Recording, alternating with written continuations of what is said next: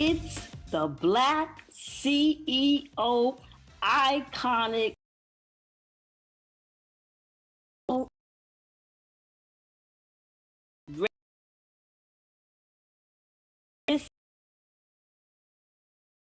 unstoppable Black woman. This is the Unstoppable Black Woman Day, and I'm excited. But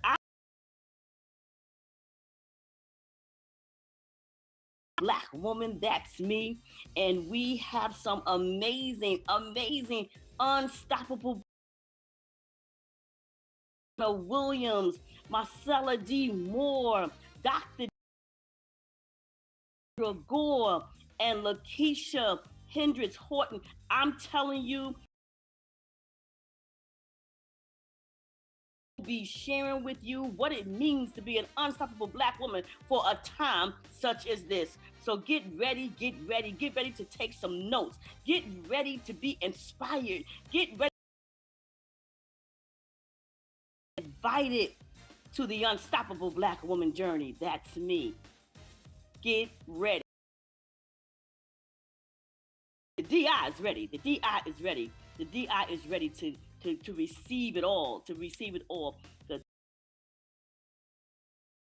iconic, unstoppable Black Woman Day. I've been waiting for this day. Can't you tell how excited I am? I have been waiting for this day.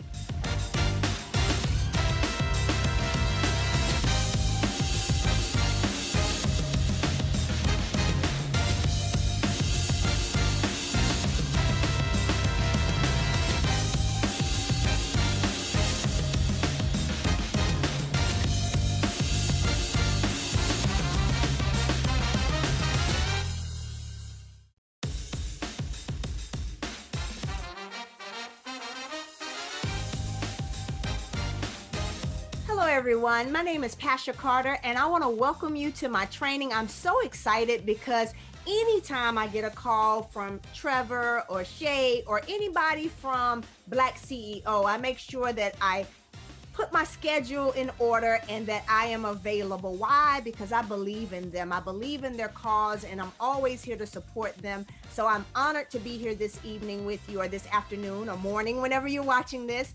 And just to give you a little bit of information on myself, my name is Pasha Carter. I am the owner and editor-in-chief of VIP Global Magazine. We're a magazine that caters to entrepreneurs, celebrities, as well as influencers and children. So we are a one-stop shop for all the resources for you to be able to market, promote your business. I'm also a writer for Forbes magazine. I've been writing for Forbes for the past 4 years now, which has been an absolute honor and pleasure. And I've had a chance to, network and meet some of the greatest entrepreneurs and leaders in this country.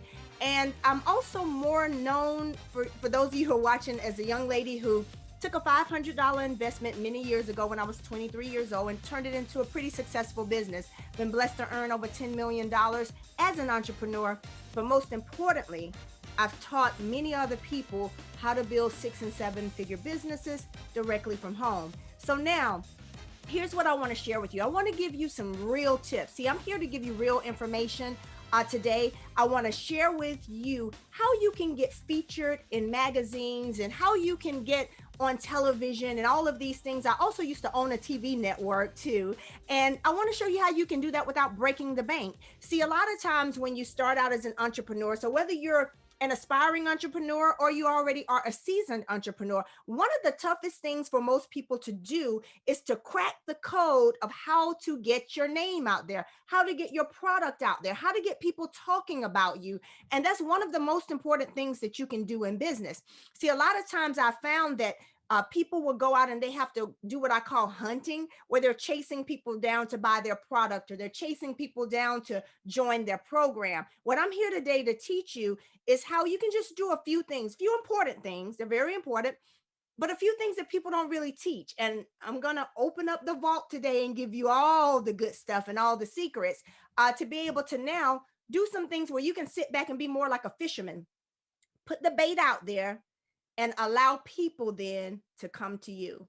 So if you're ready to get your phone ringing, your DMs blowing up, people emailing you and reaching out to you, commenting on your post and all of those good things for your products, your services, you're in the right place. So just give me a little bit of time and I'm going to share those secrets with you. So now let's talk about how to get featured in magazines without breaking the bank. I want to share my story with you first. When I first started looking at getting featured in magazines, I didn't know what to do. So I did what most people do. I started Googling PR agencies and this, that, and the other. And I found that many of them were honestly, some were great, but a lot of them were just a lot of talk. You know, they talked about what they were going to do and how they were going to get you featured. And then I started researching and, reaching out to some people that had been with these agencies or these individuals. And I found out that a lot of them weren't getting what they wanted. So I took put the ball in my own hand and said, let me just try to figure this out and see what's going on. So I'm going to give you tips on how I've been able and been blessed to have been featured on ABC, NBC, Wall Street Journal, Forbes, you name it, Sheen Magazine, Rolling Out Magazine. And from there, I've gone on to start my own magazine where now I'm the person that's able to feature and highlight individuals. So I'm going to give you everything that I did. So you want to take some notes and you want to make sure you don't miss these bullet points that I'm giving you.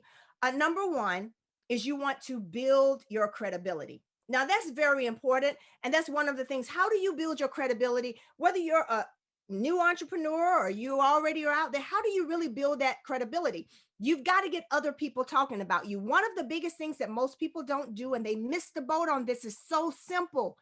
Get testimonies immediately. When someone tries your product, have them do a testimony and just send you two little sentences or a quick audio snippet or a quick video, whatever you want to do, and take those testimonies and just start collecting them. Because trust me when I tell you, you're going to be able to utilize those testimonies for a long time and they will go a long way. So you've got to get people talking to you, talking about you. You've got to get your customers talking about you. And then you've got to get the media talking about you. You got to get your other colleagues that are out there that are in your space talking about you. So how do you do that? The first thing that all of us need to work on is you've got to work on getting what I call your as seen on. If you've ever gone to the internet and you see someone's picture and all of a sudden you see as seen on and you see all of these little logos, you may see Forbes, you may see Wall Street Journal or Yahoo Finance or, all the different ones that have that third party documentation. You want to make sure that when you post your photos on social media or your signature in your bio, you want to make sure that you have those and that it's authentic. That's important. So you've got to make sure it's authentic and you've actually been on those places, because I have seen some people who have done it the other way and it did not turn out well for them. But here's the great news for you. That's not difficult to do. I'm going to show you how to do that. And you don't have to worry. Before this training is over, you'll know exactly how to get featured and as seen on and in these different magazines and publications. So one of the other ways to build your credibility is you want to make sure that you start out by you can get featured on blogs. You can reach out to people who have blogs. And then what starts to happen is, like, for instance, you could reach out to me. I have a blog on with our magazine. Sometimes if people aren't writers or contributors for our magazine, we'll feature them in our blogs, but there are many other blogs. So find your space. So let's just say you're in health and wellness, or you have a makeup line. Start looking and Googling all of those blogs that are specific to your niche. So if it's makeup, you find all the bloggers in makeup. If it's a flower business, or if you have your own course, you want to make sure that you're reaching out to people that are in your space, your avatars, those people who are looking for you. They're looking for you. They just need to find you. You start reaching out to all of those individuals, because here's the thing that most people don't know.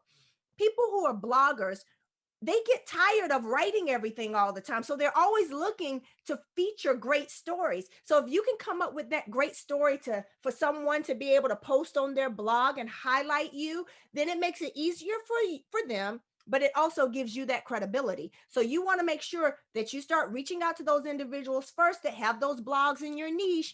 And if you're an entrepreneur, you could definitely reach out to myself, and I will definitely help you get featured on my blog and many other blogs. Now, the other thing that you want to do, number 2, is you want to find and write down all of the magazines that are your goals, #goals. So now how do you do that? You start Googling and you say, okay, what magazines do I want to get featured in? whether it's Black Enterprise. I was just featured in Black Enterprise recently. That was one of the magazines that I always wanted to be featured in. I've been featured in many magazines, but here's the thing. I didn't start out that way. I started out with the smaller magazines, some of the smaller magazines. So here's the way you work your way up to the big magazines. Start out with the small magazines and start reaching out to the editors, start reaching out to those individuals. And if they have a, of course they, not if they, on their website and their social media, start leaving messages and saying, hey, listen, my name is so and so, I am the owner of this company, and this is what makes us unique, this is what we do. I would love to get information on being featured in your magazine or doing an ad or something like that. And you'd be surprised how people will start reaching back out to you. Guys, some people tell you to go out and pitch people all the time. And I will tell you, I've never really taken that approach. It's antiquated, it's old, and a lot of times it's overlooked. I've learned to build relationships one by one and open up doors based on a few doors that are open. So let me give you an example. When I first started getting featured in magazines, I would call an editor and get in touch and build a relationship. And even if that's the next thing, even if in the beginning you have to pay to play. So what I mean by that, there's some smaller magazines where it may cost you, and most magazines, it's going to cost you a lot of times to get featured, whether it's ad space, editorial, or what's called an advertorial. An advertorial is like a story on you, and these are the best ones. It's a story on you, but that story looks like an interview, but it ends with a link to your product or a link to your course or whatever it is that you're marketing. So it's a great story where someone features you in their magazine, but now you're able to click a button and all of that traffic now goes to your website. Now that is the best money that I've ever spent. And so when I first got started, I would reach out to different magazines, and whether it was a couple thousand here or, whatever there, I would reach out to these different magazines and get featured or get put on the cover or have a feature story inside the magazine.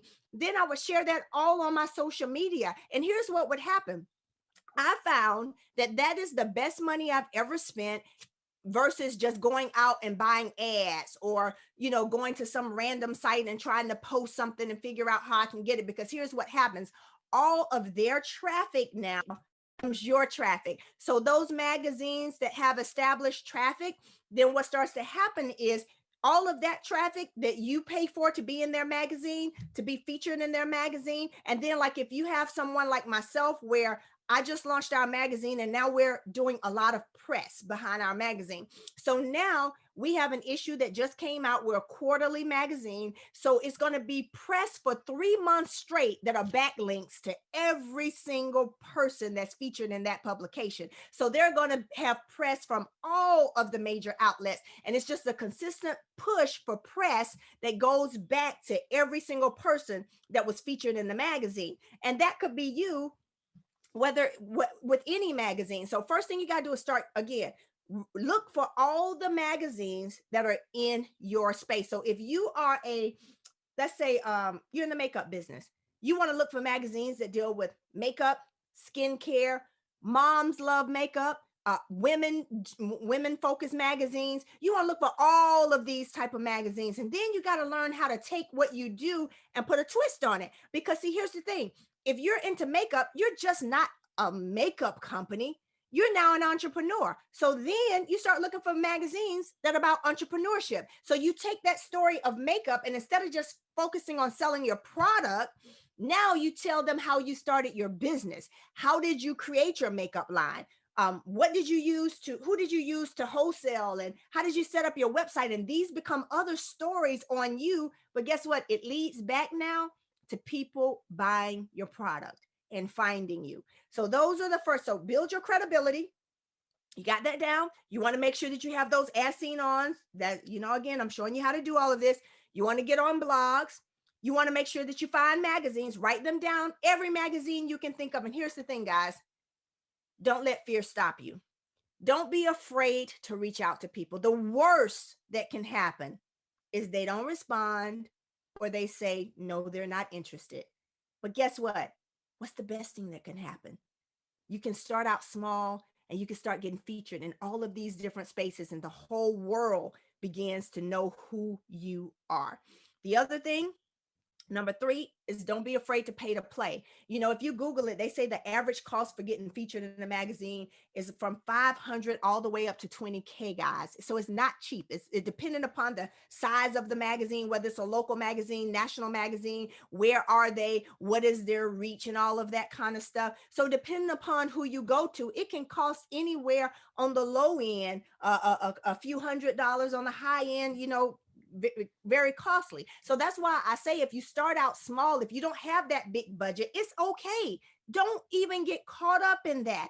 You can start out with the blogs that then you pay a few $100s here or a couple $1,000s there to get featured in magazines. To get featured in my magazine for the next issue, it is very inexpensive, simply because my goal for the first few magazines is to highlight those aspiring entrepreneurs and group you guys with the ones who have already made a name for themselves. So imagine being featured in a magazine where your story is next to somebody who was one of the gentlemen on Shark Tank, or maybe, you know, one of the celebrities that has their own line of makeup or hair care, you know, those things. So I make sure that I am very intentional with how I lay out our magazine, because I want to make sure that anybody that's featured gets the best press possible. So those are the things. So the next thing you want to do, number 4, is get referrals. Guys, I can't tell you how many times that this has opened up so many doors for me.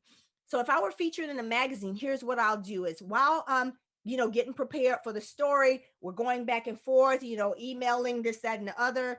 Sometimes we may do a live video where they'll interview me and take my interview via like a Zoom or something like that. But here's what I want you to understand. I want you guys to hear me. I always ask them at the end, hey, do you know of anyone else in this space that may be interested in a feature story on a product like mine or a story like mine? And guess what?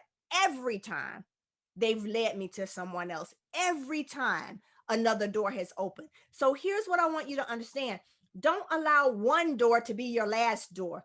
We all know each other. Those of us that are writers, those of us that own magazine, those of us that are in this PR space, we all know each other, and we all operate in the same circle, and most of us help each other and share with each other. So again, don't be afraid to get referrals, because once you're featured, just simply say, who else do you know that may be interested in a story like mine? The other thing you want to do, and I have a few more tips for you guys, and some resources for you as well that are going to be really, really good, is you want to find a mentor who has done it. I talked to you guys about, you know, the big PR agencies and PR companies, and they are very costly. And unfortunately, you just kind of get looped in with everybody else. And that's just the reality of what I've experienced. Maybe you've experienced something different. I don't know, but I'm just giving you my story and my truth, and I'm giving you my steps. So you want to find someone who has done it. So what you start to do is you can start looking in different magazines. And if you see people, usually, sometimes it may be easier to get in touch with someone who was featured in the magazine, because I've done this before too. I've reached out to someone who was featured in the magazine and say, hey, I know that you were just featured in XYZ magazine. How did you do that? Or who's the contact person? Do you mind sharing it with me?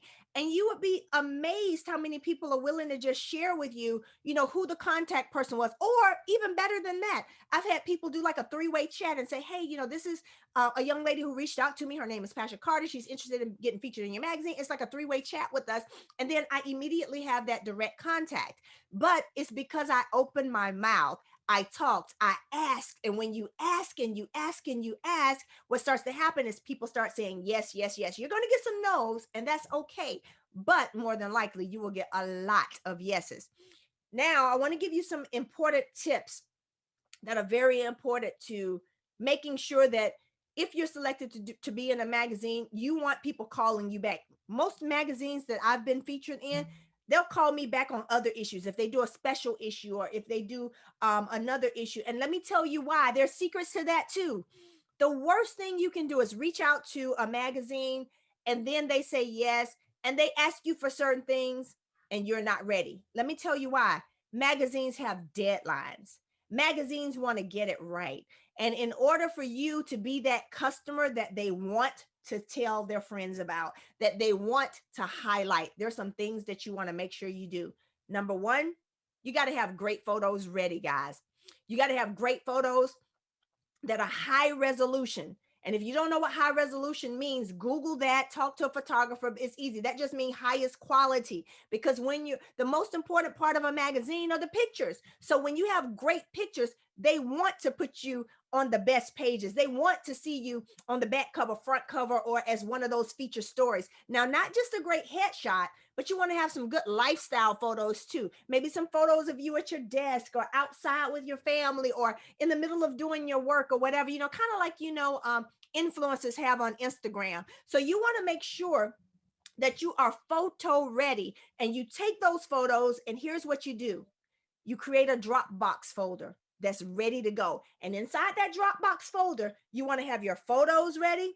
You want to have your bio ready. You want to have a press release ready. Now, listen, if I'm going too fast and above you, I'm going to help you, and I'm going to show you exactly how to get all of this done for literally hardly anything. Okay. Are you guys ready for this?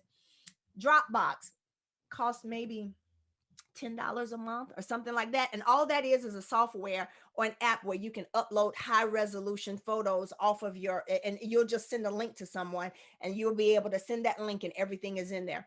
Now, let's talk about your press release. Don't stress out on a press release. And please, if this is not your lane, do not try to write it yourself. There are too many other people out there who do that you can pay them to do that versus you doing it. I'm a writer, so I've been writing my press releases, but let me tell you, and I write press releases for other people. So if you need that service, let me know. But you can also go to upwork.com. That's UPWORK.com, and put in that you're looking for someone to write a press release. You can get a press release written for you that is a stellar press release. So whether you get it through me or through Upwork or anybody else, just get it done and make sure that it sounds good and it hits all the right and the most important points. Okay. So you want to make sure you have that press release ready. The other thing is, when you're featured in a magazine, and you're especially in the smaller magazines, the most important thing you can do is share those links. The magazine will highlight you and feature you, but let me tell you how to get them always coming back. If when you're featured in their magazine and they start to see that you are sharing it, because they put so much work into their magazines, that if they highlight you and they feel that you're only, wanting to use their following, but you're not posting, you're not sharing, you want to make sure that on all your accounts, your Twitter, your Pinterest, your Instagram, excuse me, your Twitter, your Pinterest, your Instagram, your Facebook, and your email list, whatever, you want to make sure that you share and tag them.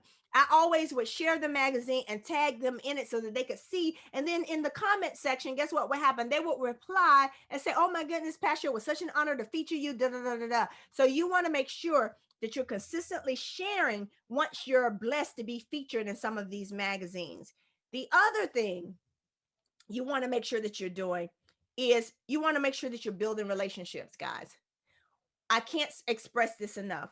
One of the most important things you can ever do is be genuine, be professional, and have a reciprocal type attitude and posture. That means that you're not always looking to take, but you're giving. So I always ask the owners of magazines that I have been featured in, how can I help you? Is there anything that I can do for you? Because I want them to know we're a team. We're in this together. This is a give and take thing. And let me tell you something, because sometimes they run across people who, may not be as kind and as giving, they will always remember you. They will always remember you when you're prepared, you're loving, you're kind. It's not all about you. And what starts to happen is they want you more and more and more and more. I can think of magazines where I've been featured 4 and 5 times in the same magazine, but every time it's getting me more and more and more press, more and more and more. My product was just flying off the shelf consistently, people buying from me. I would open up my email and see, oh my God, who are all these people? Where did this come from? And I would find out that some magazine that I was in did a repost of an article that they run a year ago, and all of a sudden it was getting all of this new traffic. So you guys, stop trying to do everything by yourself. Stop thinking that your social media is the only thing that blows you up. I used to think that, my whole focus in the beginning was how many likes I was getting, how big can I build my followers. Then I started to realize that it's not about likes, it's about swipes. It's about how many people are buying your product, how many people are reaching out to you. And when I learned that magical ingredient, my business was on autopilot. It was on autopilot. So now what happens is you'll do one of these magazine articles, and what starts to happen is all of a sudden you start getting all of this new traffic to buy your product, buy your courses, or reach out to you to be on speakers on different platforms and things like that. And it opens up so many doors, guys. So listen, let's see if there's anything else that I forgot. There's another place that you can go to. It's called helpoutareporter.com. If you want to get featured in different things, that's another great source.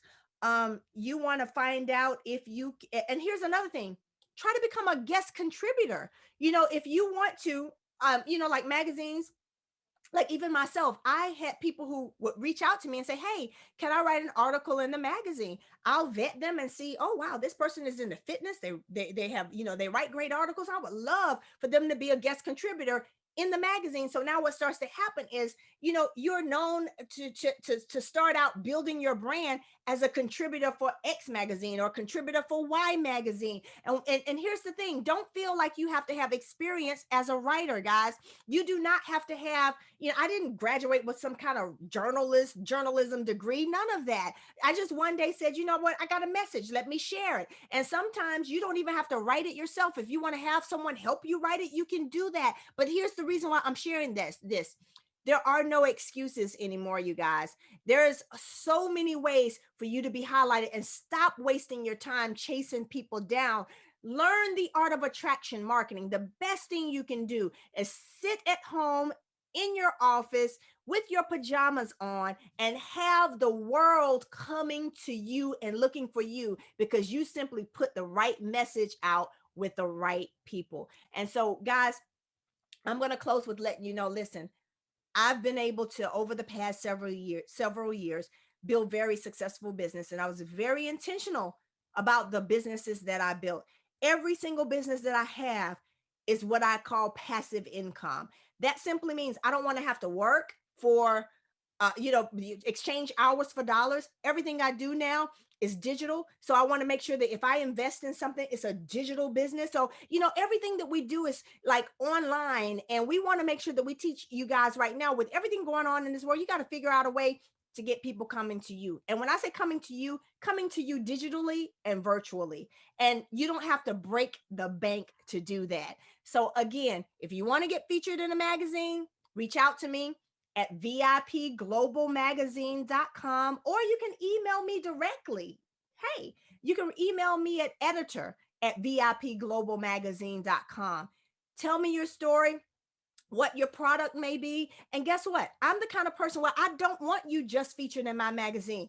I want to open up the door for you to be featured in 5 to 10 other magazines of friends of mine who also have magazines. And anybody will tell you, if you've been featured or on anything I've ever done, I'm always going to open up my Rolodex and my connections to individuals, because it is so important that we support each other and that we share with each other, and that most importantly, we celebrate and highlight each other. So you guys, listen, I hope you got a lot out of this training. It's been a pleasure speaking with you. It's always an honor to be associated with such great individuals as the ones that you have that are a part of this conference/summit. So you guys, go be blessed, but most importantly, take action. Don't let this be another training that you just listen to. Don't let this be something where you wrote notes and you're going to slide it under your bed. No, if you're ready to take your business to another level, reach out, do the steps, make it happen, and we are all here for you. So God bless, and you guys enjoy the rest of the conference. My name is Pasha Carter, and again, it's been a pleasure speaking with you this afternoon or morning or evening, whenever you're listening to this. God bless everyone.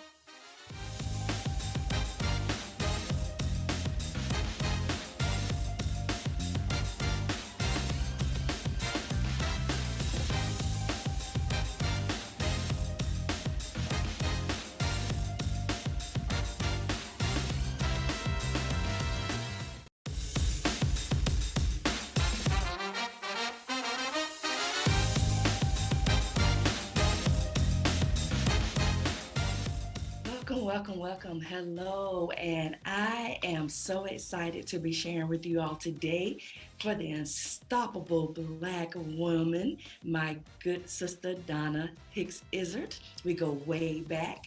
And so I have the distinct pleasure to share with you today about being unstoppable in real estate.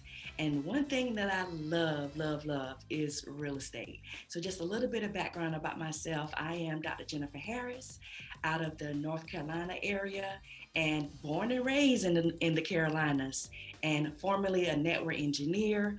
And then I transitioned into real estate over 17 years ago.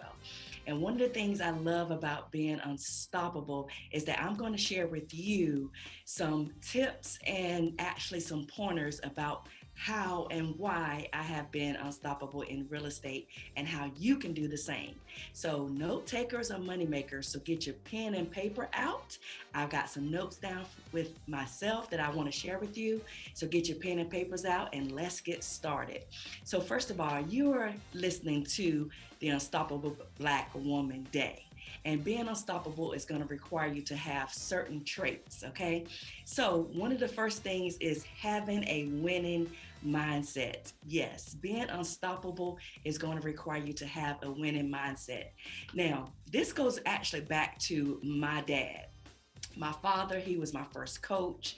He actually threw me into what is called T-ball. I know many of you may not even know what that is, but T-ball is where I was about 4 or 5 years old and he made me play sports. But not only was he my coach, but he taught me how to have a winning mindset. Now, mind you, I was probably about yay high being 4 or 5 years old. But the one thing he told me was that Jenny, he would get down on my level and he would call me Jenny. I'm not going to tell you what his nickname for me was, but he would call me Jenny. He would say, "You are a winner.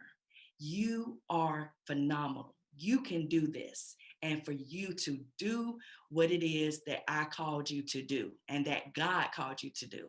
And even from the age of 3, 4, 5 years old, my dad would put in me and instill in me about having a winning mindset. Now, no matter wherever you are or whatever you decide to do, you too have to have a winning mindset. And a winning mindset is going to cause you to be strong. Not only that, it's going to cause you to be unstoppable, but it's also going to cause you to be courageous. So having that winning mindset, no matter if you're changing careers, if you're starting your business, if you're jumping into real estate like I did. So being that winning mindset that my dad instilled in me, being a young little girl, especially in the South, and as a Black girl in the South, he actually wanted to instill in me to whatever you set your mind to, you can do. But not only that, wherever you are in life, your mind got there first. And that's what a mentor of mine taught me. But the thing that my dad also taught me was that not only was it going to require a winning mindset, but it was also going to require me to set my goals and focus. So a winning mindset is going to also put you sky levels ahead, right? And when you upgrade your mind, you actually you upgrade your life, you start to upgrade, whatever it is that you desire to do. So having that winning mindset is number one with becoming unstoppable. And that's what I took into jumping into real estate. I decided to become unstoppable in real estate by taking that same winning mindset and transitioning from being a network engineer into real estate, and my business just skyrocketed. So another thing about the reason why I am unstoppable in real estate is because I am focused. Focus, focus, focus. So you have to get focused, you have to stay focused, and you have to consistently be focused. Be focused on what that goal is. Be focused on what that dream you have. And so just like a racehorse, when you think about a racehorse, and I think about someone that is focused, you talk about being laser focused. So think about a racehorse as they're going down and they shot out, in that, and they have all of these other horses. They don't look to the left, they don't look to the right, but they stay focused. And focus is following one course until successful. right? Follow one course until successful, because there's so many different distractions that can come your way. There's so many different things that can try and stop you. But when you are unstoppable, you are focused. So maybe you're focused on building your business right now. Maybe you're focused on your career. Maybe you're focusing on getting out of debt. Or maybe you're even focused on, starting a family or raising your family. Or maybe you even focused on getting that degree or going back to school. Whatever that is, that focus is, you too can be unstoppable. But it's going to take a winning mindset, and it's going to take for you to be focused. So write down those goals, write down those streams. It's like I was focused on transitioning from engineering into real estate. And so I had to focus on passing that test, that broker's test. I had to focus on getting those particular skills, but I also had to focus on myself. And I knew that journey was going to be ahead. So whatever journey that you have, just know that you have to focus. So another thing I want to tell you about being unstoppable is to be determined. Yes, I am determined. I'm an unstoppable Black woman, and I'm also determined in real estate. Now, I was determined, number one, to pass that real estate test, but I was even more so determined to get out of engineering. Now, I love the people that I worked with engineering, but the thing that I did not like was that I did not control my time. I did not control the amount of money I was able to make. And on top of that, when I looked around, I was the only, sometimes female, a lot of times female, but also I was the only Black woman that was even in a lot of those engineering departments. So I was determined to set my own schedule. I was determined to pass that real estate broker's test. And I was even more so determined to make the amount of money and income that I desired to make and that I wanted my family to make. So you being determined is going to also require you to be focused, have that winning mindset, but also be determined. And just like I was determined to help hundreds of families to get the keys to their American dream, I was also determined to say, you know what? We too can have a piece of the American pie. We too can invest in real estate. I too am determined to get out of debt. So maybe you're determined to do that. Maybe you're determined to save for your car. Maybe you're determined to go back and get your education. So I just want to tell you something real quick. My mother, she was an educator and a school teacher. And the thing that I loved about my mom is that I saw her focused, I saw her winning desire and mindset, but I also saw her determined to get her degree before she left this earth. Yes, she got her degree. She graduated because she had to stop, from having kids and getting married and all. But she was determined, even in her 50s, that she was going to be not only unstoppable, but she was determined to get her degree. And so she did just that. So I say that to say, no matter what you're deciding to do, no matter where you are right now, you can start from where you are and you can actually be determined to set those goals and to hit those goals. Another thing about being unstoppable, and the reason why I'm unstoppable in my career in real estate, is that I have the right skills. Yes, I have the right skills. And they say it's the skills that pays the bills. Let me repeat that. It's the skills that pays the bills. So no matter what skill set you get, you will always have that. And that's the two things that my dad taught me, was mindset and skill set. So think about this for a moment. You go, you get an education, or you actually have a trade or a skill. When you actually get that skill, no one can take any of that away from you. So I was not only determined to be focused, but I was determined to have the right skills. I was determined to get the right skills when it came to negotiation on contracts. I was determined to get the right skills when it came to people skills and working with people. I was determined to also, have the right skills in social media and marketing. So all of those skills have caused me to be unstoppable in real estate, but also unstoppable in business for over 20 years. And when you get the right skills, No one can take that from you. So right now, if you were to drop me into another country, another town, somewhere where I've never been, those same skills that I'm telling you today are going to be the skills that I can get right back on top. You can lose it all today, but those skills that you have, that you put in yourself, not only that, but that you invest in yourself, those skills are going to actually require you to be right back on top. So having a winning mindset, being focused, being determined, having the right skills. And there's a few more that I want to give you, which is I am not afraid to invest in myself. Yes, you have to invest in yourself at the level that you expect results.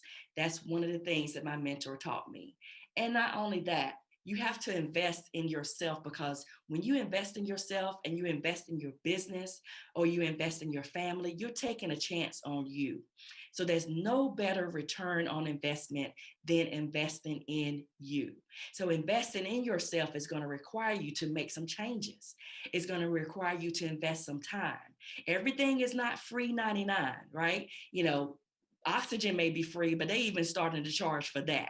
So you have to invest in yourself. But not only just invest in yourself, but just know that that's a long-term investment that you make. Don't just invest in yourself today, but continuously every single day, every single year, every single month, every single, minute of the hour, you are investing in yourself. And when you're investing in yourself, you're investing in your mindset, you're investing in skill sets. So again, investing in yourself is actually where you will be able to become unstoppable. Now, I know a lot of times we don't like to invest in ourselves, or we may say, you know what, I'll just let my children do this, or I'll just wait. Well, time waits for no one. And I always say, scared money don't make money. So you have to know that the time is now to invest in yourself. Just like right now, you're investing your time and you're investing your resources into this event. You're investing your time into listening to those skills that's going to take your business to the next level. And not only that, you invested in yourself to become unstoppable. So yes, invest in yourself. Don't be afraid to invest in yourself, because you are going to be, you can go to the slot machines all you want to in Vegas, or you can go to the slot machines all you want to and pull the lever down. But when you invest in yourself, that is your own slot machine, right? That is your own slot machine, because you are your best investment. So another thing I'll tell you about becoming unstoppable in real estate and also in business is that I believe in mentors. Like I mentioned before, my dad was my first coach, but I've always had mentors. I've always had mentors in my life. I've always had those that were willing to pour into me because I invested in myself, but I also learned to know that I believe in mentors. You cannot go things alone. You do not know everything when it comes to business. But another thing about believing in mentors is that think about the greats, like, Michael Jordan and Serena Williams, LeBron James, Kobe Bryant, Tiger Woods. All of them had mentors and coaches, and they invested a lot. But now look at where their careers are. They're on top of their game. They're totally killing it and winning it in their level, in their field. So just like they are doing, you have to make sure that you believe and you find the right mentor. Not only just any mentor, but the right mentor that is willing to pour into you, but they're going to pour into you those other skills and those other the mindset that you need to become on top of your game and to become unstoppable. So don't be afraid to believe into mentors. Don't be afraid to invest in yourself and to get a coach. But before you do that, you have to make sure that you are coachable, right? So another thing I wrote down for you is that I am coachable. Like I mentioned before, ever since the age of 4 and 5 years old, you have to be coachable. And it's going to require you to maybe put aside a little ego, edging God out. And it may also require you to just shelf what it is that you think you know and invest and know that you become coachable. Now, becoming coachable doesn't mean that you don't know anything. Becoming coachable doesn't mean that, you're going to just learn it all overnight. But becoming coachable is a way that you're training your mindset, like the greats I mentioned before. They're training themselves, but they also became coachable. And when you become coachable, you open your mind up to the possibility and the ideas of you becoming unstoppable. You start to tend to grow your mindset. And when you're coachable, you also will be growing your bank account. When you're coachable, you will also be growing everything that you have in your life. So you are coachable. And another thing I want to say about being coachable is that coaches are supposed to help you get to those next levels, right? And when those coaches do that, they actually will require you to be unstoppable, not only when it comes to your real estate, but also when it comes to your mindset. So not only are you going to have a winning mindset, but you're going to be focused. You're going to be coachable. You're going to be unstoppable. And the last things I want to tell you is undeniable in your greatness. So no one can take your greatness from you when you have these skills. So I'm just going to recap. Okay. So this has been an amazing time. And I'm just going to recap with you that when you are unstoppable, no matter if it's in real estate, and the reason why I have been unstoppable in my career, even as a Black woman, is that I have had a winning mindset. I am focused. I am determined. I have the right skills. I invest in myself. I believe in mentors. I am coachable and I am unstoppable. So I want to tell you today, make sure that you take these notes, write down affirmations and declarations that will cause you to be unstoppable. So again, no matter wherever you are in life, your mind got there first. So become unstoppable in your career, become unstoppable in your mindset, become unstoppable in your skill set, and become unstoppable in your business. And not only that, become unstoppable in your faith and become unstoppable in your life. So I am Dr. Jennifer Harris. I thank you so much for listening to me. I'm the founder of Purses, Pumps, and Power and the author of the Black Woman's Declaration of Independence. So wherever you are in life, your mind got there first. But remember, scared money don't make money, and closed mouths don't get fed. So when you are unstoppable, you are undeniably being you, but you also are unstoppable in your greatness. So I look forward to touching bases with any of you. My email is jennifer@pursespumpsandpower.com. That's jennifer@pursespumpsandpower.com. So again, I want to thank my sis Donna for allowing me to speak on her platform. We go way back, and make sure you get you some unstoppable sisters that's going to push you to the next level. So until next time, take care and God bless.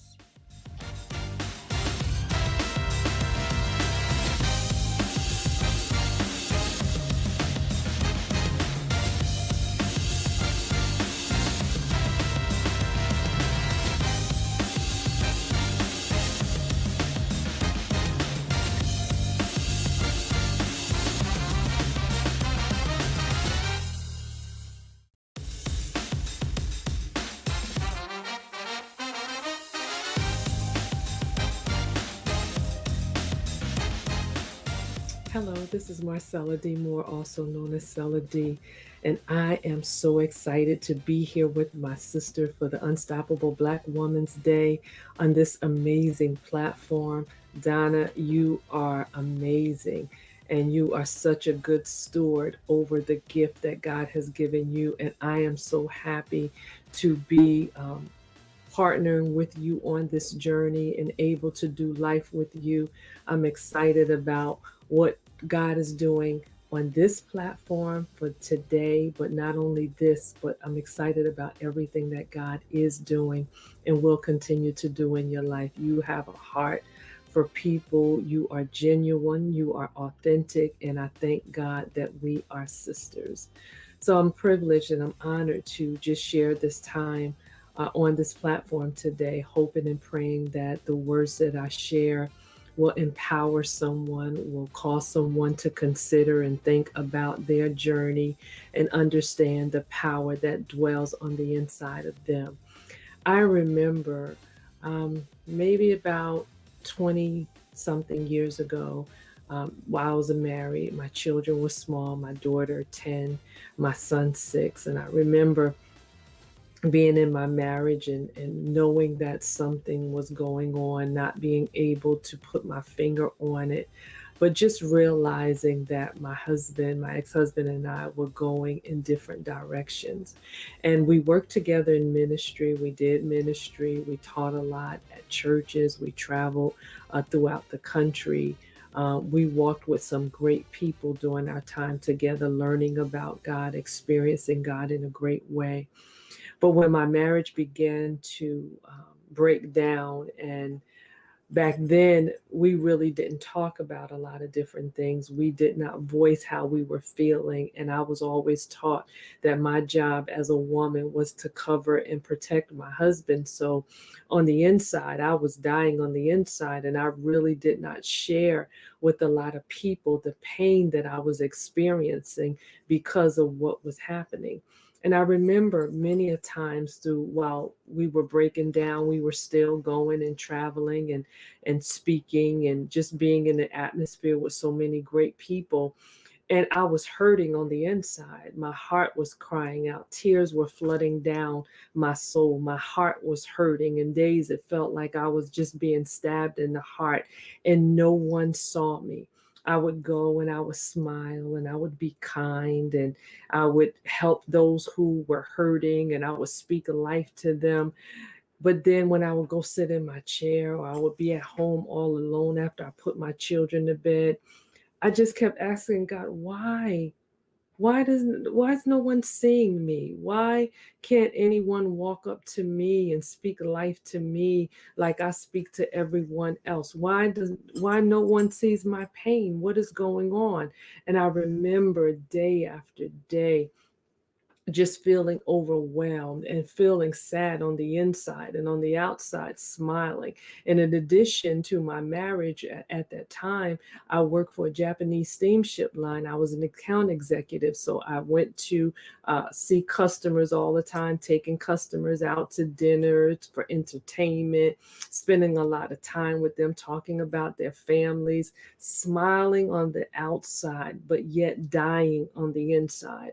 And every single time I came back into my community, I came back into my culture and the people that I was around, I still had this cry on the inside, as if I was a little girl sitting in the classroom, raising my hand saying, see me, or I have a question and I need an answer. And I just did that for so long. And I cried and I just went through. And I realize now, as I look back, that a lot of the pain that I experienced during that time was simply because I was looking for someone to rescue me. I was looking for someone to come and make it all better. I was looking for someone to come and just do whatever they could do to just take the pain away. Until one day, I never forget, I was in my bathroom at my house. My bathroom, I had this huge bathroom that I loved dearly. And it was huge. 2 sinks in the bathroom, huge bathtub, a separate shower. My bathroom was beautiful. I was living in Texas. And I was sitting there, and I remember in the bathroom, I had these peach pillows that I bought from Pier 1. And those pillows, I loved them. They were soft, and I would hold them tight. And over the years, those pillows became my saving grace.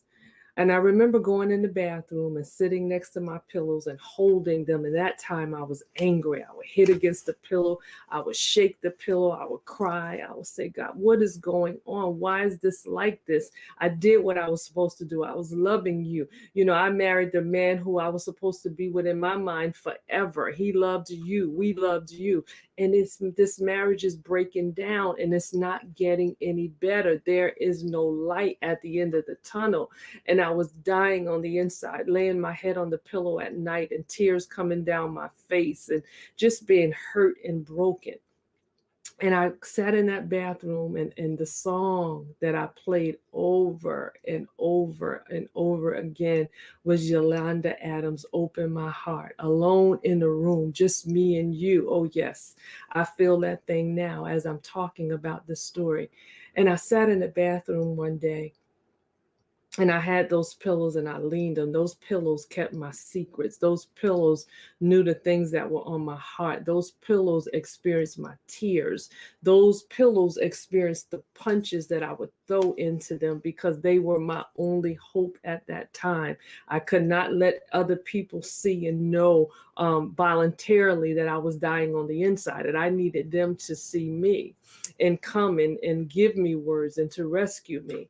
But that didn't happen. I sat in the bathroom and during my time, put the kids in the bed, crying all night long. And I heard God say clearly, Sella, I need you to be a part of your own rescue. I need you to get up and I need you to get yourself together, because sitting and waiting for someone to come and rescue right now, it's just not going to happen. You have the power on the inside of you. You have the ability on the inside of you to gather yourself together. I know that this is painful. I know that it hurts you. I know you don't understand it, but I can't let you sit here and die. This is the conversation God is having with me, y'all. And from that moment in there, I got on my face and I cried. And I said, God, if you give me the strength, I will become a part of my own rescue. If you give me the strength, I choose to be a part of my rescue. And from that day, I realized that single, married, whatever, friends, no friends, community, no community, that I had to understand that God has given me an ability to become a part of my own rescue. Now, being a part of my own rescue does not mean that I don't need God and I can do everything on my own. Being a part of my rescue does not mean that I don't need the sisterhood and that I don't need to be connected with women and men in my life who empower me. It doesn't mean that I can do this thing on my own. But what it means that when I go through things and I experience things in this world and in this earth, I cannot sit and literally wait for someone to come and make it right for me, because God has given me the ability to do it myself. And so many times, especially women, and today I am talking to women because we're talking to unstoppable Black women. And I want you to understand this. Many of you feel stuck. Many of you feel like you are lost and you don't know which way is up. You don't see any light at the end of the tunnel. You feeling all alone because you are simply waiting for someone to come and rescue you. And I'm telling you this, those of us who are faith-based believers, Jesus died one time and he died already alone, and he rescued us from death and sin at that time. And he has given us this ability to walk out the gift that we are in this earth. So he's not coming back to rescue us in that way again. He has given us the tools and the strategies that we need in this earth to be a part of our own rescue. And being a part of your own rescue means that you are not going to sit and wait for anyone to come and validate you. You are not going to sit to wait for somebody to come and affirm you. You are not going to sit and wait for somebody to make it all right. You are going to get up from where you are, and you're going to embrace the gift of who you are, and you're going to become a part of your own rescue. I remember as a young girl, and I'm telling my age, and I'll tell it, I'm 57. And I remember this cartoon, and it was called Underdog. And Polly Purebred was the other little dog that when she got in trouble, she would stand on the corner and she was saying, where, oh, where is my underdog? Where, oh, where can he be? And Underdog would show up and he would rescue her. Just like with Popeye and Olive Oyl. When Olive Oyl found herself in the trouble, Popeye took that can of spinach and he'd eat that spinach up and he'd come and rescue her. But baby, I need to tell you today, Underdog don't even remember that he used to be a superhero.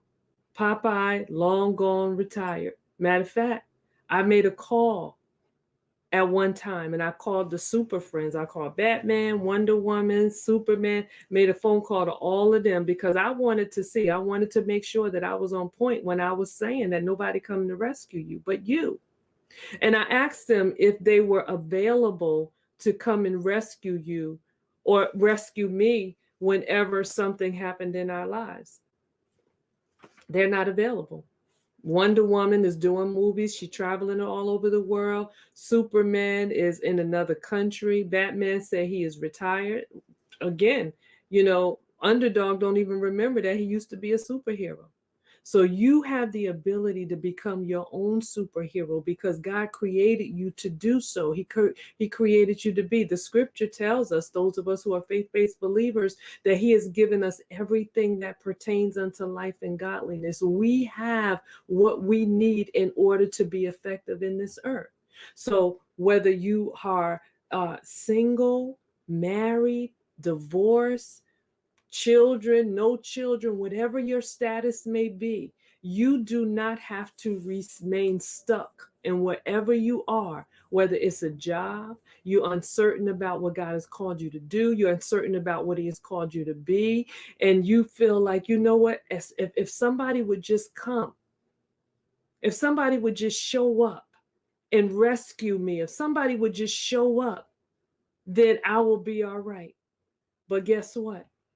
If you would just show up, if you would just show up for yourself, you will find that things will begin to turn and work out in a way that you couldn't even imagine. You see, one thing that I believe that obedience is magnetic.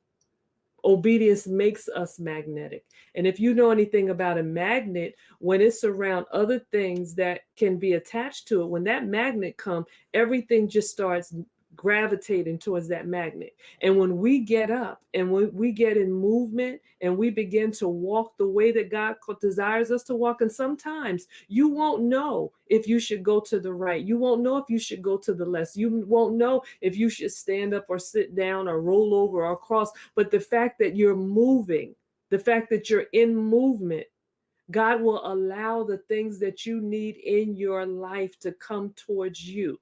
That's the beginning process of becoming an unstoppable Black woman. You see, because when I made a decision that my husband said to me, my ex-husband said, I don't want to be married anymore. And I spent so much time trying to change his mind and make him say, look, feel a different way.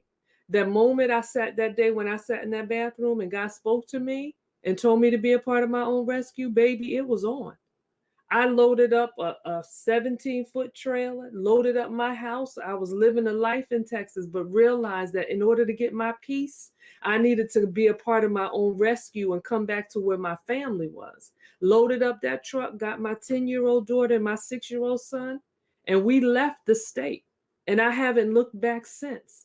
And because I became a part of my own rescue, I positioned myself to be at a space and place where I got my peace back.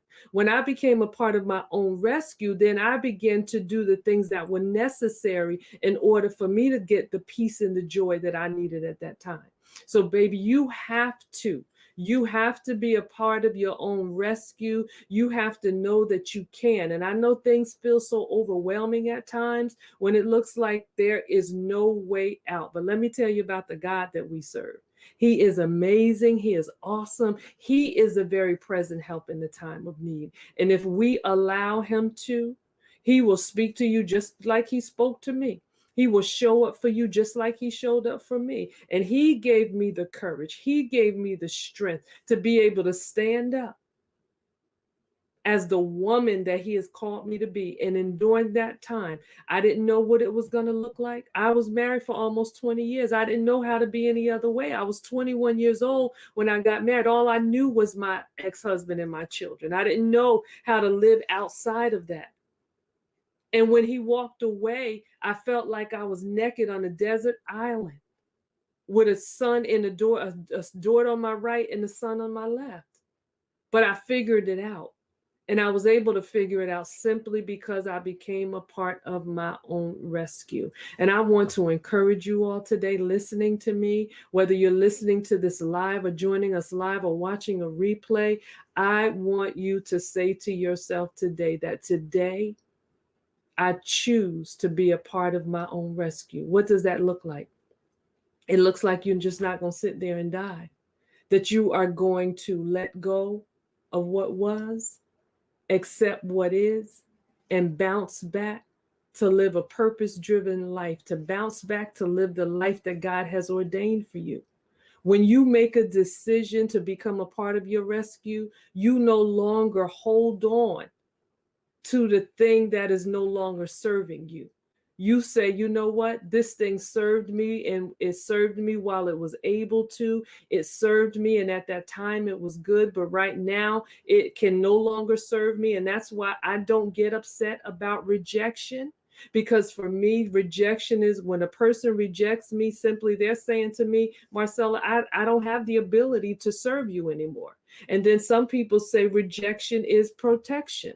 So if we begin to look at it like that, we will stop where we are, let go of what was, accept what is, accept the now, accept where you are right now. And then when you do that, you position yourself to bounce back, to be able to live an abundant life, a life that is filled with joy, a life that will lead you towards the purpose that God has for you. So that's why today I can say that I am an unstoppable Black woman. I can say that I am an unstoppable motivator. I'm an unstoppable life giver, because I realize that the moment I become a part of my own rescue, all of the heavens opened up and everything that I need is drawn to me. And then when I become a part of my own rescue, I begin to embrace my own journey, not desiring the journey of someone else, but saying, God, thank you for my journey. And then I can live on purpose, walking out the purpose that God has designed for me. And then lastly, I love myself to life. Loving me, not expecting someone else to. And then when you position yourself, you rescue, you becoming a part of your own rescue, and you love yourself, then that man that God has ordained to walk with you, that partner that God has called to walk with you, they will be drawn to you, and you won't look for them to rescue you because you have already rescued yourself. So I am so grateful today that I can sit here with courage, in power, with wisdom, with understanding, with the might of God, knowing that I am where I am today simply because God loves me and because I chose to become a part of my own rescue. And it feels so good.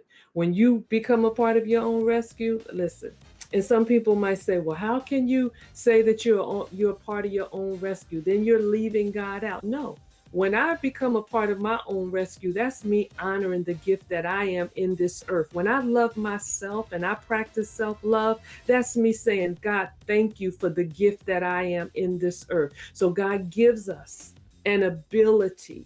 He gives us the tools. He gives us the strategy so that we can stand and be a part of our own rescue and live the unstoppable Black woman life that He has called us to walk in. And I am so grateful today that I made a decision to be a part of my own rescue. And because of that, I can say today that I am Marcella D. Moore, also known as Cella D.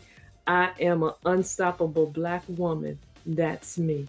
Be blessed. I love you all. And Donna, thank you, sis, so much again. Have an amazing day.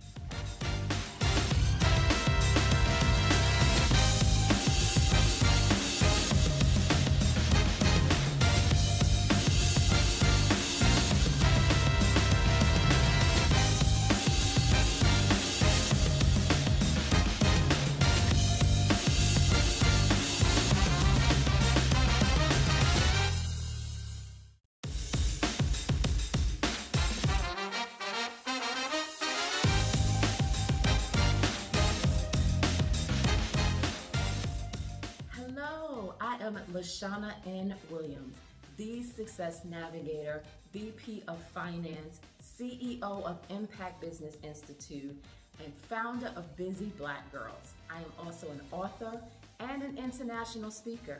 And more importantly, I am an unstoppable Black woman. I was born and raised in New York City. I got my undergraduate degree in accounting, then went on to get my master's in computer information systems. I passed the CPA exam, got all of those accolades and letters behind my name. And then one day I decided to move to Atlanta, Georgia, right? To get a better quality of life, to get new opportunities, to just do better, right? And at one point, I couldn't land a job. All of those degrees, all of those accolades, letters behind my name, and I couldn't land a job. And that sent me down like this path, like, oh my gosh, what did I do? Why did I move? And I was second guessing my decision. And then I landed a temp position, just permanent, just for a couple of weeks. I landed it in a media company. And I was determined that I was going to then become full-time, right? I was on a path that I was like, I am going to be full-time come hell or high water. And that's exactly what I did. That is exactly what I did. And today I can come to you and say, I went from temp to VP. Yes, I went from a temporary employee in that company to now a VP of finance. And that makes me unstoppable in my career. Unstoppable. But it wasn't because of my degrees or MBA behind my name, or I could say, oh, I took the CPA exam. It wasn't because of any of that. It wasn't because of any of that. How many of you know that you can have all the degrees in the world, that will not land you a job, nor will it climb you up that corporate ladder? There are some things that you need to know that will make you unstoppable in your career. And these things have held true to me as I climbed each step of that ladder and went from temp to then senior, to then manager, then director, now VP. And each one of these steps has guided me along that way. And I want to share those with you because, again, we need to be unstoppable not only in life, but in our careers, in our business, where we're making our money. And these things have landed me that opportunity, have afforded me the opportunity to move from one stage in my career to the next. And so the first thing that helped me to be unstoppable in my career was knowing how and where to add value. It wasn't enough that I had this degree in accounting. Great, accountants come a dime a dozen. But what made me unstoppable is that I understood that there was an importance of knowing what was valuable to the company and placing myself in there. And then knowing where I can fit in and adding value to what the company held as a goal or held as a priority, right? It wasn't enough that I was just an accountant. So when I went into the organization, they wanted more people or more accountants who not only knew the numbers, but also knew systems, was also good with computers, was also good at thinking outside the box and doing things in a creative manner. And that's where I added value. That's where I said, you know what, that's going to be my niche. And that's what I did. And that has propelled me because I'm not just, another accountant or another financial expert. I am that person that now has that critical thinking, has that computer experience, has that project management experience, that I can say that I am different from the average and normal accountant or finance professional. So I carved out a niche in my career to where now I am looked at as that person that adds that value, that adds that particular skill set. And that makes me unstoppable. The next thing that has made me unstoppable in my career was being authentic. And when I say authentic, I mean being my true, authentic self. Creating that essence that is me and bringing that to the job. And I know some people are like, well, I can't be my authentic self. I am not saying that you have to be your full, like all of you, right? If you curse, that's great. You may not want to curse in the workplace. And if you are that person that is, you move your head a lot and you very voiceful, that's great. But what I'm saying is the essence of you, And so in accounting and finance, right, when you think of an accountant and finance person, you are thinking somebody who's straight laced and somebody who's like pocket protector and all kind of strict and stringent and very dull, let's say. And that wasn't me. And I wanted to come and bring my full, vibrant self. All of this energy that you see is what I bring to the workplace, right? I also bring my commitment to professional development. I also bring my expertise in coaching. I bring all of that to the workplace. And now I am sought after as that person who is the presenter, who is not only the presenter, who is not only the accounting and finance professional, but who is also the voice of reason, who is also going to be that person that stands up and stands out, right? Stands up and stands out. And that's because I decided, it's a choice, to bring my full self to the workplace. So I am authentic every day, all day in the workplace. What you see is what you get. And I understood that that was important because not only was that helpful for me to bring my full self, but that also allowed other people to see what I brought to the table, to see me not as just an accountant and finance professional, but also see Lashanna as a multifaceted professional. Unstoppable, right? The third thing that has made me unstoppable in my career is being an avid learner. An avid learner. I just didn't say, okay, now I went to school, I got these degrees, and that's it. No, I am always learning and growing and always figuring out what is needed for the business, for the industry, for whatever position, whatever the next position is. What do I need to learn to get me there? Do I need another certificate? Do I need another, a course? What do I need to learn to get me to that next level? And even if it's not for the immediate future or the immediate role, I'm always that avid learner, asking questions so that I can be that resource to not only my boss, but to my company, right? Because that makes you unstoppable, right? Somebody who is just stagnant and stays content, that person is leveled out. That does not make you unstoppable. That makes you stoppable because now, you're leveled out. You learned all that you wanted to learn, and that is it. And so you remain in that position, you remain in that state, and you don't move forward. You don't propel in your career. What I'm talking about is being unstoppable and propelling in your career, moving up that corporate ladder when they say that you cannot. And so what I'm talking about is you being an avid learner so that you can be that valuable person, so that you can be that resource to the company so they can see, okay, we need to keep this person. This person is somebody that we need to look out for because she's going to be the next CEO. She's going to be the next VP. She's going to be the next SVP. Whatever it is, whatever your goal is in your career, they're going to see you as that when you stay and remain an avid learner. So you have to do that, right? You have to do that.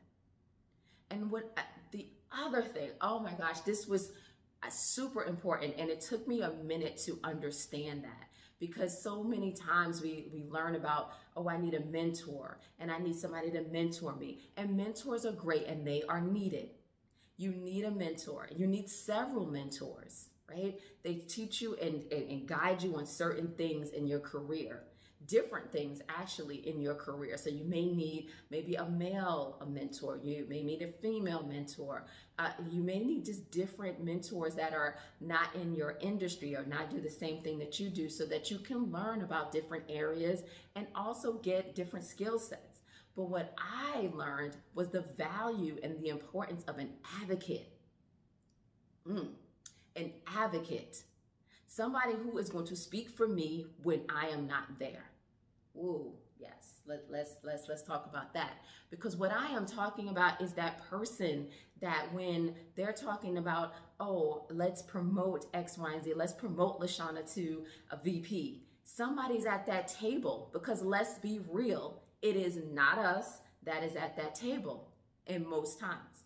And so you need an advocate, somebody who's going to speak up for you on your behalf and say, hey, I know Lashanna. She does great work. She is ready for the next level. She is our top talent, and we need to promote her. We need to, keep her in our pool. We need to keep her in this organization. And those conversations are had. Let's real talk. Those conversations are had, and they're had often. And succession planning, talent conversations, they're had, if not once a month, once a quarter, or annually. And you need to have somebody at that table who can speak up for you. Because if not, the conversation is like, oh, let's promote John, or let's promote Sarah, let's promote Lisa. And they're like, oh, I don't know who that person is. Next, who else you got? That's what that conversation looks like when you don't have an advocate at the table. So each time my name was brought up, somebody was like, yeah, I worked with her. She's great. Or I worked with her. Yes, she's doing X, Y, and Z. We worked on this project here. Or she helped me with this. And I know her work ethic. And I know she's going to be that top talent or that star in our company. Somebody has to be at that table. So let's stop thinking, oh, because I did my job, that's going to propel me, that's going to get me to the next level. You doing your job gets you a paycheck. You doing your job gets you a paycheck. It doesn't get you a promotion. It doesn't propel you. It doesn't help with your brand. It gets you a paycheck. What I'm talking about is being unstoppable in your career, being that force, that powerhouse, that dynamic person that can go from temp to VP. That's what I'm talking about. Unstoppable. And so it was more than just being that person that did my job. I did above and beyond my job all the time. I was always planning for that next, always doing what was needed for that next level. And not because I'm like, oh, ooh, look at me. It was because I realized and understood these things that I'm just talking to you about today. Those 4 things that I just spoke to you about, those are the things that help you in propelling your career. Those are the things that help you become unstoppable. Takes you from being stoppable and dispensable to being unstoppable. And that's what we want. We want to be unstoppable, not only in our careers, our lives, our relationships, the unstoppable Black woman. So let's go over those again, those 4 things, because I want you to hear me, and I want you to also take action and make sure that you have all 4 of these as it relates to your career. Make sure that you're on that trajectory so that you can climb that corporate ladder, break that glass ceiling, and be unstoppable in your career too. So the first thing, as I mentioned before, is adding value to the company. Do you know what is a priority in your company? What are the goals in your company? And how can you take your superpowers and place them so that you can add value to the company, right? Do you know? If you don't know, you better ask somebody. And you better make sure that you know how you can fit in there, how you can take your superpower and add value to the company, right? It's not enough that you just have all these degrees. Those are great. They sit on the wall. They look pretty. What I'm talking about is you adding value, you being valuable, being a resource, being an asset to the company that you work for, right? The second thing, authenticity. Authenticity, bringing your full self to the job, bringing your full self to the office. They're not just looking for some cookie cutter anymore. You got to stand out, differentiate yourself. And how do you do that best? Is by being your true, authentic self, because there's only one of you, right? God broke the mold when he made you, and there's only one of you. And what I'm saying to you is if you bring that one unique person to the table, to the company, then you are actually standing out. You stand out from the rest. You are no longer just another, right? So we have to bring our full selves to the workplace. The next thing is being an avid learner, because if you don't, then you become irrelevant. then you just become like this constant that just stays there. They're called lifers when you think about it, right? In the career and the corporate world, they're called lifers. People that are just going to stay in the same position for as long as they stay with the company because they're not growing, they're not learning, they're not moving, they're not being relevant, they're not adding value, additional value to the company. So those are called lifers. We're not lifers, we're unstoppable, right? So we're climbing up the ladder. And so you have to be an avid learner. Learn not only your role, learn not only what helps you in your specific role, but what helps the company, what helps for that next level, what helps for you to take over for your boss, right? Are you next in line to take over if your boss left the company, retired, or just decided that they didn't want to, be in that role anymore? They got promoted. Are you ready to take on that next level? And if you're not, then I strongly advise you to be an avid learner. Learn what is needed for that next role so that you're ready, right? Preparation plus opportunity equals success. If you're sitting around there waiting for I'm not going to learn until I get that promotion, then you're never going to get promoted. Never going to get promoted. You got to be an avid learner, right? And the next thing, and the next and final thing is have an advocate. An advocate. And the way you do that is by doing 110%, being part of projects, being part of teams, committees, doing your job, and then also connecting with others within the company. Networking with others so that you can showcase your superpower. You can showcase the value that you bring to the company. And when you do that, then you have an advocate. Then you have somebody at that table who is saying, yes, I know her work ethic, I know what she brings, and we need to keep her, and we need to promote her because she is next in line for this level, or this promotion, or this executive role. So you need that advocate at the table. So let's make sure that we are doing all four of these things. Let's make sure that we are taking accountability and checking ourselves as it relates to our career. Because if you don't, then who will? Like, you are the CEO of you, right? Your career is your business, and you need to treat it as such. And if you're not taking an active role in your business, i.e. CEO of you, Inc., then who else will? And so if you don't have those four things in your career, if you don't know where you add value, if you're not being your authentic self, and if you are not an avid learner and do not have an advocate, I am suggesting that you do that today. Those are the four things that have made me unstoppable in my career. Again, I went from temporary employee, 3-week assignment, to now VP of Finance and moving up the corporate ladder as we speak. And how did I do that? Those four things that I told you about, those 4 tips, those 4 strategies that I told you, those have made me unstoppable. The combination of my superpower, the combination of my degrees, and those 4 things have made me a dynamic force within corporate America. And you can too. So this is Lashanna Williams, the Success Navigator, your unstoppable Black woman.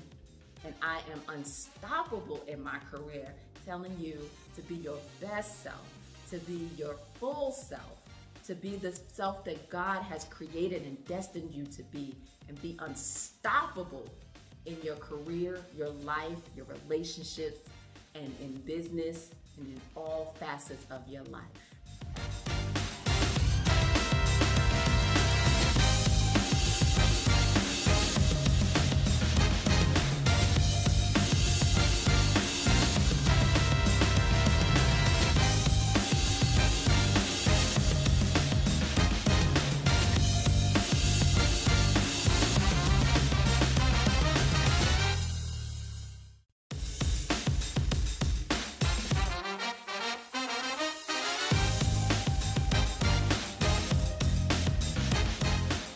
All right, come on in. Tag, share, and invite if you haven't already. You may be asking yourself, are you in the right place? And let me tell you, you are absolutely in the right place. if you are ready to say F fear and stop allowing fear to derail your life and start making destiny altering decisions. Let me ask you a question. Do you ever feel like you want to do something disruptive, different, dynamic, or just extraordinary, but for one reason or another, you don't? You don't move forward with investing the ad spend that you know you need to invest to meet your goal. You don't move forward with putting the offer on your home. You don't move forward with hiring the coach. You don't move forward to whatever that thing is, applying for the speaking engagement.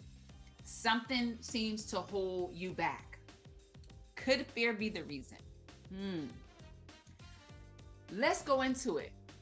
Here are some signs that it may be fear that's holding you back. Dealing with procrastination, avoiding anything new, or if there's a level of uncertainty, you don't want to move forward with it. And the crazy thing is, when you're dealing with fear in one area, it often shows up in other areas in your life. So whether it's in your business, in your relationship, there's fear. Can't stop thinking about something negative happening. You have ants, automatic negative thoughts, marching 2 by 2 in your mind, right? That's holding you back from moving forward. Perhaps you're struggling to trust yourself and going with your gut, and you have so many other voices, and you're asking this person and you're asking that person, which leading you to indecision, which is further paralyzing you from moving forward. Maybe you have a feeling that other people are doing it better than you, and you're like, well, what's the point? And maybe you start looking at this person from adoration and just admiring them, and then you start to realize, start comparing yourself. Oh my God, they're doing it like this, they're doing it like that. I can't do it like this. Not realizing that is really the very uniqueness of how you present and what you do that's going to cause your business, your ministry to go 10x, right? But rather than understanding and operating in your zone of genius and doing your thing, you find yourself comparing and having a feeling of inferiority, feeling like you're not good enough. And because of that, you don't move forward. Perhaps you fear of losing everything. Perhaps you fear of making a wrong choice. And because you feel like you can't make the right choice, you're paralyzed and you make no choice. But the truth is, you have to choose, or a choice will be made for you. These are all different fears.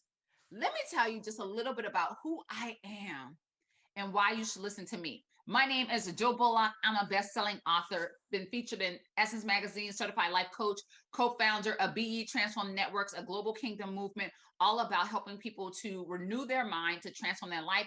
And particularly, we tend to focus on women. This presentation today can be applicable to both men and women, because we're focusing on this thing called fear and how we can say F fear.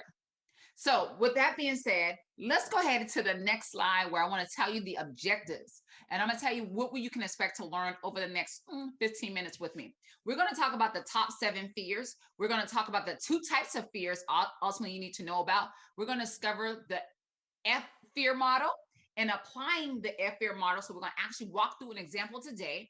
And then we're going to go through a couple of scriptures to help you to overcome fear. Here's a picture of me and my boo. And we was out here living our best life, double income, no kids, no mortgage, no car note. And so we decided it was time for us to go buy a house. So me being the researcher and the one who really was into this whole house buying thing, I went and started looking for a home, saw an immaculate house, and it was over our budget. And one day I just kept looking at other homes. We went to see about 20 houses. And finally, the house that I love had dropped by $50K. And so I was like, boo, listen, we got to go see this house. You know what I'm saying? I'm like, this house, it looks amazing on the outside. I can't wait to see what it has to offer on the inside. We go to the house, we go inside. I fell in love with it. Granted, now we're already on house number 30 or something. And this is the first house that I walk into and it's like, this is the house. So naturally, we went ahead and put a contract in the home. And when we put our offer on it, it was maybe like 5 other offers, and our offer won, because we include no closing costs, amongst other things, as part of our contract to make sure that we secured this property. And that night, all I could think about is how I would not be able to afford the house, and how, you know, we were going to drain our accounts to try to get this house. And I mean, I just had so many fears that was plaguing me. And it wasn't true. We weren't draining our account to get the house, because we already had set aside funds to actually purchase the home. It was so many things, but in that moment, all I could worry about and think about the worst case of things happening and it like just, not being able to move forward. And the crazy thing is this fear was not just from my own past experience, which a lot of times our fear is birth, but it's also from other people's experience, especially our parents. And remember seeing my parents in some instances struggle in certain things financially. I found that in the area of finances was where I struggled as well in terms of not so much money management, but just dealing with the fear of failing with my finances. So needless to say, when I decided to pull the contract off the house, well, my husband obviously agreed to it too, just in order to accommodate me, this is what we was looking at. We were not in a good place. We were stressed out. Something that was supposed to be an amazing experience, a joyous experience, had become a burden. So what happened there? Well, let's talk about what fear is. Fear alerts us that the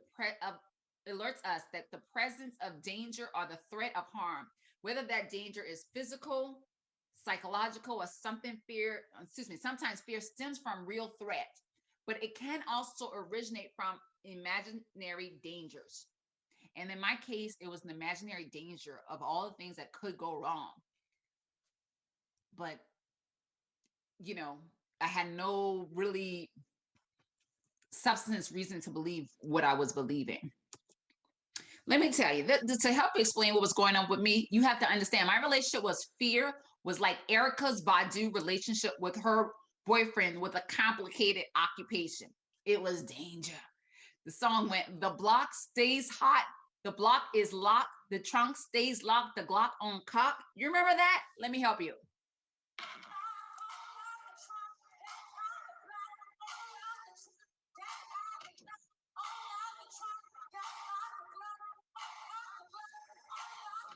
Hey, listen, I don't own the rights to that music, but I had to play that because I feel like what I know for sure is that how I felt with fear. It was a complicated relationship. I felt like it was always ready. I felt like it was always showing up. I felt like it was a danger zone that I was in. I felt like I was sometimes in compact about a situation that hadn't even manifested. And I didn't even really know if it ever was manifesting, but the potential that it could was distracting me and caused me to be ready at all times. Let's talk about some of the top fears. Public speaking, snakes, sickness, disease, death. I just put all that together, right? Because we're only afraid of sickness to the degree that we think we're going to die as a result because we're lacking faith. But one thing I love what Trevor says, our fears is really faith we are afraid to use. So also dealing with the accident, dealing with heights, failure, not being able to meet our goal financially or our success. These are top fears. And I know I've been, most of these, if not all of these, I've been there with fear and dealing with the level of fear. So let's talk about the good fear versus the bad fear. So good fear, it keeps you safe. Bad fear is displaced fear, and often is a missed opportunity. Bad fear is when we are worried and concerned and consumed about something happening where we have little to no evidence or reason to really believe it. Like our is a weak case, right? That this thing will ever manifest, but we allow our mind and thoughts to fester over that thing and to hover in that space, if you will, to worry about it. And it can cause us missed opportunities. But the truth is, if we're all striving to be successful, it's really going to require that point where preparation meets opportunity. And if we are allowing fear to hold us back from getting prepared, from doing the thing that we need to do, then we miss those opportunities. Let's just kind of go down a couple things about what fear looks like and how it plays out. We have maybe perhaps, and I know I've been there, if you resonate with this, say, yes, I can resonate with this. That's me. If I'm coming down your lane, right? If the shoe fit, tie that joker on and wear it and style it until we take it off and let it go, okay? Fear of making the wrong choice, doing what feels right to you. Pay attention to your gut. Is really the core of your soul, which is your mind, your will, and your emotions. Listen, nobody knows what you need to do better than you. So sometimes you have to silence those voices and follow what you know from the inside, which is really the Holy Spirit, which is really the God in you trying to navigate you through this thing called life. Listen, If it doesn't feel right, take a look at that and resolve those emotions before actually moving forward. Avoid the temptation for allowing yourself to get into indecision, right? You may need to set a pack and really say, okay, what are my choices here, and what is the best thing for me to do, so you can move forward. But this is not delaying indefinitely. We need to take a step back, assess, and decide. Then also, I want to share, good fear is birthed to prevent us from harm, danger, or just any types of threat. The body natural response is to keep us safe, right? So if there's, I don't know how many of y'all maybe grew up in the hood, but I'm just gonna go with my experience, okay? So I remember back in the day when I grew up in the hood in 8 Mile, well, it's part of the block. The next block was hood. My block was cool, but the next block, So, but when we would go to clubs, a certain type, something like that, and if somebody was shooting, listen, when you heard that blah, blah, blah, everybody started to run, right? We don't even know where the shot's coming from. We don't know, where direction is coming from, in which direction it's going into. All we know are we are trying to get out of harm's way. So when you hear that, everybody start to run. Everybody start to run.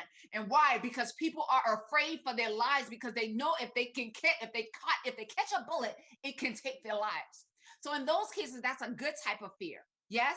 But listen, oftentimes we're not dealing with that fear. Oftentimes we're dealing with a bad fear. And we have to understand, when we're dealing with the bad fear, we're conceding to fear, which is absolutely displeasing God. When we conceding to fear, it says fear is more powerful than God, which makes no sense, right? We're conceding to fear. It says, God, I don't trust you. And of course, none of us, especially if you're a believer, and if you're not a believer, whatever the God or universe or whatever however, hopefully at least we can agree that there is a God. There's something bigger than us that's created this universe, right? And with that being said, we have to believe that if something had the competency, the capability to create this earth, that fear can't rule them. And fear can't rule you. You have dominion over it. And so let's talk about what fear really means. And then we're going to go into the fear model. So fear means fight fear. You have to fight it. You can't let it reside in you. We can't go where the fear resides, right? We can go where the money resides, but we will not go where the fear resides. We have to forget past fears. We have to flip fear. And most importantly, you have to forget fear. So let's talk about the fear model. The fear model says, step 1, identify the fear. Step 2, play out that worst case scenario. Step 3, assess the survival rates. Step 4, research the likelihood that the fear will even ever happen. Step 5, develop a coping plan. And step 6, create a succession plan. So let's get into it. So I talked earlier about my fear of purchasing a home, and I'm just going to stick with that if that's cool. So step 1, identifying the fear and explore the chances of likelihood of it happening. So the fear for me was that I felt like we wouldn't be able to pay our mortgage. And reality, the mortgage would have been no less. It would have been actually the same that my current mortgage is in the house that we ultimately end up buying. So at that time, that was the fear. And so, okay, so what? I won't be able to, quote unquote, pay my mortgage. And let's just say that's the fear. Play out worst case scenario. One month we are short. We can't pay it. Okay. So, and even maybe even worse than short, let's just say we don't have it and we can't come up with it. Well, worst case scenario, if you miss your mortgage, I'm going all the way through the whole example. Let me slow down. Well, no, that's right. I'm sorry. Okay. So going through that. So if I miss my mortgage for 1 month, then it would be 30 days late. And then of course, that goes against your credit. Thankfully, I have pretty good credit. So, go against my credit, but I already got a house, car note. Probably won't be the end of the world. Won't be the end of the world. Assess survival rate. Well, if we miss one mortgage payment on our house, I don't know anyone who has died as a result of missing a mortgage payment on their home. Do you know anybody who's died? Let me know. Okay, step 4. Rate the likelihood of fear occurring from 0 to 100%.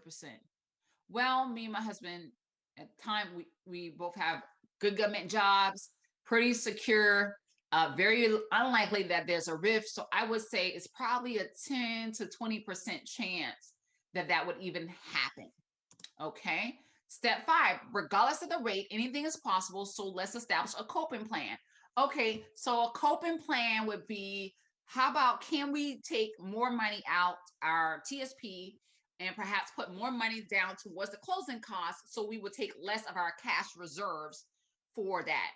And perhaps, I believe you can even take a loan for a TSP for your mortgage and get the money within a few days.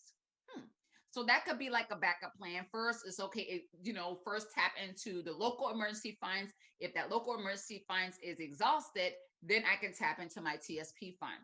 Step 6, increase chances of a favorable outcome, succession plan. So I got here, I must read this. Do a survey, ask your prospects what they need. And oh, this is a different example. I'm sorry. Let me stick with the example I'm giving.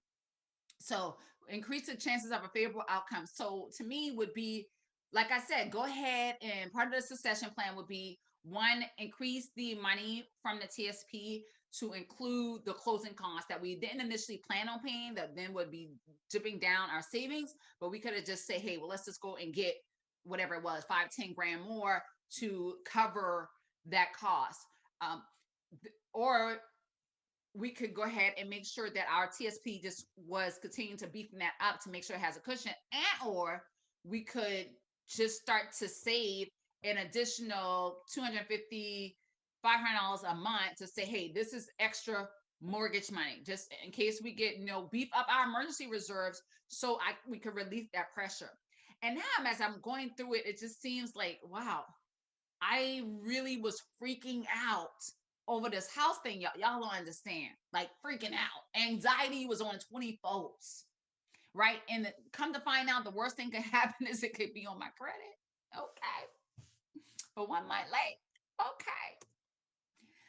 And I wish we had time to go through another example, but whatever fear you're going through, I want to encourage you to use that model. And I may see if I can pull it back up before we get to the end of this, but let me go over these scriptures and I'm gonna see if I can pull it back up so you can take a screenshot if you didn't before.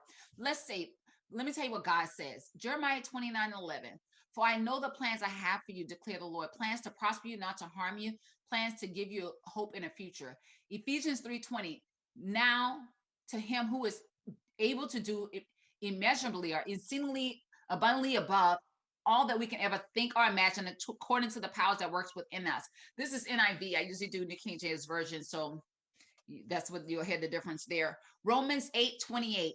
And for we know that in all things God worked for the good of those who love him and for those who are called according to his purpose. And then 1 Corinthians 2:9. However, as is written, what no eyes have seen, what no ears have heard, and what no human mind has conceived, the things God has prepared for those who love him. 2 Timothy 1:7.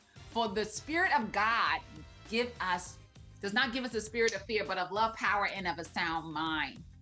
Here, take a screenshot. Here's where you can connect with me and continue the conversation.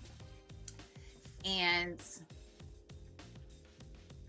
I didn't put our website, but our website is just betransformnetworks.com. And you can go there. And I also have my email here. Let me just go back really, really quick. I want you to take a screenshot, because if you have any fear, I'm telling you, if you have any fear, this is how you can overcome your fear. Go ahead and take a screenshot of that. And I just want to say thank you so much for joining us. I hope this has been a blessing to you.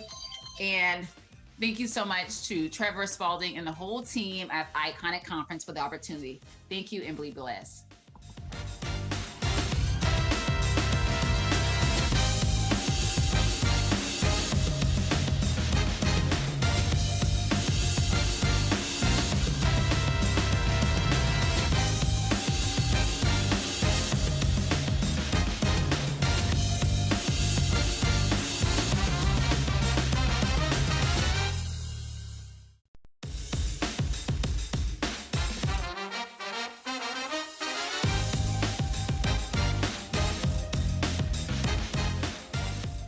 Hi, my name is Joy Morgan of Joy Morgan Motivates, and I am excited to share with you today on how to soar like an eagle.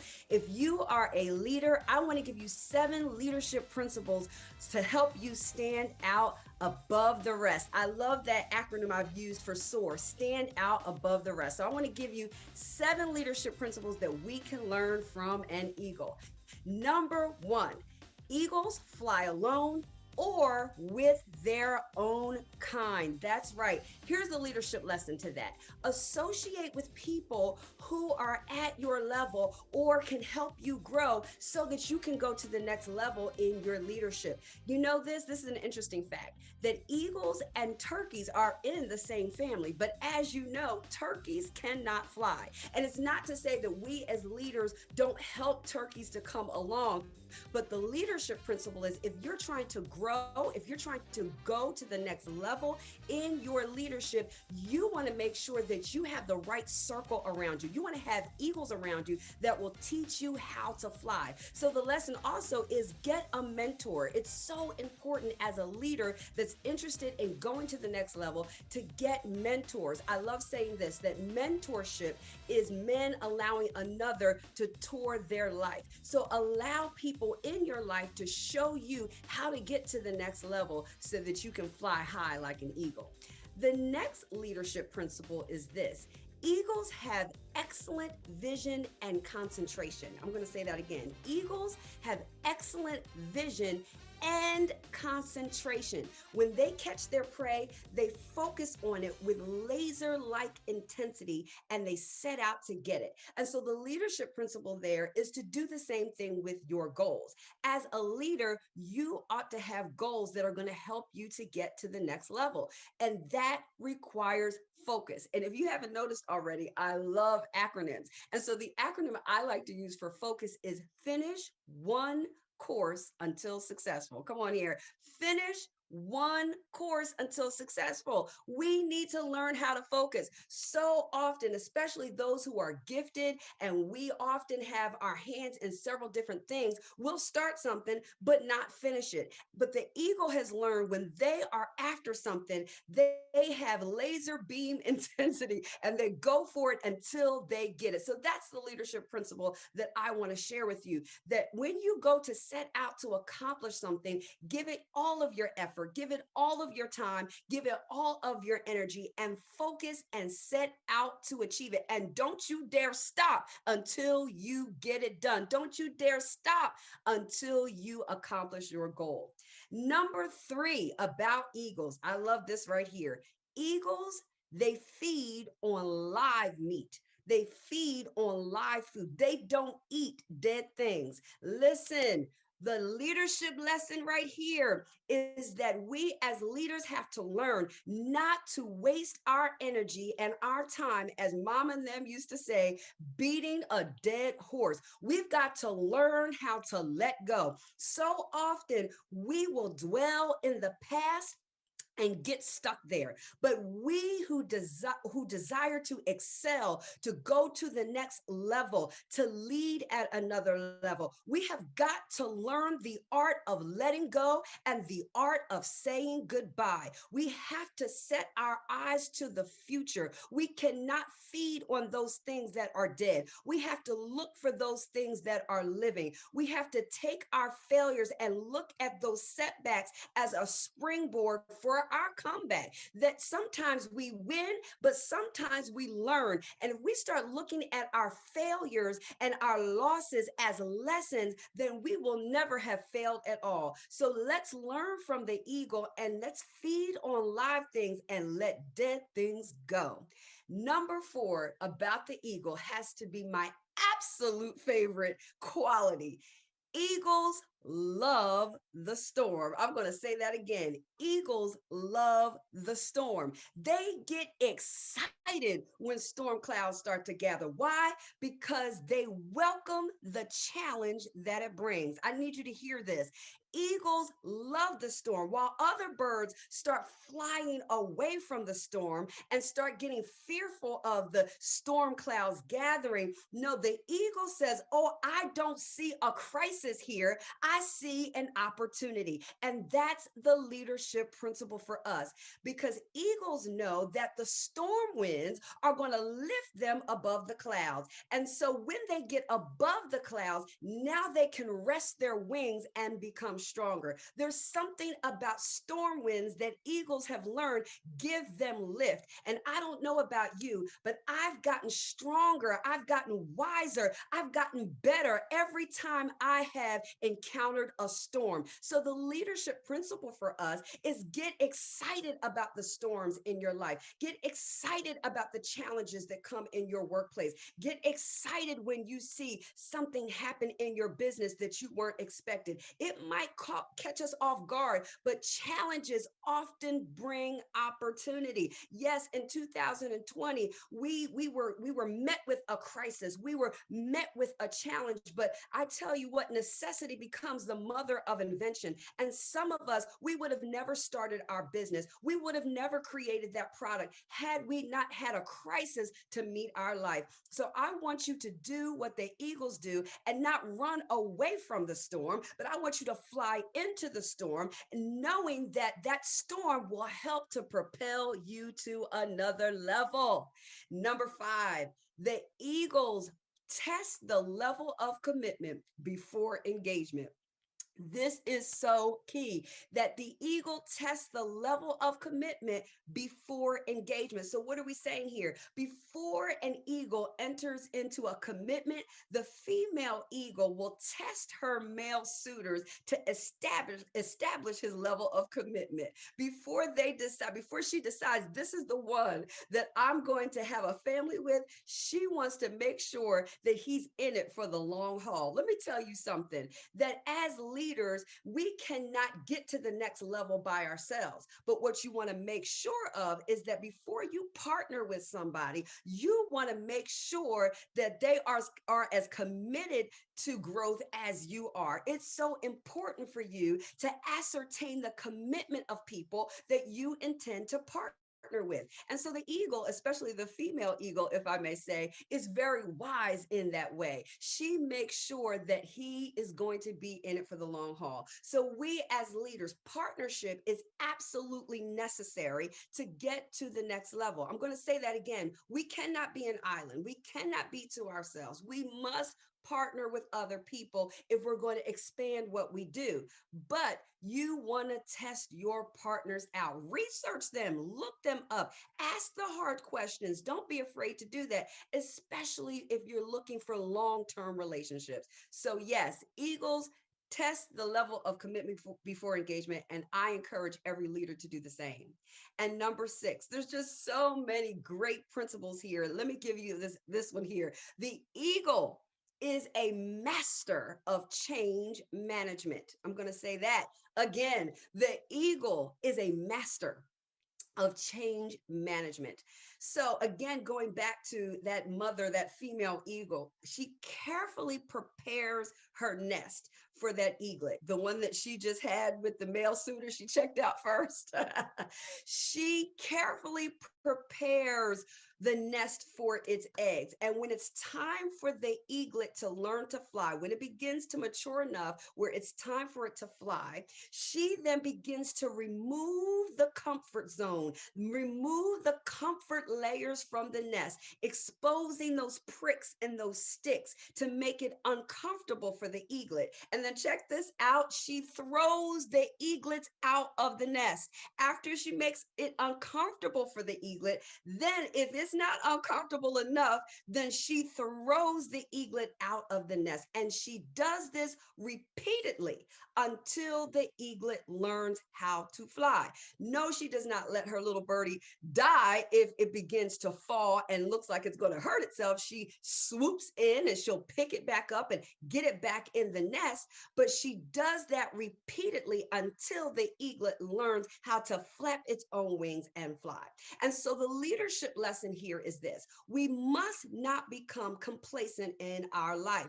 That mother eagle does not allow her eaglet eaglet to get comfortable in the nest. Because the truth of the matter is, many of us, if we had it our way, we would stay where it's comfortable. We would not challenge ourselves. We would not learn how to fly in the middle of a storm. But the eaglet understands this, that you cannot cling to the old and the familiar and go to the next level, that you only can grow if you're willing to step out of your comfort zone. And so I want to encourage a leader today to do something that you normally wouldn't do.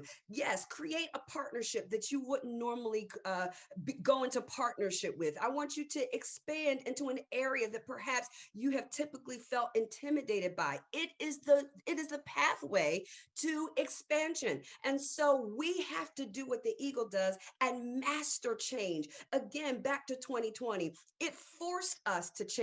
It forced us to adapt. It forced us to look at the vision that we have for our lives and our business and our career plans and look at it and say, you know what?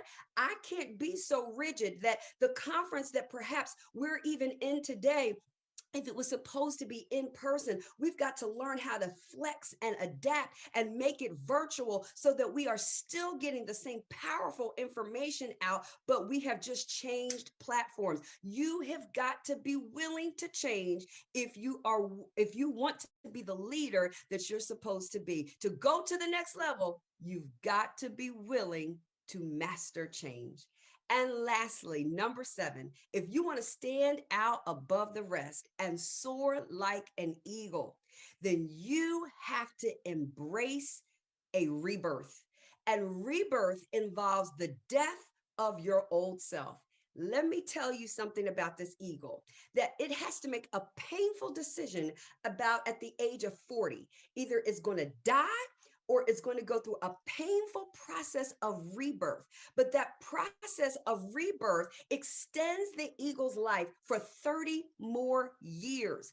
But that process involves the painful task of knocking out its own beak and plucking out its talons and its feathers. And it's a painful process, but it's a necessary process if it's going to go to the next level. I want to tell you this, leaders, that if we are going to make it in the season to come, if we are going to stand out above the rest, then we have to continue to do the self-evaluation that's necessary so that we can maintain our leadership and maintain a level of excellence so that we can compete in this next season. We don't know what's to come. We just embraced and had to get used to a global pandemic, and we don't know what's next. But I tell you what, those who survive and remain will be committed to the evolution of themselves. We must continue to evolve. We must continue to change. We must continue to learn. And when we experience the rebirth,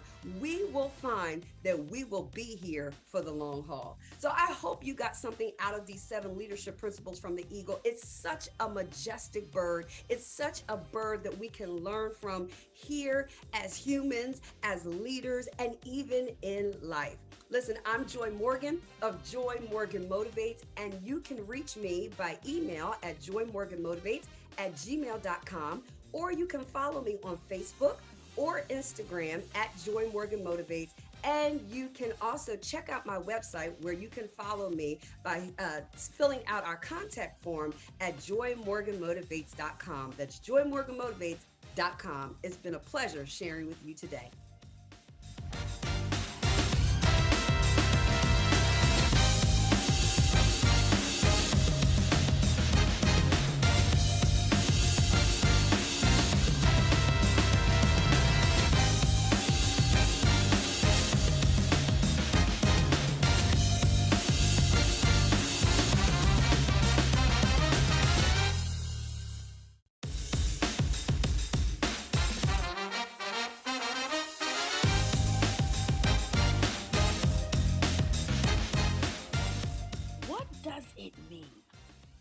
To be an unstoppable Black woman.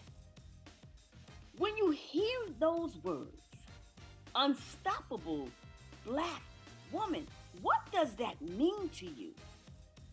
Well, let me share what an unstoppable Black woman looks like to me. You're looking at an unstoppable Black woman. See, I'm Black. I'm beautiful. I'm brilliant. And I'm sure I am bold. And I'm business-minded all day long. I understand what each B word represents. I understand what each B word represents as it relates to being an unstoppable Black woman. You see, there are so many of us that we will not even embrace our Blackness. Why? Why? I'm a woman who believes in the Most High God. And so, as I think about being an unstoppable Black woman and how it relates to being a Black woman,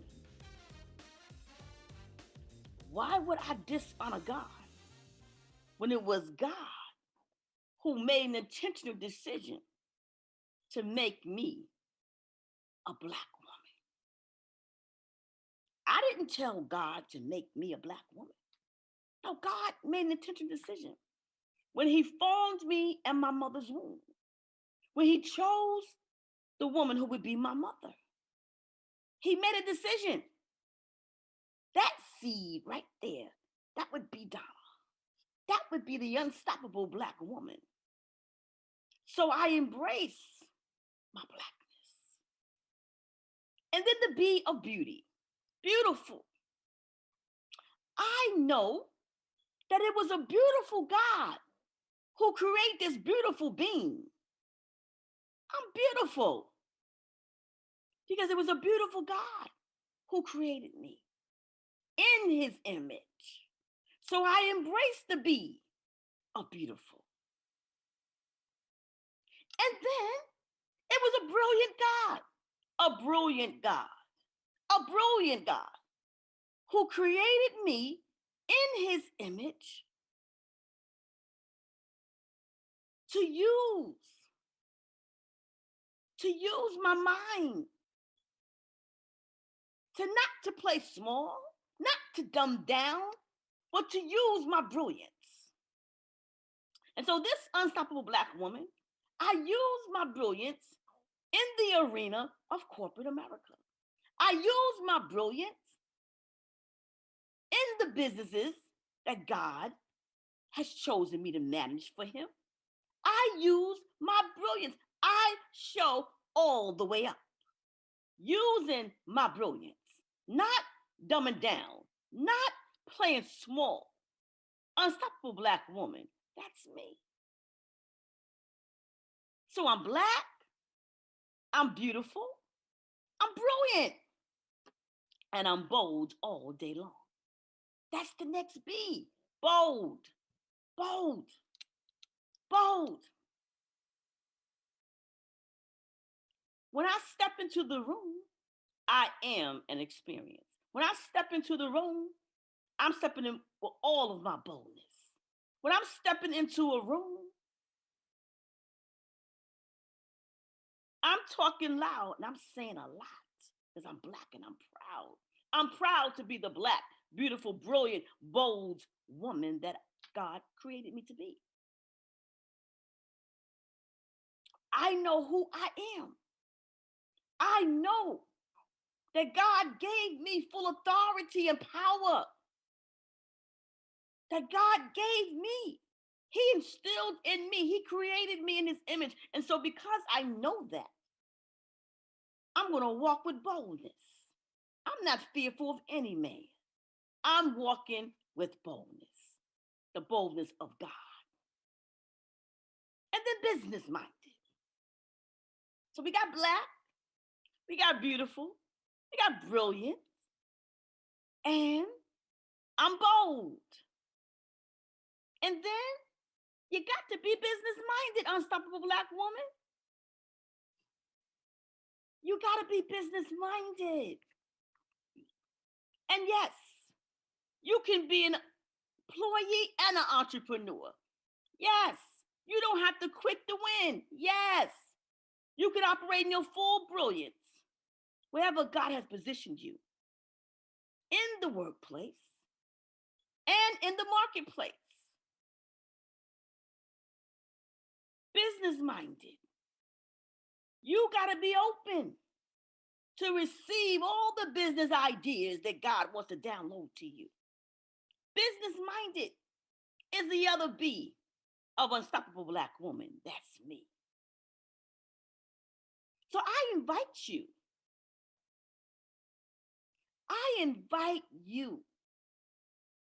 to take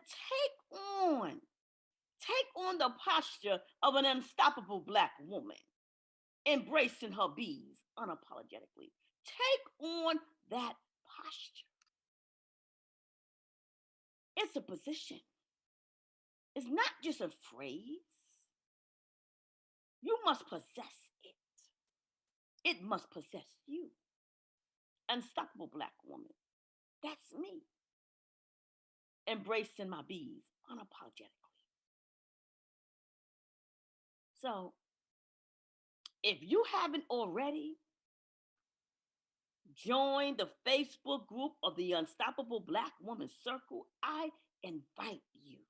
Black and brown sisters, I invite you to join us in the Unstoppable Black Woman Circle on Facebook. I invite you to follow me on Instagram, the Unstoppable Black Woman. I'm Donna Izzard, the Unstoppable Black Woman. That's me. Embracing my B's unapologetically. I'm excited about this movement. I'm excited about this movement. I'm doing my part. And I need you to do yours, sister. I need you to do your part. I need you to embrace your B's unapologetically. I need you to stand up, speak up, and I need you to show up as an unstoppable Black woman. I need you to show up as an unstoppable Black woman. I get it. I get it. This is our time. This is our time. Are you ready? Are you ready? Are you ready to step into an unstoppable Black woman posture? Are you ready? I'm ready to receive you. I'm ready to receive my sister. Come on in. Come on in. This is the unstoppable Black woman. This is the day of the unstoppable Black woman. We ain't shucking and jiving. We not shucking and jiving here. We ain't talking loud and saying nothing. No, we are showing up. We showing all the way up. So it's time. Come on and join us in the Unstoppable Black Woman Circle. You want to learn more about the Unstoppable Black Woman? Go to www.unstoppableblackwoman.com.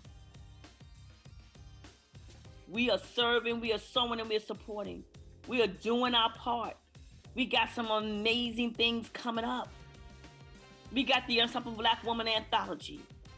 We got the Unstoppable Black Woman Retreat. We got the Unstoppable Black Woman Week. We doing our part. But we can't do it alone. I need you. Your sisters need you. So come on and join the Unstoppable Black Woman Circle.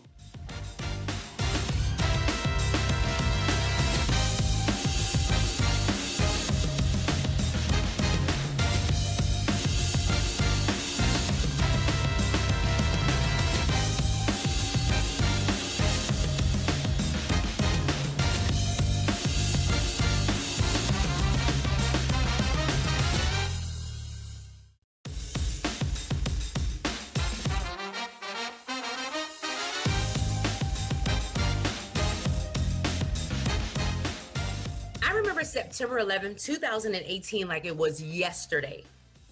This is the moment, the year, and the time that I decided to throw myself the biggest party ever. Really, ever. Before this, I never threw myself a party. Yes, I had gatherings and lunch events and things of that nature, but this year, I invited hundreds of people from all around the world to celebrate with me and my family. And as you can see here, we had a grand of time. I was so full of myself, but in a good way, confidence, assurity. I knew who I was, no longer asking for permission to sit at someone's table, to be invited on anyone's platforms. I was confident in who God had called me to be and who he had called me to serve. And I wanted to be able to express that to all of those that were around me and to the world at large. But you know what? It didn't start out that way. On the left-hand side, this is where I grew up, 2408 Lupine Street. And this is where it all began. You know, my father was a longshoreman, which was a pretty prominent blue-collar position in those days. My mother was an LPN, licensed practical nurse, which was a pretty prominent position in those days as well. We were considered a middle-class family. My dad worked hard. My mom worked hard. They provided everything we needed and wanted. I can honestly say that I had need of nothing. And when I begged my mom to do certain things for me, like buy the latest Air Jordans or the latest Air Max or Huaraches, you probably don't know anything about that. I never missed a beat. I wore new clothes, the nicest clothes, and things were great. Things were grand. So here you see my home, and you may say, well, you know what? It looks a little like what's on the other side. And you're exactly right. It looks like a church. But I never knew that. I never put two and two together. There was nothing to me by just looking at my home that made me think that anything was wrong with it. It was comfortable. We had running water. We had food on the table 3 times a day, as a matter of fact, you know, and everything worked. So I had no clue that something was wrong until one day when I was getting dropped off at the bus. We didn't have bus stops. That was the time where the bus would actually drop you off in front of your house. But hey, I didn't know anything any different. I didn't feel any certain way. And I noticed that when they were driving up to my home, the bus driver, that the kids started snickering and laughing and pointing. And here I am like, what's wrong? What's going on? Lo and behold, they were laughing and pointing and snickering at my house. Can you imagine in that moment what I felt? Can you imagine the shame that I started feeling? Can you imagine the embarrassment that I started feeling like something was wrong? They projected what they feel, what they were feeling on me. They felt that something was wrong with my house because it looked like a church. They felt that I lived in a home that did not meet standards or that was not suitable because it looked like a church. And for a long time, I carried that. A long time, I carried around shame. I carried around guilt. I was embarrassed by my life. I was embarrassed by my parents. I was embarrassed by where I lived. I was embarrassed every time the bus driver had to stop in front of my house. I was embarrassed. I allowed the expectations of other people become my expectations, who they thought I should be, what they thought I should have, the life they thought I should live. I allowed them to project that on me. And for a long time, there was fear and expectations of other people that I carried around and I held as my own.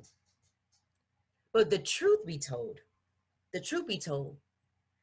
my family was an amazing family.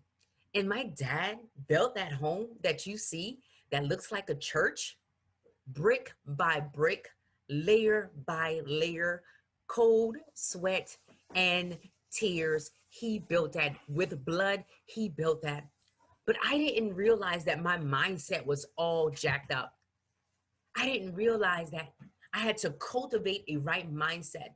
I didn't realize that people thought the thoughts of other people really didn't matter because I was a young girl And as you can imagine, a young girl wants to be accepted. She wants to be loved. She wants everybody to like her. And that's the space that I was in. So when they were pointing, snickering, and laughing at my home, I felt low. I felt empty. But all along, I was loved. I was accepted, and I was embraced by people who were my family, that it didn't matter where I came from. It didn't matter how my house looked. It didn't matter about the shape of the doors. None of that mattered. All that mattered is that I was loved, I was accepted, and I was embraced. And that's why today I want to share with you the 8 laws to cultivating the right mindset around your life, your relationships, and your business. I know, like you, like me, many of you have experienced trying to suit up and be what everybody else wants you to be. Many of you have spent hundreds and thousands of dollars or hundreds of thousands of dollars trying to become something that you're not, trying to do things that are not in your area of expertise or in your lane, just to be accepted, loved, and embraced by others. But what I want to show you during this time that we have together is that you have the power to cultivate the mindset that you desire to experience supernatural success without trying to conform to the standards of everyone else. Here are 4 principles I want you to take away. Life experiences have the power to change how you think about yourself and others. Life experience has the power to change how you think about your role in the world. How you think impacts everything around you. You have the power to change the way you think. So if you have not done already, go ahead and get your pen, get your paper, and let's get ready to go on this journey to you cultivating the right mindset for your relationships, your life, and your business. In case you don't know already, I am Treal Ravenel. I am a life and marriage transformation strategist, and I want to show you how I was able to redirect my thoughts and my mindset to now experience the life that I've always desired to have without meeting the expectations of other people. The first law I want to share with you is the law of awareness. And the reason why this is so important is that you need to be aware of who you are and who you are not. Because when you don't understand who you are emotionally, spiritually, and socially, you will spend your days, your weeks, your months, and even your years trying to become what you were never desired or designed to become. You will find yourself trying to live up to everybody else's expectations because you don't know who you are. You will wrestle with your identity. You will look at the lives, the relationships, and the businesses of other people and try to conform to those things. Can I tell you this? Do not conform to the patterns of other people. Be transformed by the renewing of your mind. So it is in your best interest to learn who you are, whose you are, and who you were called to serve. The second law I want to share with you is the law of abundance. Say it loud, say it proud. The law of abundance. You, my friend, you have the power to attract an abundant life. But in order to do that, you have to understand that abundance is not just money. I know as business owners on here, leaders, visionaries, entrepreneurs, and the like, you often go to money. Yes, we're supposed to be wealthy. God has given us the ability and the ability and the mindset and also everything we need to create a wealthy life, a healthy and a wealthy life. But that's not what I'm talking about here. I am talking about abundance as far as more, having more than enough. More than enough knowledge, more than enough understanding, more than enough wisdom. The law of abundance. When you attract those things by the books that you read, by the conversations that you have, by the people you hang around, you, my friend, will be in a position to cultivate the right mindset. Number 3, the law of acuity. Keenness, awareness, sharpness. Iron sharpens iron. When you operate in a place of acuity, that means that you are constantly going after things that are going to fill your cup. You are constantly going after things that will help you to operate out of your overflow and not from a dry and empty place. You are being sharpened by the people you hang around. You are being sharpened by the books that you read. You are being sharpened by the conversation you have. Number 4, the law of attunement and association. I love this one because like attracts like. You are who you hang around. I know many of you have heard the saying that birds of a feather flock together. That is absolutely true. What are your birds saying about you? See, I used to hang around some birds. Those people that were on that bus that day, I'm not calling anybody's kids birds, but that's symbolic to a bird. People, the birds that I'm referring to, people want you to be who they are. And if they don't feel like you fit into their clique, if they don't feel like you look like them, you talk like them, you walk like them, or you do things like them, they'll be easily able to dismiss you and place you to the side as if you do not matter. So in this season of your life, it is so important that you associate yourself to the right cliques, if you would. You saw all of those hundreds of people at my birthday party that I showed you early on. You want to be around people that are going to build you up, lift you up, and then people you can give back to. Number 5, the law of alignment. Are your activities, your actions, and your habits aligning with your goals and your vision? What is that one thing that you said you wanted to do this year? Hey, what is that one thing you said you wanted to do last year? Now, reflect for a moment. The things that you do every single day, will they help you get to that place? Will those things cater to your success in those areas? If you're saying no, Treal, they won't, then you need to stop doing those things right now. And you need to immediately pick up habits and behaviors, attitudes and actions that are going to help you get to that place of destiny and keep you in alignment with your visions, your goals, and your dreams. Number 6, the law of attraction. The law of attraction. I know many of us have heard the law of attraction, right? You can attract what you are. That is so true. Whatever you are, you will be. Whoever you're hanging around, you will become, right? Whatever you do, that is going to draw people to you. I see this a lot when it comes to relationships, and particularly with heterosexual relationships with individuals looking for spouses. They often say, well, I keep attracting the wrong kind of guy. I keep attracting the wrong type of friends. Well, you have to ask yourself the question, why do you feel that you keep attracting the wrong type of people? Why are the wrong people constantly coming in your life? In the same way that works on the negative side, it also works on the positive side. You have the power, and the ability to attract the right type of things in your life. And those things that you don't want, either you need to change or you need to change something around you. Number 7, the law of achievement. Now, when I talk about the law of achievement, I'm not talking about everything that you're going to achieve in the world. And that's great. But what I'm talking about here is, what are you learning and what are you desiring to learn over what you are desiring to achieve? Because here is what I know. When you focus on what you're learning and what you're desiring to learn, and I'm even going to say what you have already learned, the things that you desire to achieve will automatically come. That's exactly what I did.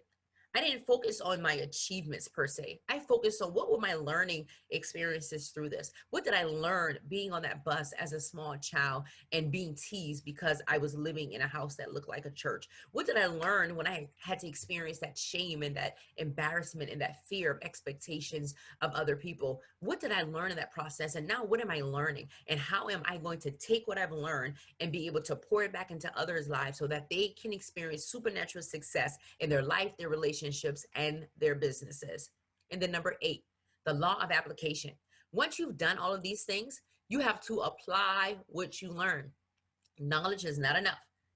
Say it loud and proud. Knowledge is not enough. Knowing is half the battle. That's true, because you still have to do after you know. You learn the information and then you apply what you have learned so that your life can experience supernatural success. Your relationships can experience supernatural success, and your business can experience supernatural success. If you apply these 8 laws that I've just shared with you, I guarantee you that you will be on the trail to blaze whatever you put your mind and your heart to.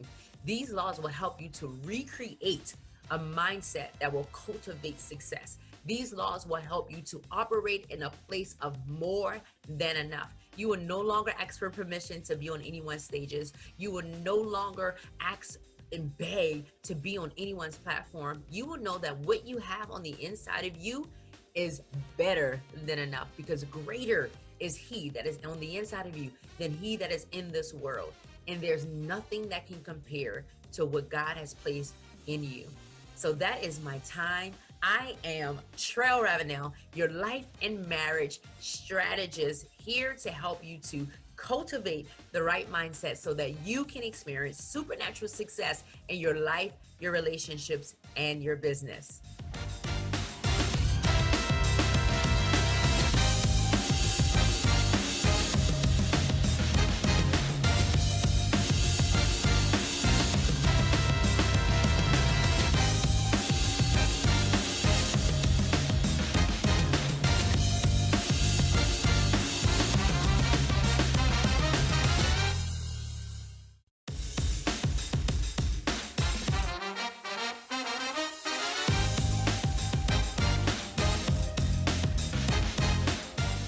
Hello, hello, hello from Southern California, USA.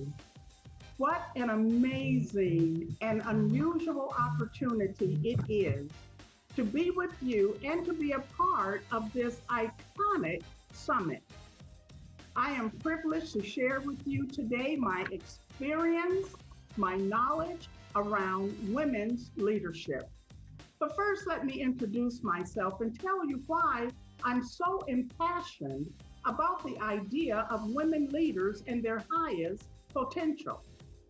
My name is June Chambliss, and I am the founder and CEO of Women Who Matter Too, an organization that is committed to teaching women leaders about their leadership capacities that will take them from just sitting in a position, but knowing about their leadership in a way that changes the world and bring their sphere of influence to its maximum.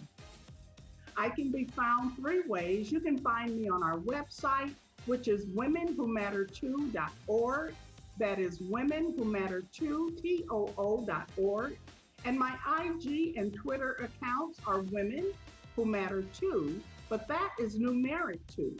So IG and Twitter is Women Who Matter Too. Look for us there. So because we only have just a few moments together today, I want to jump right in to what I'll be talking about. And I've given this topic today a title. I'll be calling this Leading Others from Your Own Dysfunction. Leading Others from Your Own Dysfunction. So let me start right here. Why do I believe this is such an important subject for women leaders to hear? For the past several years, I've been doing research, scholarly research on the topic of female leaders. And what I've found is that researchers and scholars who study all aspects of women's leadership, they found, and it has been shown, that there are greater truths around women's leadership that have not been revealed, and they are not in the discussion forums to the levels that they should be. As leaders, we should be fully aware of this information that's out there, because even without knowing it, having this information affects you in practical ways every day in your leadership activities. I'm reminded even the Bible says, for lack of knowledge, my people perish. But let me just share with you briefly how this all got started. Part of the reason I'm so impassioned about the subject here of women's leadership is in part because of my own personal experience. I just want to briefly tell you, I remember it all too well. It was the year 2008. I had experienced a very personal crisis. Everything that was familiar to me, my normal, came crashing down. See, prior to that year, I was the woman who was in executive leadership, serving on boards, advisory boards. I was a trusted advisor to senior management because of my industry knowledge and because of my interpersonal skills. I even oversaw a very thriving women's ministry department within my local church, had a very solid family life. So when my world came crashing down, I immediately realized that I was in need of some serious counsel and advice and direction. But my challenge was, where would I turn considering the leadership positions that I was in? And we know, ladies, a lot of times when we're in these high level positions, it can be difficult finding out where to go when we are in need of help. But because of my situation, of course, I reached out to some of my peers in leadership, including women who were in women's ministries. And oh my, was I in for an awakening. Let's just say that some of the counsel, some of the advice, some of the direction, even the spiritual guidance that I received during that time was just wrong. And at very best, it was shallow. And so I realized during that time that the senior woman leader was actually in need of some unusual support.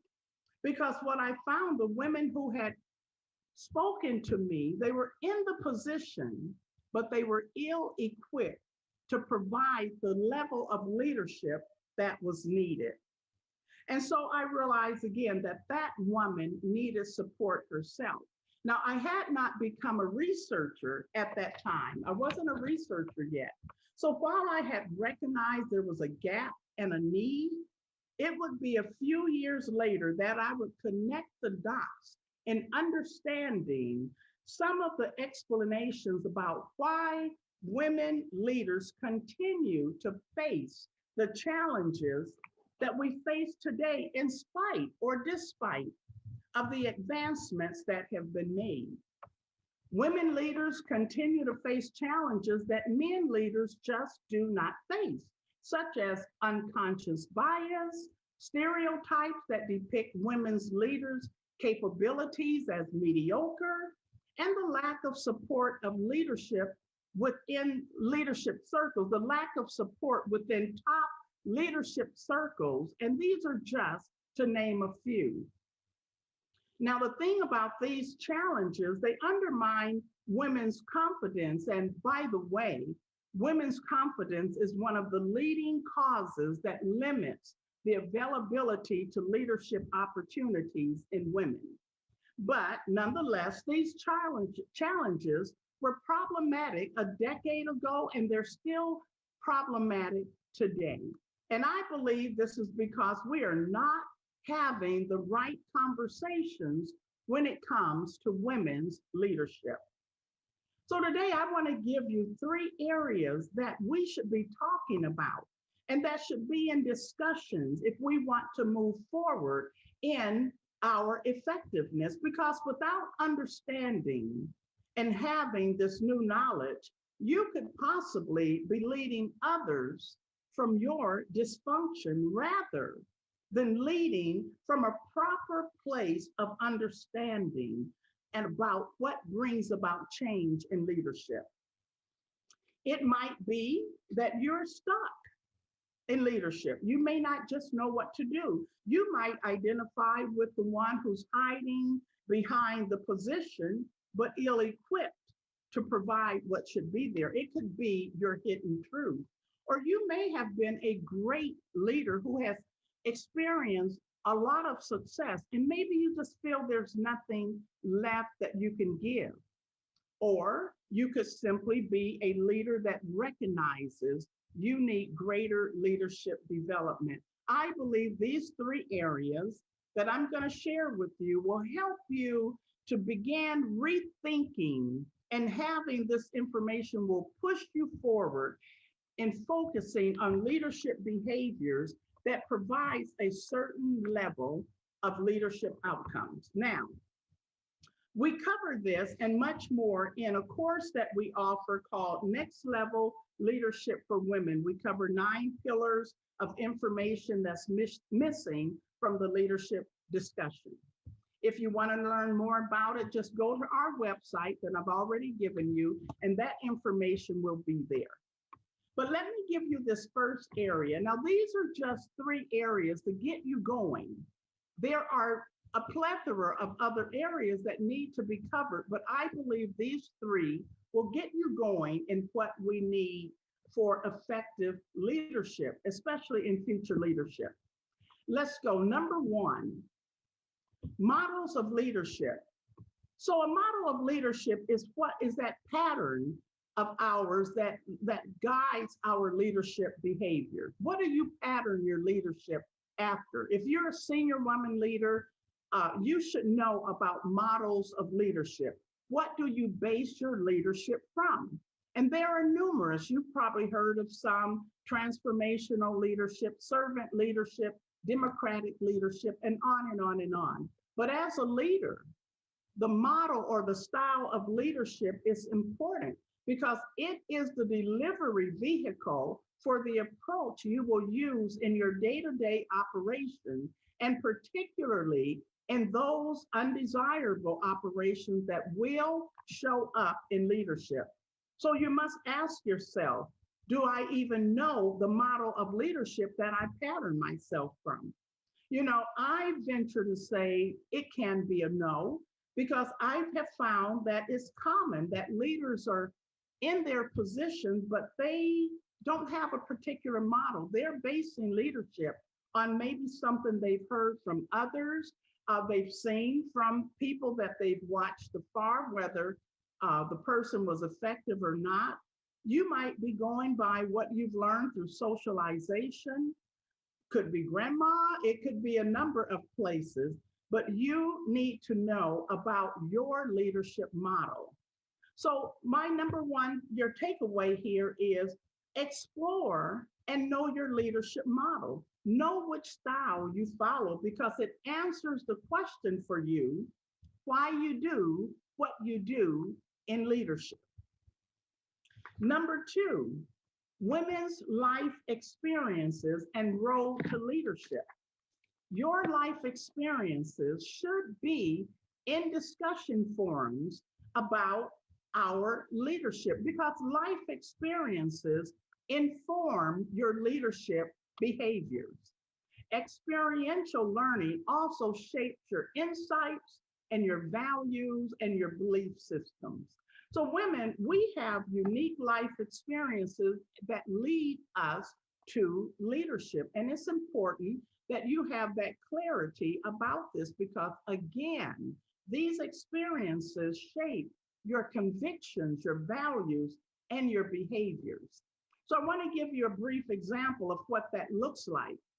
So let's just say an African American female leader, her road to leadership will differ from that of a Caucasian woman's road to leadership.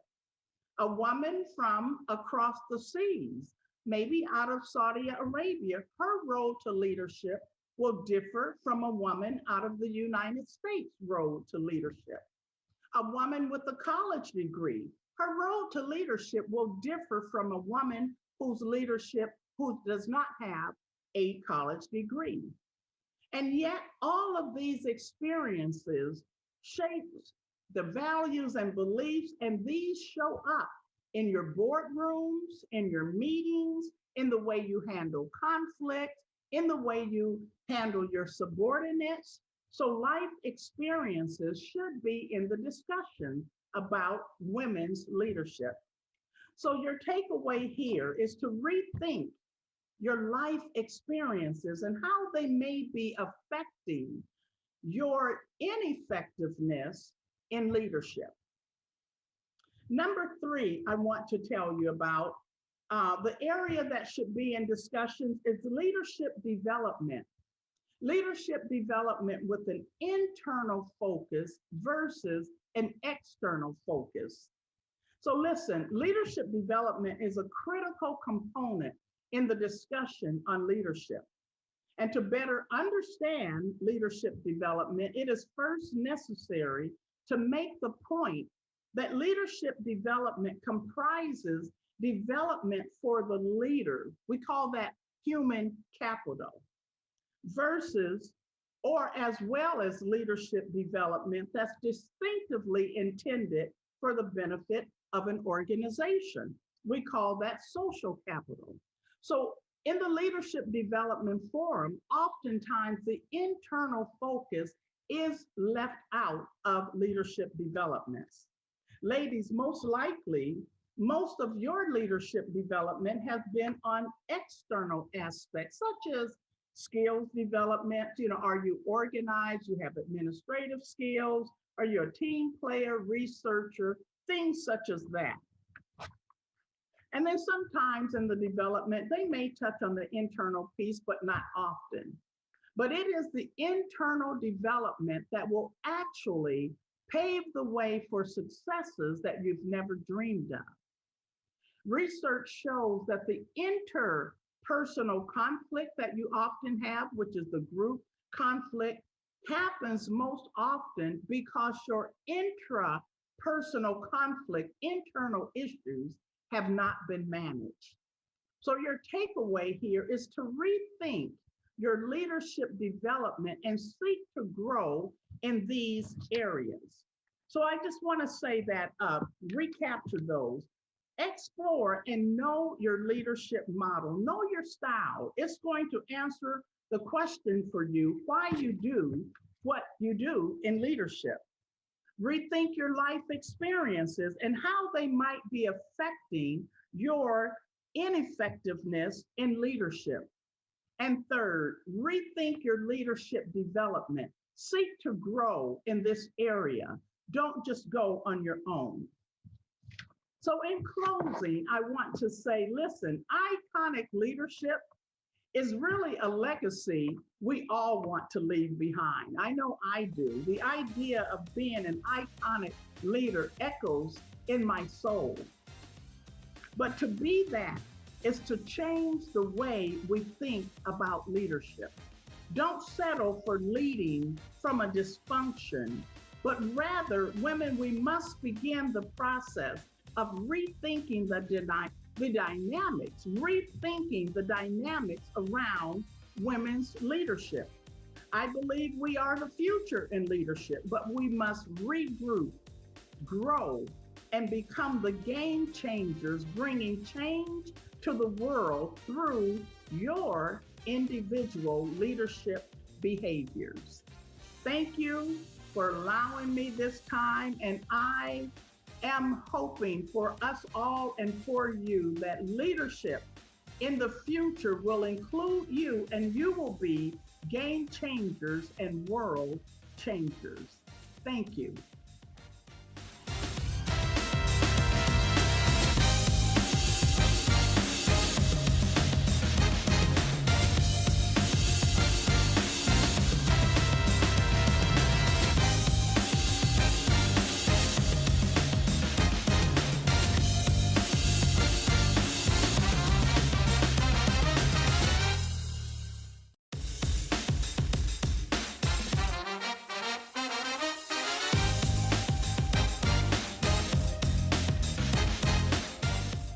Hello, Black and Iconic. Hello, I am Dr. Marcia. I am a physician. I am a life coach. I am the CEO of In Full Bloom Health and Life Coaching, and also the founder of Women Ready to Move Academy. It is an awesome honor to be here with you. It's also, I have the honor of and privilege of coaching women who feel trapped in their personal prison of life. I help them to break out and finally live life without limits. Today, we are talking about getting out of that personal prison, getting out of that box and becoming the X factor. The 3 master keys to leveling up and leading. I'm so excited to share this with you. The X factor, it is that thing that shifts you from your current self to your future self, from I have to I get to, and from failing at perfection to flourishing in forward progress.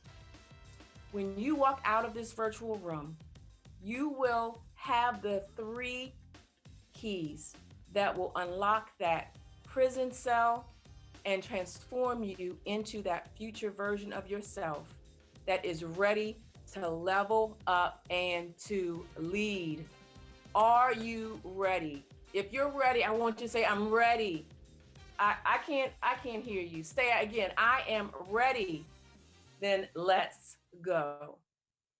Billions of dollars are spent in the entertainment industry, in the executive boardroom, even in the classroom, trying to find people who have that X factor, that the next big hit, the brightest star, the disruptor, the triple threat.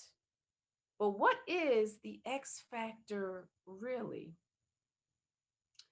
Google may say the X factor is that special but rare quality that sets you apart, that propels you into greatness, or that wow factor. And when you think about people who may have it, some names that may come to mind are like Oprah or Beyonce and even LeBron. But let me ask you, where do you think the X factor comes from? Put that in the chat. Some people may say that you're born with it. Others may say it's something that's teachable. And others may say it's something that you experienced. While all of those three things may contribute, I believe they play a small role. Can I share a little bit of my story? I was born with this birthmark on my face. I hated it, but it would be that flaw that would shape me and mold me into who I would become. This flaw, it affected my self-esteem. It affected how I just showed up in the world. I thought it was ugly, and I was trapped with what I thought people thought about it, and then what that meant about me. How many of us have that flaw, that imperfection, that defect, whether it's physical or whether it's emotional, that thing that weighed you down, that altered your life history? Those thoughts set me up for hiding in every area of my life, whether it was behind glasses or bangs, or even the makeup that I caked on. But I also hid from other things. I hid from opportunities. I hid from challenges. I was afraid of failing, afraid to be caught out, and afraid of trying. Who else has been hiding? If that's you, say me. Hiding from because of the fear, or hiding, sometimes we hide in plain sight. But it took me 10 years to get over this birthmark. 10 years of my life, me feeling that I wasn't enough, that there was something wrong with me. And as life would have it, there would be additional flaws. How many years are we all losing? The change for me was that I was introduced to the life or the world of coaching.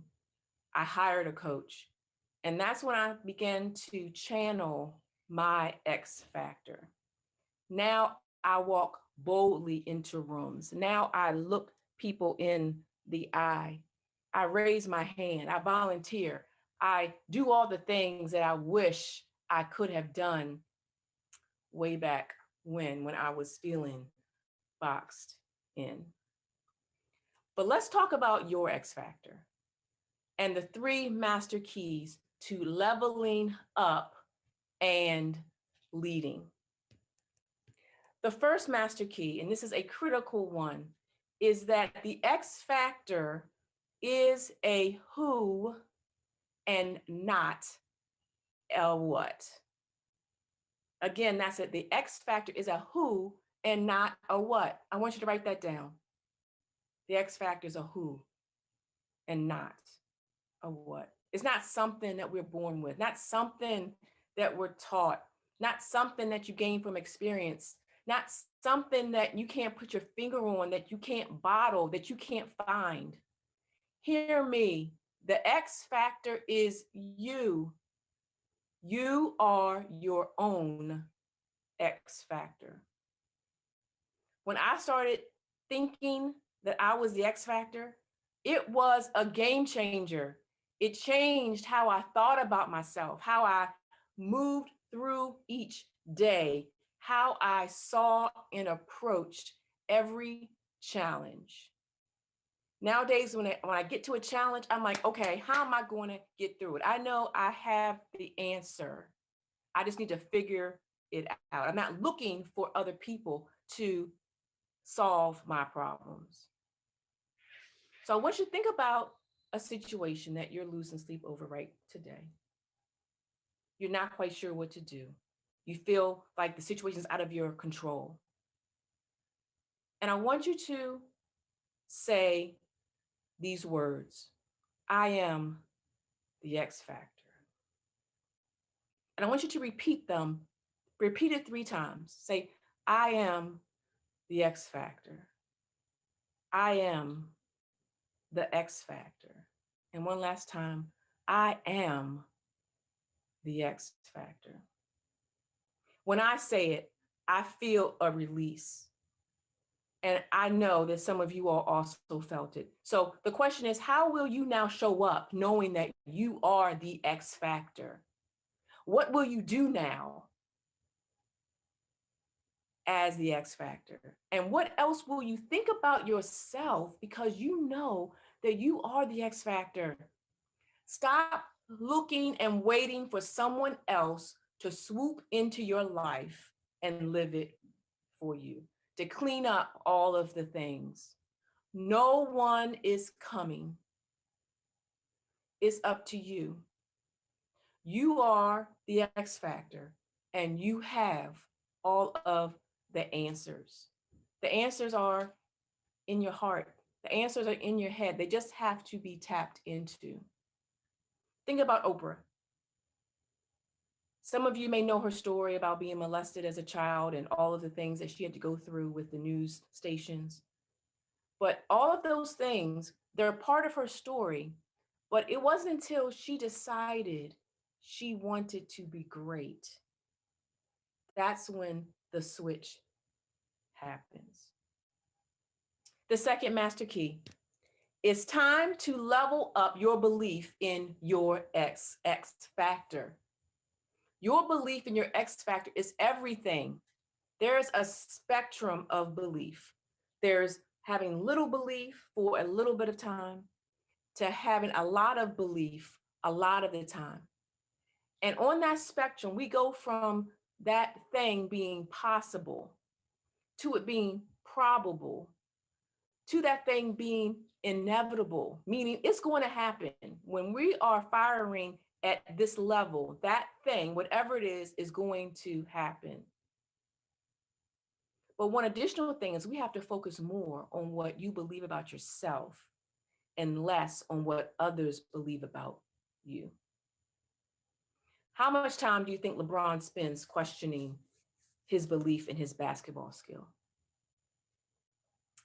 I would guess this much. And when we level up, that's when we can then lead. We just need to be a few steps ahead of those behind us. The third master key is to take bold action. What you do or don't do is going to make all the difference. Go do the damn thing. Stop talking yourself out of it. Stop second guessing. This will be the difference between you being expendable and you being exceptional. You tell me which one you want to be, water boy or MVP. When you believe you are the X factor, there is nothing, circle, underline, nothing that you cannot do or be. Your people, those that are here, that you're here to serve and to lead, they are waiting for you to be great. They're looking for the leader to follow. It's go time. It's time to get in the game. But I understand where you are, because I've been there. I didn't know how to tap into my X factor, but I knew there were women who needed me. Women like my client, Katrina. She was stuck, wanting to move out of the area that she was living. She wanted a new start. But what I helped her to find was that she was actually allowing other people to run her life. And she was, in essence, running away. But she found her voice. She found her X factor. And she decided to put up some boundaries. She had some tools that she was able to use and ended up wanting to stay where she was and to develop those relationships. Or even my client, June, she was in a relationship with a narcissist. She felt like she wasn't enough. And so she put herself into situations where she really didn't want to be there, but she thought she had no place else to go. I helped her discover herself, that she was enough, that she deserved better. She found her X factor. She decided to walk away from that toxic, abusive relationship. And in the process, she found that someone special. So who else is ready for a transformation? Maybe you are living underneath of your potential. Maybe you're hiding. Maybe you lack the confidence to actually just to step out of your comfort zone and just be seen. Maybe you feel trapped in that bad situation, that bad relationship. Or maybe you've lost trust in yourself and your decision-making skills. I've definitely been there. I started making decisions using someone else's thoughts and desires and feelings. Or maybe you're the perfectionist and you're hard on yourself. Some of you are ready to move from where you are. And I want to challenge you today. I want to encourage you. I want to encourage you to step up and lead. And how do you do that? One, you acknowledge where you are. It's okay not to be okay. The second is to stop DIYing it. That's the do-it-yourself approach. Get some help. Invest in yourself. Get a coach. And the third is to keep moving. We deal in progress and not perfection. The other thing I want to gift you is a free video at www.drmarceafreegift.com. That's DRMARCEA, freegift.com. We've been talking about the X factor and leading, but in order to be able to lead others, we have to be able to lead ourselves. And that self-leadership starts with how we allow other people to treat us. It's a free video. It's entitled, Teach Others How to Treat You. The 3 false beliefs that keep you mistreated in relationships. drmarceafreegift.com. And I want to just to thank you for spending this time with me. It was an absolute joy. I want you to enjoy the rest of this amazing conference. All of the speakers, amazing. And I want us to, let's just stay connected. Please visit me at www.infobloomhealthandlifecoaching.com. That's infobloomhealthandlifecoaching.com. calm. Have an amazing day on purpose.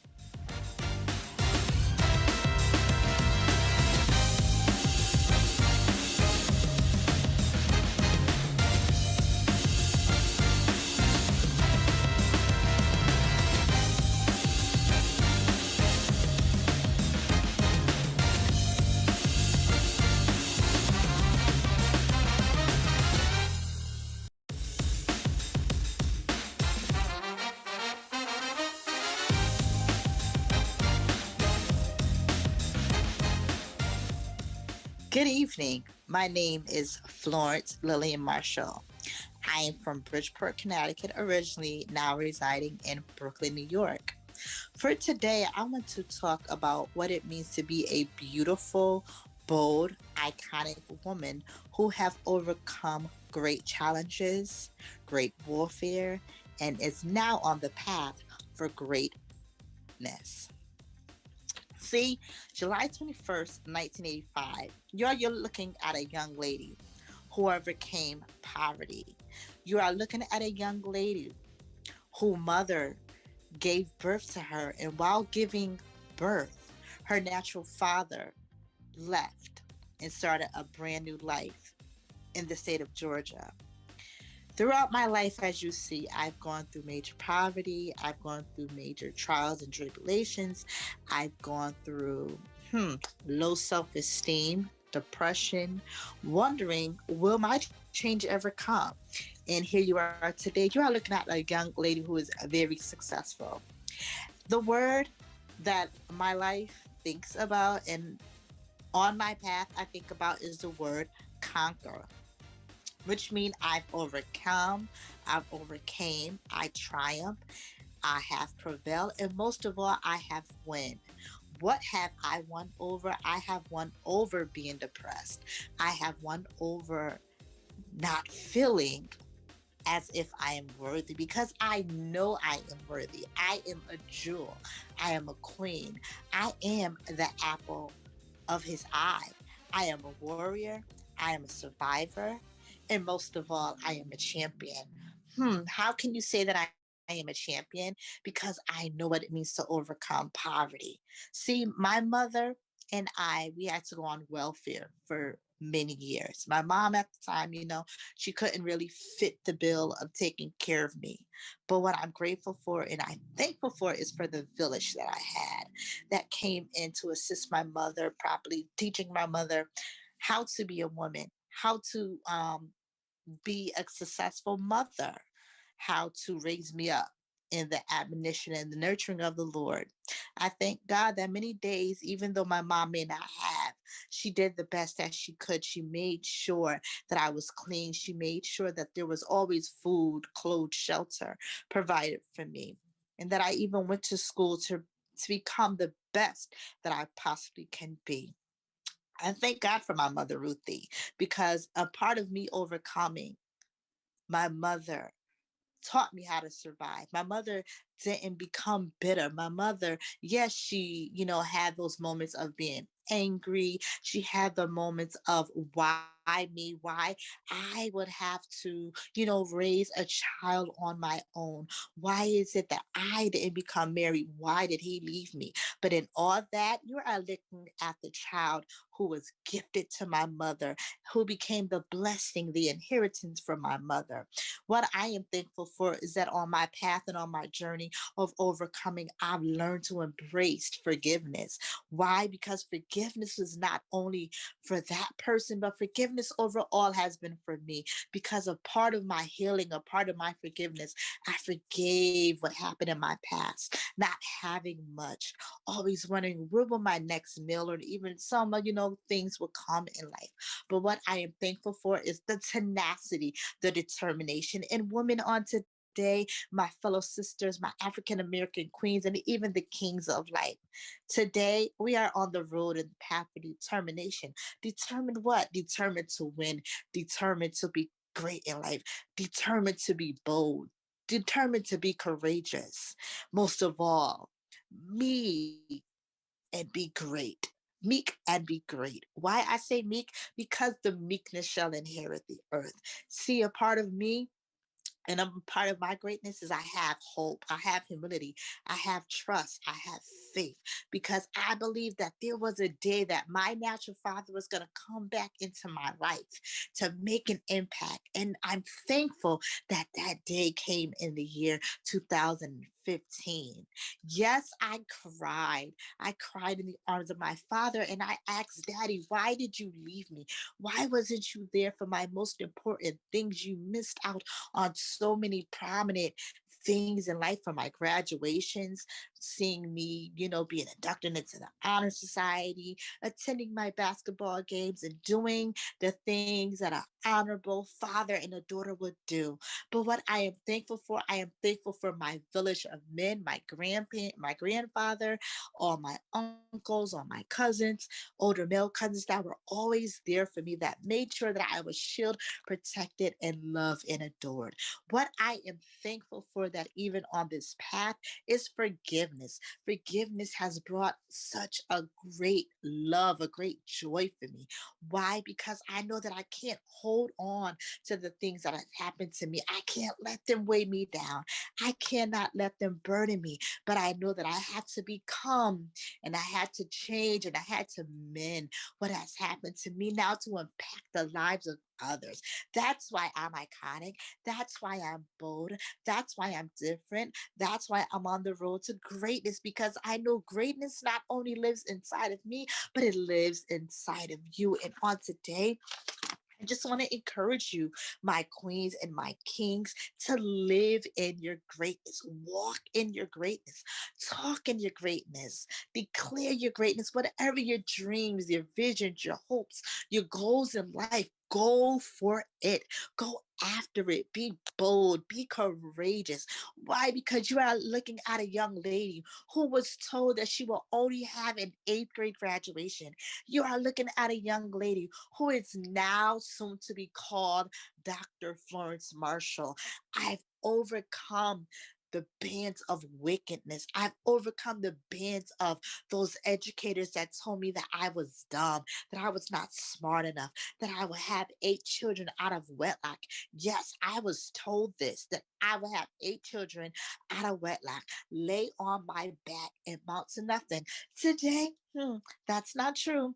I don't even have a child. Okay, I don't have children, but I have so many spiritual children, and I have children that have come out of my path and from my loins, from the streets, from the projects, from the inner city, who I've helped educate, who I've helped mold and transform to be great citizens. I have students that have gone on to Howard, Yale, Morgan State, some of the major universities and colleges in America.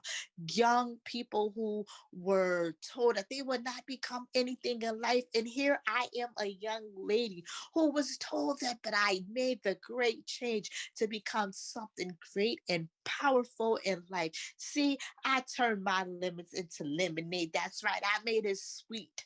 I made it pure. I made it amazing, because I am amazing. And on today, I want you to know that you are amazing. Let's go. Let's go after our dreams. Let's go after our visions, because we are bold. We are courageous. We are iconic. We are out of the box. And that's where I am today. One of the key scriptures that have blessed my life has been Psalms 139 and 14. For I am fearfully and wonderfully made. Again, I am fearfully and wonderfully made. It goes back to being bold, to being courageous, to being iconic, to being that quality star, to being that quality gem, that jewel, that king that reigns on the inside of you. Now it's time for us to work our work. Wow, I am so proud of myself. I remember when I had low self-esteem. I felt like I was so low. There were so many nights where I would just be home in my bedroom crying, asking my father, God, like, Lord, when will my change come?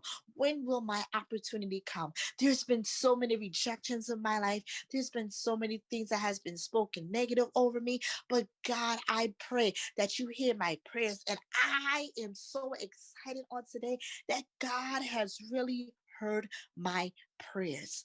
I mean, prayers that dates back about 30 years.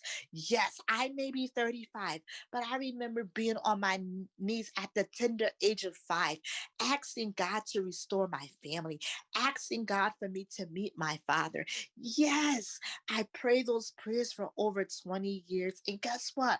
The Lord has heard my prayers. See, here's the thing, there are some prayers and some things that we may go through life that may not get an instant quick or an instant answer, but just keep hoping, keep trusting, keep praying, keep believing that the greater and the greatness will someday come out, the positivity of life, because it all goes back to you being bold, being iconic, being outrageous, living outside of the box, living in your destiny, going after your truth, knowing who you are and whose you are. On Christ, the solid rock, I stand. Because yes, I am a woman of faith, but I am also a woman of determination, a woman who possesses great strength, a woman who profess and also progress in great ability. I believe in myself and I want you to believe in yourself. I am hope. And you are hope. I am joy. I am peace. I am grit. I am strength. I am favored. I am loved. I am God's jewel. I am prosperous. I am wealthy. I am amazing. I am beautiful. I am bold. I am a queen. I am a beautiful, courageous, bold African American queen. And I believe in myself. And on today, I want you to believe in yourself.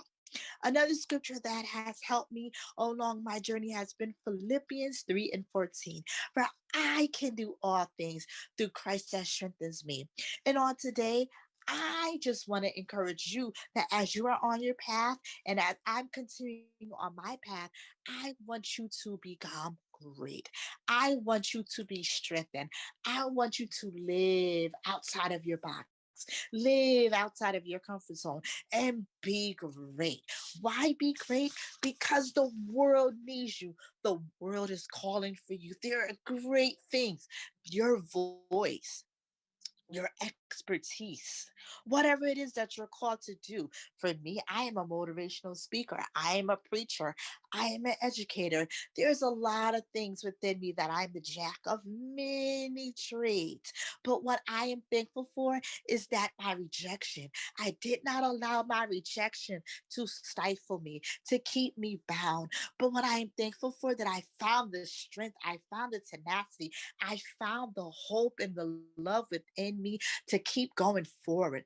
I became very motivated. Why? Because I had mentors that believe in me. I had my supporters that believed in me, that always encouraged me, had a kind word, that always sowed a seed into my life. So my encouragement and my boldness to you today is to live, live, live, prosper, be joyful, be bold, be courageous, be iconic, and be all that you are destined to be. Think outside of the box. Think about your future. Think about the way that motivates yourself daily. For you are going greater, you're going higher. New dispensations, new realms each and every day.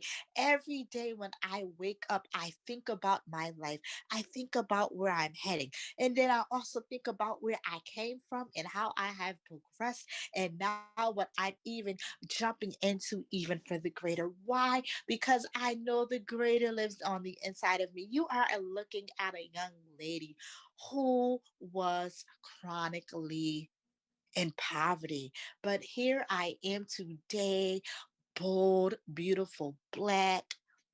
I am thankful that my accounts are thriving. I am thankful that God has given me the testimony of what it means to live in the promise.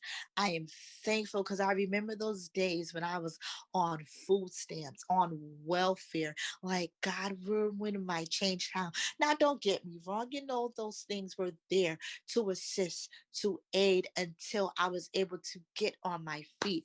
And what I am thankful for is that I did not allow what was spoken over me, the negative words, the naysayers, those things, the dead weight, the negative words implanted and that was enrooted become my reality. I was determined to change. I stood tall in the face of adversity and I said to myself, Florence Lillian Marshall, you will be great. Florence Lillian Marshall, you will become a major name. Your household will be great. Your name will be great. There are women that you are supposed to empower, men whose lives you are supposed to change, families will come back together because of the words that are coming from your mouth to enhance to perfect the life of an individual. In my heart has been children. Why? Because I know there's so many children who had to go through the ranks that I've gone through of poverty, living in a low income area. And sometimes you don't have the best quality of support. But what I am thankful for is for every person that has ever supported me. And I'm even thankful for those educators and for those teachers that I had that spoke their negative words over me. Why? Because it empowered me and it motivated me to be great. It motivated me to think on the great things of life. Like, girl, you are going to overcome. Girl, you are going to be great. Snap, snap, snap, snap, snap. Because you are chosen and you are destined for greatness. You are chosen to change the world. You are chosen to change your life. You are chosen to change your community on the local, the national, the state, and most of all, international.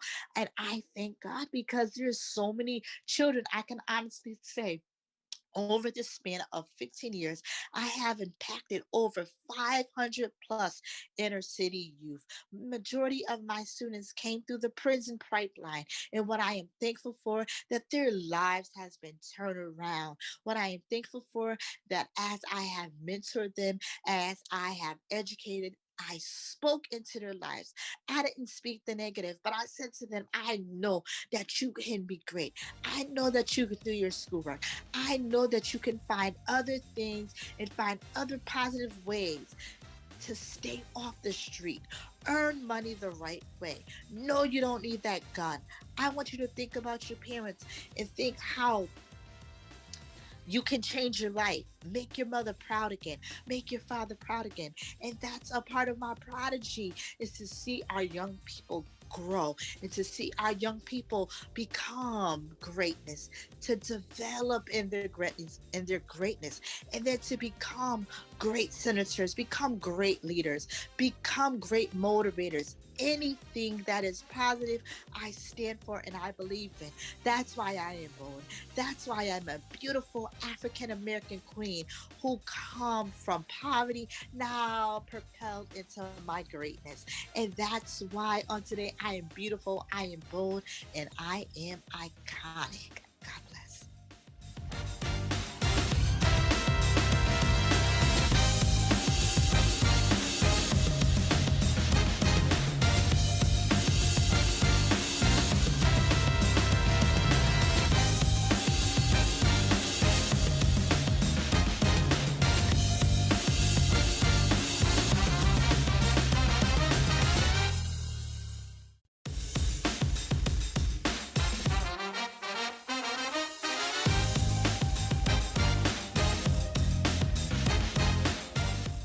Hey, Queens. Hey, it is Michelle Gibson, the Unstoppable Success Coach. I want to take this opportunity to thank you and honor you for coming into this session because it had to be on purpose and intentional.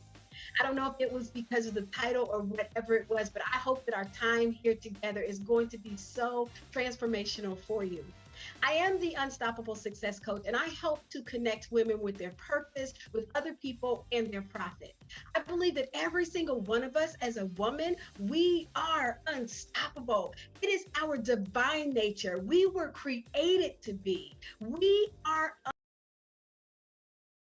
cannot be denied. We can't be defeated. We cannot be prevented. I love that one the most. We are unpreventable. If we walk in our purpose, if we walk through our passion, God allows us to walk as the queens that we are, and he places this crown on our heads. And when we walk fully in our purpose, it stays tight. And it has these beautiful jewels of every gift and talent that we have to give to the world. But I also understand that as every woman, no matter where we are, no matter how high we go, we'll always get stuck. People don't like to talk about the stuck part, but I want you to understand is that the stuck part allows us to grow and to be more of who we're supposed to be. I often say to my clients, if I work with someone who is afraid to fail, I don't want to work with them because I know that I can't have them on my team because I can't trust them to know what to do when a situation happens. But ladies, let me tell you, we've been living life for a long time and we've had some stuck moments. Maybe it was a promotion that didn't go well. Maybe it was a physical situation, a relationship situation, maybe something with your children. Maybe it was physical or even maybe it was spiritual. Whatever it is, when we get stuck, the thing getting stuck, but focus on how I get out of it. And I will tell you this, that every unstoppable woman I know, we understand when we're stuck, but we know how to move quickly to the strategies that help us to get back to that place where our crown, which once slid down and the jewels that may have become dim, now straighten back up and they actually shine again. In large part, it's because that I believe that our superpower as women is connection and our kryptonite is competition. And I'm not just saying this because I love this topic. I'm not saying this because I just want to say something that tickles your ear. I really want you to understand that I'm saying this because I've lived it and I continue to live it. You see, as we follow this path to the full life, the fullest life that we can, for me, I've driven in 3 different vehicles before that helped me to get to where I am right now. The first vehicle I drove in was the wrong vehicle, and it almost cost me my life through a domestic violence situation. But it was in that moment that I got out that I realized that there was more for me. And because I made it out, that I was and am unstoppable. The second vehicle that I drove in was a damaged vehicle. I was on my way to graduate school, and as I was driving down the highway to actually go and register, the vehicle began to go out of control because one of the tires burst. I'm on the interstate and it's going around and around in circles. And all of a sudden, it looks like it's going to hit over and go over the ravine. And I was going to be going down the mountainside in the hills of Kentucky. I just knew no one would ever be able to find me. But by the grace of God, he stopped that vehicle and he spun me one last time in the opposite direction of traffic. The miraculous part about this is that there were so many vehicles coming at me. I saw them in my rearview mirror. But when he turned me around, those vehicles seemed like they were in slow motion and they never even approached me. In fact, some of them went around me. Some of them actually stopped to see if I was okay. And it was also in that moment that I realized that I was designed for more and that I was and am unstoppable. The third vehicle that I drove in, I think is the one that really helped to shape my life to where I am right now. I graduated from graduate school, went to work for one of the #1 insurance companies in America. And I was a property and a bodily injury specialist. One day I sit down at my desk and I open up my folder, and that's when it happened. I saw that the vehicle that I was working with was a total loss, which means there was no repair. And yet the people in the vehicle, they also were a total loss. When I looked down, I saw a mom and dad who were the same age as my mom and dad. I saw children. They had the same number of children that my mom and dad had. And I flipped the page again and I saw all these beautiful grandchildren. And I thought about my mom and my dad's grandchildren. And I knew at that moment that the only thing that I could do for that family was to open up their account and give them all the money. We used to call it just open up the silos. We knew it was going to be a claims limit kind of case. And I knew I was going to be able to do that. But the challenge was I could give them all the money in the world, but I could never bring their parents back. And it was in that moment that I knew again, I was designed for more. And I had to get out. And that was probably my most stuck moment And so I began to pursue that. I went into higher education, and that was so glorious. But then 11 years ago, God called me out to start this business because there were more women like me who were sitting around waiting to figure out how they could get unstuck and really get to their purpose, their passion, and pursue the greatest life that they had. I began to become unsatisfied sitting in that cush office in the College of Business, looking out the window into the courtyard. And though I loved working with students, I knew I had to go. And I want to tell you that when I made the decision to go, the whole world changed for me. Sometimes I need you to think about there are vehicles that you're riding in right now that don't belong to you, vehicles that are broken down and you're still inside of them. And then yet there are vehicles that are going to take you to exactly where God wants you to be, to live this unstoppable life.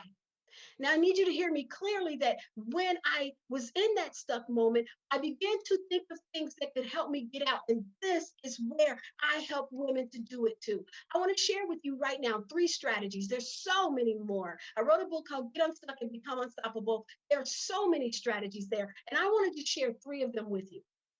The first strategy that I want you to know that you can use right away is that we have to be consumed with not being blindsided by the 3 C's of blurred vision.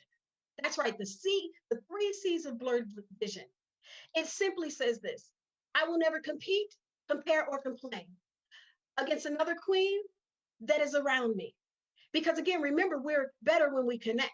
See, when I compare myself to other people, what it says to me is that I don't respect or love or value what God made me. He made us uniquely us. And what we're going to do in the world is going to change the world and set the world on fire in our own little corners of the world. And we need the other sister around us to make sure that we can help her get where she's going to be. We can cheer her on because we don't compare. When I begin to complain against another sister, it means that I'm jealous of what she has and I can't see the value that I have in me. And when I began to compete, it means that I've lost total focus that the only person in this world I'm supposed to compete against is myself, to be a better version of me so that God can take me again where I'm supposed to be. That's the first strategy. The second strategy that I want you to think about is this: build a better boat when your dream boat sets sail without you. Here's what I mean. My company is called Gibson Consulting and Entertainment Group. Thus, you know the consulting piece by now, but entertainment. I also run a production company where I work with a lot of award shows, and I have a team of about 20 people and 1,500 volunteers. That didn't just come overnight. I never wanted that. When I grew up as a singer. I'm a pastor's kid. I grew up as a singer in my city. And when I moved from Cincinnati to Nashville, let me tell you, everybody back home was like, oh yeah, she's going to do it. She's going to pursue the dream. She's going to get the contract and it's going to be grand. I get here with that same thought. But let me tell you, God began to show me that there were other pieces of that dream. And as I began to develop this company that I did not know that I needed, wanted, or had interest in, He began to show me another love. And as time would progress, I decided I didn't want to be out there singing on that platform. I want to position myself to push other artists out there. But here's the thing: I had to build a better boat. I had to not be consumed when I saw other people on the stage say, oh man, it's not me. I couldn't think about what did people back home think about me. I had to think about what did God say for me. And I built this better boat. And I'll say to you the same thing I tell all of my volunteers. Listen, when you see people operating in what you thought you were supposed to operate in, remember this: that's their platform and you have yours. And remember this: they are ordinary people doing extraordinary things just like you. That hits me so hard because we never can get starstruck. We're just there to help them do what they do. And when you go to work, there's someone there to help you do what you do. And you're the ordinary person doing extraordinary things on that day. So be willing to build a better boat. And the third thing that I will tell you is this: we have to make sure that in our pursuit of everything, ladies, take time to check your routines. See, routines can help us to get where we need to be, or they can stagnate us. Routines are not all bad. Routines help us to get consistency, order, and progress. They can also cause us to feel stuck, to feel anxiety, and to feel a lack of excitement. That's if your routine has gone rogue. If you find that your routine has gone rogue because you lack excitement, you feel anxiety, and you feel stuck, I want to give you this little tool. I want you to think of your routines as a pie. A pie comes in 8 slices, and I have this activity, and it's available for download, that you could actually take a piece of pie, you draw it out, and then in each of those slices, you put one of your routine. There's a wellness routine, you have a wake up routine, you have an eating routine, you have a work routine, a faith-based, a financial routine, and hopefully a self-care routine. You take these routines and you put them in the pie.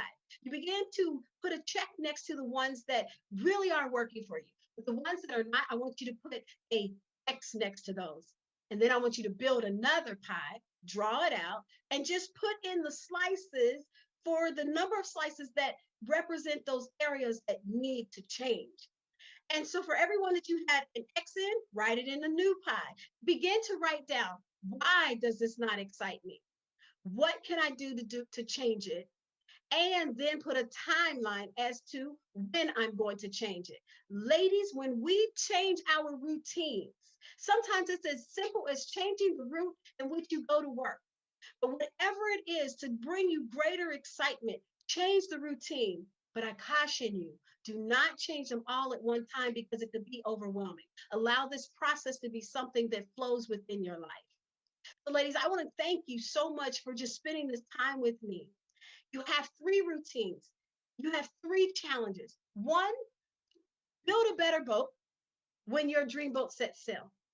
2, don't get blindsided by the 3 C's of blurred vision: complaining, comparing, and competing. And 3, change your routine.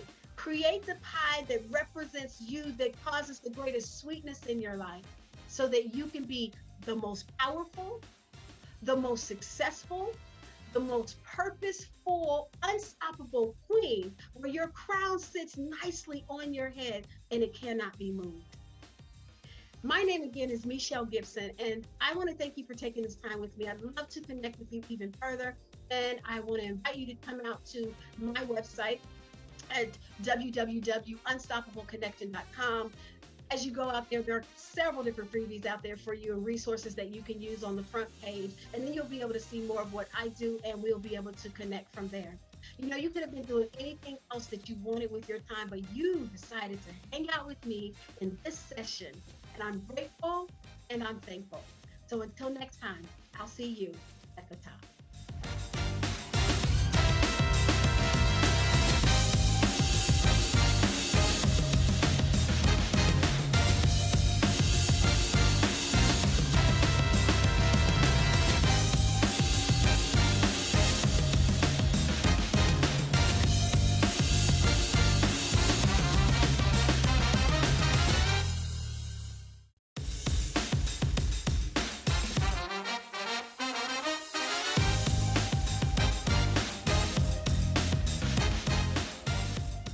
Good day.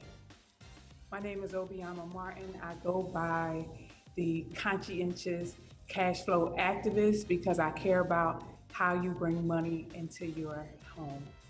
I am also a coach, an educator, a mentor, a counselor, all of these different hats that I wear. But today I get to speak to you as a servant leader. And I get the honor to share my story with you and to help you get from stuck to the place I like to call equipped. And so, there was a time before I became who I am today, this amazing individual that you see before you. There was a time when early in my entrepreneurial endeavors, because this isn't my first time at the rodeo. I've actually been an entrepreneur full-time since 2002. So we're talking almost 20 years now. And I have a whole lot of experience with failing forward. But there was a time specifically in 2009 when I had the opportunity to work with this phenomenal company. At the time, I had no idea that this company company was the largest nonprofit company in the area. And I was just really excited that I had the opportunity to fulfill my dreams and do the things that I absolutely enjoy doing, which is pouring into people, loving on people, and helping them get from a place I like to call stuck to equipped. And so I landed this contract working with this organization that allowed me to transform the lives of individuals that was transitioning from the welfare to work industry, or I should say the welfare to work population, to a opportunity to be more sustainable so they would not have to continue to depend on public assistance. And so I had the honor of working with these individuals. I was absolutely passionate about working with them. I enjoyed getting up, doing what I did each and every day. And so in that work and that opportunity that I had, I got to give them, train them, mentor, coach them on how to work with children. And then what I did was I partnered with my friends in the industry who also owned early childhood programs so that these individuals would have a real opportunity, not just learning practical information from an academic perspective, but they will also have theory that went with their practice. And so I partnered with my friends in the industry to allow these individuals to have an internship. And so for 2 years, I did this work. I was absolutely passionate about this work. I breathed this work, embodied who I was at that time. I was changing the lives of individuals all across my community. They were transitioning from welfare to work. They were gaining employment. They were increasing their skill set and their education, and they were going on from my program to enter into college. And so in this work, I had the opportunity to work with thousands of individuals every year. And can I tell you how I was so filled up with this work? We had received accolades from the president, from the CEO, from the vice president. We received awards. We were named 2 years in a row, we were named the #1 training and development company in Pennsylvania. We were recognized by the mayor. We were recognized by city council. Again, we were recognized by all these individuals. We received accolades after accolades and awards after awards. And so I don't know about you, but I became so consumed with the work that I was doing in my business that I neglected to pay attention to the politics. Has that ever been you? Have you ever been so busy working in your business that you neglected to pay attention to the things that was going on around your business? I was so busy working in my business and taking care of everybody else that I was neglecting the politics. I was neglecting the industry. I was neglecting all of the things that I could not physically see that was literally changing around me. I was so inundated with making sure that my students were good that I neglected to make sure that I was good. I neglected to make sure that my children was good. I neglected to make sure that my partners was good.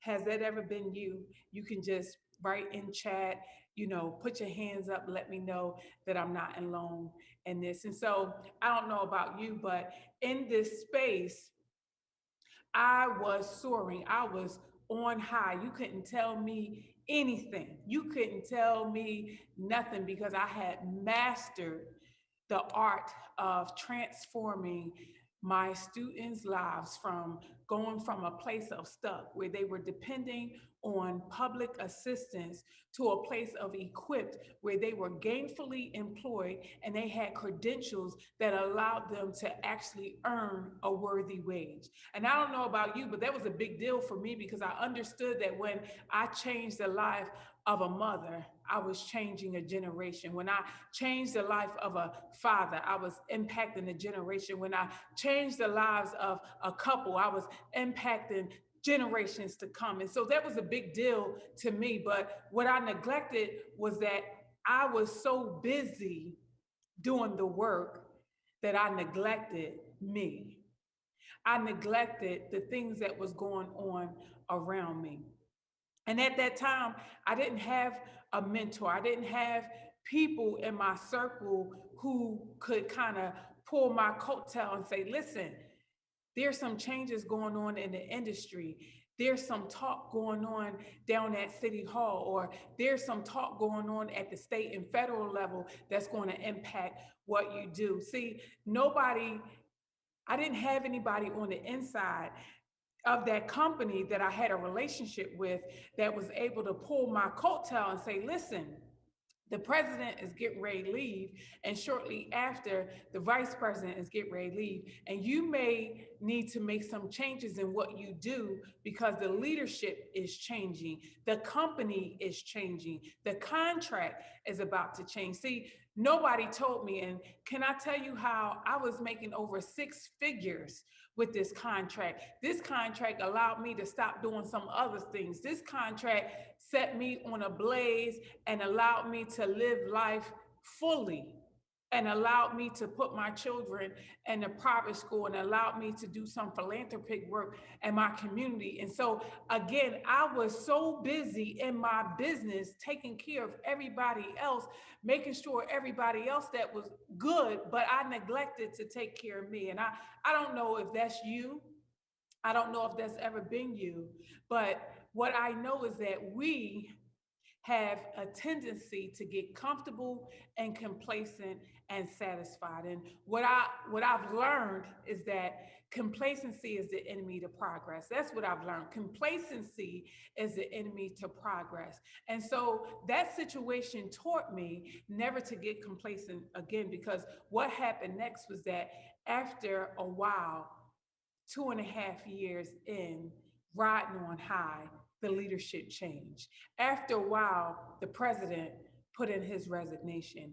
And then shortly after that, I want to say within 6 months, the vice president put in his resignation. And what I didn't know, that by the end of that year, I was going to be in a situation where I was no longer going to be able to feed my family, because what I didn't know was that the 2 individuals that came in that replaced the president and the vice president, they knew nothing about me. They knew nothing about my company. They knew nothing about all of the lives I had impacted, all of the awards that I had received. They knew nothing about the impact that I had made for the last 2.5 years. They did not know that I existed, nor did they care. Oh, that was a wake-up call for me. And so can I tell you how I was devastated when on November 25th, 2011, 2012, November 25th. It was a Wednesday. I'll never forget it. It was a Wednesday. And I received an email, and I received a phone call that went like this: Ms. Martin, we regret to tell you that effective today, we've made a decision to go in another direction. Ms. Martin, effective today, we are going to now do the training in-house. Effective today, Ms. Martin, we will no longer be needing your services. And so I'm looking at the phone in disbelief. I'm looking at this phone in complete despair. I'm looking at this phone saying to myself, this cannot be happening to me. I've put everything into this contract. I've put all of me into every student. This cannot be my reality. This cannot be happening to me. And I'll never forget how when I looked into this phone, I took a minute and I paused and I said, okay.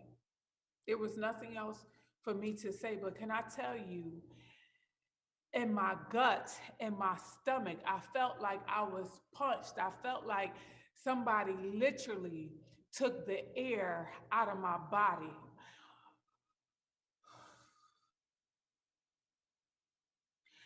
can I tell you how I was distraught? I felt like I was betrayed. I felt like my world had come to an end. My stomach, it was just filled with emptiness. I was in so much pain. I just didn't know what to do next. I just didn't know what to do next. I had nothing left to give. I had nothing left to give. And so I got myself together after I paused and I said, God, I don't know what this is all about, but I trust you. I don't know what this is all about. And so I quickly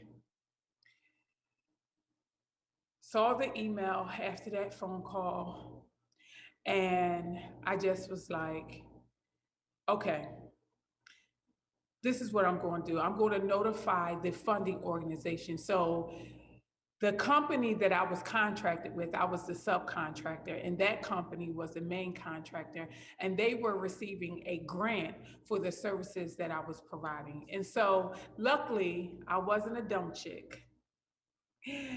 Luckily, I wasn't a dumb chick. So what I did was I reached out to the funding organization. I sent the email and I got on the phone and I said, listen, this is Miss Martin. I am the subcontractor with this company. And I just wanted to let you know that they just called me and informed me that effective today that they will no longer be needing my services. And they said, really? Okay, well, thank you for notifying us and we'll get back to you. I didn't know what was going to happen next. I also followed up with the email because I wanted everything to be documented. I didn't know what was going to happen next, but I trusted God. I absolutely was like, God, I know that you got me. And so quickly after that, I want to say within hours, I get another phone call from the funding organization that went like this. Ms. Martin, we are happy to notify you that we have notified that company that they wrote you in the contract. And because they wrote you in the contract, they have a legal obligation to fulfill the contract because you are the leading training organization. And we have notified them that if they do not continue on with your services, that we will not continue on providing funding. Woo! I was like, thank you, Jesus. Thank you, Jesus, right? But let me tell you what happened next. So of course, the organization that had just terminated me had to eat humble pie and email me as well as call me and say, I'm sorry for the inconvenience, Ms. Martin. We will continue on with your services and we apologize for the inconvenience. And I was like, yes, and amen. Hallelujah, right? However, that experience changed the trajectory of my life because let me tell you what happened. I had put my eggs in all one basket. And I can remember my mom telling me early in my life never to put all of my eggs in one basket. And I didn't really quite understand what that meant as a teenager, nor did I understand what that meant in my 20s. But being in this situation where I had abandoned everything else because I was making 6+ figures, I was doing the thing. So I thought I got comfortable and complacent. And so my question to you, has there ever been a time in your life where you got comfortable and complacent and you put all your eggs in one basket, which meant that you was relying on one stream of income to take care of your family, to provide for you, to be everything to you? Because that's what this contract was to me. It was everything. And it wasn't until it was no longer everything that I had to pivot. And so after I paused, I had to pause, y'all. I had to pause so that I could process what was happening. I had to process the fact that politically they were strong. Politically, they was connected. I had to pause and I had to process that they didn't owe me anything. And even though they were required to continue on my services, even with that, the contract still was going to end in June. And so I had to make a decision at that point if I was going to continue on to give them the opportunity to fire me again, or if I was going to bootstrap my way to my next. And so it was a defining moment for me. It was a defining moment for me. That moment changed the trajectory of my life. And so I'll never forget this. I took $50,000 cash. I didn't have credit at that time. I didn't have bad credit. I just didn't have any credit. I believed in cash and carry. And so at that time, I took $50,000 cash of my own hard money, and I decided to look for my own building. And so by the time that contract ended, June of the following year, I had already invested into my own state-of-the-art training facility. I had already invested in my next, because what I understood was that I never was going to allow any contract to be my everything. What I understood was that I needed to add tentacles to what I did. I needed to add more services to what I did, and I needed to add more contracts, which would allow me to have multiple streams of income. And so I'm so grateful for my pause. I'm so grateful for my pause. I'm so grateful for that opportunity, because it was a learning experience for me. If that didn't happen to me, I wouldn't be where I am today. I wouldn't be the woman that you see before you today. I wouldn't have this amazing company. And so I say to you today, don't get so comfortable, don't get so complacent in your business that you allow it to be your everything, causing you to be comfortable and complacent. I say to you today, don't get so comfortable and satisfied with your current income that you don't continue on striving for more. Don't get so comfortable and complacent in doing what you do that you refuse to continue to invest in yourself so that you can become better. Because this is what I know to be true. If you are not working on you, on your business, on your personal development, on your business development, on your spiritual development, you're getting worse. And what that simply means is that something is going to be neglected. And when something is going to be neglected, that means that your income is going to be affected. And if it was not for that experience, I would not have learned the lessons. Oh, that was the cost of tuition for me. And because of that, I decided to make a decision. I'm going to ensure, as long as there is breath in my body, that everybody that I come in contact with, that I find stuck in any capacity of their life or in their business, I'm going to help them get equipped. I'm going to develop them and pour into them so that they have the right tools on their tool belt to help them to navigate whatever life brings their way. Because there was a time when I wasn't equipped. There was a time when I was stuck. There was a time in 2009, 2010, what I shared with you, working with that company, I was absolutely soaring. I was so busy being busy, taking care of everybody else, and I neglected to take care of me. And because of that neglect, it caused me to be in a place where I felt like literally my world was crumbling and the foundation underneath my feet was fading away. But it was from that opportunity, it was from that lesson that I've been able to rebound. I've been able to allow that situation to springboard me forward into this amazing individual that you see before you today. My name is Obioma Martin, and I have been able to pivot and go from stuck to equipped. And I would love the opportunity to help you go from stuck to equipped in your business and in your personal life. You can follow me on all things social media at Obioma Martin on Facebook. I am Obioma Martin on Instagram. See you in my workshop.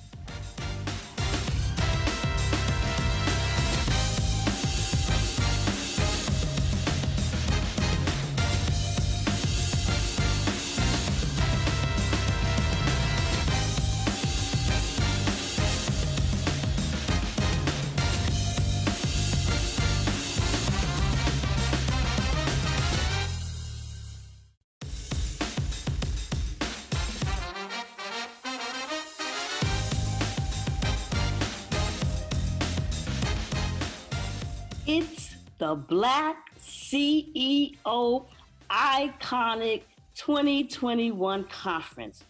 I am so excited. I'm so excited. I am ready. I am so excited. This is the day of the unstoppable Black woman. This is the unstoppable Black woman day, and I'm excited about that.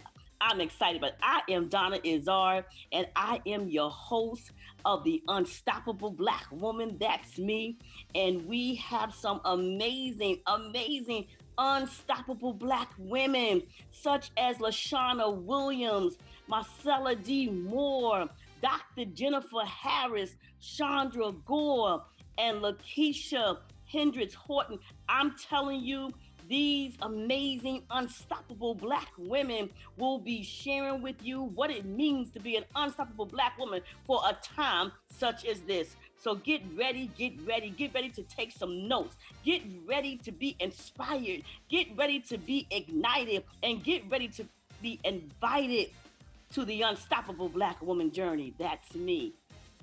Get ready. Are you ready? Because the DI is ready. The DI is ready. The DI is ready to receive it all, The 2021 Iconic Unstoppable Black Woman Day. I've been waiting for this day. Can't you tell how excited I am? I have been waiting for this day.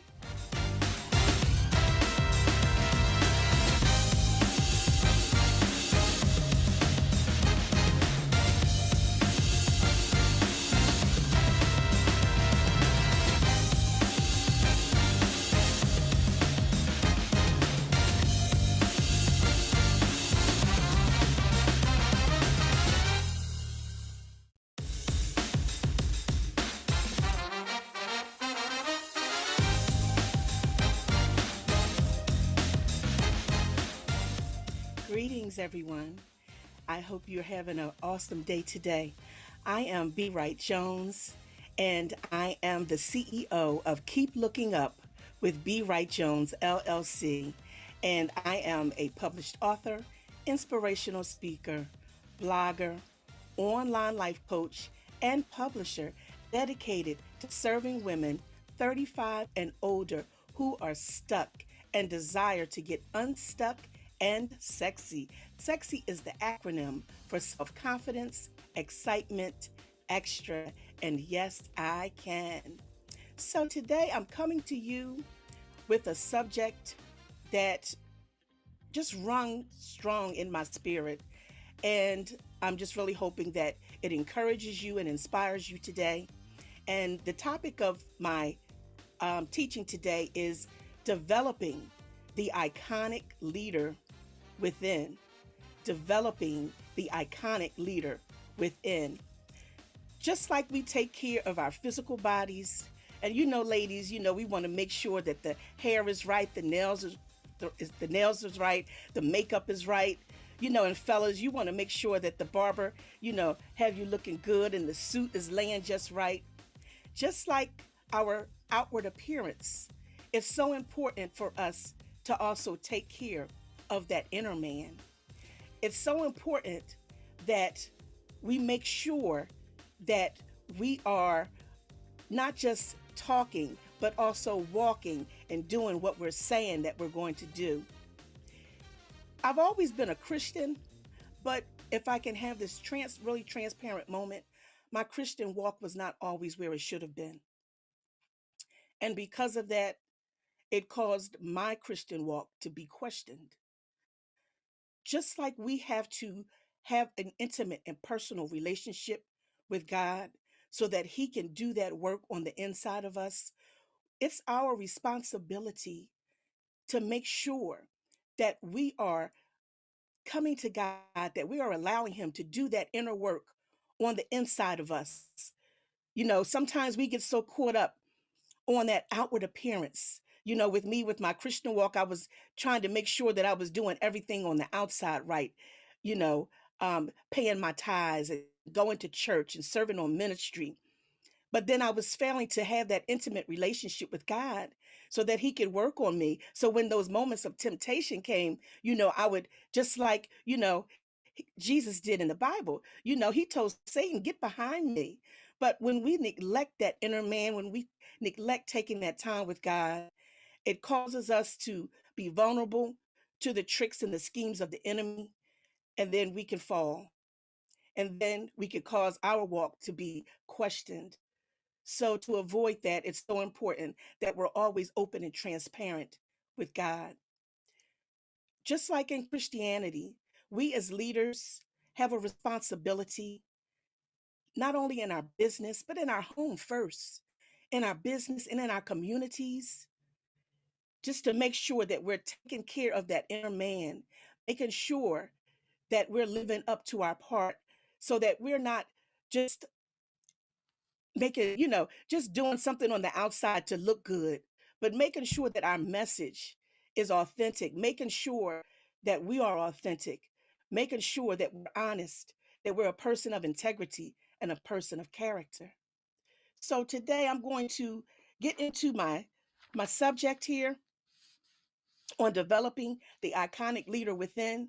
And iconic is an acronym for integrity, character, open to God's leading, never let fear get in the way, inspire others, and committed to your calling. So let's get right into it. The first part is going to be on integrity and character.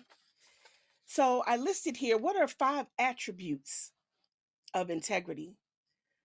Honesty, always telling the truth, not taking advantage of others or being underhanded in any way.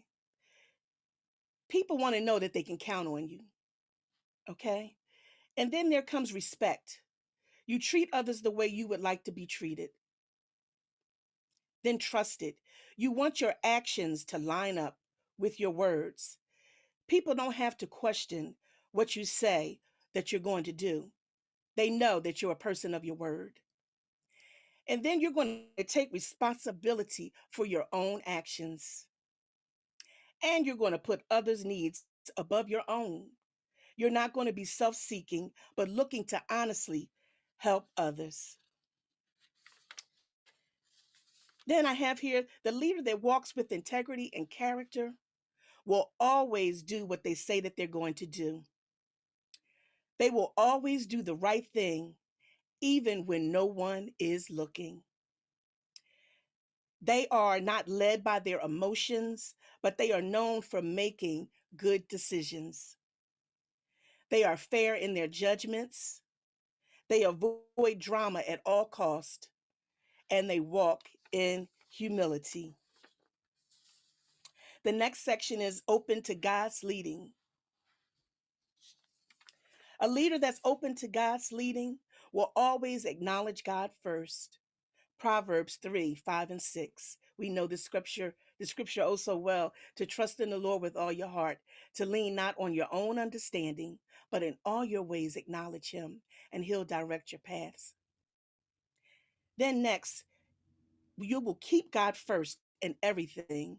Matthew 6:33. Seek first his kingdom and his righteousness. Then you will walk by faith and not by sight. A leader that's open to God's leading is not self-seeking. They're not seeking their own way. Philippians chapter 2, verse 3. And then a leader that's open to God's leading will also seek to make things happen for others. Philippians 2 and 4. And lastly, they will look for ways to give back. They'll look for ways to give back to their community. They'll always remember where they came from. They're always looking to help and to lift others. A good leader will examine themselves and always take responsibility for their actions. They will have other people in their life, such as a pastor, a coach, a friend, or a family member, to always hold them accountable. The next section is to never let fear get in the way. A good leader will not allow fear to lead them in their decisions.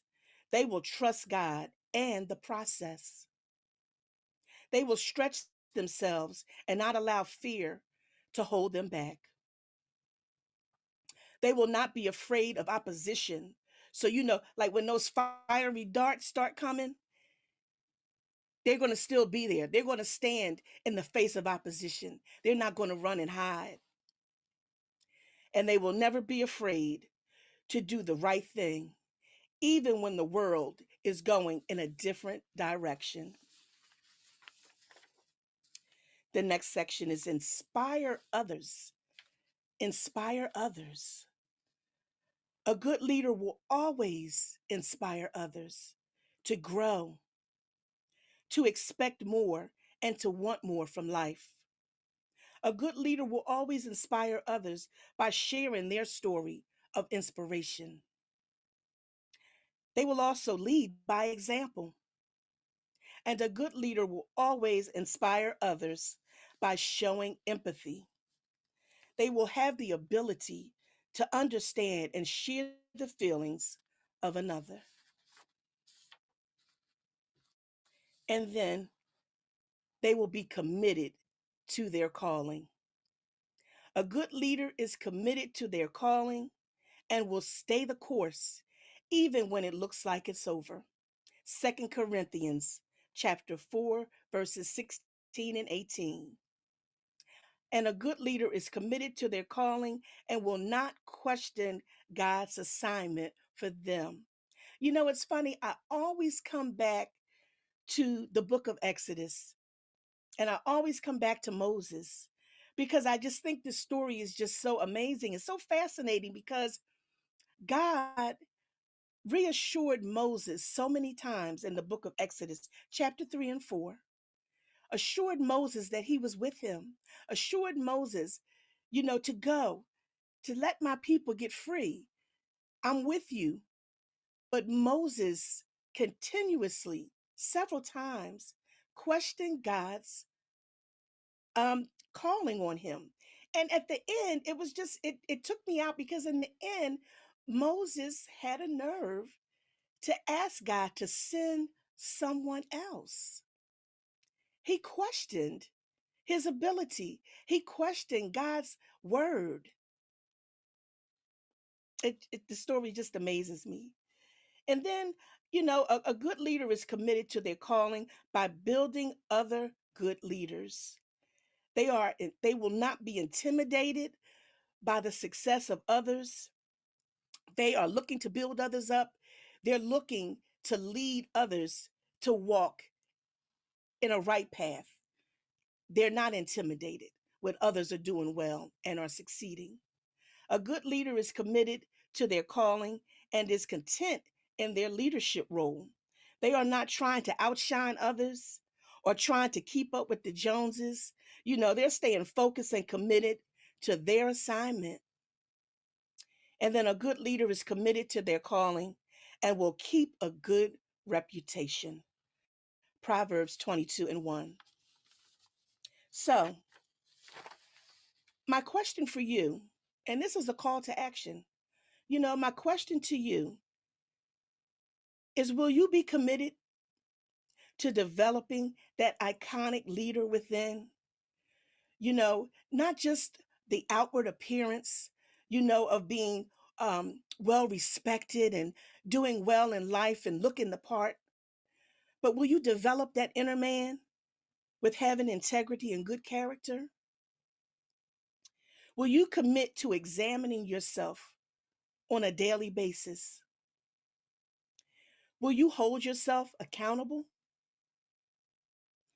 Will you stay open to God's leading? Will you have that faith over fear at all cost? Will you inspire others daily? And lastly, will you stay committed to your calling, no matter what it looks like, no matter what it feels like, no matter what's going on around you? Will you stay committed to being that iconic leader? In closing, I just wanted to share these last words. Leaders become great not because of their power, but because of their ability to empower others. That's John Maxwell. And then lastly, great leaders don't tell you what to do. They show you how it's done. So I hope that my message has encouraged you today. I hope that it's inspired you to be the best you that you can be, to always be open and honest with God, allow God to do that inner work so that we can be the best. We want God to get some glory out of our lives. Amen. So we want people to see us at our best. Now, if I can just have this transparent moment, I don't want to make this look like it's so easy. I don't want to make it look like, I'm so perfect, because I'm not. Trust me, there are many days that I'm behind my closed doors in tears, crying out to God, asking God to help me to stay strong when people have let me down, when people have done me wrong. But because I wanted to stay true to my calling, I didn't allow myself to be pulled out of character, to be pulled out of that person that I've asked God to create in me. I'm sorry, I'm getting a little emotional. So many times I'm behind my doors crying because I didn't allow my flesh to take over, to curse somebody out.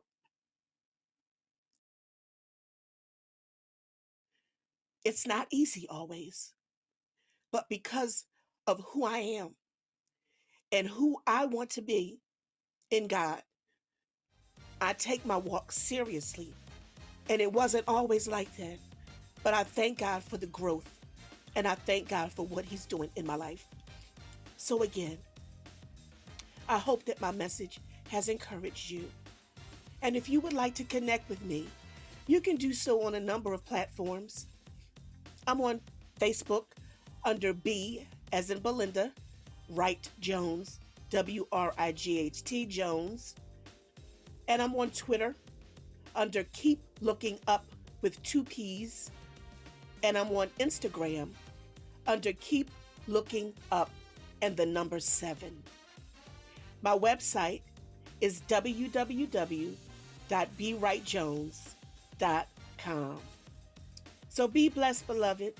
And in ending, I always have to say, stay encouraged and remember to always keep looking up.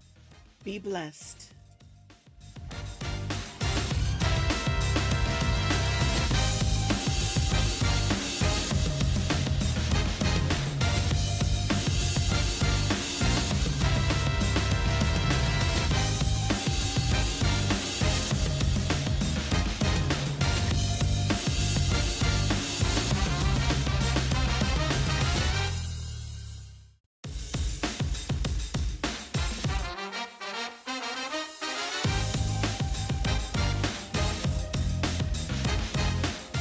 Hi, I'm Paula Shea Queen Favre, CEO and founder of Naturally From Me Shea Butter LLC.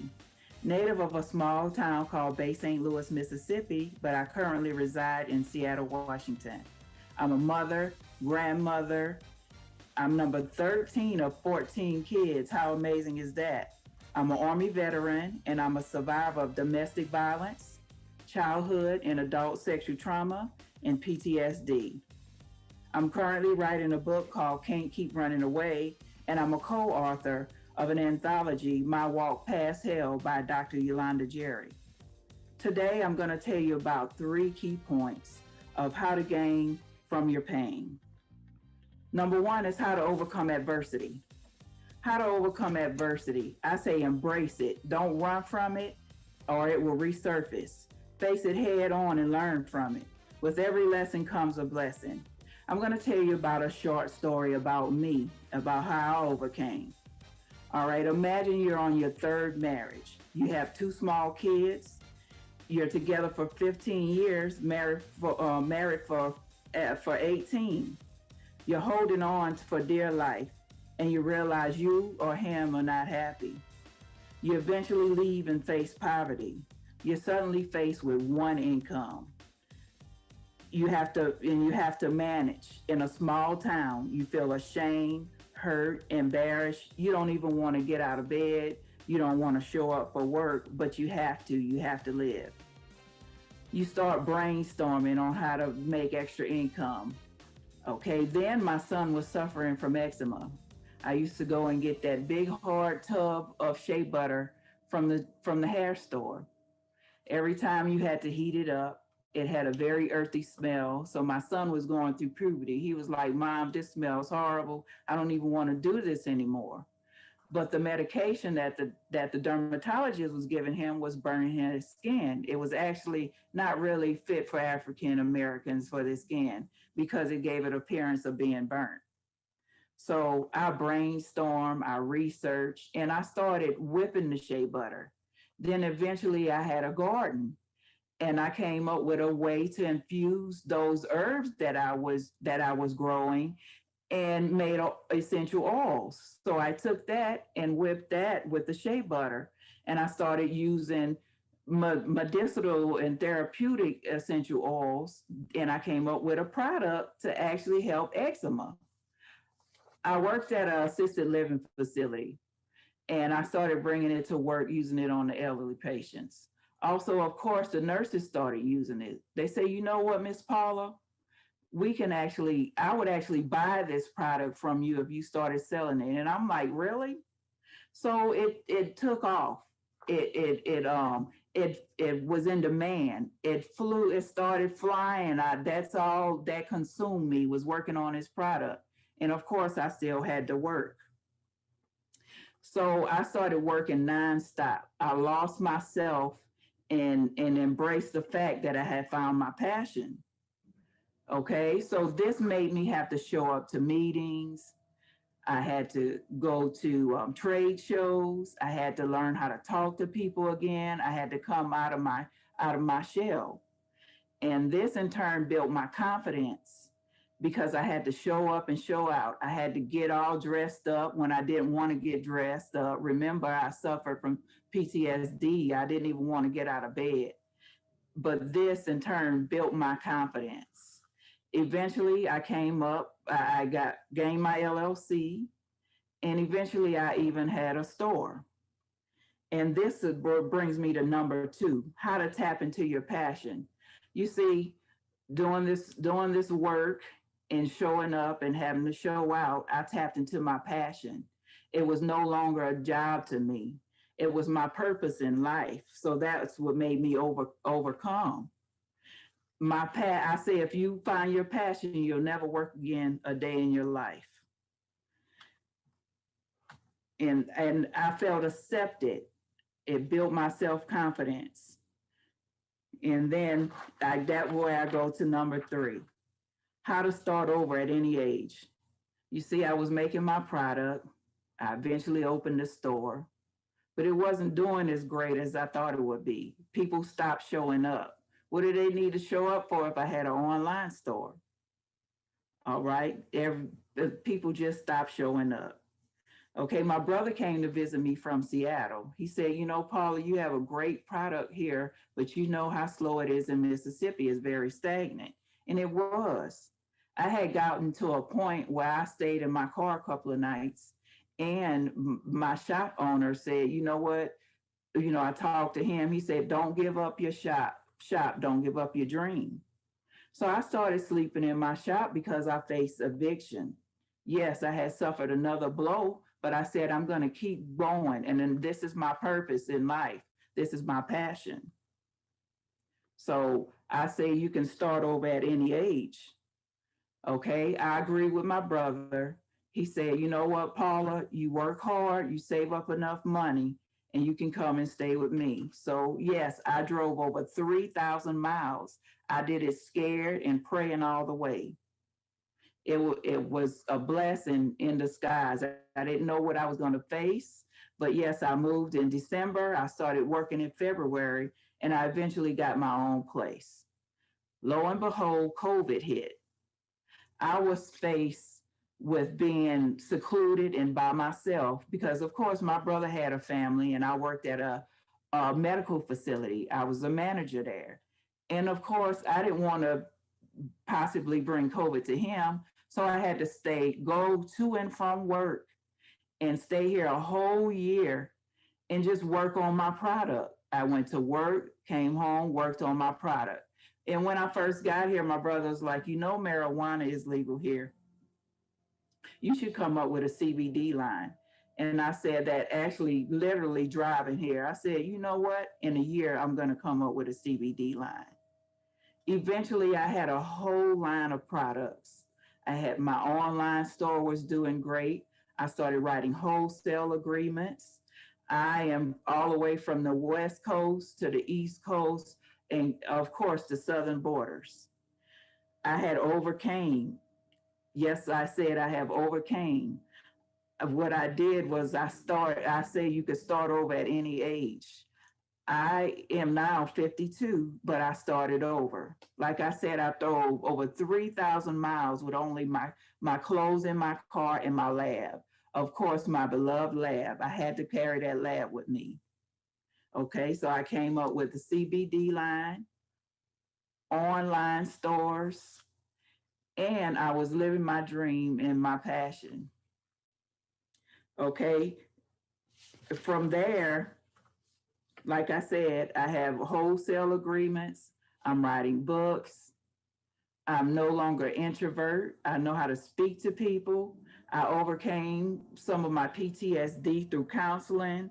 And my product has, like I said, it builds my confidence.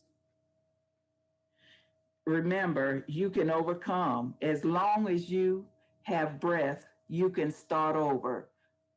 Don't be afraid. But I say if you are afraid, do it afraid. Show up and show out. Remember, you always have a chance to start over. Okay, now I'd like to offer you a small gift. I'd like to, if you will go to, if you would dial 1-800-396-6113, that's 1-800-396-6113. Text your first name, your last name, your email address, and hashtag transition21. That's hashtag transition21, and I'll send you a small gift. Or you can also go to www.therealshaqueen.com.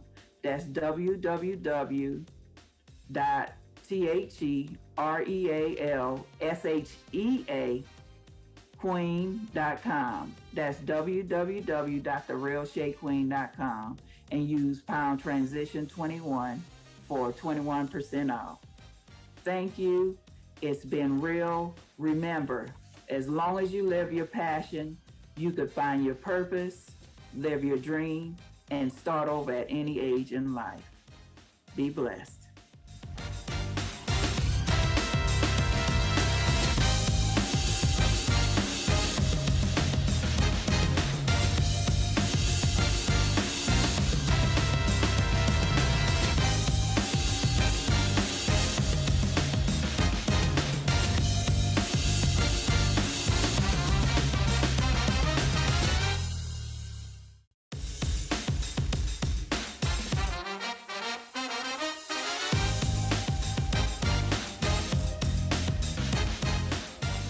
Hello, everyone. I'm Dr. Joyce Perry.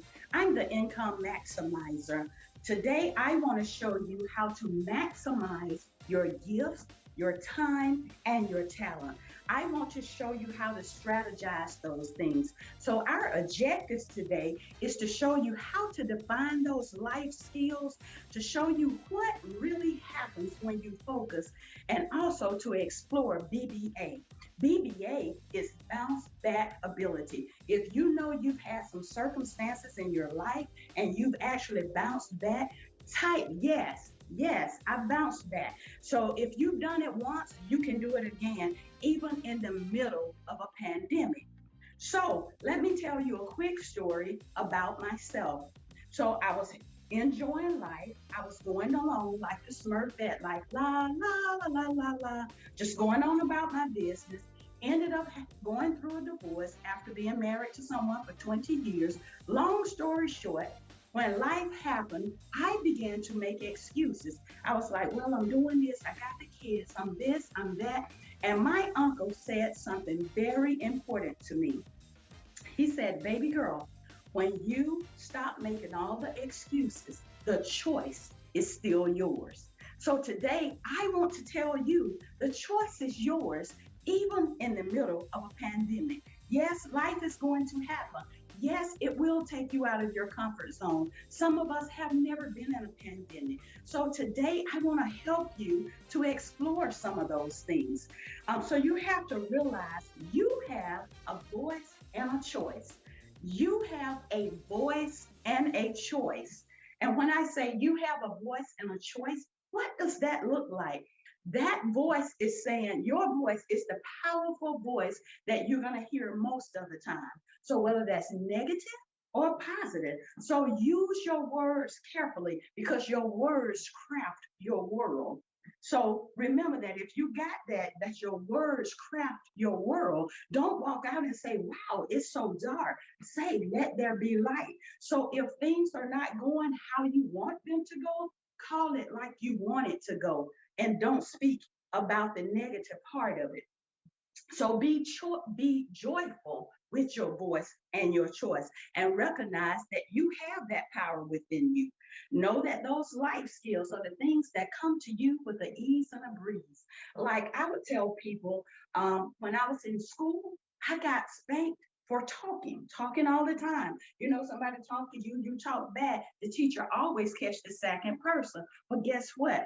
I get paid for speaking, still talking, but speaking. So don't minimize your gifts. Don't minimize your talents because those are the things that are game changers in your life to help you to be a no limit person. So recognize that if you sing, if you speak, if you do lawn care, you may say, well, I just mow lawns. No, make it eloquent. I do lawn care. Change it to make it fit for you. Believe in yourself and know that you have that bounce back ability. Life is going to happen, but you have that bounce back ability to make a powerful impact. If you can make up an impact in this season with some of your gifts and talents, type 1 in the chat. I see you. I see you. Great, great. A lot of you can make that impact. So be purposeful in your impact. Develop a plan and most of all, work the plan. I'm going to give you even a challenge. It's the DARE challenge. The DARE challenge. The DARE, the D stand for decide. Decide something today. Decide that you will be that game changer. Decide that you're that one in your family that will make the difference. Decide that you will be iconic today. That D is for decide something. Decide what you want. Sometimes we are tainted by what everybody else wants, but what about what you want, what you desire? Dust off those dreams, those goals, and decide that you will make that difference for you. Have any of you ever been let down? Before I go any further, have any of you in the chat, type 2 if you've been let down by someone. Type 2. Okay, I see you, I see you. Okay, when you think about that, I want to change how you look at it. Somebody might have let you down today, but what if you've been letting you down? What if you've given up on your dreams? What if you've given up on your goals? What if you are the person that's holding you back? It's a game changer. So 1, decide something. The A is assess your assets. Decide what you're good at. I'm good at speaking. I'm good at teaching. I'm good at teaching children. I'm good at showing people how to take the negative and make it a positive. For me in my life, nothing bad happens to me anymore. Why? Because I look at it that it's all working for my greater good. Had I not gotten that divorce, I wouldn't be where I am today. I wouldn't be making the positive difference that I am doing today just because of the the surroundings of that relationship and how it was designed, how we designed it. But what I'm telling you to do, assess those assets and make it count for you. The R is rejection. Reject the enemy inside of me. Nobody can hold you back. You are the game changer. You're the deciding agent in your life. You are the CEO of YOU. I want from this day forward, after hearing this, I want you to get up. Make a powerful difference. Make an impact in your life. You might be that next millionaire in your family. You are that game changer. If I only impact one person to be iconic and to maximize, let that person be you. Let it be a game changer for you. Reject rejection. Reject the enemy inside of me. And the E is for endure the process. When you endure the process, things are going to happen. Just know it's all on purpose for such a time as this. Don't give up because it happens. When life seems to turn all upside down, you're very close to your victory. So remember that. So most of all, when you focus equals financial opportunities creating unlimited success. Type that in the chat. Financial opportunities creating unlimited success. When you focus, man, it's really a game changer. It's a game changer like none other. One of the main things you have to do in this time and in this season is to do some brain training. From this day forward, decide, I love my lips, my hips, and my fingertips. Love every part of you. If you don't like something about you, change it. If you can't change it, endure it and say, hey, because your gift of life is your present. And what you do with your present is your gift back to the dream giver. So if he's given you those dreams, or the divine has given you those goals or those aspirations, use them to the best of your ability. So do self-care. It's not selfish to put you first. Put you first in this season. Take care of you. Have some relaxation. Take time, rub the lotion on. Take time and do self-care for you. And listen to your heart.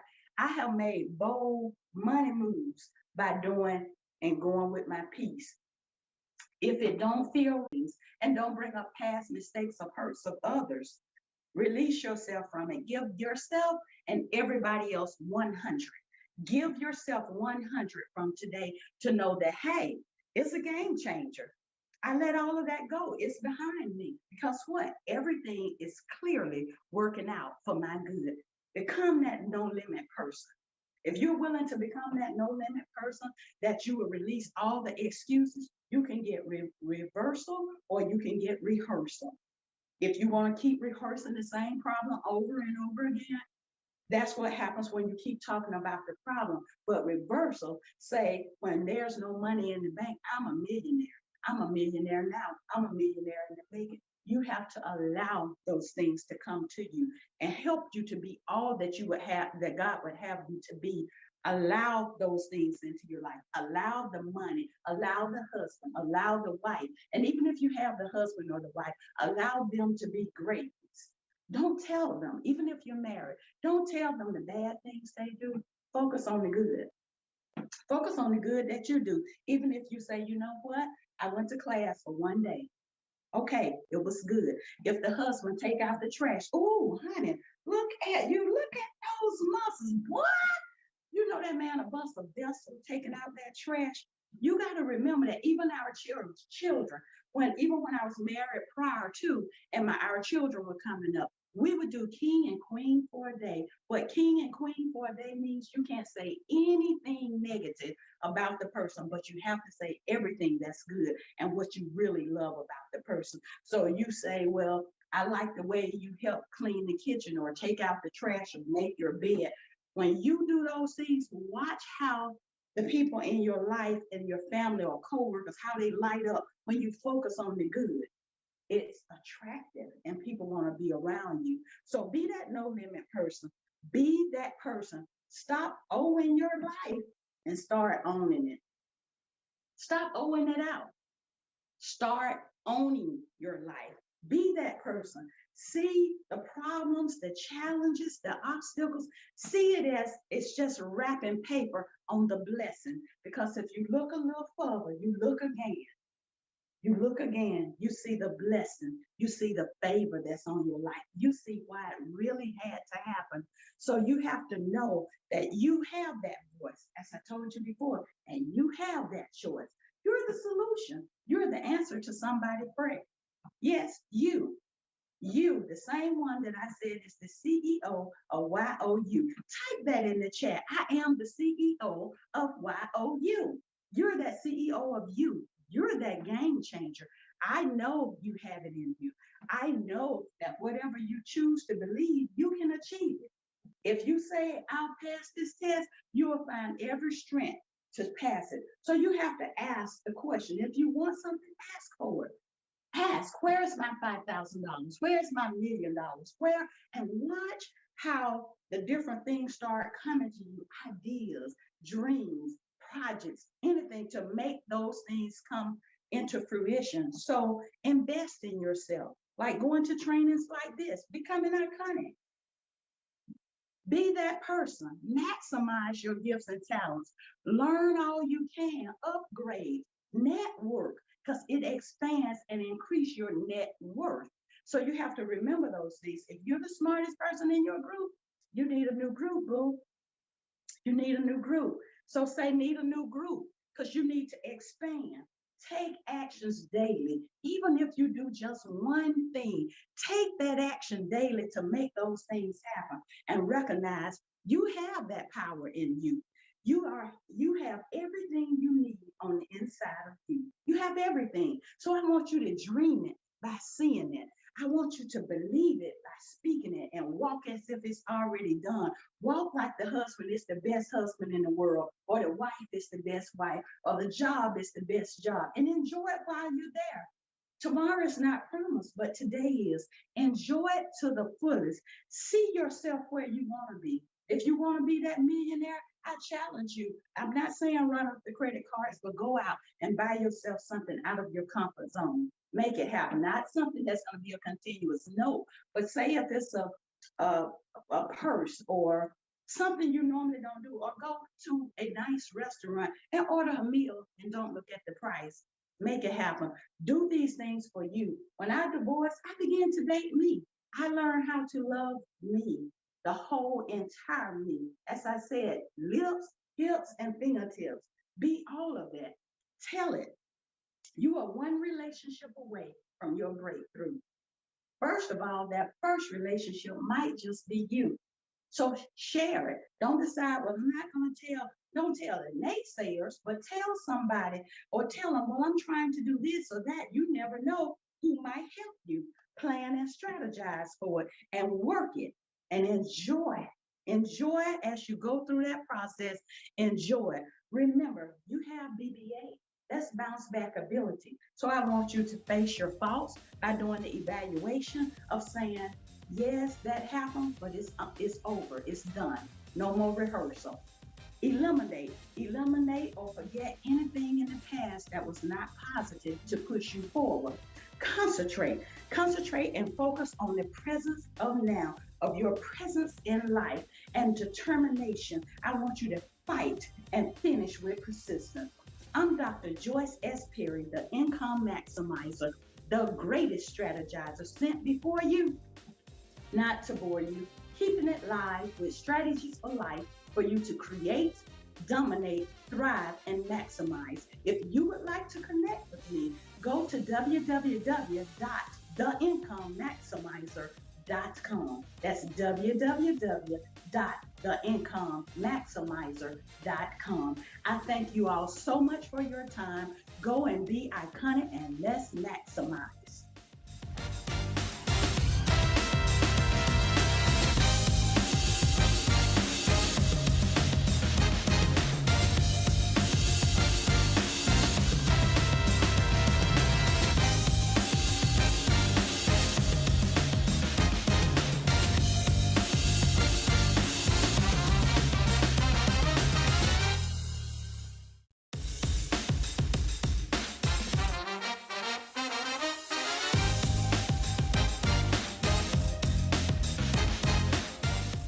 probably at the point of just starting to master our new morning routine in terms of commuting. We're commuting from our homes to our home offices, to our dining room tables, to our kitchen counters in order to begin our school and work experiences.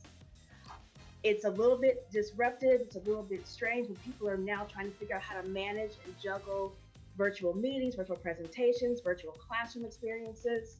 And if you are like me, you're trying to make all of that work within just over 900 square feet. My husband, who is my coworker during the daytime, has one volume when he speaks, and that is stage ready from his diagram at all times. Like, it literally doesn't get any quieter than that, no matter if it's a casual conversation, it's a regular conversation. That is his volume when he speaks. So when I am working, I find myself having to pick up a laptop, 2 cell phones, a ring light, a notepad, and trying to relocate myself so I can conduct my work so that I am not disrupting his work. If we had children in this mix, oh my goodness, I don't know how we would manage.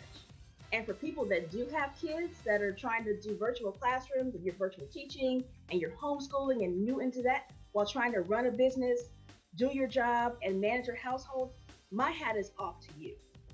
But in the midst of trying to juggle virtual algebra, virtual history, what we have learned are 2 critical things. One is that school is a center point of our community in a way that we have never really thought about it and appreciated more now that we don't have it to go to. And then 2, we have also seen significant gaps in our childcare infrastructure. What we know is that the way we do childcare right now, it is failing working families. I think we knew those things before, but what we've seen in the pandemic, it exacerbated how vulnerable those structures are, those services are. So we're now in the midst of trying to do school, do childcare, managing clients, colleagues. You see kids in the background. It's the sweetest thing, but it is all very, very complicated. Now, moving forward, there is going to be some sort of a new normal. What that is and how it's defined is still to be determined. However, I ask you this question: who gets to decide what that new normal is? Who gets to be a part of those conversations?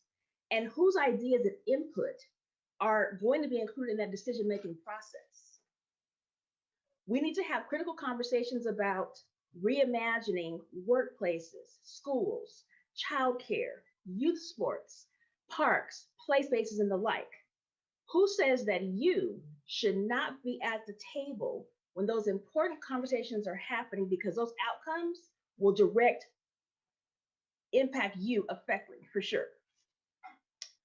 Oftentimes, it seems like government tends to do their work in a vacuum without any real consideration about how it impacts people. But I am here to tell you that we have to turn that thinking on its head. It is time to galvanize our power that we the people have to drive the way that government works for us. Former Congresswoman Shirley Chisholm was very notably saying, if you don't have a seat at the table, then bring a folding chair.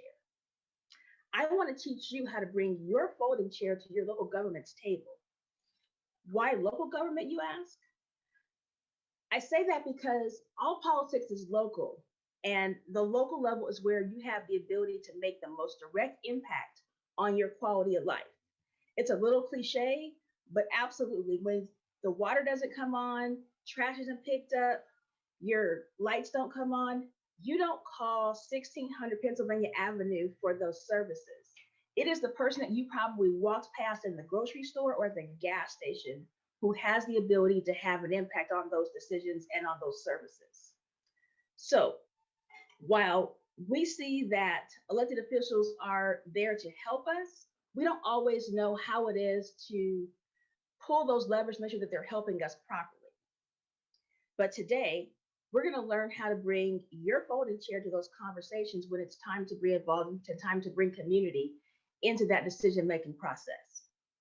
I am Patrice Marshall McKenzie, educator and a community advocate from Pasadena, California. For the last 15 years, I have spent my professional experience working in local and state government in the areas of policy development, community engagement, issue advocacy, community organizing, and doing intergovernmental relations.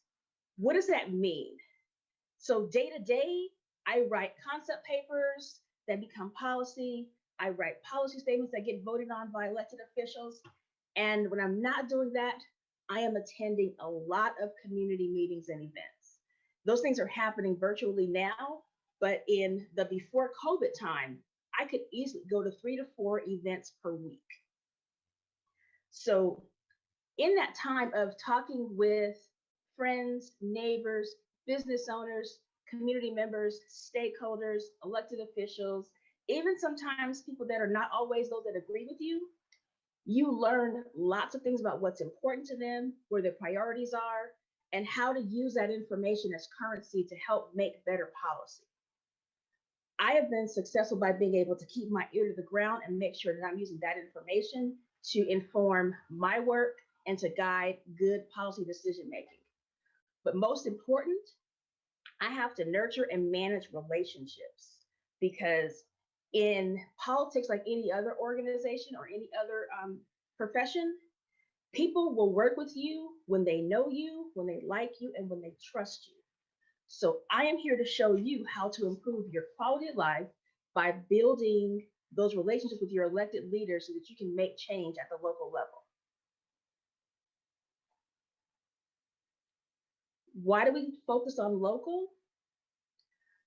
Because if we are concerned about the quality of our neighborhoods, having safe parks and play spaces, having good quality grocery stores that are not astronomically expensive, being able to make sure that you can do things simply like getting a business license, you have to be able to utilize the resources that are available at your local government, because all of those things are controlled right in your own backyard. We spend a lot of time focusing on what happens in Washington, D.C., because the news drives that Washington, D.C. is the center of power and where decisions happen. But it's really important to remember that even though we see what happens in D.C., what happens in Congress on the news every day, they don't have a lot of direct impact on your day-to-day quality of life. The only real service that Congress controls that impacts us daily is the Postal Service. Now, it's a vital service. Do not get me wrong. And I think we're not talking about how vital it is. And we've seen that during the pandemic, how essential the Postal Service has become, because they are delivering our Amazon needs, our mail, our ballots, our packages, even prescription medication. And any delay in that could have really life-altering implications on people who are waiting for those services. However, I do want us to remember that while we are focused on local, there are 3 things that you should do that will help you to learn how to harness your people power, learn how to drive change in your community, and learn how to amplify the voices of others in the process. And that's going to happen in 3 simple steps. The first one is you're going to learn how to articulate and communicate your issue or area of concern. The second thing is you're going to identify who to contact at the right level of government so that you can use the best communication tool to share what your concerns are. And 3, you're going to advocate for the change that you want to be able to see. Now, step 1 is really simple. It really requires you just to be able to identify your issue, articulate it. You could be thinking about what keeps you awake at night, what it is that could make your life better, what it is that could improve systems or processes, or what it is you're just mad about and you want to figure out how to change it. So once you learn why you're mad, you then have to figure out how do you talk, who do you talk to, and what do you tell them? I'll tell you a quick story about a way that I got mad and went and did something about it. My husband and I used to live in a community that had a lot of apartment buildings. It was a pretty densely populated neighborhood. And we learned by way of a flyer in our mailbox that there was a plan to build 850 condos across the street from our already very densely crowded neighborhood. And in LA, rent is high. People have multiple roommates. So if you figure that's 800 units, you're talking about 2,000 people, 1,400 cars, and 600 dogs coming to our neighborhood. That is a nightmare waiting to happen. When we got to the meeting, we realized that there had already been significant planning on this project because they had renderings, they had blueprints, they had plans already ready to go. But our friends and neighbors got together and we shared the impact that a development of this size would have on our quality of life in terms of traffic, noise, additional pollution, and just really, really making our neighborhood lose its character and its quality. So we also learned that before you ever see a shovel go in the ground, that there are 2 to 3 years of work that's happened before you see people actually working. Now, we gave our concerns and we shared our grievances to the Planning Commission, which then ultimately rolled it up to council, and then they voted on it when they did the approval of the project. And what happened was this: we got them to reduce the scope of the project from 850 units down to 500 units. So while we weren't able to stop the development, the reduction in scope by almost 50% was certainly considered a significant win for our community. So you too can fight City Hall and sometimes even win. Step 2, you have to, once you identify your ask, you have to figure out the right way to communicate with that branch of government. So if you are frustrated by being 11 months, almost a year into virtual learning and distance learning, you don't take that to Washington, D.C. as a concern. That concern goes to your school board. If you're frustrated about DMV and being able to get your license renewed, having a waiting list of 6 months to get an appointment for getting your license renewed, that is a state agency, so you have to go to your state legislature for help with those kinds of DMV issues. The state also controls things like licensing for businesses. So if you get a real estate license, a law license, a medical license, et cetera, those licenses are issued and managed at the state level. If you're worried about child welfare services and health and human services and those kinds of services, even public hospitals and county hospitals, your county level of government is where those decisions are made. So aligning your concern to the right level of government is kind of the right place to start in terms of sharing what it is that you're frustrated about today. So once you've done that, there are multitudes of ways to be able to communicate with your elected leaders. They take phone calls, emails, still handwritten letters come in and they read those and they respond to those, postcards or other sort of written communication.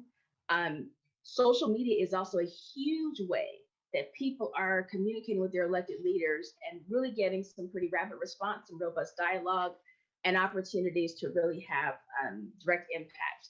Know that if you don't get an immediate response, someone is reading those responses, someone is cataloging those concerns, and while they may not respond to you in the mode that you communicated to them, you will see your elected leader communicate back to you, be it in their email newsletter, if they're doing live chats on social media, if they're doing interviews on the local news, if they're speaking and sending out communication to their mailing list. So those concerns are being addressed and then they're being forwarded back to their communities.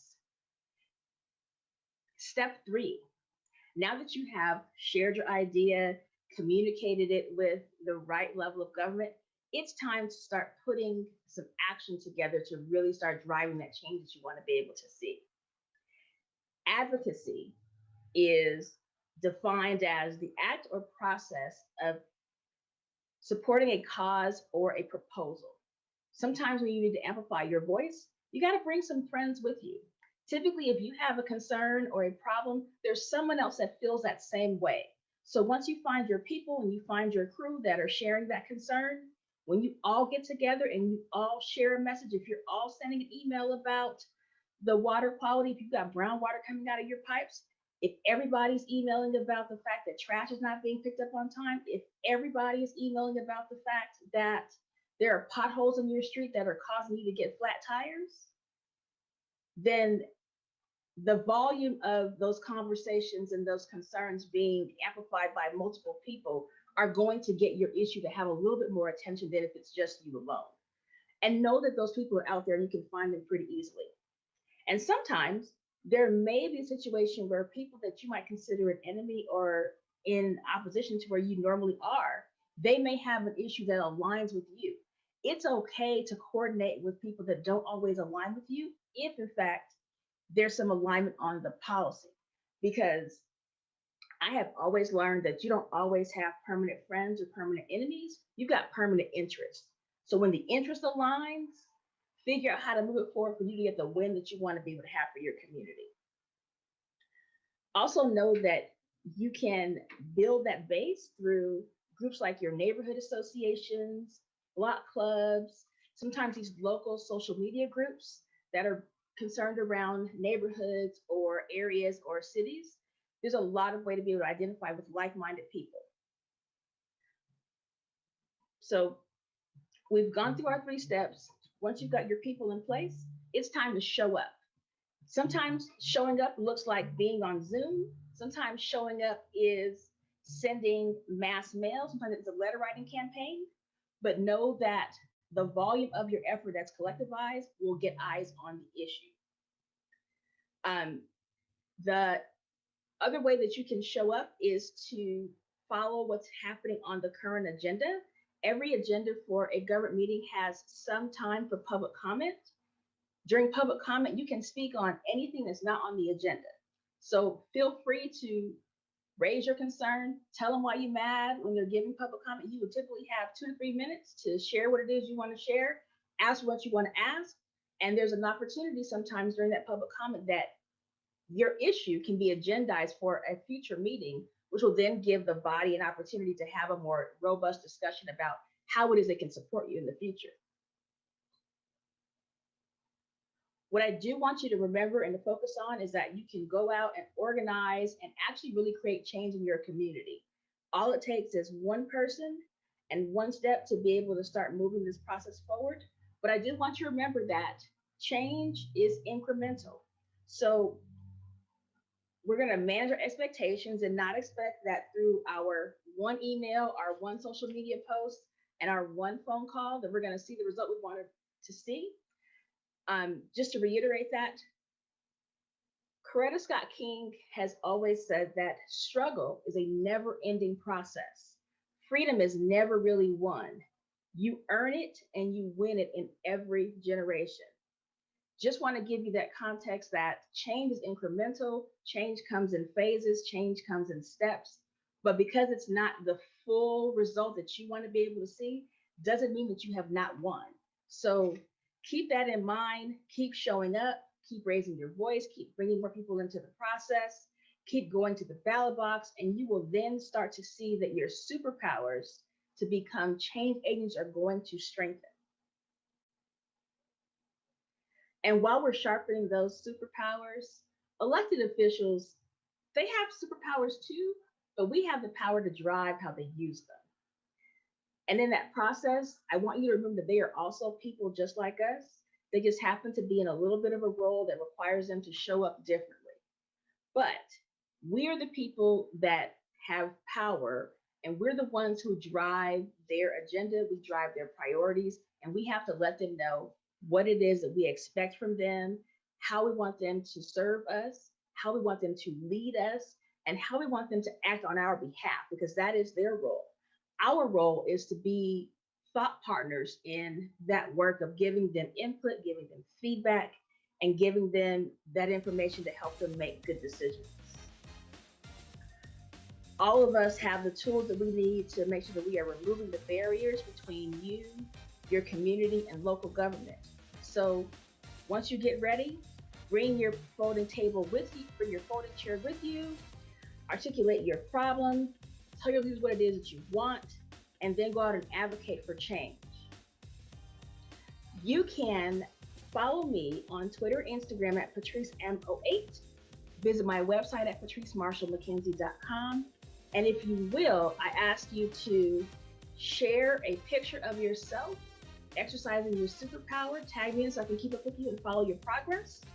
And also remember that what I have learned over the years is that my superpower for creating change is to make sure that I am leading with passion, with persuasion, and with persistence. And sometimes with a small, small dose of patience on the side. Thank you.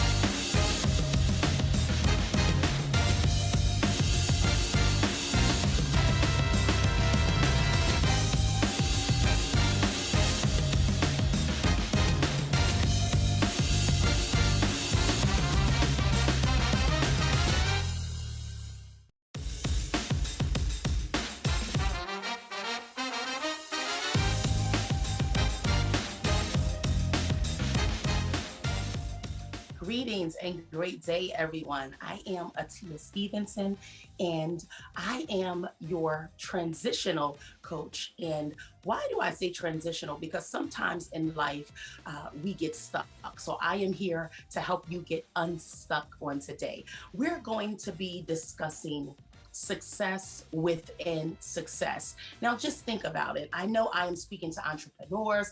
I am speaking to business women, businessmen, those that are about that bag, right? I know that I am speaking to brilliant, bold, bodacious people on today. And so when we talk about success within success, I am here to give you the strategy, the tools, and the keys to help you have success from the inside out where it counts. If I were to ask you today, what is your definition of success? I wonder what your response would be. And guess what, you all? I've asked other people, and some of the responses I've gotten were $1 million in the bank, right? Some responses I've gotten were, Bitcoin and all of these other things, and, reaching your goals and things of that nature. And I did also hear about, good family. I am one because I totally believe in transformation, and I believe in living my life authentically. And how do you do that? From the inside out. I am a firm believer that transparency, my friends, is derived of two things. Transformation is derived of two things: authenticity and transparency. So my commitment to you today, I'm going to be transparent. Why? Because that's who I am. I'm also a firm believer that one person's journey, it creates the path of another. So let's go ahead and get right on into it. We are talking about success within success. And I am here to show you how not to be a public success and a private failure, right? How many people do we know today that have had billions and millions of dollars, but yet have committed suicide? Why? Because although they were successful with tangible items, there was something that was lacking on the inside. So let's go ahead and get right into it. The first tool to having success within success is being able to identify where you are. That is assessment. And again, this is in a non-tangible way, because we live in the world, you all, and I know you can agree with me, where sometimes we can hide behind success, right? We can hide behind tangible things. And a lot of times what I found out is that, of course, we all want to be successful, but success is holistic. And when we fail to, and when we lack to do what is necessary internally, then we begin to hide behind our homes, our cars, our monetary success, our financial goals, right? And our entrepreneurial goals. So again, my reason for being here today is to help you live from the inside out. So number one, we're talking about assessment. Make a complete assessment of where it is that you are. What is your mental capacity? Okay, so do you really feel okay with who you are? Are you really okay with who you are? When you look in the mirror, do you really like what you see? Do you really like what you see? I'm not talking about, yes, I just, hit that 7-figure mark this month. Because guess what? That's tangible success. But I'm talking about you, my friend. When you look in the mirror, what is it do you see? Do you see that I'm bold, that I'm brilliant, that I accept myself even in my flaws and my imperfections? Because you know what I've learned is that when we accept ourselves for our flaws and imperfections, then we don't have to hide, right? You don't have to put on a facade. So my first recommendation is to do what? To do assessment. And you have to understand that our thoughts create our feelings, right? And then our feelings create our actions, and our actions create what? Results, right? And so it's very important to do assessment, Assess where you are emotionally. This is a big one because a lot of us, we hide from our emotions, or because we are, big time entrepreneurs and we have to keep going. Again, friends, I'm the first to say that life happens, and when life happens, you must keep going. But I also am a firm believer that when life happens, you have to allow it to happen, and you can't act like it's not happening. I'll say that again. When life happens, you can't act like it's not happening. And what do I mean by that? You have to deal with it, or it's going to deal with you. And this is how, again, my reason for being here today is to teach you how not to be a public success and a private failure. Because when life happens, and if we don't deal with things, then those things are dealing with us on the inside. So I want you to be able to assess emotionally where you are, right? And now I'll be the first to tell you, in entrepreneurship, if when we're leaders and things of that nature, we're trained not to wear our feelings on our sleeves, right? I totally get that. I don't mean that the world has to know what you're going through, but I do mean, and I do recommend that you deal with things on the inside, that we cannot just continue to move forward in life as if something did not happen when it really did. I'll use a prime example. If you fell and you hurt your knee, right? If your knee hurts, say it hurts. Don't jump up and your knee needs attention and you can barely walk, but oh no, it's okay. Why? Because you're stumbling. And that's not success, my friend. Success is living holistically, nothing missing and nothing broken. Success is being holistic and being full and being successful, mind, body, and spirit. Right? That's what true success is. So again, I challenge you to make assessment emotionally. Another one is, while you're making assessment emotionally, be in control, manage your emotions, be in control of them. We have to crush those negative emotions, right? We have to crush them. Because how many of you know it's in our vulnerable moments, right? You all, it's in our vulnerable moments that those negative emotions come. Can you really do that? You might as well just stop. How long is that going to happen? Right? And so when we're in that emotional, vulnerable moment of dealing with life, you have to be able to do it simultaneously. So you have to be able to deal with it, but also protect your vulnerable space, because it's in that space where those negative emotions and those negative thoughts can try to come and make you feel like a failure when you're not. Right? So we have to also be alert and be aware as well. Be confident in yourself. Be confident. Know that everything begins with you. Be confident in who you are. If you believe that you'll make it, then you'll make it. Guess what? If you believe you won't, then you won't. I know many, many successful people. I'll use love as an example. They desire love, right? If I trace you to your core, you really desire love. And guess what, my friends? It's okay. Just because, you have all these amazing goals and you're an entrepreneur and, you're moving and shaking, that doesn't mean you don't desire love. So if you desire love, be honest with yourself and say, I desire love. And not only be honest with yourself, a part of authenticity is not only realizing it and being aware, but then putting yourself in that space to receive it. Right? Put yourself in that space to receive love. If it's, I've been really working. I am a workaholic. My friends try to get me out. Take the time to take time for yourself. Do the things that you really, really, really enjoy, because guess what, my friend? Who you are spiritually, emotionally, psychologically, all of that makes up success. And at the end of the day, we want you to be a public success, right? And then a private success as well. We don't want you to be a private success, a private failure and a public success. So you have to see beyond where you are. What is success within success? Seeing beyond where you are. And what I am giving today is non-tangible reasons for success. I'm giving you non-tangible, because success outwardly, in the world we live, Success is based on what you have. Let's be honest, right? Let's just be honest. You see someone in a Lamborghini and they automatically, you think that they're successful. You see someone in a mansion and you automatically think they are successful, but not even realizing that when they go home, they are the most empty person you could ever imagine. We're talking about the intangible reasons and items of success. Another one is seeing beyond where you are. You must have vision beyond sight. You must have vision beyond sight. My friends, I will never forget it. It's almost like it was yesterday. In 2013, I had gone through a divorce. And when I went through that divorce, my friends, I lost everything tangible.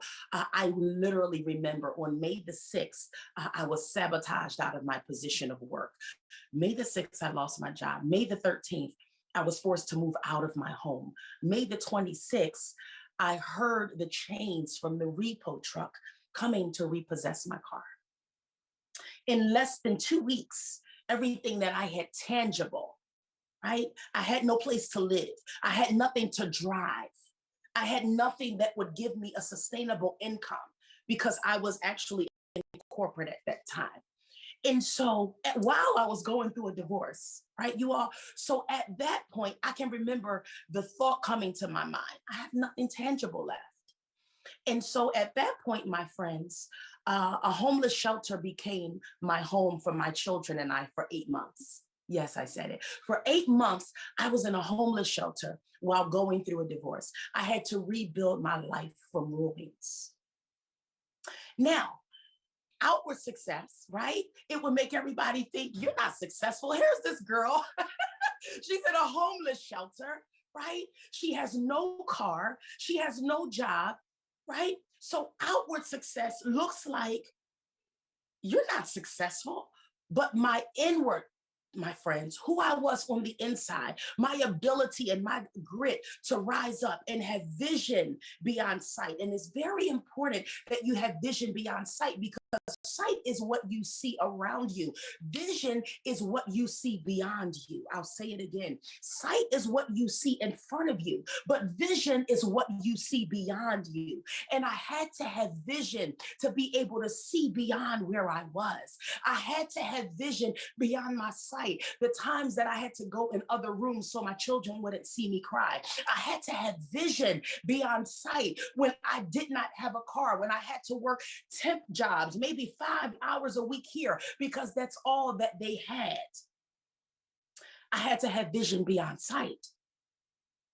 I had to have vision beyond sight. And in that moment, I had to have my confidence. I had to have my grit to say what? That I am successful because who I am on the inside is much more important than my tangible success. Because tangible success, my friends, are things that we generate with our hands. Intangible success is things that are unfading. Let me remind you, in 2 weeks, I lost everything.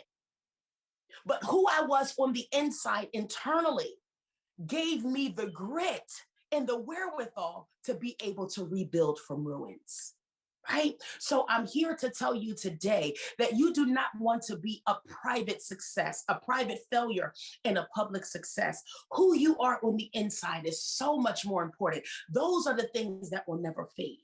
Those are the things that will never fail. We are literally smack dab in the middle of a pandemic where unemployment has gone through the roof. People are afraid to step out. People are afraid to do things. People have lost their jobs, have lost loved ones. But it's in the midst of a pandemic, and it's in the midst of you having vision beyond sight, seeing beyond where you are, seeing beyond what the world is showing us, what the current circumstance is. It's all about what it is that you show yourself. And also in this process, you want to be able to surround yourself. And let's backtrack, of course. I am no longer in a homeless shelter. That was a launching pad. Why? Because I used it. I used my internal success, right, to rebuild, right? And so now I've been able to rebuild my life. I've been able to rebuild my life. And I don't regret it because it was a power, it was a part of the grit that I needed. It was the part of the grit that was necessary for me to have an unwavering foundation on the inside. We're talking about today how not to be a private success, how not to be a private failure in a public success.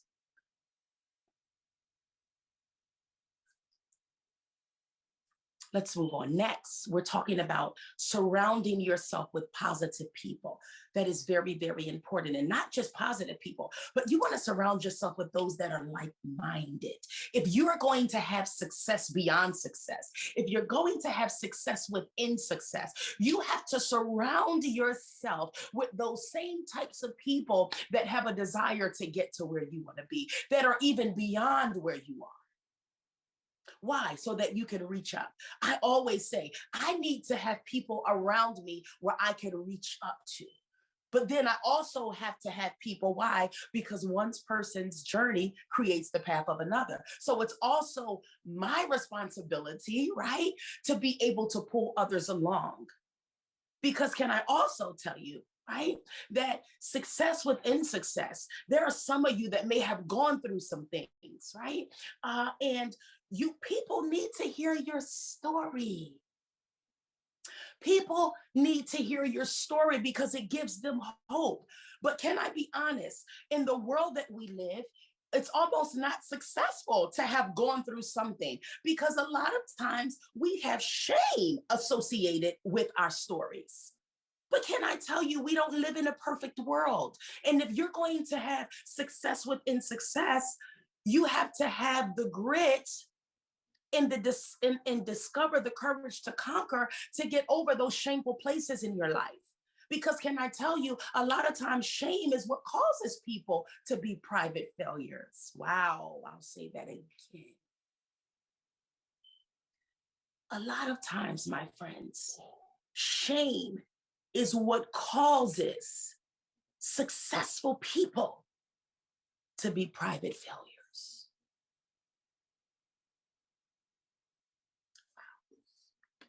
We're talking about success within success, so let's move on. You have to have healthy coping mechanisms. How is it that you cope when life happens? Not if it happens, but when life happens. How do you cope? What is your coping mechanisms? When life shows up, what is your call to action? When life shows up, what is your call to action? What are your triggers is what I like to call them. When life shows up, when life calls for you, and it calls for all of us, what is your triggers? How do you respond? And in order for us to have success within success, my friends, we have to be able to identify what our triggers are. Is adversity a trigger for you? What happens when life shows up? What are your triggers? Is adversity a trigger for you? Meaning when adversity comes, what do? Do you sink or do you swim? When adversity shows up, now you're outwardly moving, but inwardly, within, do you really feel like a grasshopper when you're really a giant?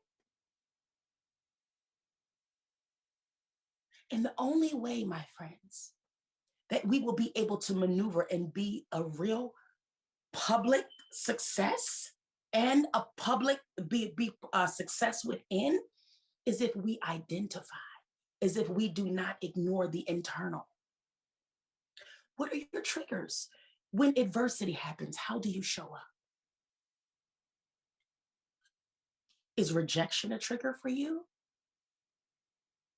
And I know we've gotten the bag, right? I'm getting ready to go here for a moment because I'm a transformational coach, right? And so a part of that is going to the foundation, right? And I've heard a lot of times, in entrepreneurship, and if we're going to be successful, we cannot be afraid of rejection, right? You cannot be afraid to be told no. But how about if we're not healed from childhood rejection? Then it doesn't matter how many coaches you have that tell you that. You're going to have to be healed internally because it's actually at the foundation when you were in adolescence that it was a trigger for you. So now it's still a trigger for you. We're talking about success within success. How do you cope with challenges? How do you cope with those? Right? And so it's very important, even with productive coping mechanisms. I challenge you to find some productive coping mechanisms. And what are some of them? Self-evaluation. Start asking yourself questions. Why did you just react that way? Was that your best self or was that your lower self? If we're going to have success within success, we have to allow and command our higher self to rise to every occasion.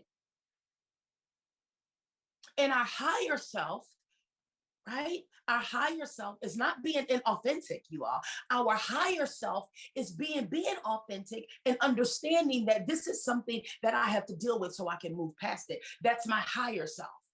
My lower self is covering it up. My lower self is being inauthentic with the person that I look at every day. My lower self is the shameful me. My lower self is, although I'm doing it, my lower self is the me that really listens to you really can't do that. So we have to be aware of the destructive delusions. Beware of destructive delusions. And I like to call them the 3 I's of destructive delusions. And what is a destructive delusion? Delusion is a misunderstanding, it's a misbelief, and it's a misconception. The 3 I's are insecurity, inferiority, and insufficiency. If we're going to have success within success, we must know that we have to get rid of insecurity, uncertain, and self-doubt. We're talking about success within success because it's uncertainty and self-doubt that will hinder you from being able to thrive in the midst of a pandemic, because you really within, you really don't believe that you could do it. You really don't believe. Why? Because you're not having vision beyond sight.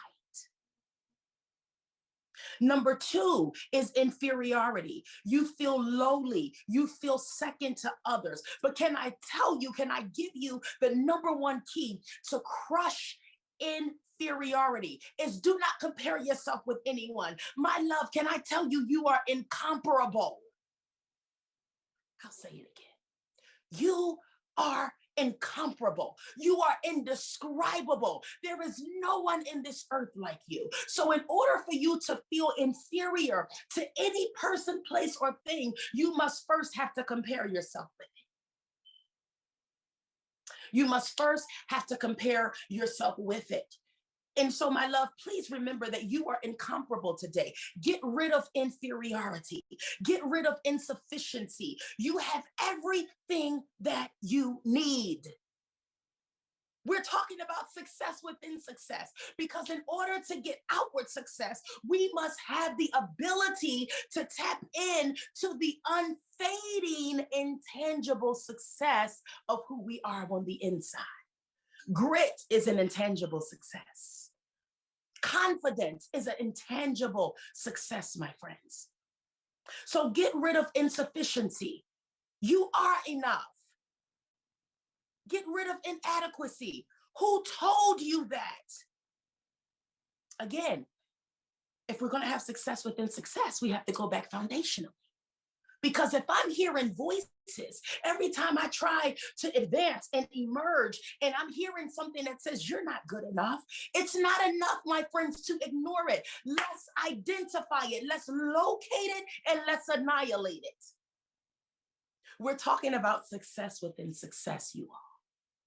Let's locate it and let's annihilate it. Let's locate insecurity, inferiority, and insufficiency in our lives, and let's annihilate it. That means get rid of it, destroy it, dismantle it, cut it off. Cut it off. Manage your thoughts.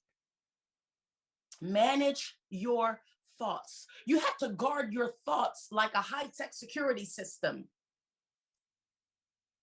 You have to guard your thoughts because your mind is a powerful thing. We have billionaires and millionaires. You have millionaires. You can have $1 million idea that you've not moved on. You can have $1 billion idea That's how powerful the mind is. That's how powerful the mind is. So you have to guard your thoughts.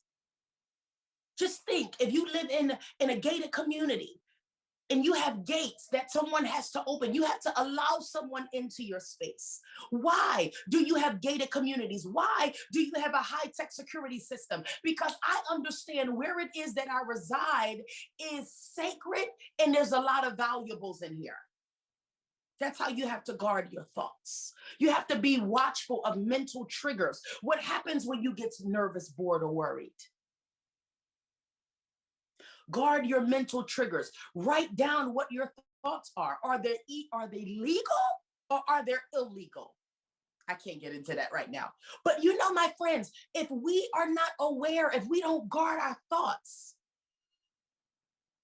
you have to guard your thought, that thought that came into your mind. Now, let me say this. We cannot, we can't control what comes into our mind. But can I tell you, we certainly can decide what we do with that thought. You ever had something come in your mind and you're like, where the heck did that come from? You're like, where in the world did that come from? So my $1 million question to you is, what are you going to do with that thought? Is it legal or is it illegal? A legal thought, okay, yes, you can come in here. We can do something with that. Illegal is you have no right to be here. What are you doing here? And because you're illegal, you cannot enter. You have to be able to guard your mind process, your thought process. Think positive. Instead of saying it won't happen, say that it will and watch me do it. We're talking about success within success. We have to develop mental strength by shifting defeated mindsets, right? And we have to resist thinking absolutes. So I'll explain to you. Let me say that again. We have to develop a mental strength, right? Because we have to shift defeated mindsets and resist thinking defeated absolutes. What is a defeated absolute? This will never happen. Never? I mean, I get sometimes, but never? Never means never. This will never happen for me. That never happens. I never get anything. Never? Or do you mean sometimes? Sometimes means sometimes, never means never. Life and death is in the power of what we say, right? Nothing good ever happens to me, ever? Nothing good ever happens to you? Nothing good ever happens to you? No one ever helps me, ever. So you can't think of one time in your life that someone has helped you? I'm talking about shifting the mental absolutes, the mental destructive absolutes. I always get the short end of the stick, always. You never come up on top? Or do you just decide to think and allow your mind to stay in those illegal thoughts? Or do you just continue to allow those illegal thoughts to enter and take residence in your space? Okay, we have to shift them. Okay, we have to shift them. And because when we think of mental absolutes, it affects our emotions and our behaviors, you all. It affects our emotions and our behaviors, mental absolute. When you have a mental absolute mindset, we're talking about success within success. When you have a mental absolute deficiency, you take what comes to you. You play yourself short. You allow yourself to get the short end of the stick. You have so much value in your product, but yet you have a mental absolute and you don't believe that you are who everyone says that you are. People can tell you how wonderful and how amazing you are all day. But my love, if inwardly, we're talking about success beyond success, if inwardly you do not hear that, you do not believe that, it's all for naught. So how you value yourself is portrayed in other people. You have an amazing product. You have amazing value to offer to people, but you price yourself low. You give yourself low. Why? Because you don't see yourself in the same light. We're talking about defeating mental absolutes. You go with the flow instead of creating your own current. Can I tell you, success within success? How do you know when a defeated mindset is occupying your space when you go with the flow instead of creating your own current, my friend? We're talking about success within success. I don't care what they're doing over here. I'm creating my own current because I don't go with the flow. I am the flow.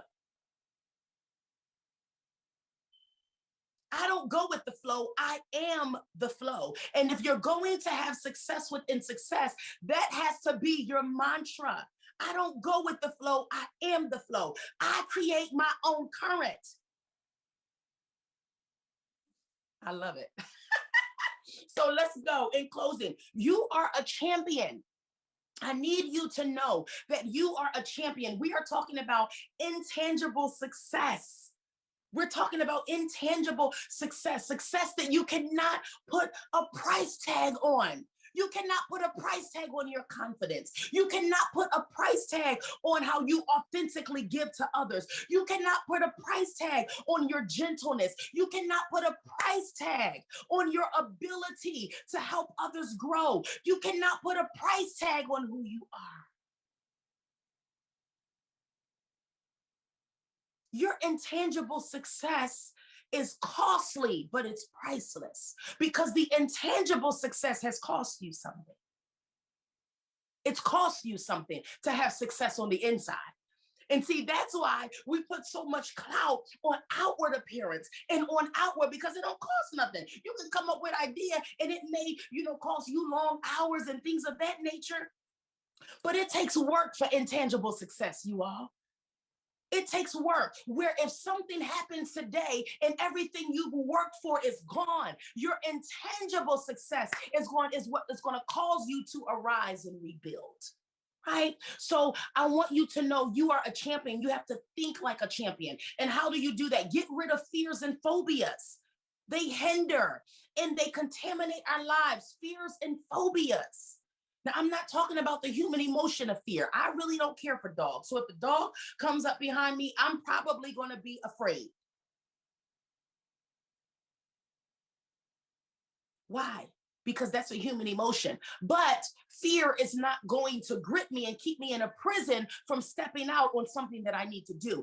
Fear is not going to grip me from writing that book. Fear is not going to grip me from doing that thing that's always been in my heart, but I can't see the end result. My love, when you have vision beyond sight, you're not going to see the end result. All you have to see is one step.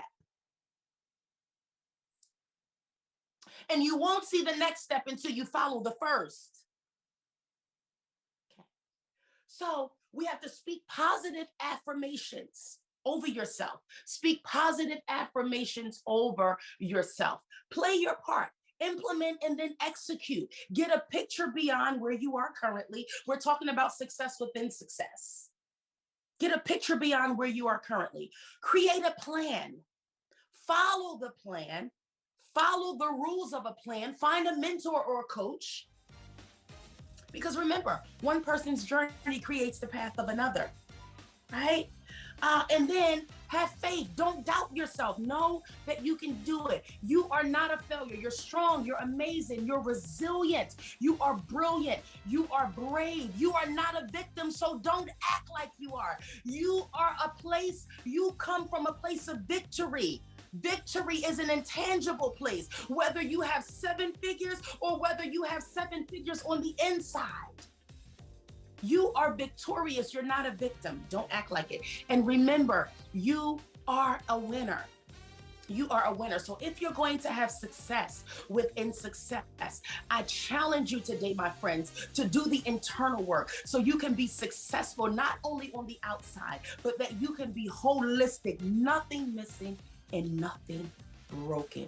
That is what success within success is, my friends.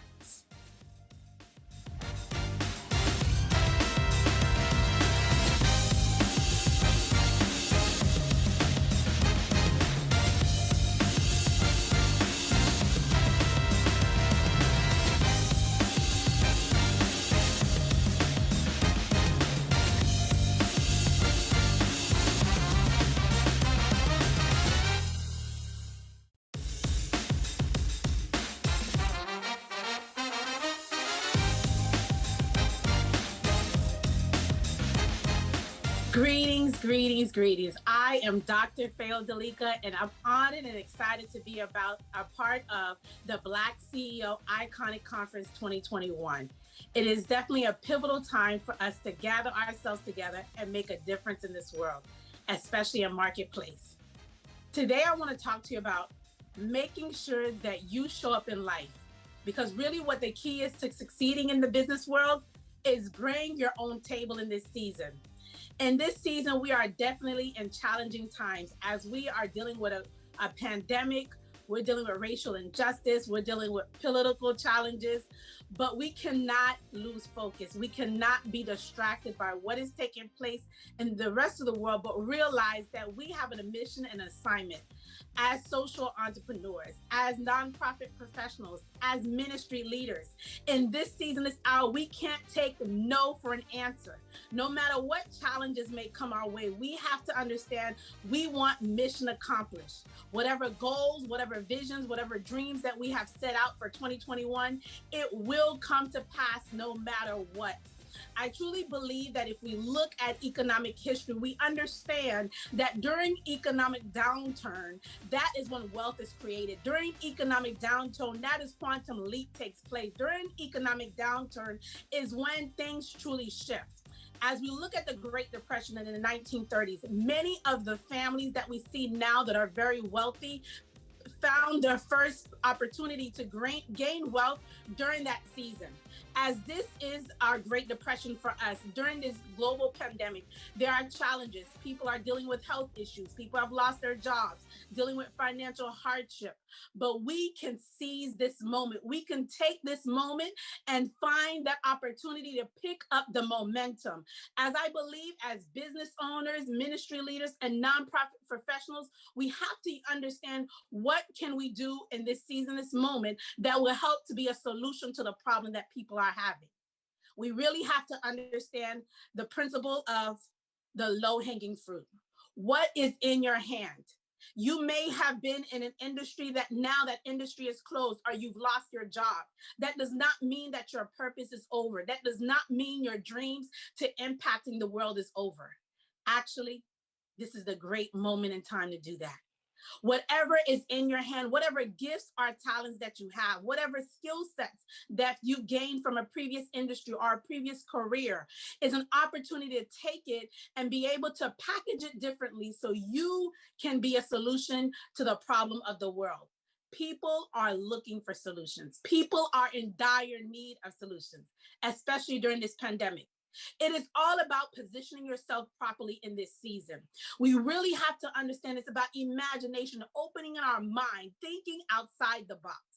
I don't know about you, but you may have been that student who colored in between the lines. You didn't go outside the lines. The teacher told you to trace whatever that picture was, and you did so, and it told you to color, and you stayed within those lines. But in this season, this hour, we are going to color outside those lines. And yes, they do have adult coloring books, so we are still in the game. But I really want us to understand that we are on our opportunity to embark in building an empire that will last in bringing your opportunity, your way of making a difference in the marketplace. Because see what happened during this season, this hour, is that the playing field is leveled out.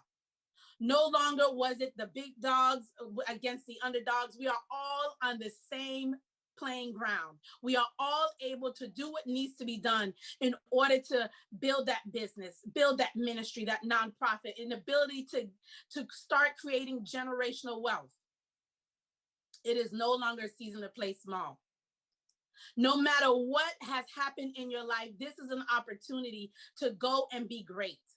As Zig Ziglar says, you don't have to be great to start, but you have to start to be great.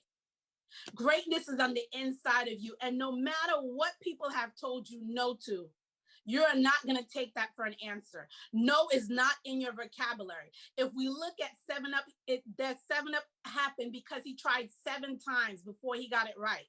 If we look at KFC, the Colonel, he was age 65 by the time he found that secret recipe that many love KFC.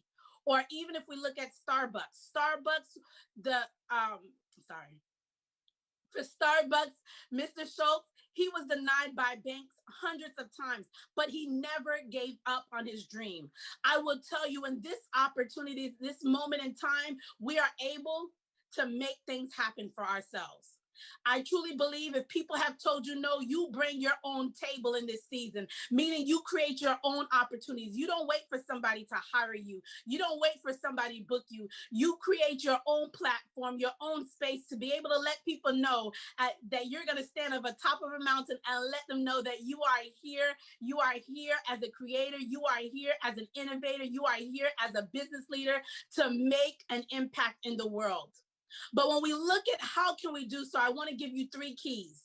Those 3 keys are know yourself, have a plan, and be bold. First key, knowing yourself. You really have to understand what is your purpose in life. What are you created on the earth to do?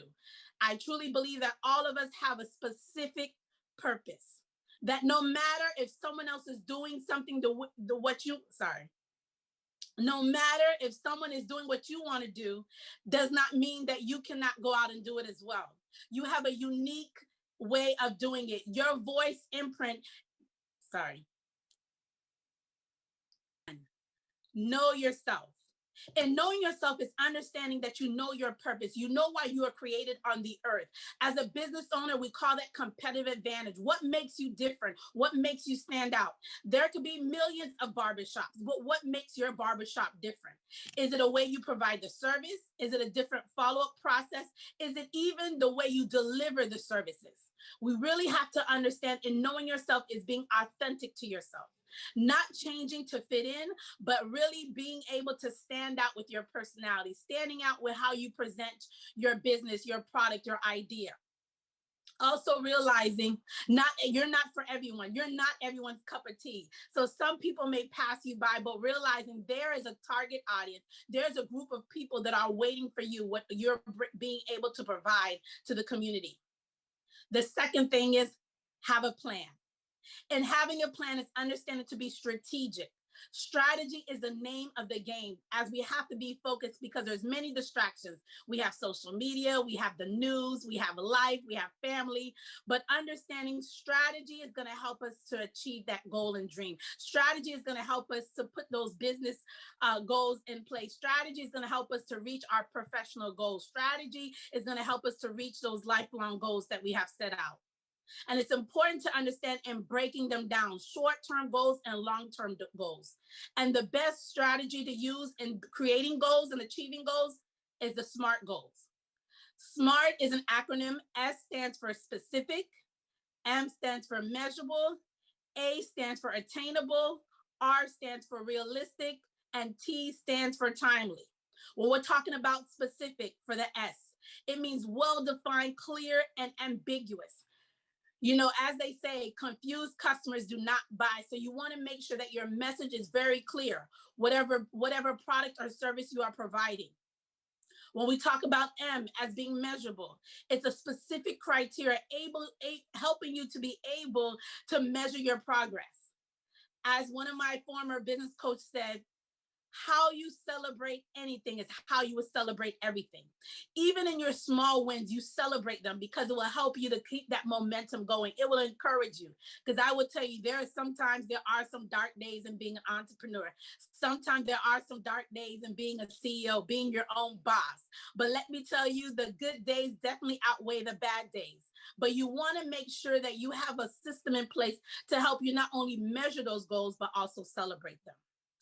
A is for achievable. It's attainable, not impossible to achieve. As a believer, I truly believe all things are possible. But once again, it's in the right perspective. You have to know what your gifts and talents are. You have to understand your purpose, and you have to know what that low-hanging fruit is to get the ball started.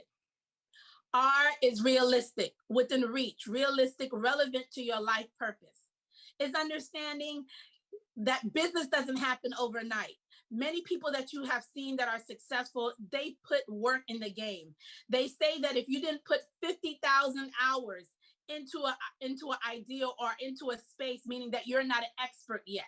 So building that realistic goal is understanding in this stage that I'm in my business, in this stage that I'm in achieving this goal, is it possible to make this goal, to reach this goal? And if not, it's not to say that it's out of your reach, but it may be not for this season. It may be a part of your long-term goals that you will be able to achieve it later on in your business cycle or later on in life. T is for timely, meaning that you have defined a clear timeline. And this is definitely for my procrastinators. Some believe being a procrastinator helps them to get that adrenaline rushing, because at the last minute, all their creative juices are coming and it all comes together. But as a business owner, as a CEO, that will not always work. And understanding that you have to have a timeline, especially if you're dealing with clients or you're working with partners or you have a contract, you want to make sure that you have a timeline that gives you enough time to achieve those milestones, those goals that you have in place. Now, the third key is being bold. As I stated before, we're not taking no for an answer. No matter what we're going after, we're going to keep going in persistence. We're going to be tenacious in this season, this hour. I will tell you, and when I changed my business plan last year during the pandemic, it helped me to realize that I was playing small. I was only focusing on my local community, my comfort zone. But once I stepped out of my community, once I stepped out of my comfort zone, and I started to tap into markets that I knew no one, I started to tap into markets that they did not know my name, I will tell you, it really opened the doors for allowing me to bring my own table in this season. I wasn't waiting for someone to reach out to me. I was reaching out to them. And I would make sure that I would always follow up until I got the results that I wanted. In this season, we cannot be afraid. We have to step out and say, I am that person you need. You are going to work with me and you have no other choice, whether they like it or not. And eventually, just as the woman in the Bible who went before the judge over and over again, she kept pleading her case. The judge eventually gave her what she wanted because she was persistent. She did not give up. She didn't take no for an answer. So you definitely have to be bold. And being bold starts with having confidence in yourself and confidence in the product and or service you are providing. See, my Black CEOs, this is our season, this hour. As we see, so many things are taking place in our community, but we are the catalyst for change. This is the moment in time that we are called to be history makers. This is the moment in time that we can help our own community. No longer are we surviving, but we are thriving. Recently, we had a beautiful inauguration ceremony for the United States for our new administration, the Biden and the Harris administration. And let me tell you, it is inspiring. It is uplifting to see a person of color for the first time being the vice president of the United States of America. A few years ago, we had the first person of color as the president of the United States. And I truly believe that our community will continue to have vibration and understanding that we too are part of this American dream. We too are global citizens. We too can influence this world. So my brothers and sisters, I want to tell you, I am here alongside of you as a CEO. Yes, it gets challenging. Yes, you want to give up. Yes, you want to throw in the towel when things don't work out your way. But in this season, I am bringing my own table. I am not waiting for someone to give me what I am needing. I am going to create it myself, and then I'm going to let them know that I am the one to be able to be the solution to their problem. We have no excuse in this season, this hour. We have too many things working for us than against us. There are many things at our advantage. We are in a digital age, and information is at our fingertips. Opportunities are at our fingertips. No longer do we have to worry about a budget crossing over the world to be a speaker, to be a consultant, or whatever space you are in.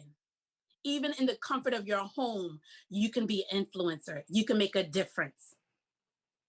I want to encourage you in this season, this hour. It is not always easy, but I would tell you, if it was easy, everyone would be doing it.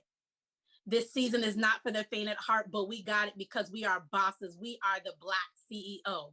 And you are in this conference because you resonate with being an influencer. You resonate with understanding if they don't help you, you're going to help yourself. Well, I thank you so much for this opportunity. I hope this inspires you to let you know that this is your season to bring your own table, that you are our boss and we are waiting for you to boss up in 2021. No more excuses. Excuses are tools of incompetence. And so in this season, this hour, we know you are competent because you are part of the Black CEO family.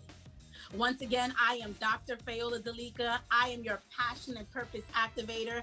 I am an international award winning in the following categories: healthcare professional, speaker, beauty queen, serial entrepreneur, multiple #1 international best-selling author, multiple number one Amazon best-selling author.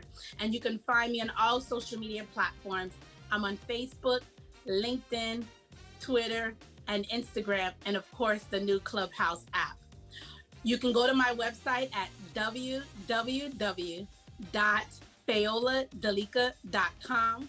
Once again, that's www.fayoladalika.com. And to know, this is your season to bring your own table.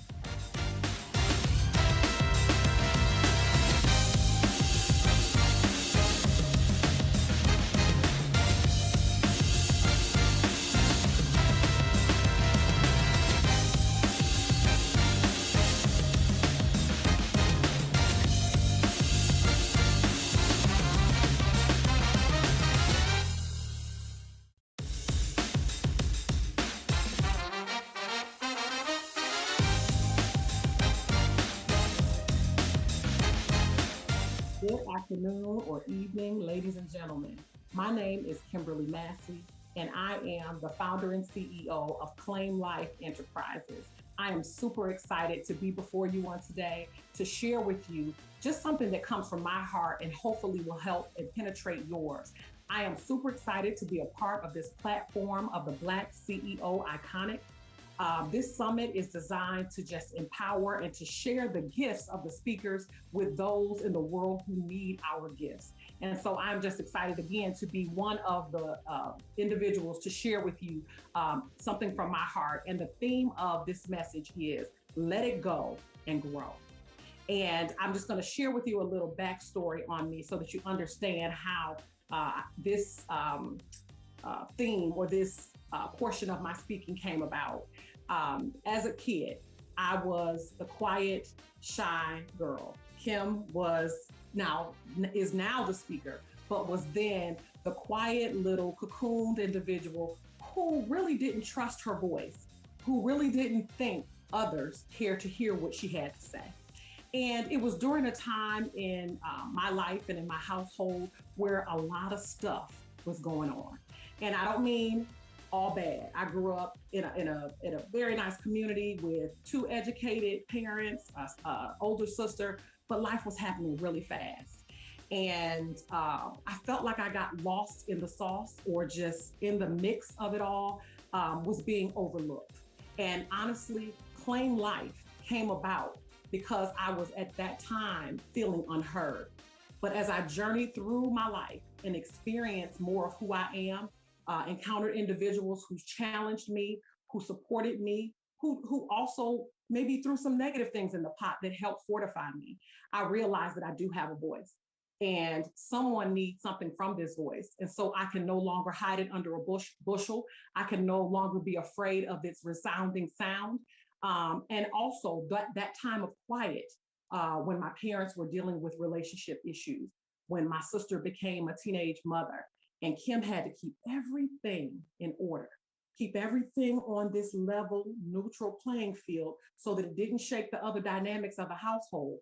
That unheard girl eventually had to be heard.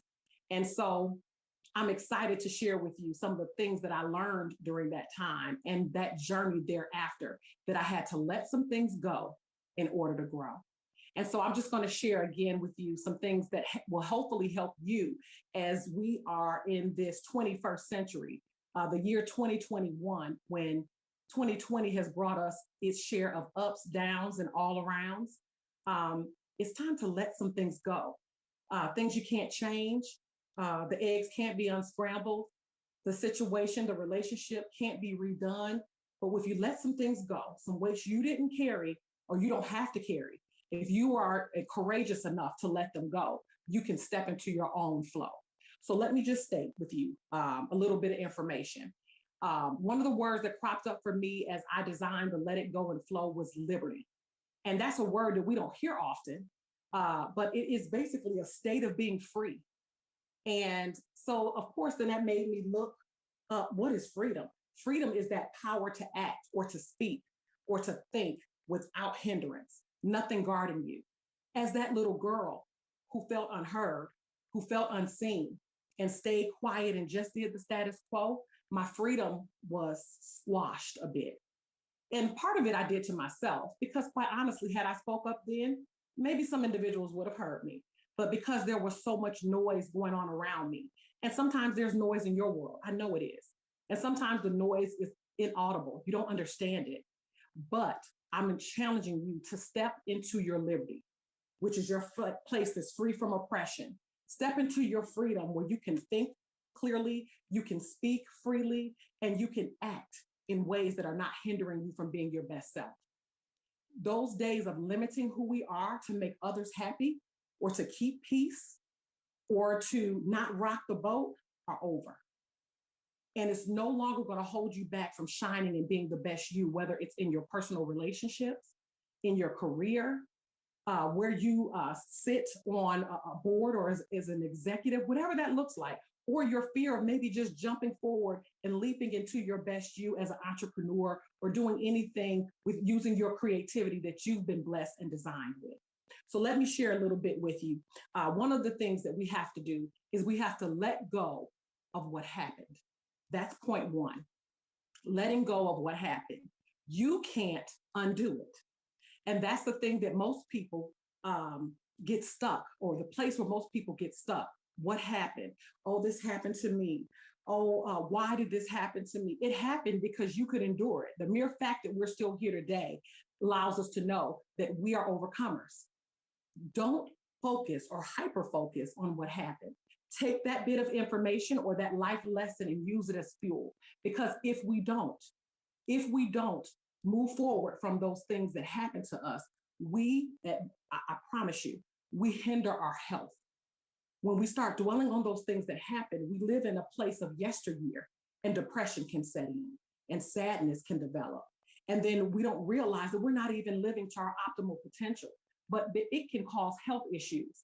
Depression leads to internal issues, sadness, anxiety. All those things are health hindrances. There's no need for us to live in that place. So that we have to do some things to help push us forward out of the past. Another key up under living beyond what happened is that it allows us to live in a place of peace when we can move forward. And at the end of the talk, I'm going to share with you some steps that you can execute in your world to help you live more peaceful. So one is health, two is peace.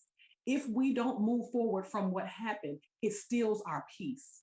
And peace the world didn't give us, and the world can't take it away from us. The word of God says that peace I give you and peace I leave you. So that when Jesus left the earth, he left us with peace. It's in us. We have to activate it. We have to call it forth. Even in situations that are looking down and depressing to us, we have to say, Lord, your peace be still. Come here. That's what peace be still means, right? And another thing that living in yesteryear can do for us, that it can limit our potential.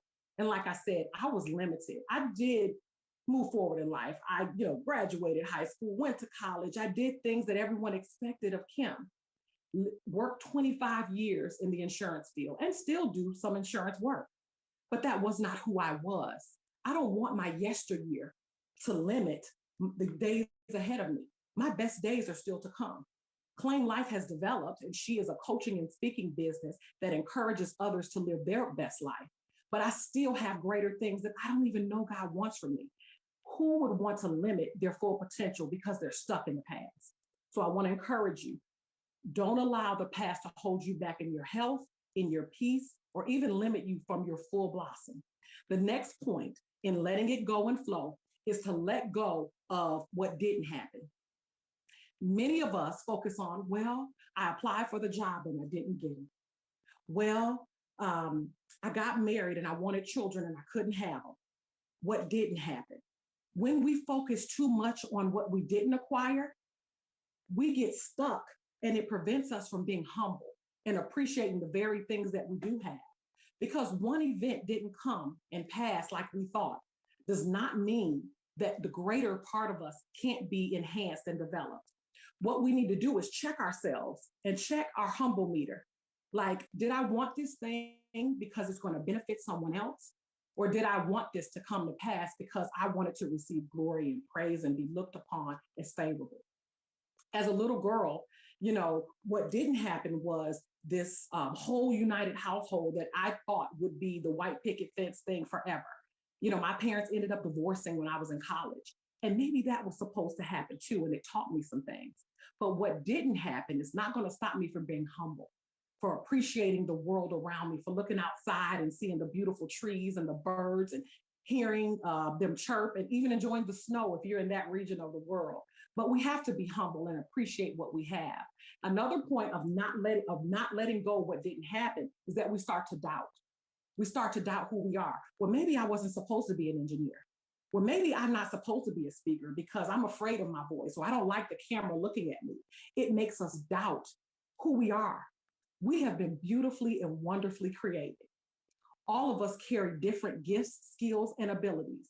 And there's no one on this earth who could prevent us from being our greatest us. No one can beat you from being you. I've been told that for years.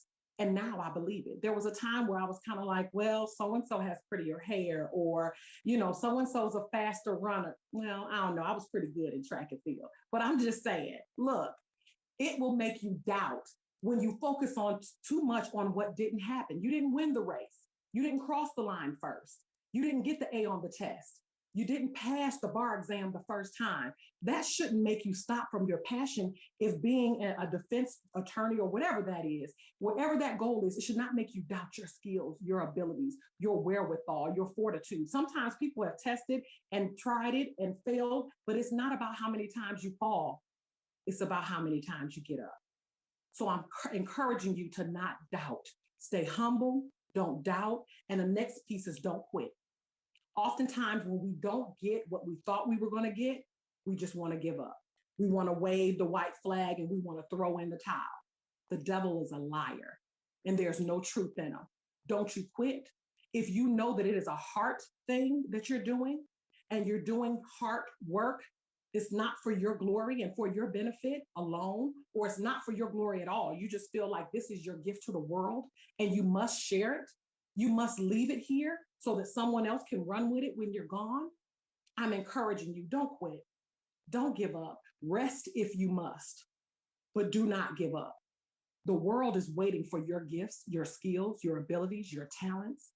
And if you don't know what they are, Claim Life is the company that, and I hate to say company, it's a movement that one of the first things I do with my clients are to help them discover their gifts.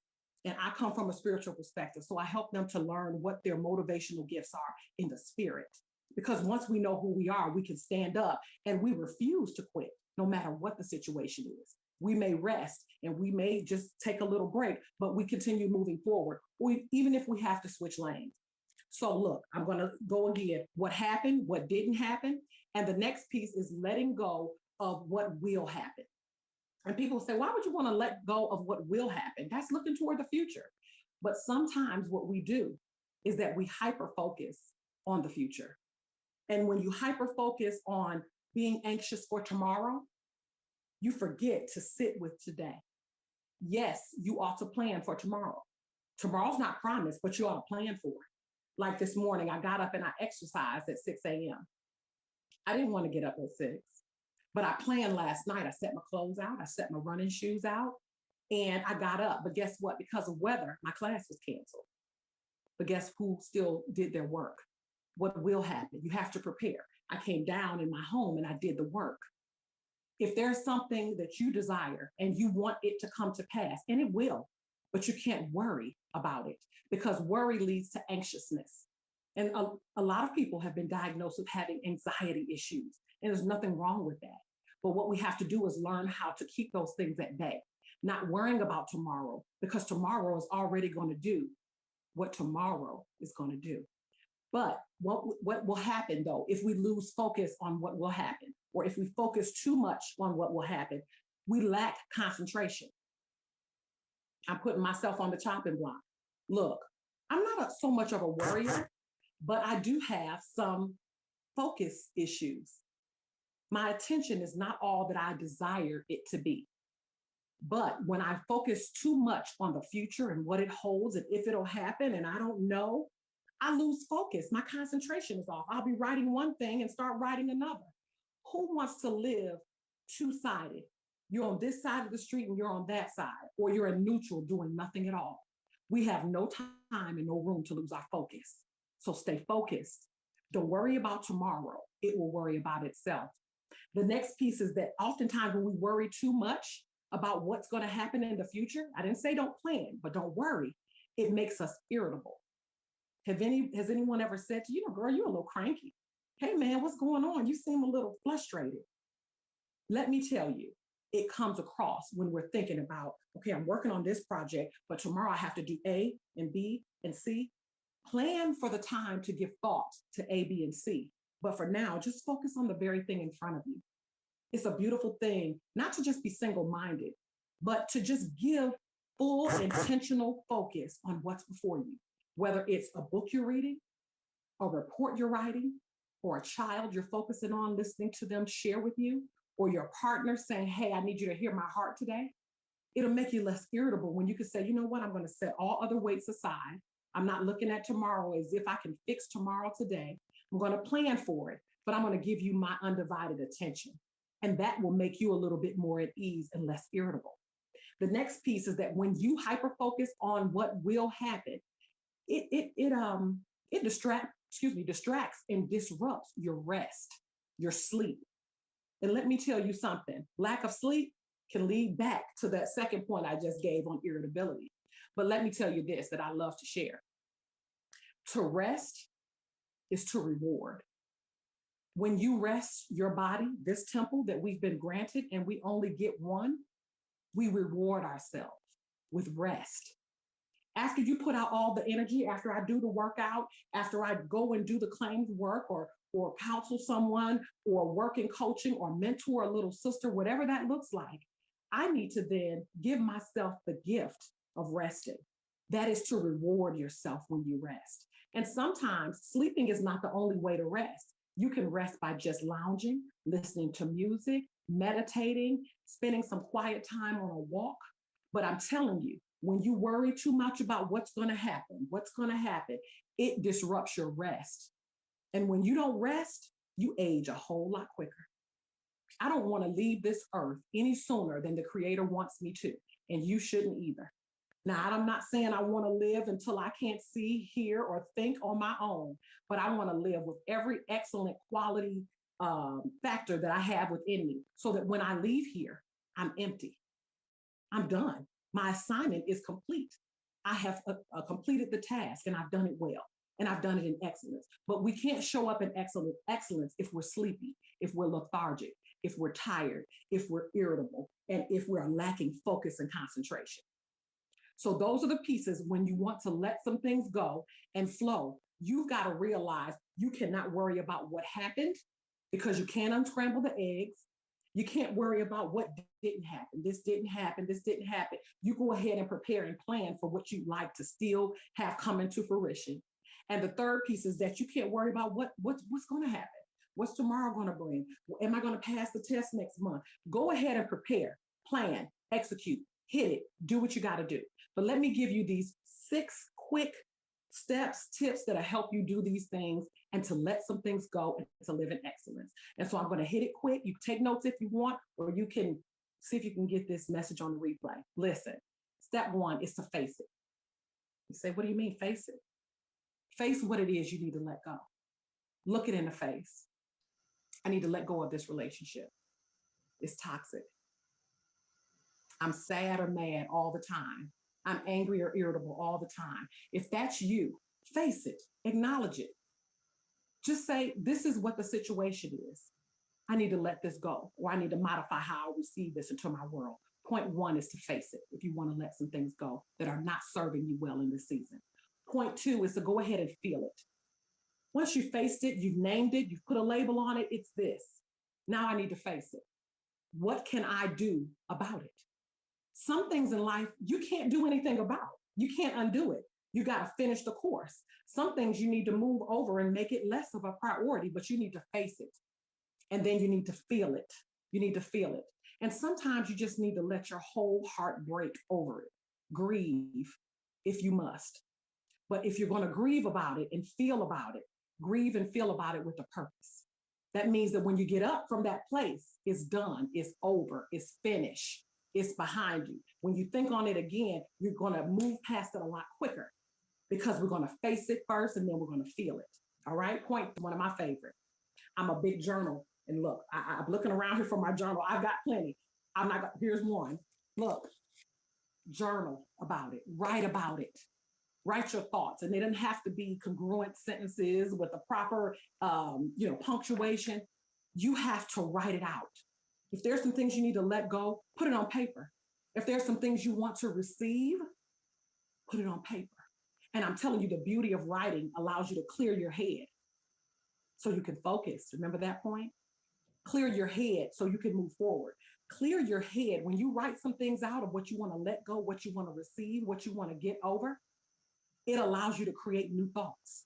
And oftentimes those new thoughts are better than the ones that have passed, the ones that had you hung up, the ones that had you stuck on stupid for a second. He was like, why am I tripping over this? Let me get this out of my head so I make room for the lovely.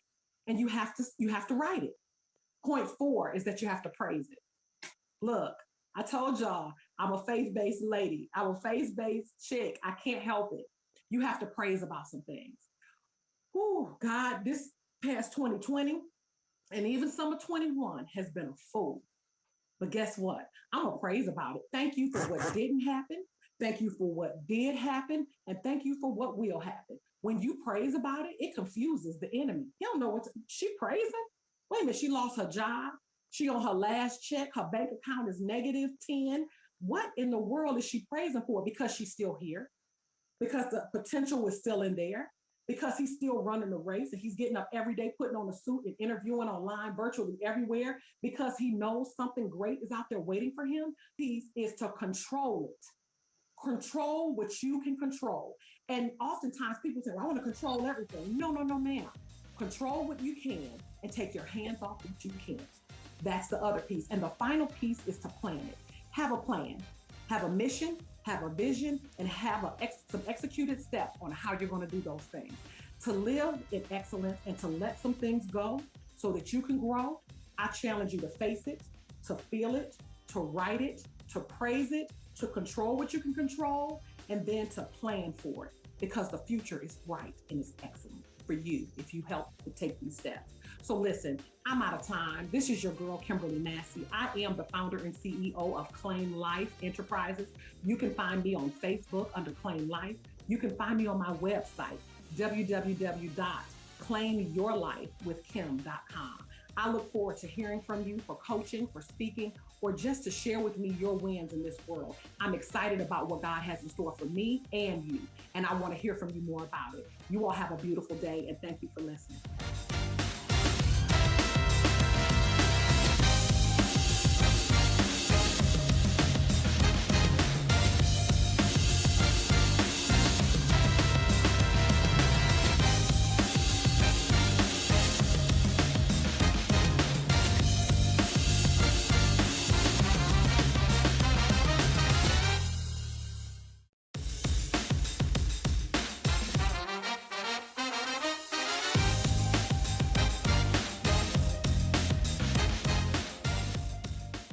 What's going on, BlackCEO family? My name is Kim Ali. I am a registered nurse and a health and wellness consultant for corporations. And today I'm going to share with you some practical self-care tips for my kings and queens out there that you can implement today.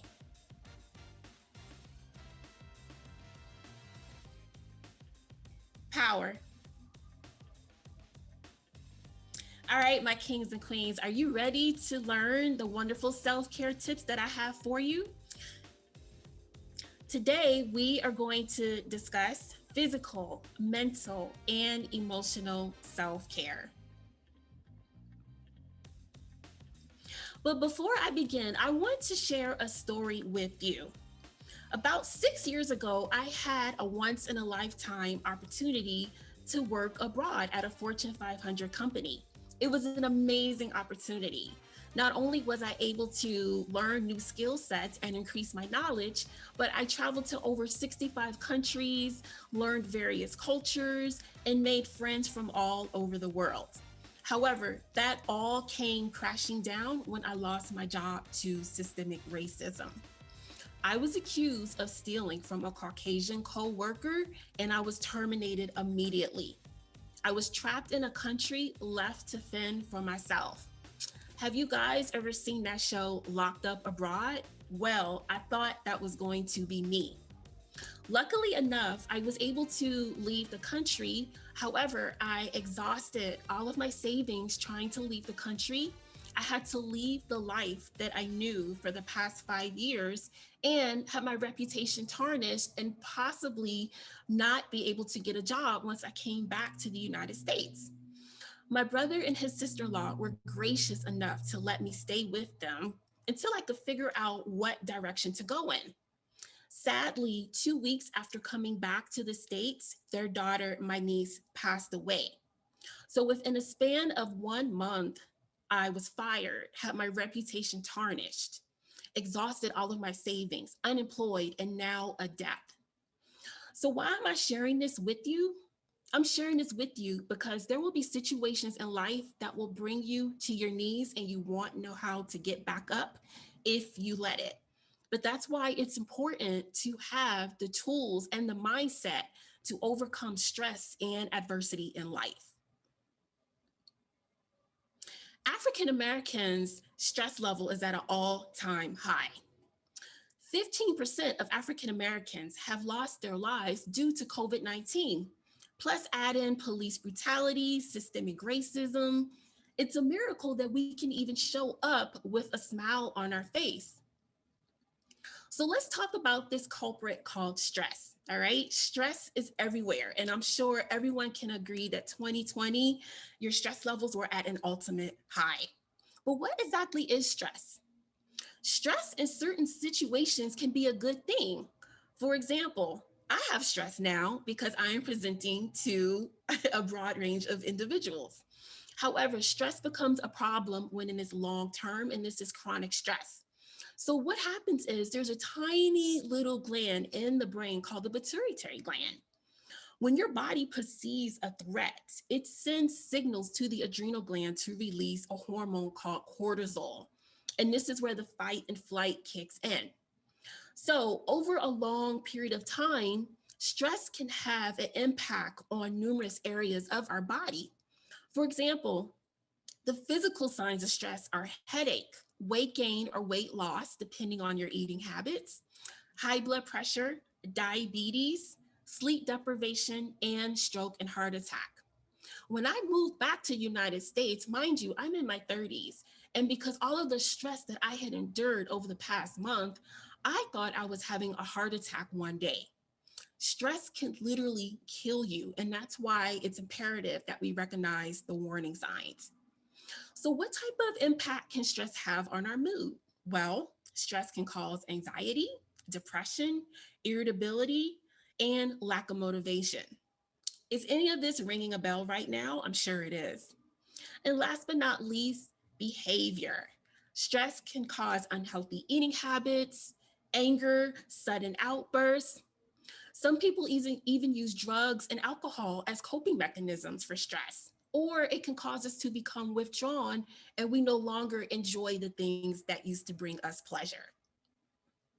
So it's not all gloom and doom, and that's why I'm going to share some self-care tips with you to help manage stress and adversity. Number one, let's talk about our annual exams. There's a reason why they're called preventative exams. Is because these exams are used to identify diseases before they reach a chronic state. So everyone, I want you to go out there and book your wellness exams today, all right? Not just a physical, but also your obstetrical exams. Gentlemen, if you're listening, book your prostate exams and vision and dental appointments as well. Next is our nutrition. It is no secret that African Americans have the highest incidence of hypertension, high blood pressure, diabetes. It's because of our diet. What I tell my clients is if it's white, it ain't right. So let's get rid of that sugar, carbohydrates, processed foods, and start incorporating more healthy foods like lean meats, healthy fruits and vegetables, water, and nuts. And I guarantee you, you'll start to feel a lot better. Next is exercise. It doesn't matter, just start. Get your body moving. The American Heart Association recommends 150 minutes a week of moderate exercise. And last, listen to your body. Pain is an indicator that something is wrong. If something is bothering you or causing you discomfort, go get it checked out before it becomes something that may require more advanced medical care. Next is mental health self-care. So I want to talk about African Americans and our limiting beliefs. All right. Trauma is passed down. There's something called epigenetics, which is the study of passing trauma down to our next generation. So that means the trauma that we sustained from slavery is in us, all right? So in order for us to be the people that we want to be, we have to get rid of our negative thoughts and limiting beliefs. And when I say that, I mean, if you feel like you need therapy, go ahead and get therapy. It's for whatever reason, and I don't know where this came from, but it's taboo for African Americans to get therapy. Also, we have a habit of just praying our problems away or God will take care of it. We have to be proactive and start taking accountability for our lives if we want to see change. Next one is for my sisters. Women, I love you, but we don't have to be strong all the time. I mean, Black women, we can get run over by a bus, plane, train, car, and we're good. We're willing to help everyone but ourselves. That leads me into my next self-care tip. It's okay not to be okay. If you're struggling, let someone know. If you feel like you need therapy, go get it. Talk to your loved ones. If you are a single mother, let someone know, hey, I'm struggling, I'm having a hard time. Can you watch my child? And last but not least, set boundaries, all right? Life is a marathon, not a sprint. When you're tired and exhausted from taking care of everyone except yourself, it affects how you show up. It affects your mood, your attitude. It affects how you parent, what type of friend and lover you are, all right? So set boundaries, and I guarantee you, your family and loved ones will thank you for it. Moving on to emotional self-care. So the first one I want to talk about is doing self-assessments.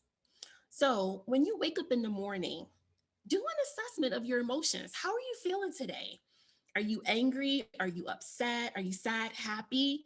And then dig deeper and find out why you're feeling this way.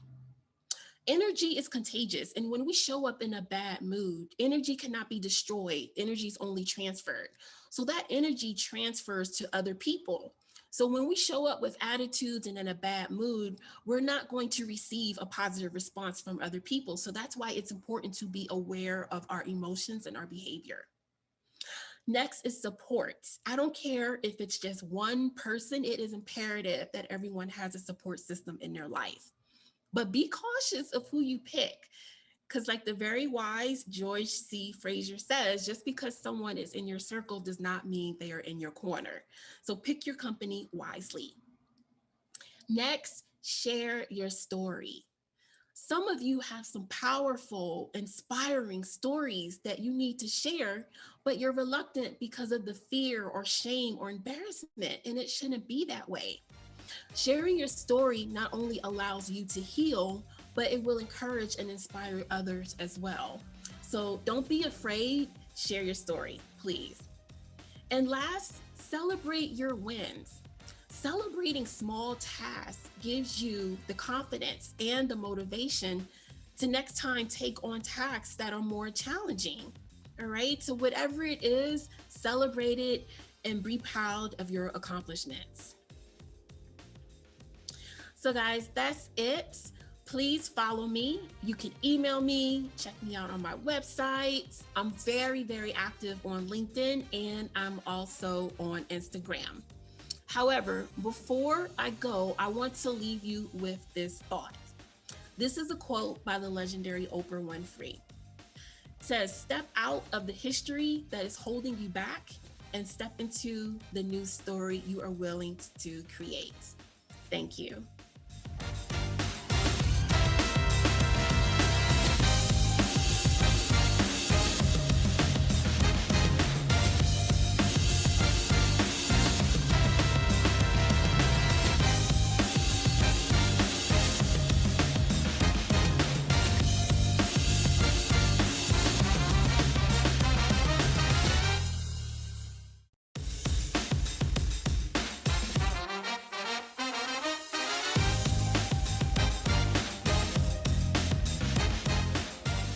Well, great day, great day, great day.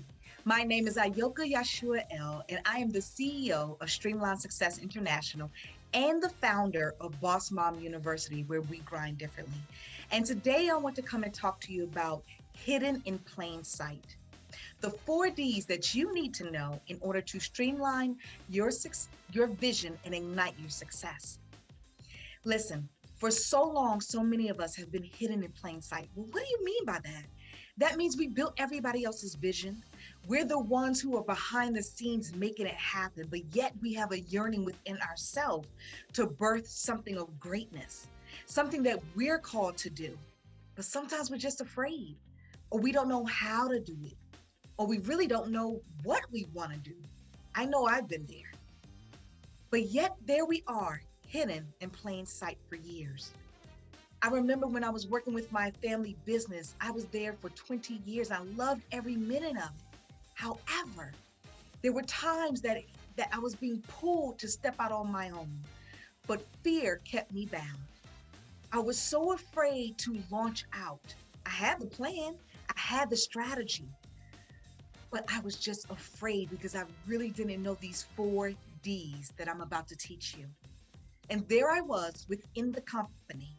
I touched everything from the secretary to the COO and the CFO. But yet I was hidden in plain sight because I was not, hear me clearly, I was not in the forefront of my own dream and vision. And as CEOs, we are the face of the brand. We are the visionaries. And today I want to give you and encourage you and give you the confidence and the strategy needed to be able to no longer be hidden in plain sight. Being a best kept secret really isn't a compliment. It just means that you're doing just enough, but not really stepping into your fullest potential of who you were created to be. But not on my watch. I'm a teacher at heart, so make sure you get out your pen and paper as we go through these 4 steps so you no longer can be hidden in plain sight, but you can streamline your vision for success and streamline your vision and ignite your success. So let's get started. At the very beginning, the very first D is you have to discover yourself. So many times we hear in the marketing world, be authentic, have that authentic voice, show up in the marketplace authentically. But let's be real. If you don't know who you are, how do you even do that? And so many times people struggle with their voice and understanding who they truly are. I do know that there are core beliefs that we all have. And these core beliefs operate in 4 areas of what we think about ourselves and mindset. And it starts from when we're young. And these beliefs that you tell yourself is what you grow to understand. Sometimes they're passed down. Sometimes it's things we saw that we adopted and our brain told us this is the norm. And best believe anytime you lie to yourself consistently, it becomes your truth. So what core beliefs do you believe about your business, about fear, about success? What are your core beliefs about yourself? Where did they come from? Who first implemented those into your spirit? Or is it something that you saw that you adopted as your truth? See, until we get to the root of our core beliefs and start to dig up and understand where it came from, we will constantly repeat what we've seen. You may be the trailblazer in your family. You may be the first one to make that business work, but everybody else around you is putting on you what they believe. I'll give you an example. There was this woman who was going out with her girlfriend, and her girlfriend said, let's go get some chocolate shakes. And the woman was like, oh my gosh, chocolate is so nasty. And the lady was like, what's wrong with you? Chocolate is like everything. And she went and tried, and she fell in love with it. And she went back to her mom and asked her, Mom, why did you always tell me that chocolate shakes were nasty? And the mother said to her, because you always asked, I knew I didn't have the money to afford it. So I told you that so you wouldn't ask me and I wouldn't have to disappoint you. But all the girl knew growing up was what her mother taught her. That became a core belief. Something so simple, but sometimes it's that small thing that will hinder you from stepping into who it is and what you're called to birth. So once you understand your core beliefs, what are the things holding you back in mindset? What are the things holding you back in love? What are the things holding you back in what you believe about yourself? What you believe about money? Then you can start to uproot it and really look at it and say, is this a truth or not? Once you face that and you ask yourself those questions, now we can start working on the habits to change those core beliefs. And all of these things are dealing with discovering yourself. So once you discover yourself, you understand your core beliefs, you understand what it is to create these habits, right? So many times we try to create these habits that are gigantic, right? Like I want to lose 20 pounds. Versus waking up and saying, every day, I want to be someone that's healthy and that exercises. And because I'm changing who I directly want to be, I automatically accomplish the goal that I'm trying to achieve. Let me say that slower. Because I change who I wanted to be, I immediately change the outcome of the goals I wanted to achieve.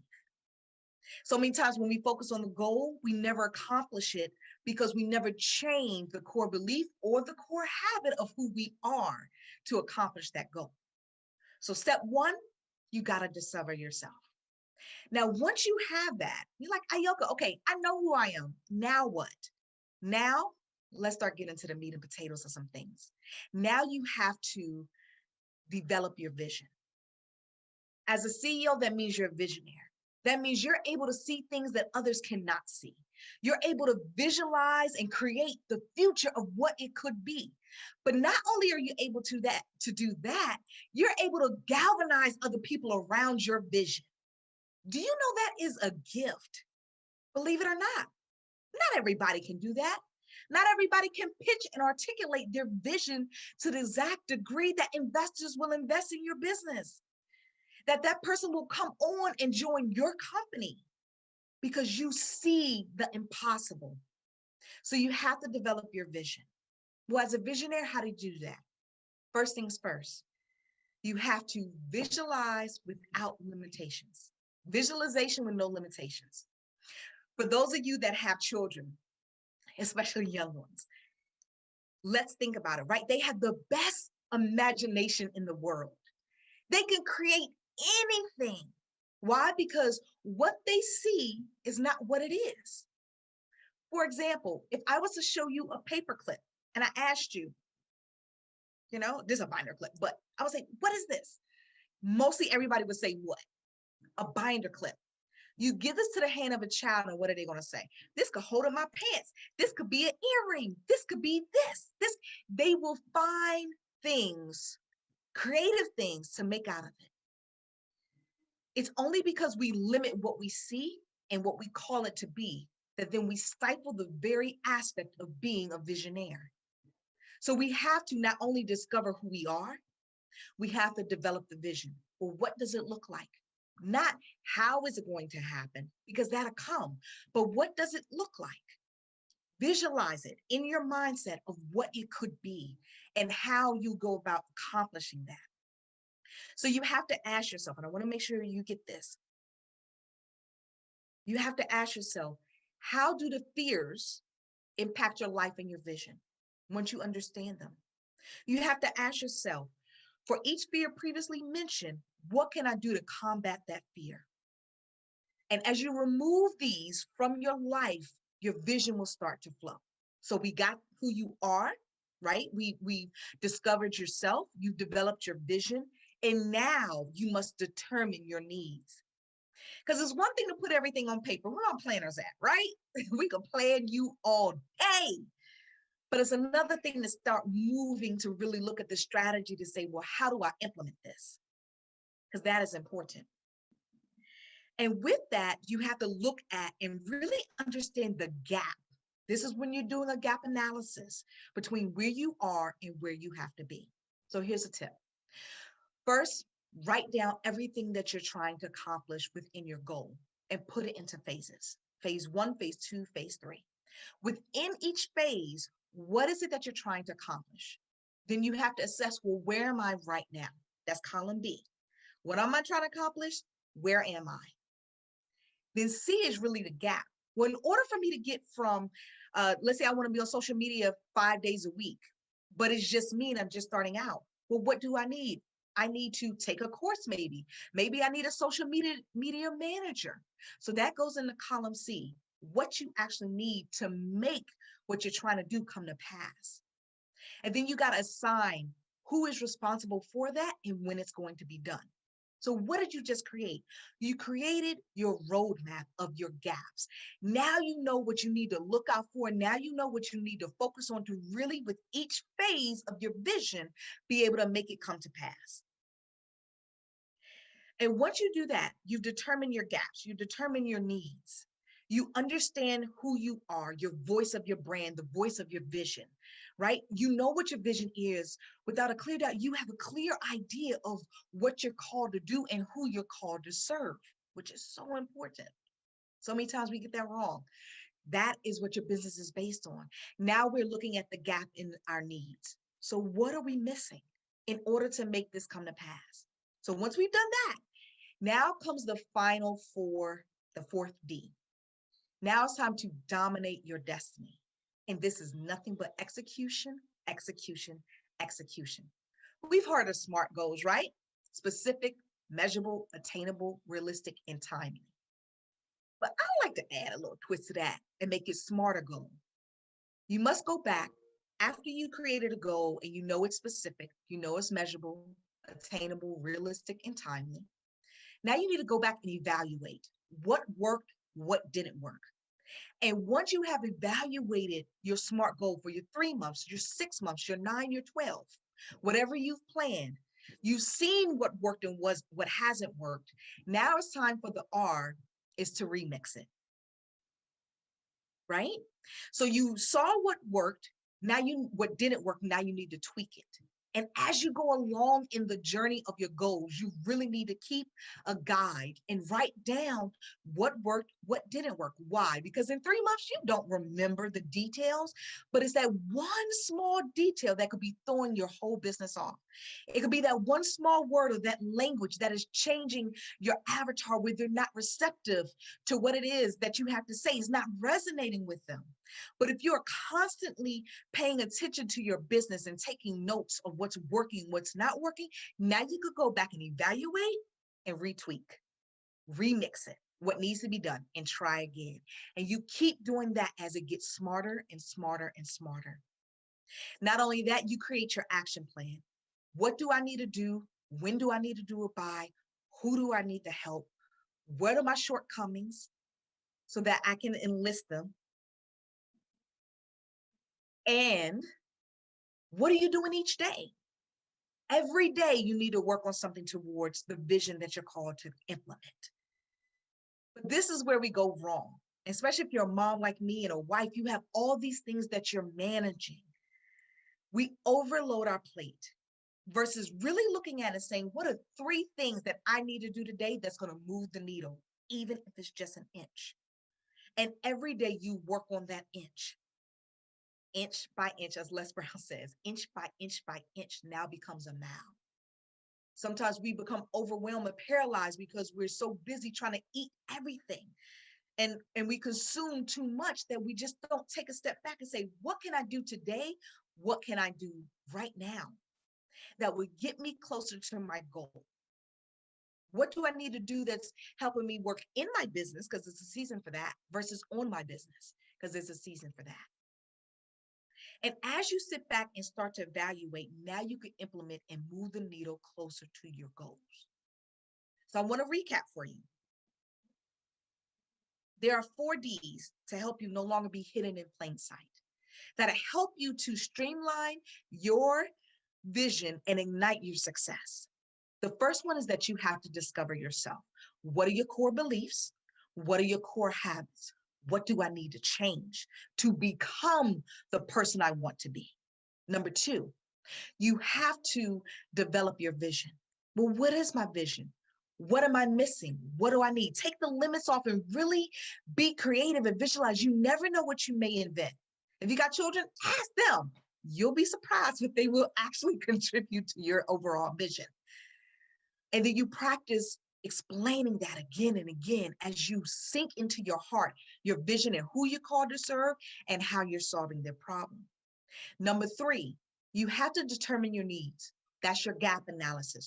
Where am I? What do I need in order to close that gap to accomplish and implement what I'm called to serve and do? And last but not least, dominate your destiny.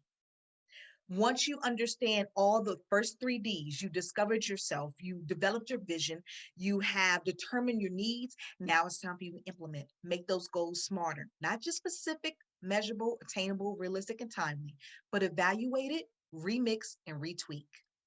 Create that action plan of what needs to take place. No more than 3 things a day that you will work on every day to get you closer to your goal, even if you block out the times. So I just wanted to say thank you so much for giving me the opportunity to pour into you today. My name is Ayoka Yashua El.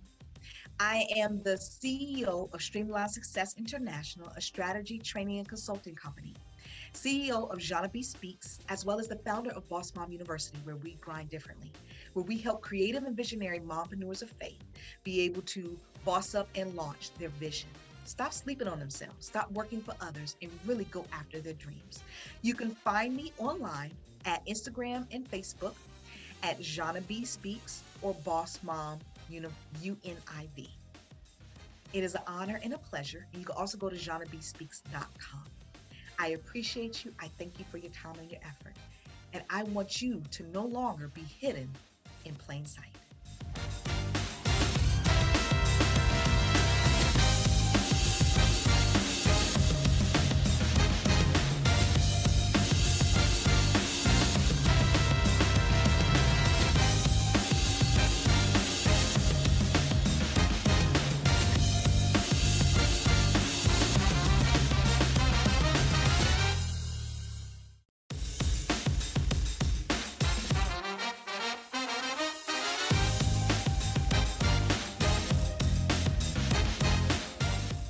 Consider something for me. Over 42% of small businesses in our country are run by women. 1 in every 3 are run by moms. Also, think about this. A recent survey showed that 73% of parents said that their lives started when they had children. Yet, parenting is the biggest challenge in their lives. So wherever they are, there are moms in the workforce. They have their own businesses, whether they're in medicine, law, government, public service, and they are struggling with how to lovingly and carefully parent their children without losing themselves and their big dreams. Now, if you've ever struggled with that, I want you to say, my dreams matter too. And if you're really on board, type it in the chat. My dreams matter too. My name is Carol Milletta. I'm a parenting strategist and consultant. And when frustrated and discouraged parents come to work with me, they get their joy back. We create a parenting style that complements the personality of each child so we can restore order in the home and moms and dads can breathe and the children can break through to reach their full potential. Now, in the time that we're going to have together today, I'm going to share with you 2 points from my 5-step blueprint for women who want to scale up to the next level after they have taken a little time to focus on their children. Now, they may be stay-at-home moms, or they may still be launching their businesses, or they may be working for someone else, but they want to get to that next level. And what we're going to talk about is communication and compiling your assets. So today I am a parenting consultant and educator. I run a very popular parenting radio show. And in 2019, I was named the DC Mother of the Year by American Mothers Incorporated. They are responsible for Mother's Day. They've been around since the Civil War. But what that means for me today is that I am a part of a very big network with maternal energy, full of women who are committed to honoring, educating, and advocating for mothers and in the community and all of their work that they're doing. We support them. So I haven't always been running on all cylinders like this. Once upon a time, I was a mom with twin baby boys that I didn't know anything to do.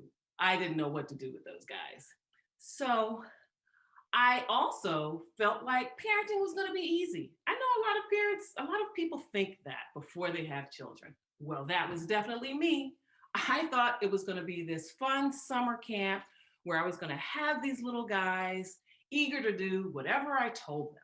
I mean, after all, as a marketing manager, I had run cross-functional teams, launched new products that I know some of you have used.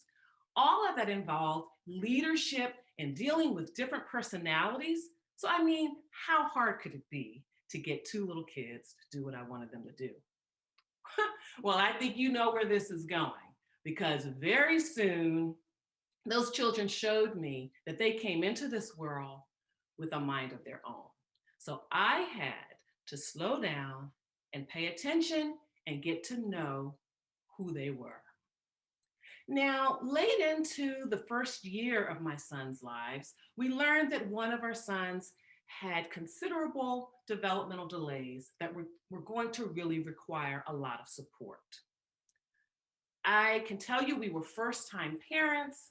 This was shocking to us. We were worried. Like, what was his future going to be like? What was he going to be able to do? And the specialists that we were seeing, some of them were not very encouraging about what his potential would be. In fact, his preschool teacher said, he's always going to be like that. Well, we right away started trying to figure out what we needed to do for him. So we signed him up for speech and language therapists, occupational therapists, and other programs. We gave him the foundation, and honestly, it was a long haul. But I tell you something, he hustled. He worked hard in school, he worked hard with his therapist, he learned how to play the piano, learned how to play football, and was on a very winning team in high school. And guess what? Against the odds, he was accepted to 4 colleges, and he and his twin brother are now finishing up their junior year in college right on schedule. And honestly, I know that I would have missed the signs if I hadn't taken the time to tune in to my children and really pay attention. And so that's what we're going to talk about for just a moment. That's the first step in really building connection. Parents really have to commit to being available, attentive, and affirming. Now, right now, I know that we're spending a lot of time at home and we're feeling like it's easy to be present. I'm in the house, I'm in the room with them all the time. But I'm not talking about just being in proximity. I'm talking about being present. So let's start with being available. So If you really want to be available for your children when they need you, you've got to do one thing first. Put the phone down. I know that's hard, but we've got to do it. And next, you've got to have an open posture. Be ready. Look ready. Look interested in what they're about to tell you. The next step is to move all the physical barriers between you. So come on their side of the table. Come down to their end of the sofa. And let's not forget about those mental barriers, because honestly, sometimes we think we know exactly what our children are thinking. There's nothing new that's going to come out of their mouths, and we just think we know. But let me tell you something, you don't. So once you have set the stage for being available, now you can be truly attentive. And so when your child is speaking with you, take in the whole picture, not just what she's saying. What's her posture like? Is she talking faster than normal? Is she very animated? What's the energy like? Do those nonverbal clues line up with what she's actually saying? I have to tell you, it is truly worth it to invest this time in building a connection with your children because it opens things up. It allows you to impart the life lessons that we know all children will need for the rest of their lives. It also lays a foundation for a mutually respectful relationship. And I've got to tell you, when those teen years come, you'll be glad that you took the time and made this investment. And I have to tell you, I often tell parents, you can pay now or you can pay later, but you're going to pay. So why don't you start today? Now, I have to tell you that this really works. It's not something I just read in a book. It's not something that I just tell parents. It's something that I've lived. I want to show you something. Here is one of the best Mother's Day presents I've ever received from anyone. So don't tell my husband I said that, but I'm telling you the truth. This is just what it looks like. It's lip gloss. My son, for years, had watched me. He was only 8 years old, but he knew that I followed a ritual every time I left the house. I got into the car, pulled the car out of the garage, I stopped. Put on this lip gloss, put it away, closed the garage, pulled out of the driveway, and we were on our way. He knew I go nowhere without lipstick or lip gloss. And here's another gift. My other son, also 8 years old at the time, gave me this book. And as you can see, it is a book about Oprah Winfrey. Now, back in those days, I used to tape the Oprah Winfrey Show. Yep, I used to tape it and watch it in the evening. I also used to talk about how much I admired what she did, not only in business, but in life and helping others. In that moment, I truly felt known and understood. And I made sure to tell my children that in those terms, to affirm their act of kindness. Now, if you are interested in forming those kinds of connections, those kinds of special bonds with your children, I will tell you at the end of my talk how we can connect and you can be part of my community.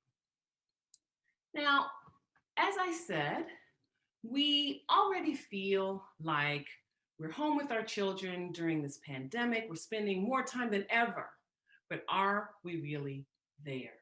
And they need us there, present, on purpose, more than ever, because they're processing feelings of disappointment, uncertainty, fear, and just what is going on if you kind of think about very recent events. And so they need us there, tuned in and ready to help them make sense of what's going on in the world. So next, you have to compile your assets. What do I mean when I think about compiling my assets? First of all, what are you good at doing? Are you happy doing what you're doing today? And very importantly, what are you doing today that's making a lasting impact? Now, if you're fuzzy on any of those things, then you might need to say to yourself, it's time for a change. Repeat after me, it's time for a change. Type it in the chat, time for change. So here's how I learned about this notion of taking stock of my assets. So as an undergrad student, I studied fashion merchandising.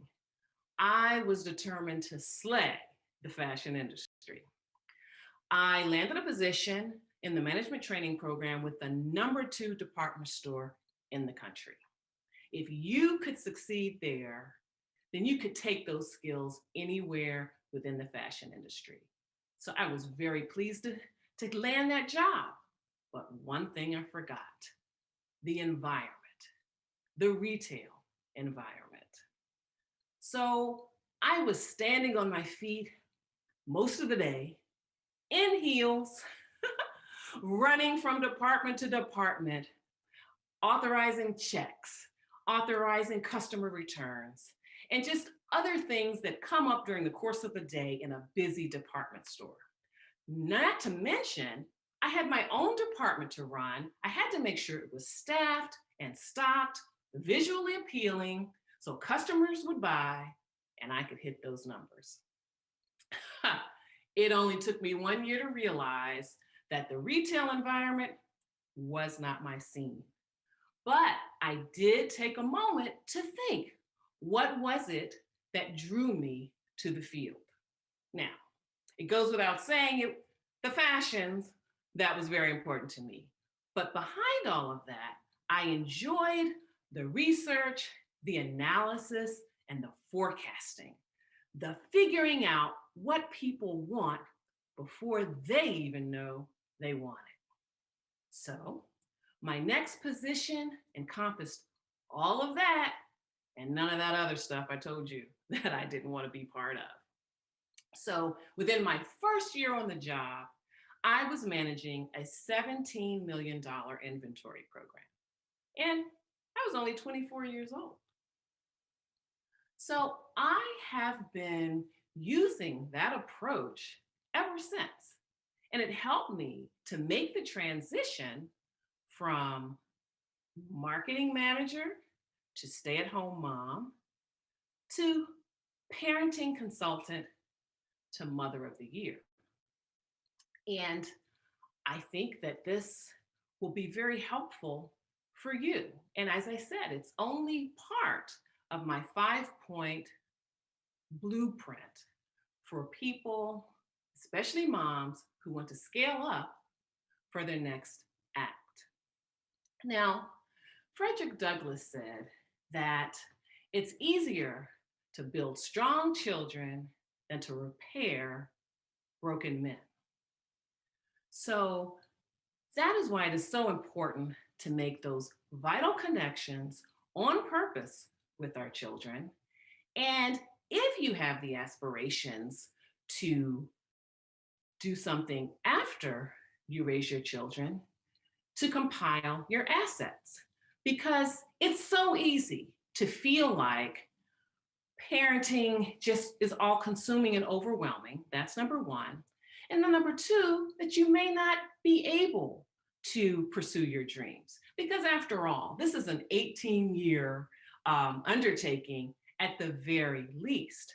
But we have to remember that parenting occurs in seasons. And every day that goes by, our children are one step closer to walking out the door. Not out of our lives, but to their independence.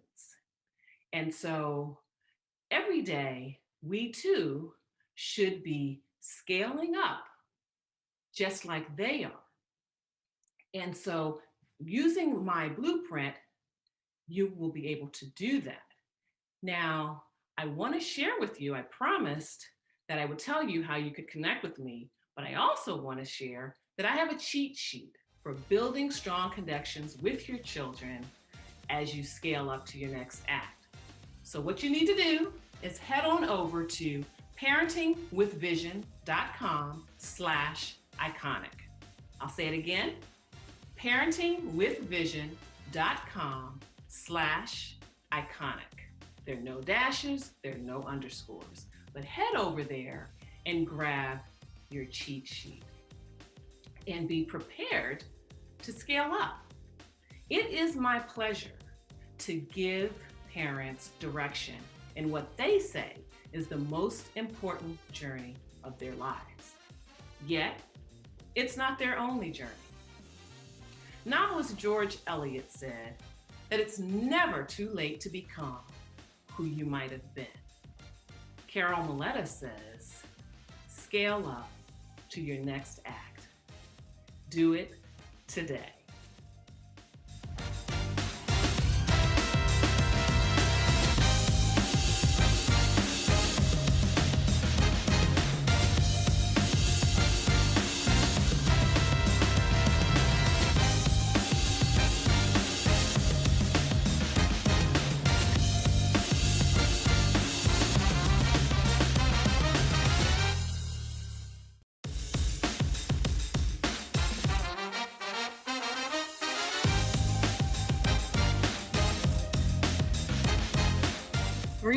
Greetings, everyone. My name is Kiana Buckner, also known as Lady Q.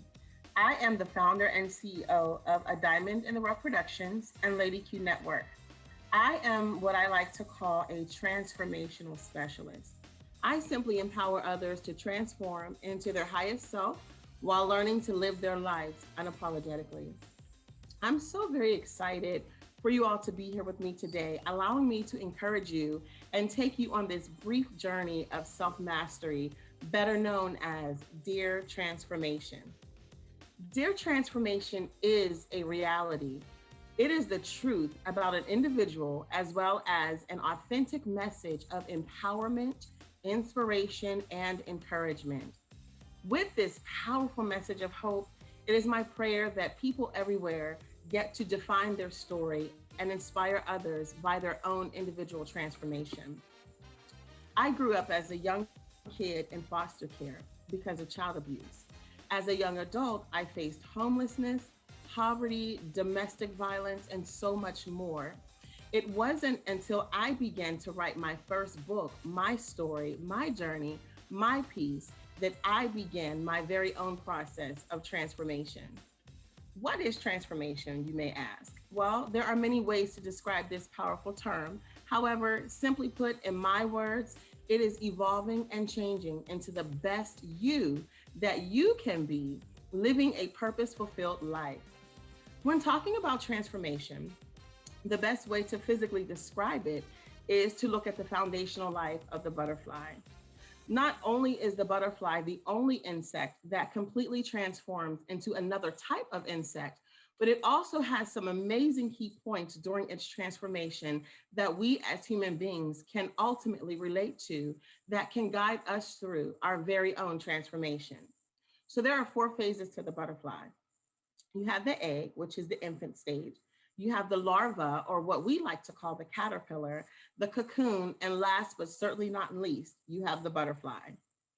What we will be relating to today is what I would think to be 2 of the most important parts of the process and transformational life of the butterfly.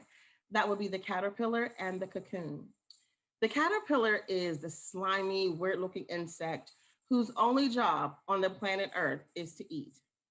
It needs to eat to gain strength so that it can break out of the jail or cocoon that it creates for itself. The more it eats, the more strength it gains for the struggle later. Isn't that just like us?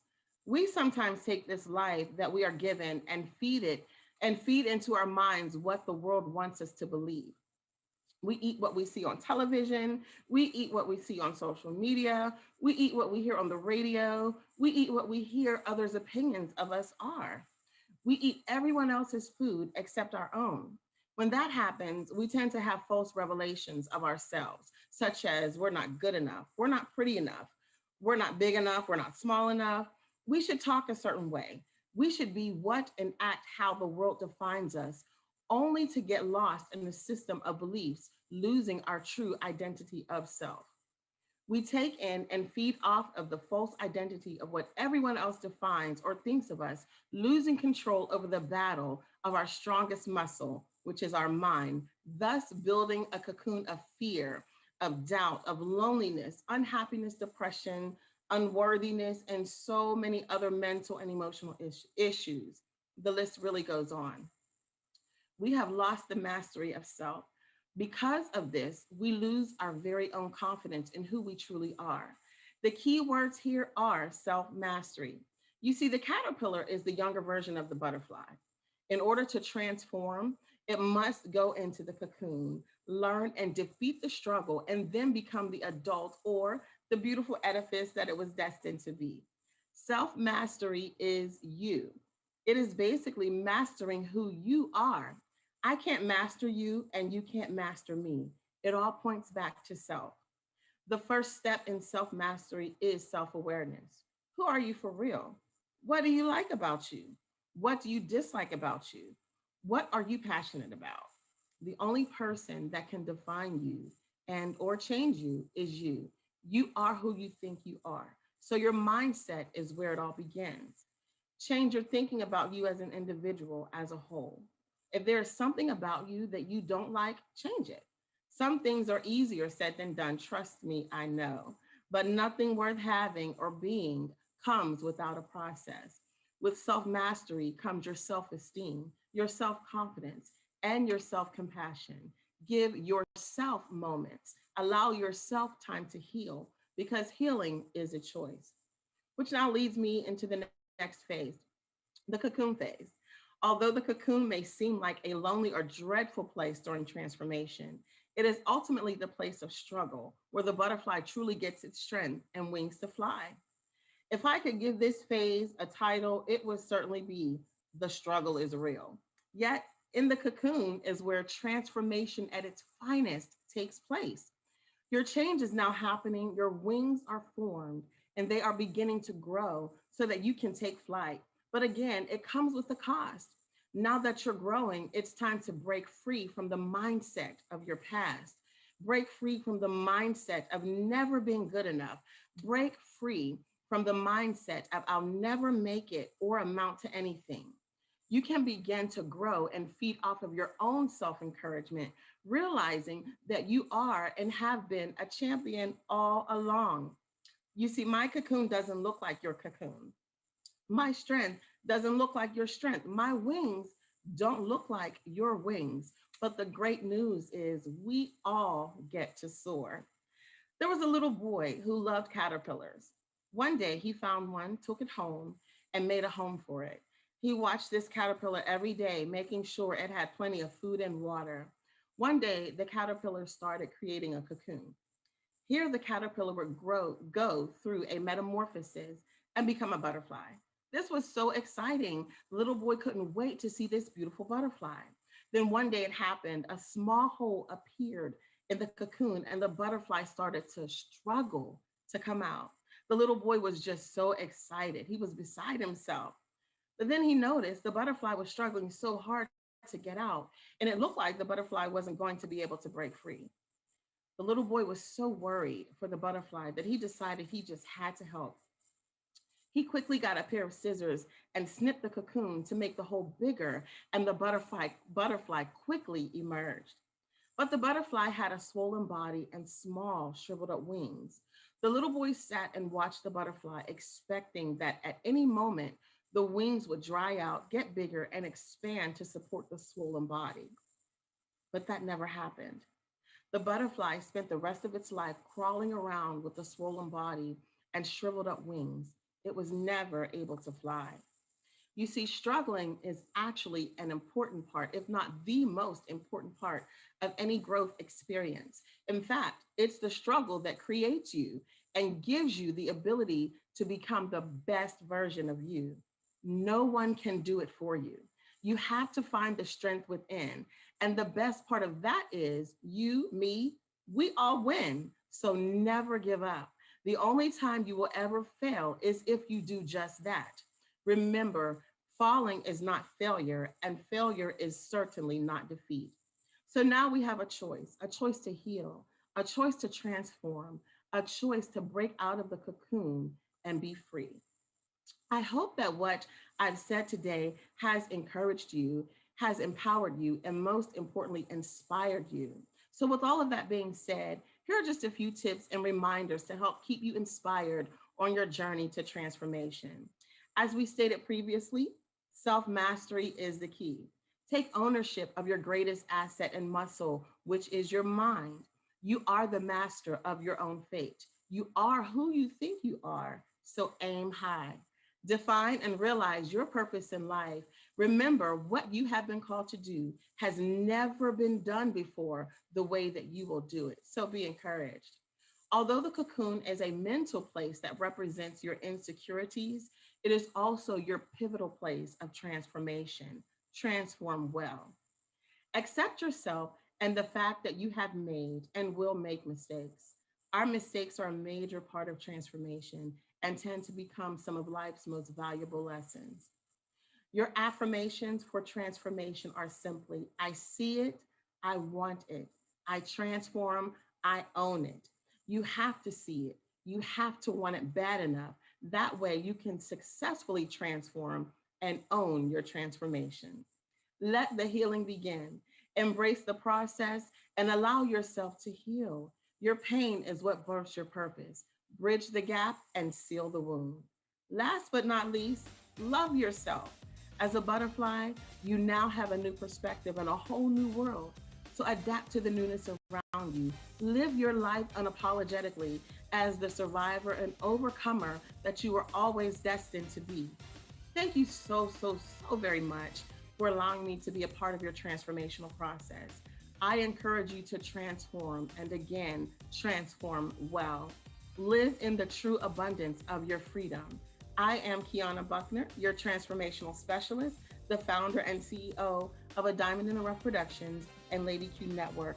To order a copy of any one of my books, to learn more about my companies, or to reach me for any conferences or speaking engagements, please go to my website, www.ladyqnetwork.com.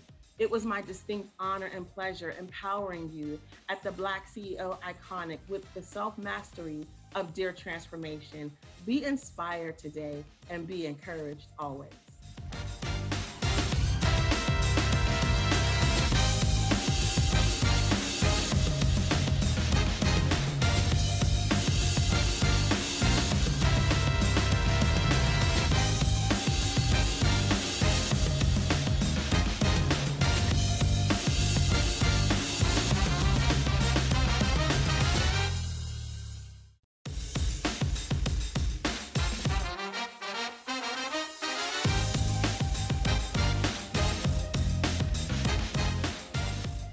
Hi, I'm Glodine Champion. I'm a transformational leader, coach, educator, and storyteller. And if it's okay with you, I'd like to talk about love. First, a little bit about me. My journey to coaching and transformational leadership came through my process improvement work. I'm a Six Sigma Black Belt, and I have to say I love saying I'm a Six Sigma Black Belt because in that brief moment between saying it and explaining it, you were probably thinking, she must be a badass in martial arts. Unfortunately, I'm not. At least not in martial arts. Six Sigma is a process improvement methodology that drives toward perfection in a process. It's like saying you'll improve your process so that it's 99.9997% efficient.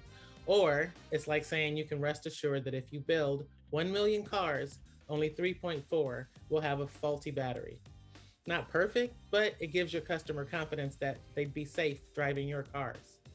I love what I do because it allows me to use my superpowers to build strong teams and big L leaders. I get to coach the people I work with into becoming better listeners who love to learn and understand the true meaning of being a leader. I encourage them to be more open-minded so they can hear what's not working in their process without taking it personally. I teach them things they thought they knew about process and its close connection to profits, and how to be vulnerable without the fear of looking bad or worrying what other people may say. Then, without any coaching, they take their newfound knowledge and ways of being out into the world and share it with others. I learned all this from one of the best leaders I've ever had in my career, Pete Berg. Having gone through the GE Six Sigma program, Pete mirrored Jack Welch's vision. He was my mentor, trainer, and extremely strong leader. He spoke truth to power and knew what to do when they behaved badly. It didn't feel like we were working. It felt like we were changing the world one person at a time. In fact, it was thanks to Pete that I discovered I was born to do this work. My superpowers? My personality, love of people, natural servant leadership, and teaching expertise. It's not something that you find in a Six Sigma black belt. I've experienced success and some failures. As I got more into the work, I began to collect data on the different groups and organizations that I worked with. And I began to see a common thread, not only in the success or failure of the work, but also in the root cause of the breakdown in the culture and or structure of an organization. It's leadership. Leadership feels like a catchphrase these days. Everyone wants to be in leadership, but most people want the perceived power that goes with the role of leader. And I often wonder how many people would want the title of CEO or president if it meant to serve instead of to lead. Because that's the true definition of a leader, one who serves others, one who gets that it's not about them, but the greater good of those around them. A true leader understands that leadership is also not about your title. I joined the U.S. Navy Reserves in 1985, and on the first day of boot camp, our company commander, Parnell, asked, who wants to get them on the line today? I didn't know what it was, but I wanted to do it. Someone else spoke up first. 2 days later, Parnell asked again. By then, I'd seen other recruits calling left turn march and to the rear march out on the street, and I wanted that job. I didn't even let her finish the question before my hand shot up. And from that day forward, I made sure she never had to repeat it. It was super easy to get the job. In fact, it was deceivingly undersold for what it really was, an audition for the role of Recruit Chief Petty Officer. There wasn't anything written and very little explained about being the leader of our company. You could either do it seemingly instinctively or not.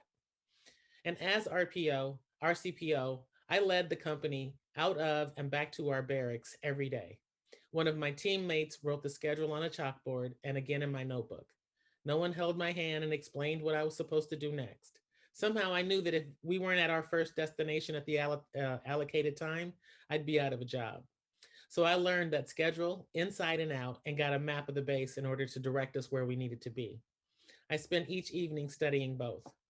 I also had to learn those cool navigation commands to successfully guide the company on the street, which meant I also had to trust the efforts of our guidon bearer, my eyes in the formation. The guidon bearer marched at the front of the line on formation and carried the flagpole. So when we were within several feet of a turn, she jerked the flag, and my job was to make the call on the appropriate step and turn 30 plus women around a corner without incident. It looked like fun. That's why I wanted the job. I'd made it about me and how I looked on the street making those calls, being a badass, if you will. I quickly learned everything about RCPO had nothing to do with me. I'd stepped into a leadership role to have fun and discovered that I had to look out for my teammates. When they failed, I failed. When they succeeded, they succeeded. I had to do everything first and better to keep my job.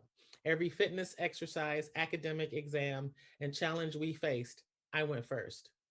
The hardest was the swim qualification test because I took my test first and then dog paddled in 15 feet of water for almost 3 hours until everyone was finished. I couldn't protect the team standing on the sideline waiting to jump in the pool. I had to be fully present and ready for action. On that day, I realized my level of responsibility for every recruit in my unit, and I took the job seriously. I quickly became a well-respected RCPO and went on to become platoon leader in A school. That was my first experience as a leader, and I was 18 years old. In my 3 months as RCPO, I learned all about being open-minded, vulnerable, and empathetic because it was forced upon me. After I'd been in the role about a month, and she was confident I wasn't going to mess it up, Parnell pulled me aside one day and said, "You're the first Black RCPO to have this job this long. Remember that it's not about you. The minute you accept that, the better an RCPO you will become." I've carried those words with me ever since. And I used them and my experience as RCPO to determine the type of leader I wanted to be and the type I wanted to work for. Over time, I began to classify them as big L and small L leaders. The big L leaders were self-aware, great communicators, expressed their gratitude and empathy, knew how to delegate, and lead with respect and integrity. Translation, they led with love. The small L leaders were poor communicators. They kept information close to their chest, believing that things were on a need-to-know basis. They were self-centered, forcing us to speak in we terms when they spoke in I. They were unpredictable, avoided conflict at all costs, and led by fear and intimidation, the my way or highway thinking. I've coached many small L leaders in my career, and I can tell you those that moved to big L leader did so because they wanted to do better for their team. You know that saying, when you know better, you do better? It's true. What's not true is that people don't change. When people are ready and willing and have support, they change. One of the things I noticed is when I asked those leaders how they felt about their team, the ones who said, I think they're awesome or I love them, they recognized that if they truly loved them, then they also wanted the best for them. And those leaders stepped up and tossed their small L's aside for a larger version. If you've worked in corporate America, you've reported to one or the other. You know the difference. You grew and thrived under the big L leader and grew bitter and resentful under the small one. In fact, I would bet that a large percentage of business owners went out on their own because they worked for a small L leader. I know I did. Now the question is, now that you're running your own business, which leader have you become? Do you lead with fear and intimidation or love? And I know you're thinking, what in the heck does love have to do with business? Well, let's first unpack that word a little bit. There's 4 types of love.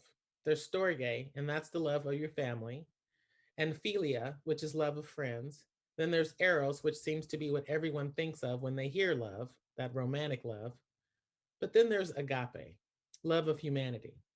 And it's the agape love that we need in business, because the one constant, no matter how large or small your business or the industry you're in, you could be a cupcake baker to a nuclear physicist.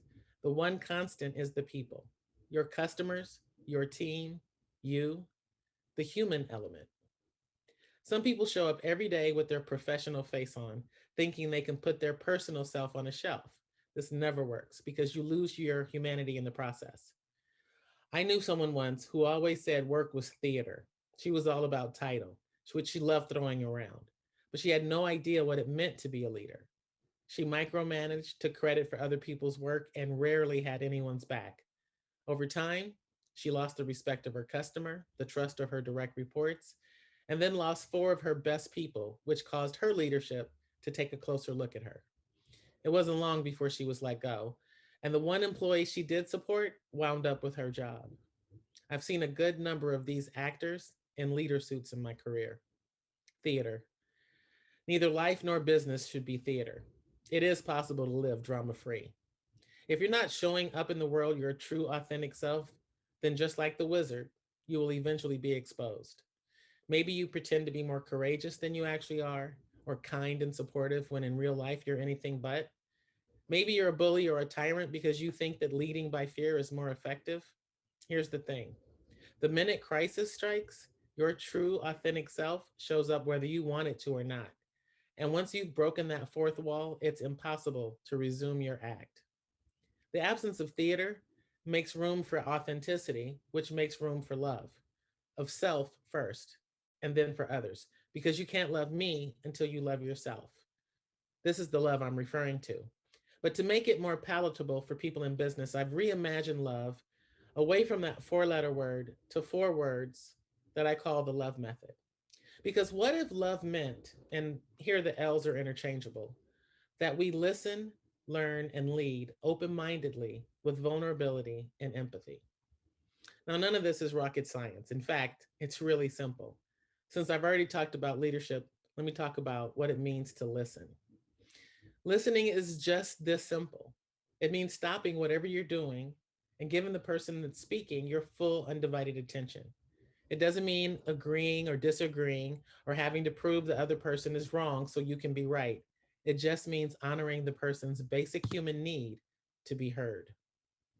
When you're willing to learn, and I know this one's a little harder for some people because it requires your ability to acknowledge that you don't know everything. Now, in fact, you know what you know, and you know what you don't know, but you don't know what you don't know. And the same can be said for your people or your customers or your partners. They know what they know, and they know what they don't know, but they don't know what they don't know either. So there are times when all that knowledge or lack thereof overlaps, and some of it's brand new to you. And it's how you receive the knowledge that assures your willingness to learn. When you respond with, I know, when you don't, that's not opening the door to learning. Tell me more, that's a great start. Having an open mind means you're willing to hear new ideas without feeling the need to interject your point of view or poke holes in those ideas to prove you know better. And the dastardly vulnerability word. A lot of people see this as a sign of weakness, but I can tell you that if you're willing to consciously share your emotions or desires with others, then that's it. You're being vulnerable. To freely express your thoughts, feelings, desires, and opinions, regardless of what anyone might think of you, you're being vulnerable. And empathy simply means that you're willing to embrace my vulnerability.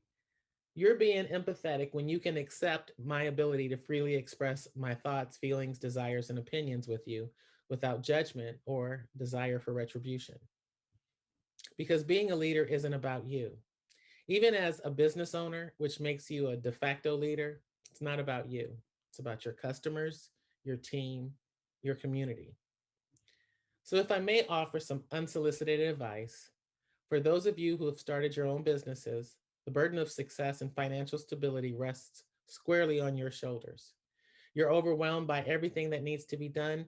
And because you took that first client before you were really ready, you're probably building the plane while it's flying. I did the same thing. So let me just say, before things get out of control, allow yourself the time to get organized and structured so that you aren't reinventing the wheel every time you get a new client. And don't be afraid to ask for help. You'd be surprised who's going to show up for you. You may not consider yourself a business person, much less a leader, but you are. So stand in those shoes that God made just to fit you and do your thing. And if you've been in business for years and have heard rumors that you've become a micromanager, don't use that as an excuse to shoot the messenger. Think about how you may have gotten there. Maybe your business grew faster than you expected and you never wrote anything down. So you were forced to hire employees and you said you wanted your company to feel more like a family, but you still don't trust that your team can do things as well as you. You think that by telling your people how they should do their job, it's showing them that you care. It doesn't. Especially if your reaction to disagreement or having to deal with a hard truth ends in public shaming and hurt feelings.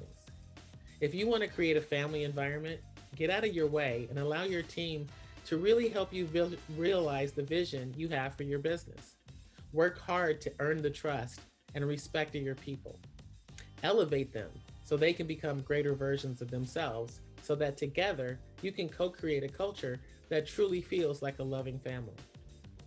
I'm so convinced that listening, learning, and leading open-mindedly with vulnerability and empathy is so powerful that it will transform your life, allowing you to manifest the vision for your business and step into the love-based leader you were meant to be, that I built a business around it. How do I know it works? Because I tried it on myself first. So, what's love got to do with business? Everything.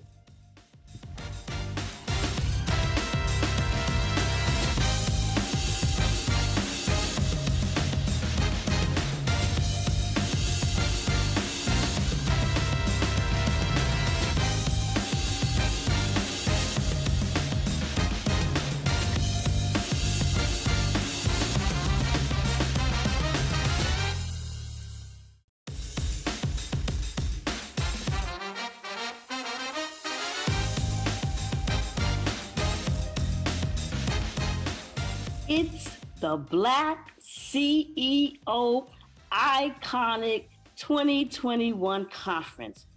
I am so excited. I'm so excited. I am ready. I am so excited. This is the the day of the unstoppable Black woman. This is the Unstoppable Black Woman Day, and I'm excited about that. I'm excited, but I am Donna Izzard, and I am your host of the Unstoppable Black Woman. That's me, and we have some amazing, amazing unstoppable Black women, such as Lashanna Williams, Marcella D. Moore, Dr. Jennifer Harris, Chandra Gore, and Lakeisha Hendricks Horton. I'm telling you, these amazing, unstoppable Black women will be sharing with you what it means to be an unstoppable Black woman for a time such as this. So get ready to take some notes. Get ready to be inspired. Get ready to be ignited, and get ready to be invited to the unstoppable Black woman journey. That's me. Get ready. Are you ready? Because the DI is ready. The DI is ready. The DI is ready to receive it all, The 2021 iconic, unstoppable Black Woman Day.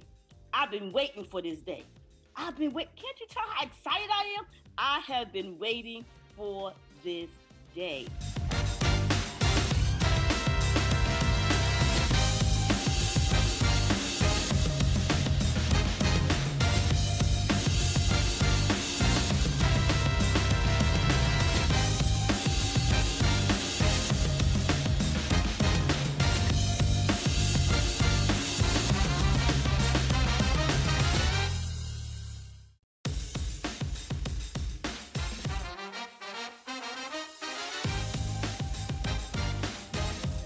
Hi, my name is Minister Lakeisha Hendricks, and it is indeed a great honor for me to be selected as a UBW speaker for the iconic 2021 virtual conference.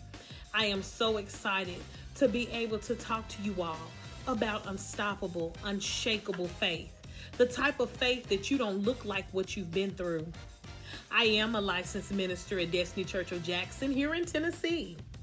I am a graduate of University of Tennessee at Martin, also a graduate in aesthetics, and I currently am working on my master's degree in social work.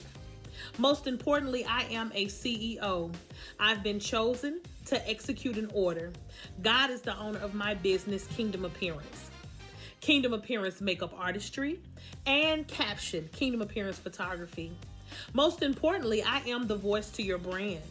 I am a voiceover technician. I bring your brand to life.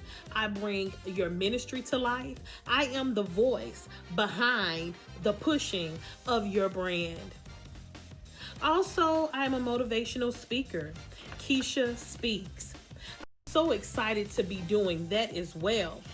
I'm a motivational coach. I am a preacher. I am a push agent. Purpose until something happens. And I'm launching Hey Girl. Girl, an acronym for God, Understanding, Relationship, and Love. Interactive word teaching. I've been married for 13 years to my husband. He is my best friend and a partner in life and in business. From 2012 to 2020, we lost jobs. We lost friends. We lost loved ones. We lost belongings. We even lost our home and almost lost our marriage. There were times I kept thinking, God, you have taken your hand off of us. You have left us. Because we the super saved power couple. We the ministers, okay? We the ministers in the gospel. We serve, we sow, we keep doing everything that God had told us to do. And every time I turned around, we was in a cycle of hardship. Losing your loved ones, losing your home, losing all of your belongings. One thing after the next. Then you go to buy a home and you can't get a home. Oh, this is not good enough. And you working. I'm like, what is it? I'm 42 years old at this time and I'm still trying to get to something. I was like, Lord, this is not what I signed up for. What are you doing? I remember battling with my flesh, and I remember saying, what is really going on? Now, I've served the true and living God. I'm married. I've never cheated on my husband. I sew. I'm a minister in the gospel. I can preach. What is it that's causing me all of this hardship? And I can remember the enemy speaking in my ears, and he was saying, oh, he's not real because he doesn't love you. If he was real, he wouldn't do this to you. Not you, Minister Keisha. And I chuckled to myself because I knew then that God was real. Because see, you can't speak to me on God and tell me he's not real, but then you are. And I know God is a supernatural God. I remember saying, God, I trust you. And God spoke immediately. Remembers Romans 8:28. And we know all things God works for the good of those who love him, who have been called according to his purpose. All things and his purpose. That's unstoppable faith. It allowed me to realize that no matter what I was going through at the time, that because I still had the faith in a true and living God, that I was still standing even though my foundation in my eyesight naturally wasn't firm, but I was still standing. I didn't know how it was going to work out, but I knew I had a mustard seed faith. And when I say mustard seed, it was a mustard seed faith. And why? Because I was going to make it through. Sometimes we get in those situations, but your faith has to be so strong. It has to be unstoppable. That is a faith without limits. That's a faith without seeing. That's a faith in the dark waiting for the light. And even if you don't see the light, you know it's there. It could be a flicker, the size of a lightning bug, but you're going to make it out because God said that you would. I believe that the Lord showed me that good or bad, he always works it out for our good. Unstoppable faith almost is like a seesaw. Because you up and you down, but you know that you're not going to hit that ground though. Because something's going to push you back up. You're going to still be propelling. And that is going to work out. The call on my life is greater than what I'm going through. People see my outward appearance, but it didn't match my inner struggle because I never looked like what I was going through. My husband and I, we never stopped serving. We never stopped sowing. Our spirits were battered. They were bruised. We were broken, but we weren't shattered. See, when you're broken, you put the pieces back together and glue it back together. When you shattered, you attempt to get all the pieces back together, but sometimes it's unrecognizable. I might have been broken. God kept putting my pieces back together, but I never was shattered. It's just like if you're going in a neighborhood and there's a speed bump in the middle. The speed bump is there to make you aware, not to stop you. That's unstoppable faith. In these moments, our faith in God was put into action, and we had to have a faith that was unstoppable. I'm talking about a faith without limits. I'm talking about no limit faith, because that's all that we had. Unstoppable faith will push you into knowing the real God. Unstoppable faith is not a superhero, but it's a supernatural hero, which is God. It's a spiritual hero mode that you have to go into.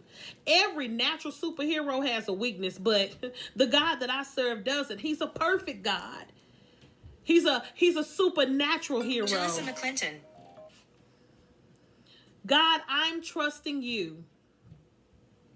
And I'm being vulnerable and exposed at this time. Jeremiah 29:11 will go in full effect. For I know the plans that I have for you. For I know the plans that I have for you. I choose to believe in what I can't see. That is unstoppable faith. Because if we keep looking for what's in front of us, if we keep looking for this perfect moment or this perfect time, we'll miss it. Your faith has to lead you. It's an opportunity to see the doors that are open, even when they're closed. That's unstoppable faith. My ministry has always been to encourage others in life and business to use their voice, to speak change and to see change, and to step into change and apply change. Change can only happen if we can see it before it's there. The Bible says to speak things into existence as though they were. I speak what I want to see. Do I have weak moments? Yes. But it's something on the inside of you that says, hold up, I serve a God that's perfect. I serve a Father that says he'll never leave me nor forsake me. I serve a God that even though I'm in the dark and I don't have nothing but onion in my refrigerator, I know that I'm going to come through. I serve a God that's going to do that for me. Why? Because he's going to give you the tools necessary, but you can't do it without faith. And it has to be a faith without limits. It has to be that unstoppable faith. That unstoppable faith, it breaks through barriers that we can't even see. And some that we do see. I praise God today for the opportunity. Because somebody needs to know that your faith makes you strong, even though you don't understand it. Faith in the unseen, hope in what God said he's going to do, trusting in the dark, being vulnerable and exposed, and then at the end of the day, believing that it's going to happen the way that God wants to happen it. That's unstoppable faith. I'm so grateful that I have my faith in a true foundation, which is the Lord Jesus Christ. I wouldn't have made it this far without faith. If it's shaking a little bit, if it rolls around a little bit, pick yourself up and say, I serve a God that can do anything. Winston Churchill, he has a quote out that says, success is not final and failure is not fatal. That's just like it is in our spiritual life, that we can be successful at everything spiritually. We can do everything, but it's not final. God still has growth moments for us, if not for us, for other people to see. Then he says that failure is not fatal, because God's grace is sufficient. So even if I fall, even if I fail at something, it's not going to take me out. It's going to make me know who he is and that my faith is unstoppable, and I'm going to get up again. And if I can't get up, he's going to pick me up. If you look at the scriptures, when Peter was walking on water, I can just imagine the boat people saying what they had to say. What you doing? Why are you walking on water? There's a spirit on the water. And just to paraphrase a little bit, I can hear it. I can feel Peter's thoughts like, oh, this is not happening. Oh my goodness, I'm walking on water. But if you be God, keep walking. And I can just imagine when he started to sink, that's when his faith began to waver. But he had a mustard seed faith. Come on, somebody. And he was pulled up out of that water by the true and living God. That's what God does. When you sink, your faith is going to pull you back up. Why? Because you trusted in something bigger than who you are. In this season, I have to trust in something bigger than who I am, who I ever thought that I could be. That is the unstoppable faith that I'm talking about. When I plant my feet and keep walking. Think about it, ladies and gentlemen. I'm thinking about it because I'm saying to myself, I'll give you a scenario here in my apartment. I have a nice hardwood floor, the fake hardwood, of course. And I walk in my bathroom one day and I step down the wrong way. My hardwood cracks. I'm like, why is my hardwood cracking? I call over the maintenance people to come over here and look at it, and guess what happened? There was no subfloor up under the there was no subfloor, which is the foundation that the hardwood laminate is supposed to rest on. They built something on top of a foundation that was shaky, and I went through. That'll never happen with God. You can't see that foundation. You may not know what's up under it. You may not even know where you're walking, but I guarantee you, he is going to make sure you make it. God is just that God. Unstoppable faith is just trusting and believing, period. There's no way in life I could make it if I didn't know who I served and what he could do.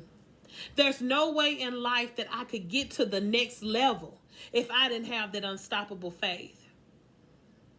I don't have an identity crisis because I know who I belong to. And at times when the enemy was trying to tell me that I shouldn't believe or that why are you doing this, I still had to have faith in the God that I couldn't see. He gave me signs. He gave me wisdom. He gave me knowledge and the ability to speak what I wanted to see. He gave me the authority. But without faith, I couldn't do it. I remember one day I was watching what they call, it used to be Creature Feature or something when I was younger. And although I don't like horror movies like that anymore, or, you know, when you're with your parents, you watch what they watch, but I can remember watching that show. And it was about, it was about the people in the night. They call them vampires or something. And I remember they went to a TV personality, and they went to this personality and they was like, hey, we need you to help us, because in our neighborhood is something that's not right. Something keeps happening in the dark. Something keeps happening, and we've seen these things. I've seen some things happen.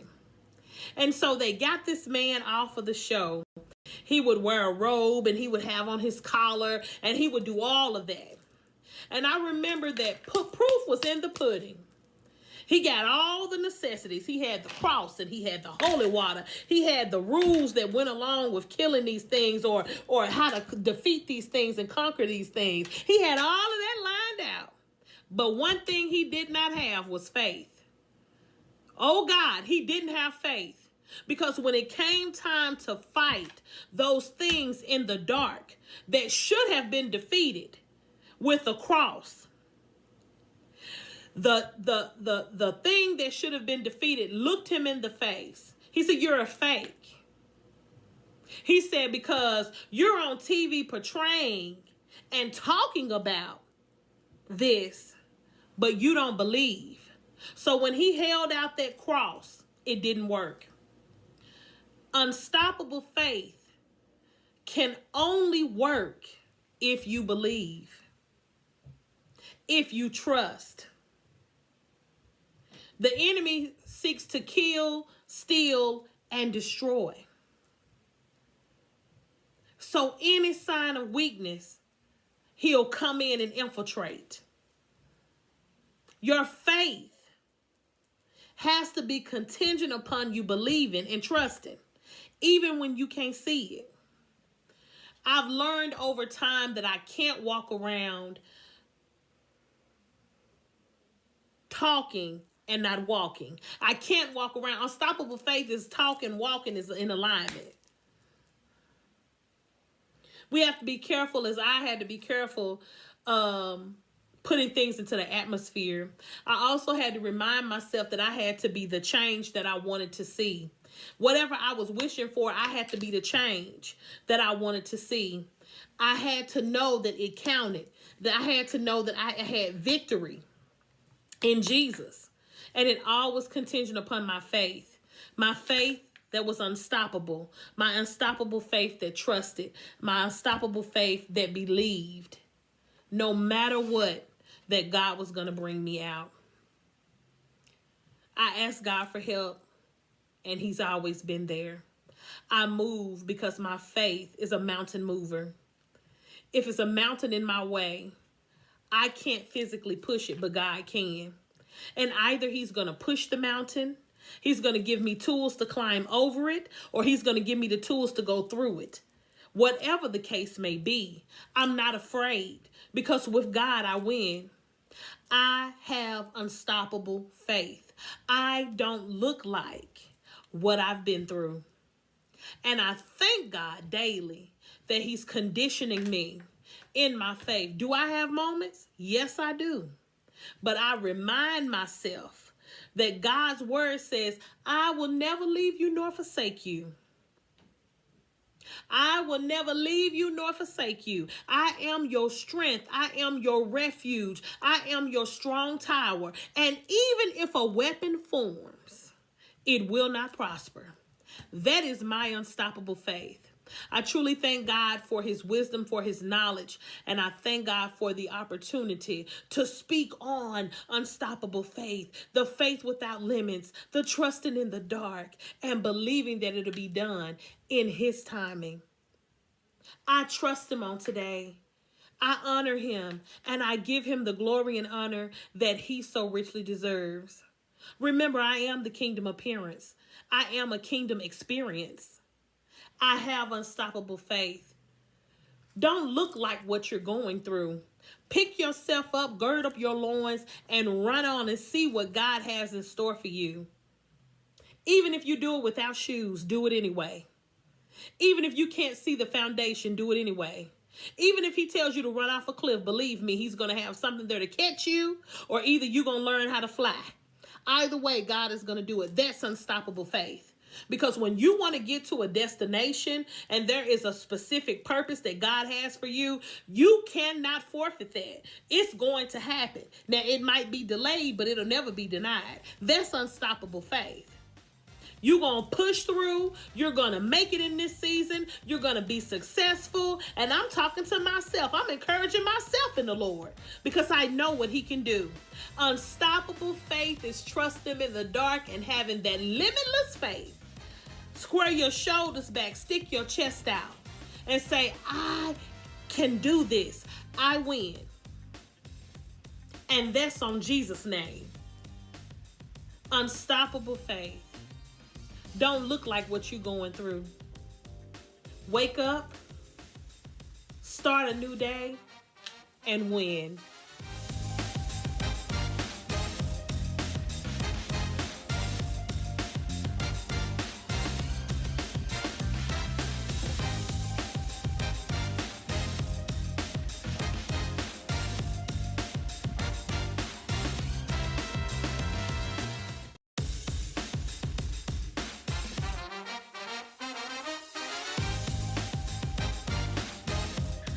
Hi, this is Toni Harris Taylor, and I'm super excited to bring you this fabulous panel where we're going to discuss stepping into the best version of yourself, a Black woman's guide. First, I want to thank our sponsor, the unstoppable Black woman herself, Ms. Donna Izzard, who is the founder of that organization. Thank you so much for sponsoring this panel. Before we jump into our questions, we're going to introduce ourselves so you'll have a good idea who we are and that we know what we're talking about, right? So I'll start with myself. I'm Toni Harris Taylor. I live in Houston, Texas, and I am a sales and marketing coach. I believe that entrepreneurs, if they don't get the sales right, they will go flat out of business. So I help entrepreneurs to get known, get connected, so they can get paid to make six figures and beyond. I'm also an international speaker, international coach, and an international TV talk show host. So the Drastic Results with Toni Harris Taylor show, and you can go to my website, drasticresults.com, and connect with me all over social media, and I would love to connect with you. I'm gonna introduce from my left, I don't know how you're seeing it, but from my left, I'm introducing Miss Pamela McCoy. So Pamela, will you please introduce yourself? Certainly. Hello, everyone. I am Pamela with 3 A's. I hail from Tampa, Florida. I have two businesses. One business, Bonafide Credit Consultants, LLC, where we provide financial capability education and personal money management. So we help you get your money right.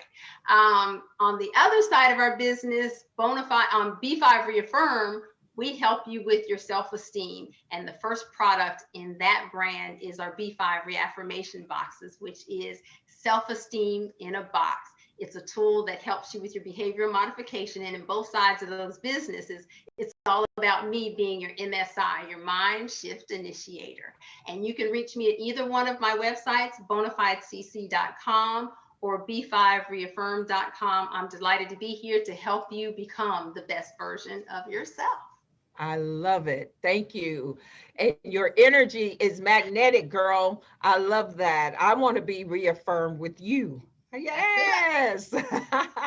So next in my line is Dr. Andrea Blue. So Dr. Andrea, will you introduce yourself? Absolutely. Hello, everyone. Again, my name is Dr. Andrea Blue. What a delight to be here today to come before you and share each one of our stories with you. And hopefully, what we have will enlighten you to help transform your lives. Actually, I am a transformational speaker, educator, mentor, coach, and author. And we focus on mentorship. Everything that we do is connected to mentorship. And just like Ms. Pamela, I have two businesses as well. I have Blue Pathways, which is connected to helping parents, students, and organizational leaders develop a plan of action. Also, we have our virtual assistant business, which is our Paramount Recruitment Agency, where we help individuals that are small business owners, medium business owners, and startups. So we know that everyone needs a virtual assistant, and we know that everything should be connected to mentorship. Again, my name is Dr. Andrea Blue. You can find me at Blue Pathways Mentorship Services or at ParamountRecruitmentAgency.com. It is again a pleasure to be here today.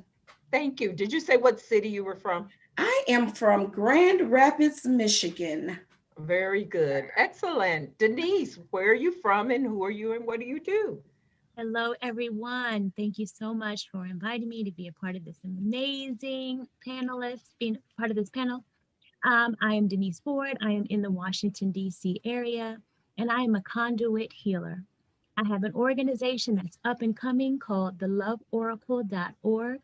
We are here to help lesbians talk about love and relationships, intimacy and sex and self-care and self-love. Too often we rely on others to tell us who we are, when actually we know who we are. We just have to go within to figure out who that is. And as a conduit healer, I am here to help you get back to you because you really already know the answers.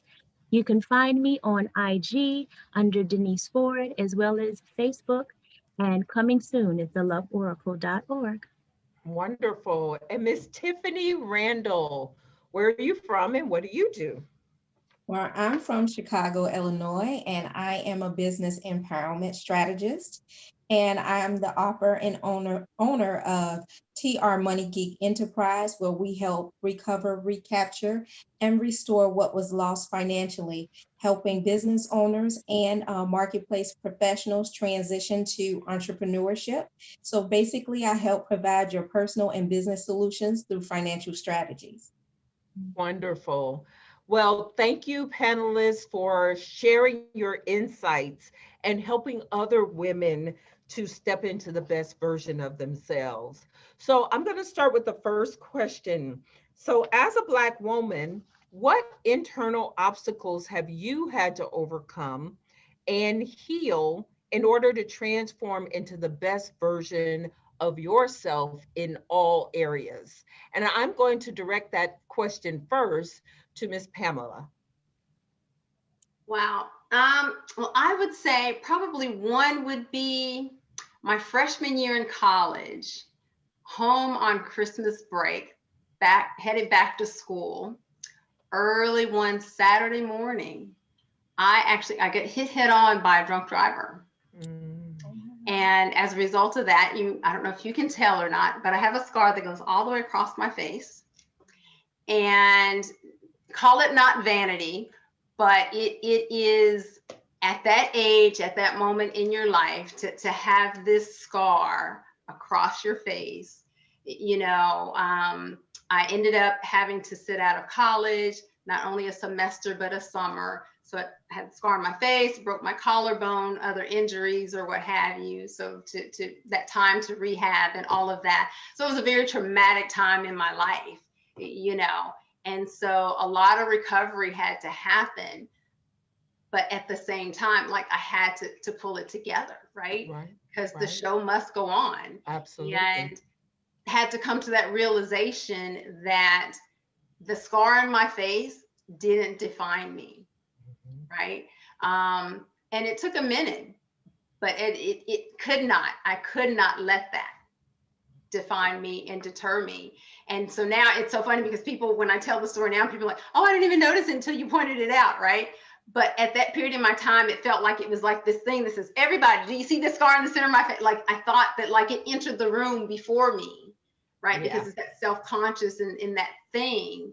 And so now, you know, the B5 reaffirmed, it's so funny how now I see my faith, right? It is like he was preparing me for this season in my life. Like I had to go through that experience to kind of walk on that side, to be able to help these girls now, that though their issue is not this physical necessary scar on the outside, because self-esteem and what I'm dealing with is really that scarring on the inside.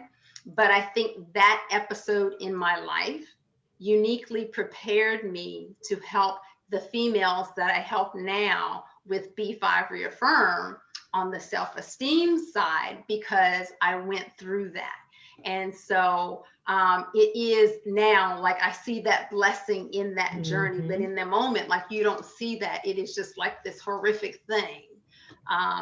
But my mom and my dad, you know, I had this support system that loved me through that, right? So yeah, so I would say that would be that internal struggle about physical appearance and what other people might think or say. And it was, because I can remember distinctly shortly thereafter, because at the moment in the act, I kid you not, my face was like this big because it swelled up and everything. And it took months for the swelling to go down. And I remember being in the mall and people staring and looking and pointing, and how that made me feel, right? But then I'm thinking about other people who have disabilities. And so now you see life in a different perspective. Other people, because my healing would happen, right? But other people's will not, kind of thing. And so it taught me a lot of life lessons and things like that, and seeing things in a different perspective. Okay, very good. Well, I didn't see the scar to you, and I still don't see the scar, so that's beautiful. But you know, having support is really important when it comes to stepping into the best version of yourself. Absolutely. And how, when we go through things in life, we have no idea how it's going to serve us later. That's why it's tragic when people commit suicide, because, you know, it's like being in a storm cloud. I say, you know, I remember driving on the freeway one time and the storm was bad. And people were pulling over to the side of the road with their flashers on to wait the storm out. But in life, it's symbolic for you have to keep driving. You may have to slow down a little bit because the storm of life is crazy. But if you don't keep driving, you're not going to get out of that cloud. So that was awesome that you were able to move past. And now here it is, you got out of the cloud and now you are helping women do the same thing. So and the irony is your story isn't for you. That's your right. Trials are always for someone else. That's right. So I want to give this same question to Denise, please. Denise, what's your take on this? I was hoping you picked me. I was like, yes, I want to answer this one. For me, my obstacle was quite a few things. You know, being okay with being a woman, being okay with being Black, being okay with being a lesbian, you know, that's not, that can be a challenge. And being okay with being the heavier person. I used to weigh 300 pounds. And so I've definitely lost some weight. And also being raped. I had to heal from all of those things. And so many women have been violated or molested or raped, and you just don't know where to put that. You know, you don't know how to heal, and other people may not understand it because it's not their experience. So I had lots of obstacles, and being in my 40s, I really had to pick each one by one and begin to dissect it to figure out how I can heal me. Because yes, therapists are great, family members are great, but I have to deal with me every day, look at me in the mirror every day, and continue to move forward like both of you ladies said. So how do I do that? I have to unpack it. And I began to do that. And now with my organization, I'll be able to help women do the same because I have been there and I have experienced it. Yeah. So you're right, Pamela. The things that you have been through are going to be used to help other women because they've experienced the same thing that you've experienced at some point in their life. Right. Very good. So, Dr. Blue, you got something to say about this? Absolutely, absolutely. And I'll tell you, your stories are so amazing, but I'll tell you through domestic violence, through divorce, through love finding me again, it has been so many internal things because those records that play in our head that you're not good enough, you can't, you won't, you shall not. But then again, when you hear that voice on your shoulder again saying, you can. Yes, you can. All you have to do is get up one more time, try it again, go one more time. So, through all my trials and everything that I've gone through my life, I give the glory to God. Some people don't want to say his name, but I give my glory to God because he is the reason that I'm here. And I will share one story with you about my life. I have gone through working at so many different universities and dealing with individuals and waiting for someone to give me a chance and a turn and an opportunity. And I'm asking this one and that one, and what do you think I should, or what shouldn't I do? And then one day I just heard the voice of the Lord just speak to me. Stop asking. Stop asking. I have all the answers that you need if you just follow me. And so from there, I had to go and be able to sit at the table. So I've already achieved 2 masters, my doctoral degree, because I need to sit at the table, because I need to make these decisions for our students and our parents and our organizational leaders. And so that no other person will ever feel these type of feelings of you have to beg to sit at the table. Create your own table. You can sit your own table there. Get you some glass chairs, some beautiful settings, beautiful candles, make it amazing.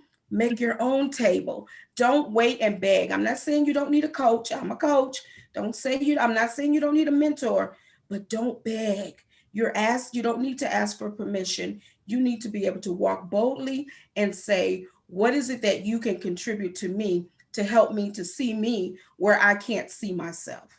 So that's, what I have to offer to that, because I think that everyone has something divine inside of them, but they need to find out what it is. And that's what Blue Pathways and Dr. Blue does. Well, I love that you said create your own table, girl. Oh, yes. I love it. Create your own table. Don't be waiting for people to, and that's what entrepreneurship's all about. It's about creating your own table, because most entrepreneurs got sick of the rat race in corporate America and governmental and whatever area where people were dictating to them what they had to do. And so I love the create your own table. Dr.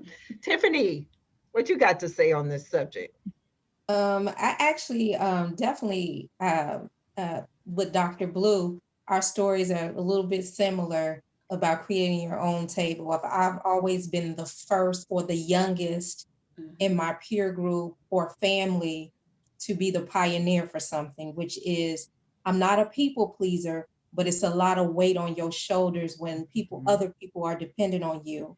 And with the devastation of loss of very close loved ones, and not being able to be emotionally, sometimes I will, have a hard time as far as moving on in life as it appears to go. Like most people get stuck, but I had to learn that it's okay to be the first at something. And like Dr. Blue said, you don't have to ask anybody's permission, because you deserve to be there with all that God has given me as far as my talent and my knowledge. And I worked to be in certain positions and be in places in life, whether it's due to my parents or my own, I deserve to be there, and not allowing the opinions of others dictate who I am and whose I am. And even actually, sometimes with a lot of us, when we experience a level of success, sometimes we also have a level of guilt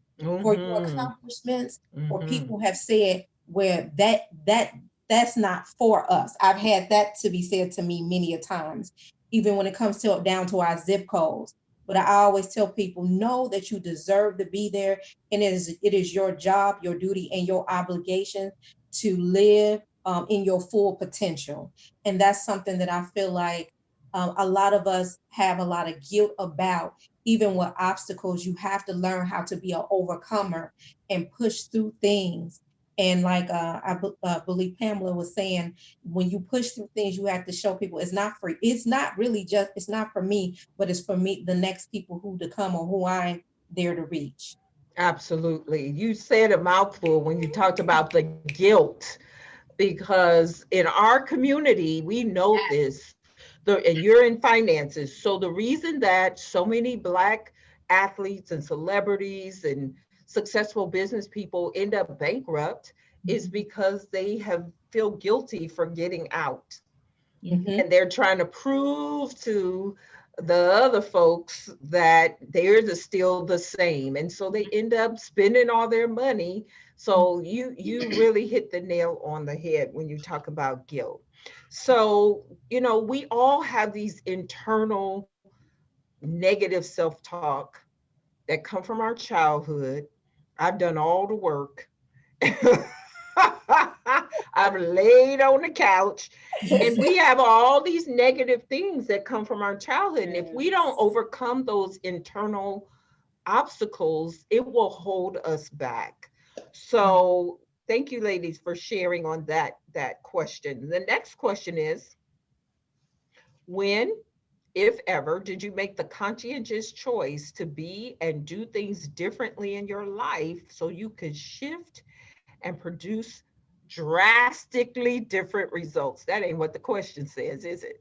It says radical, but hey, they got the woman who talks drastic. So drastically different results.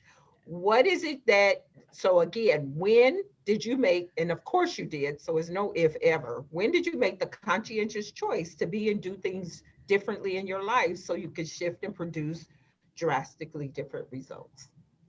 So I will start this question with, I'll start with you again, Tiffany. Okay. For me to have those drastic results, I had to change my surroundings. I had to learn to prioritize relationships. Have your friends you go to school with, you may have a mere interest in, you have the same interest, I should say, but you may spend an hour with them. Then you have expanded relationships where they are valuable and they offer something to you as far as maybe spiritual or business. And then you have a different type of level of friendship, those that are mentoring you, that's in that circle, that are producing, those that you can have that one-on-one advice and talk to, and they can help you get to where you need to be. So I always felt like you always need to have that individual too that's in your life where you're going and you want to aspire to be. For me, it was, I've met her only one time, but it was people like a Melanie Hobson. You know, if I was to continue to pursue an individual like that, I would be much further on in life because you understand the value of time. And that's something that I had to learn about time, not wasting time, because you cannot get it back. And every minute, relationship, those type of things count. So that's when I really decided to understand relationships, time, and your value. Awesome, wonderful. Snaps on that, girl. So we have to change our surroundings, change the people in order to get some drastic results. So Dr. Blue, what do you say about this? Well, I'll tell you, Ms. Tony, I had to make a drastic change, and other panelists, as it relates to working in corporate America and being treated less than. And I'll share my story. My story was with another brown lady. She did not like Dr. Blue. She, every day it was like she had this disdain for me, or like she had this like upchuck taste in her mouth when she saw me. And here I am with my happy self. Good morning, everybody. Good morning. And she would say to me, well, the staff doesn't like for you to come in and say good morning to everyone. And for me, I just couldn't understand, why can't I say good morning? But I didn't realize that it was more about our spirits warring against each other. And for the simple fact that she was intimidated. And for me, I don't care anything about degrees. I can get out and play baseball, basketball. I can run with you. I can do whatever. I can pack boxes, anything.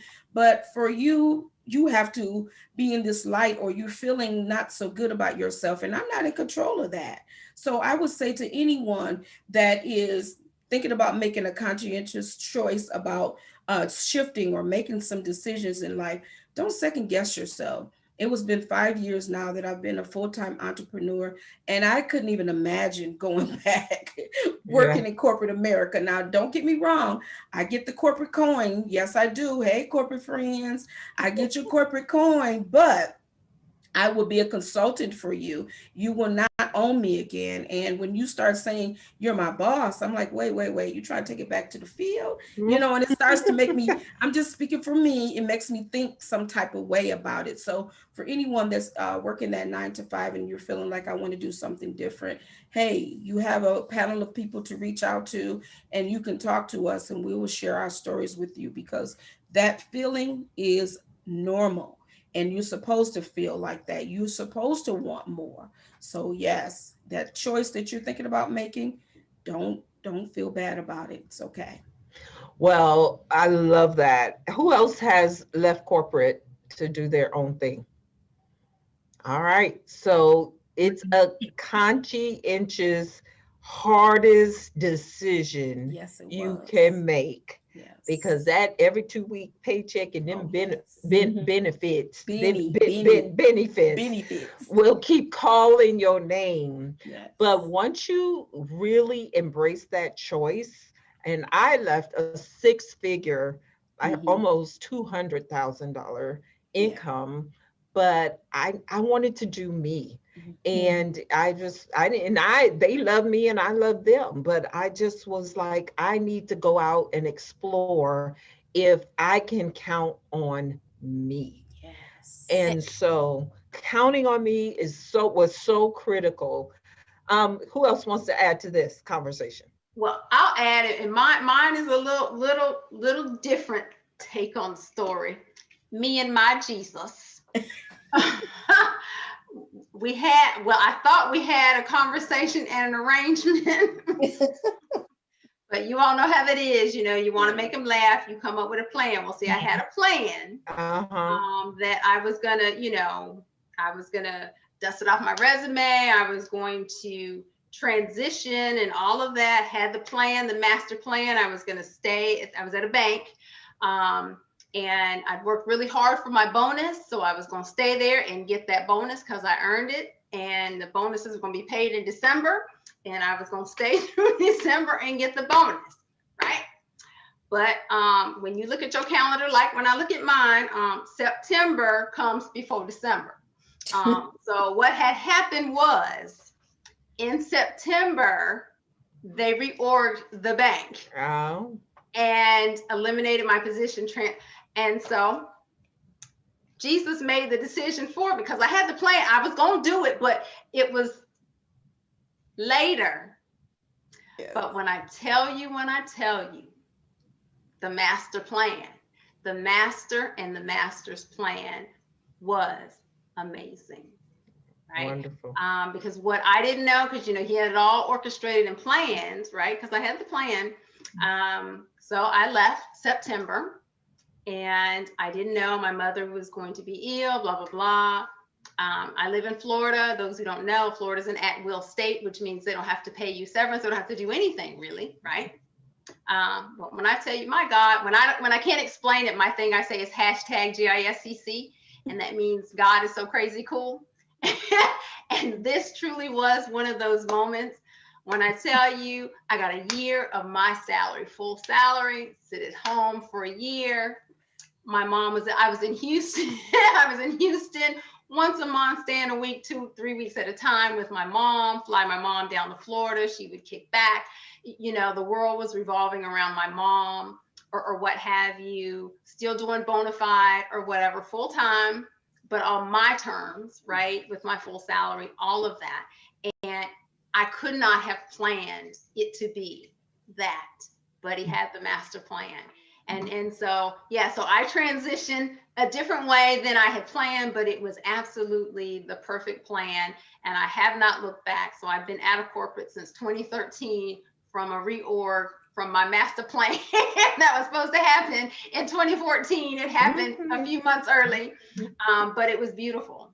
You know, my mother did. She subsequently passed, but what I had was quality time. Right. Quality time with my mother that I would not have had if I'd been on someone's corporate job, you know, worried about getting some coins or whatever. All that was taken care of because I had quality time with my mom. So, you know. That's beautiful. That's beautiful. So Denise, where did you make a Yeah, I would love to chime in on that one.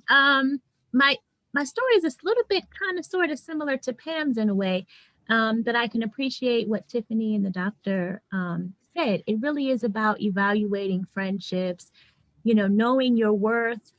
And like you said, if you have a plan, you think you have a plan, but it's good to have a plan. So for me, it's been, well, I don't have to return back to my job until December 2022.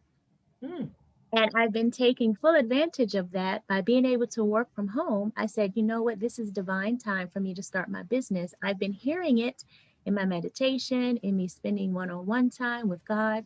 And I'm like, I know it's the time. So where other people may have had some, you know, challenges with COVID and all that's going on, it's really propelled me to take that leap of faith, take that drastic leap of faith, right? Yeah. And so I have to get that in there, but it's working out for me. And I just bought another RV or a new RV. So I'm getting ready to head out on the road. Oh, okay. I want to see where I want to be, and I want to connect with people along the way. So I might just be visiting everybody. All right. I love that. Well, you are free, girl. Yeah. So let me take advantage. And while I'm working my business, I can easily decide when it's time to leave and take advantage of still getting paid while I'm on the road. So I'm really excited about that. Beautiful. I'm excited for you. Thank you. Jealous too. Just saying. Okay. My RV sleeps like 6 people. So, I mean, you Wow. You driving the RV, girl? Black girls don't do RVs. That's a new club. It's a new thing on Facebook. Yeah. Black people who RV. I think that's the name of the group. Oh, Black people who RV on Facebook? Yes. Oh, I'm gonna have to No, go it's not. Yes, it is. It is amazing. They give never mind. We'll talk offline because I don't know. Okay. We'll go offline, but we're getting excited. So me too. I know that's exciting. Well, we're gonna talk offline about that. Scoop them up and we can all be on the road and have more of these. All right, I love it. So for me, my conscientious choice, I've had so many along the way. But I think the most recent conscientious choice that made me make a shift was, and I'll be transparent, in 2019, I started evaluating, am I going to stay an entrepreneur? Because I just had my 55th revolution around the sun. I know y'all don't believe that. Black don't crack, for real. Welcome to the club. You're double grace. That's exactly right. And I was like, am I going to be able to save for retirement? How am I can't retire or as a coach because it's all my intellectual property. How am I going to be able to retire? And, you know, God had plans and he sent someone in my life that introduced me to a franchise, which I didn't even mention, but it's on the sign above me, Network in Action. There it is. Network in Action, that's a franchise, and it's a saleable franchise. So I get to live my purpose of connecting entrepreneurs, helping their businesses to grow. And now I'm creating a saleable business, but it's a franchise. So there's a number that goes with the word franchise. Y'all understand that. And I didn't have the number, but I made a conscious decision. I'm going to do this because I don't want a job. I'm going to create my own retirement. And I have been able to be the most successful franchisee in the country. And of course, there's only 3 of us there. So I'm excited and I'm proud of that. but you know, it was where I was at a crossroad. And so we're talking right now, there's some entrepreneur at that crossroad. Whether they go get the job or they stay the course. And I will tell you, the thing that helped me there was I was talking to my coaching mentors, and my mentors were really pouring into me at that time. And then my coach said, don't worry about the how. Tony, don't worry about the how. If you want to make money connecting people, it will show up. And I will tell you that 3 months prior, I had met the NIA franchisor that was, or franchisee, and she called me 1 week after the conversation with the coach. Look at God. Right? Right? 1 week. Tony, I haven't forgot about you. The moral of that story, by the way, y'all, is it's never too late to follow up. Yeah. Because she followed up with me in the nick of time. So that was my conscientious choice. I made the conscientious choice to stay an entrepreneur. And by doing that, I now am truly living the best version of myself. And I could not be more excited about the future of my business. So any other comments on that question before I move on to the next one? Okay, stepping into the best version of yourself sounds euphoric, but we all know that it requires consistent energy and effort. What setbacks have you experienced on your entrepreneurial journey, and how did you or are you dealing with them? And what advice would you give to others? So what setbacks have you experienced, and what advice would you give to others? Okay, Denise? Yeah. I would say my setback is actually a setup for me to be better, do better, and take a look at what the issue is. My setback tends to be fear sometimes, because I meet all the right people, I'm getting the connections, things are going well. And then I'm like, oh my gosh, I'm meeting the right people, I'm getting the connections. And so I kind of like you kind of question, should I continue to do this, or is this really what I'm supposed to do? And then I have to just say, okay, let me recognize that it's fear, is false evidence appearing real. I'm making this up in my head when I know that I am on the course that I'm supposed to be on. This is what I'm divinely supposed to do. All the things that I have been through have shown me that this is the path for me. So why am I second guessing myself? So it's important for me to let go of those limiting beliefs and change my perception so I can begin to move forward. But it's also healthy for me to recognize that what it is, that is what it is. So I don't just sweep it under the rug, and I actually deal with it and recognize it and dissect it, right?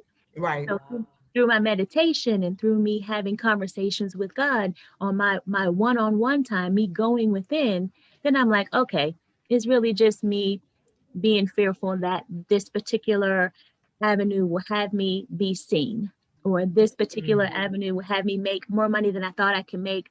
I don't even know how to handle that money. So now I can reach out to coaches to say, hey, I realize and recognize what the problem is. I need help. That's when you reach out to people and get insight and help, because I'm in a place I've never been before, and I don't quite know how to handle this newness.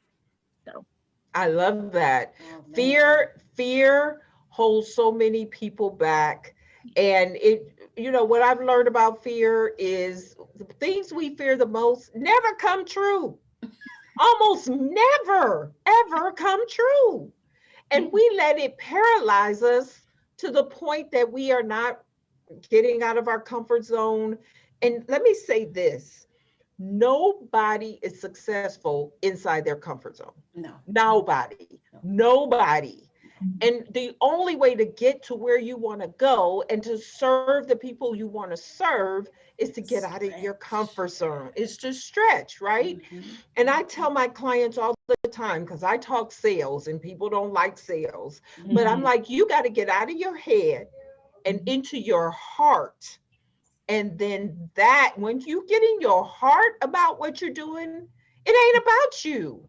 It takes all the fear off the table. So Pamela, what do you have to add to that? Well, I think for me, it's kind of situation where you run into people or people that you knew on this journey who may have been ahead of where you're trying to go. You thought or had the expectation that they would have helped you on this journey, cracked the door at least, right, for you. And they didn't. Then there's that feeling of disappointment, feelings hurt, all that. Been there, done that, got the t-shirt. But then you come to this realization that really that was you, that carnal side, thinking that that's what that person would have done, but really he had a different path for you. And then, you know, for me, it's this reality check, you know, how I said the lessons are really for other people. What that lesson taught me as relates to my B5 reaffirm and my, the title of the box, the 5 B's, and everything that I do in my businesses, the bona fide is spelled different like my name. So the bona fide is B-O-N-A, the number 5D. These are B5. The reason why 5 resonates with me, 5, biblically speaking, is the number of grace. And so that's the underlying current in everything that I do. And so the B5 ties back to that exactly. And what is a B5? I'm so glad you guys asked. It's a bona fide boss with brains, beauty, and a believer in me. And that is the mantra, the mission of what I teach these girls. And so when I was confronted with that, that is the lesson that I teach those that I get before is, though you thought that they would have, they could have, and they probably should have, but they didn't. And the reality is that was a choice, right? Because they could have, but you can't let that stop you. You just got to believe in you. And the reason being, Antonite, all that you need, you already have. Like you didn't really need them. You already got it, right? It would have been nice, but it's not needed. Yeah. So keep it moving, press on, persevere. It's your dream. And nobody else should get the glory for it. You got to keep it moving. You got to make it happen because you and Jesus, y'all make a majority. How about that? You can make anything happen when y'all make that majority. So, yeah. Well, I like bona fide, boss, beauty, brains. Bona fide boss, brains, beauty, and a believer in me. All right. I love it. I love that. I want to have B5s all over the world. I want every female to be a B5. You know, I want that to be the mantra. I want us all to say it with pride and confidence in every situation that I am a B5. And it's so funny. I was working with these young girls and I said, you know, it's kind of like, you know, when you're confronting that bully, you know, when they call you that other B word, right? But when you're confident in self, they called you that other B word. But then what you say is, see, what I heard you say was that I'm a B5. And you're right. I'm a bona fide boss with brains, beauty, and a believer in me. And you too can be a B5 if you get your act together. Right. I love it. Miss Tiffany, what setbacks have you had in business? Well, you know what? It is I've had like the fear of failure and the fear of success. Also, with fear of failure, for me was being overwhelmed, not learning how to ask for help, delegate. I always wanted to do stuff. I had this like excellent thing, like, you know, it has to be done a certain way. So that really can sometimes matriculate to procrastination and that's just who I am. I'm really big on presentation about things as well. But I also understand that sometimes you just got to do and let the details, you know, work out itself. The fear of success is sometimes that was a setback is, to be honest with you, to be a leader, most of the times you walk alone and you have to be okay with that. And sometimes, and it depends on different seasons, of course, in your life, when, you know, what that's for. But I always think of eagles. Eagles always fly alone. And they always sit at the top because that's what makes them the leader in the bird kingdom, if you will. And that's something that I really, you know, struggle with, because sometimes for me it'll be lonely because you can't talk to everybody about everything because they may not understand. especially if they're working and you doing something totally different, they can't really give you an advice. Like they said, what can a poor man give a rich man who's already wealthy? You can't really tell him how to be wealthy because he's not. So it's the same way as it relates to, setbacks, like Pamela talked about. You got to keep it moving, keep it pushing, moving forward, and never be afraid to ask for help. That is something I noticed with most entrepreneurs. I had to learn that. And even when I had to learn how to receive help, it wasn't so much that I asked. I had those key people that could open up the doors for me that did. And I am so grateful for them to this day. But I had to learn how to receive it because in my mind, it was like, I've been the type to be very independent, kind of raised like that from both of my parents. So it was more like when somebody do something for you, it's never to me like, oh, wow, it's like from their heart. Because some people have hidden motives, right? So with me, especially with me, and I'm going to be very honest and transparent, a lot of men have opened the doors for me, and it's nothing sexual, nothing, but I always felt like, no, I don't want to put myself in that position. But it turned out that they had genuine hearts. They just wanted to help me, and they saw something, in me. And that's, like I said, it's just something that I had to learn to be a receiver. And then I always tell people, ask for help. If you don't know something, you just don't know it. It's worse to act like you know something than you don't. Yeah. And you never know what the information or what doors can lock just from people giving you advice or, share with you their expertise or just different knowledge. And especially now, we live in a different day and time where when I started entrepreneurship, the social media platform wasn't as big as this. Right. So that has been some of the setbacks, and I would say I've learned how to triumph through those things and not have anxiety, learning to delegate. And if I can't do something today, pick it back up tomorrow. Love it, love it, love it. Well, Dr. Blue, did you get a chance to comment on this question? I didn't, but I surely would like to. I know you do. So one setback that I had was the fact that I was trying to bring my family with me on my journey. And I had to realize that everyone cannot walk this journey with me, no matter how much I have my S on my chest and I feel like I have to save the world. I am the baby of 13. So I'm like, I have to save them. I have to keep them. I have to hold them because my mom's not here anymore. She left me in 2013 with these crazy people. But nonetheless, I am, I was just like, I have to do this, so I created a cleaning business and brought everybody upon that. But I was just like, this is not what I want to do. This is not amazing. I don't love this part. I just really wanted to work with the people part of it. But mentorship is so important. And then it just goes back to what Miss Tiffany was saying, that, I just did this presentation on talking about egos and talking about the chickens. Are you a chicken or are you an eagle? And I did this presentation because, egos, they can soar. Are you ready to soar, or are you ready to stay on the ground and just get what you can get and just only look for what's right there at eye level? But if you're an eagle, you're going to get out there, you're going to get high, you're going to flap your wings, and you're going to keep going until you get what you want. So that's what I decided to do, that I wouldn't let anything stop me. And I'm not going to let anything stop me because yes, I've had setbacks. We're all going to have setbacks, but you can't let it stop you. You got to keep going. Wonderful. That y'all are amazing.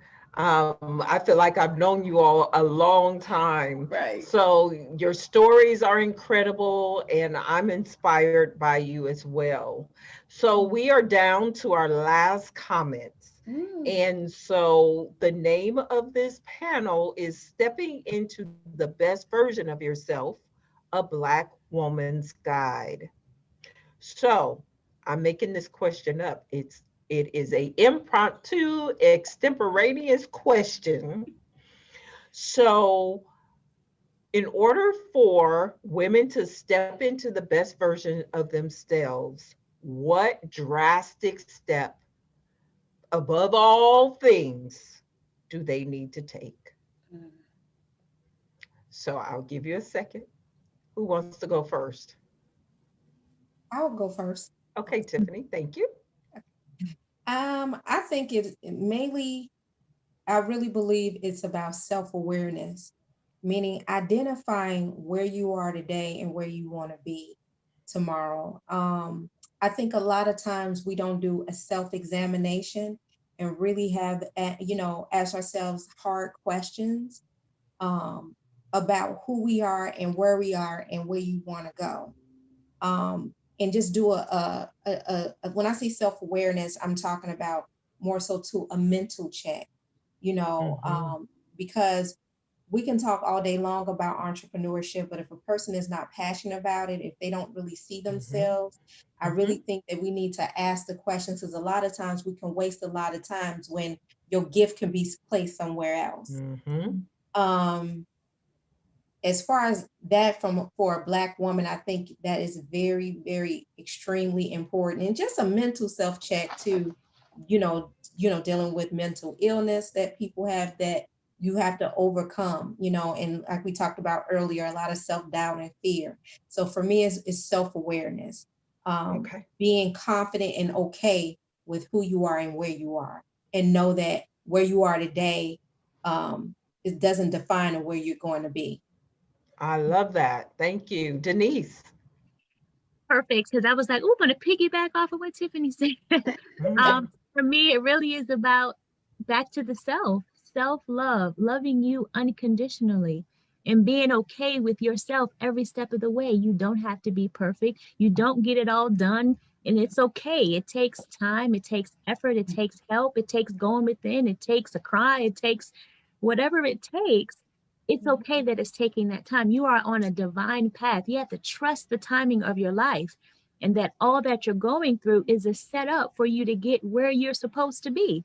So anything that you're experiencing or that's going on, be okay with it, and just dissect it and then move forward. I love it. I love it. Dr. Blue. Yes, I would just say that the most important thing is my queens, my beautiful Black queens and queenettes, is to really lock in and get you a mentor. You need a mentor. You should not walk this journey on your own. Don't be cheap. You go out and buy hamburgers, you buy purses and shoes and coats and jackets. Lock in and purchase you a mentor. And a mentor is not going to tell you absolutely everything to do, but they are there to help you and to make sure that you are on the right path using their experiences and their expertise, because they've done the work. So lock in and trust that process. Awesome. Wonderful. And Miss Pamela with 3 A's. 3 A's. Well, I guess I have to kind of just tie it all together, because my fellow queens have nailed it right on the head. Miss Tiffany, Miss Denise, my Dr. Blue, you're right on point. I was going to say, know thyself is the first rule of thumb. And that is from the mental health side. Know what you want. Having a mentor, Dr. Willie Jolly is one of my mentors. And as he likes to lovingly say, sometimes he is my tour mentor, because he asks and demands the difficult things, but that's what you need. You don't need someone who's always going to be that yes person, stroking your ego, and you're walking on water. You had breakfast with Jesus this morning. Like, you need somebody who's going to ask the tough questions and hold your feet to the fire, because that's what makes you better. It's when you're uncomfortable is when you're growing. Right. And so, all those things are important, but knowing yourself and knowing what you really want. And as I like to say you're perfectly imperfect. And I think knowing and understanding that is important. And also knowing that this whole thing, life, is a journey, not a destination. So you're never going to arrive. You're a work in progress. And so you need to just work on that daily. And knowing that will help relieve a whole lot of stress when you know that you're perfectly imperfect, and that is a journey. So I'm not perfect and I'm not going to arrive, right? Just kind of knowing that will relieve some stress as you move forward. So, I think, just go for it and dream big. I don't limit yourself. Yes. Through God, all things are possible.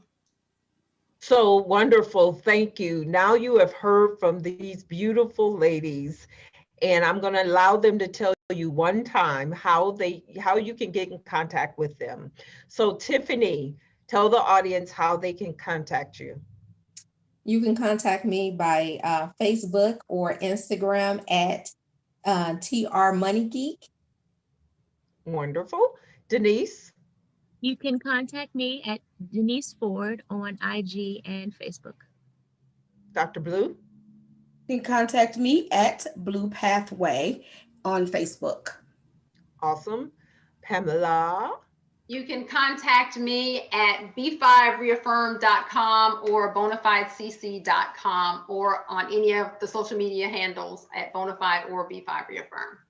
Wonderful. And thank you all so much. I want to recap what I heard. Number one, the first drastic step is to know thyself. And don't put pressure on thyself. Right? Do what you can.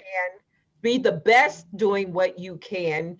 Don't let yourself off the hook, but also don't put pressure on yourself so that you can always be moving forward. Drastic step is to get comfortable being uncomfortable. If you are in a comfortable place, it's time to grow to the next level. Get you a mentor and invest in that mentor. That's my drastic step. I tell my clients and I tell anybody in my circle, you can get free mentorship. You can follow people on Facebook. You can look at them on social media. But there's nothing like taking money out of your pocket, your bank account, your retirement plan, and investing in yourself. And we all go to college and you invest in, the degrees, and they may or may not help. Let's keep it real. They may or may not help. But when you invest in a coach, you invest in mentorship, those people have walked the path you're trying to be on. And so it makes you do the work. That's why putting money towards your goals is very, very, very important. So, and then self-love. You got to love yourself. The only way you can step into the best version of yourself is you got to know who you are and what you want, and you have to go after it. So I want to thank all these beautiful ladies for their expertise, their insights, sharing their real world stories. They're amazing. Give them a round of applause. Yay. And I think we just made some new friends here, by the way. So for everybody that is paying attention and listening, please don't hesitate to contact any of us. My contact is drasticresults.com, and I'm all over social media, Tony Harris Taylor. So I want to thank you ladies so much. This has been amazing. And I'm Tony Harris Taylor saying take a drastic step today for a fantastic tomorrow. Bye.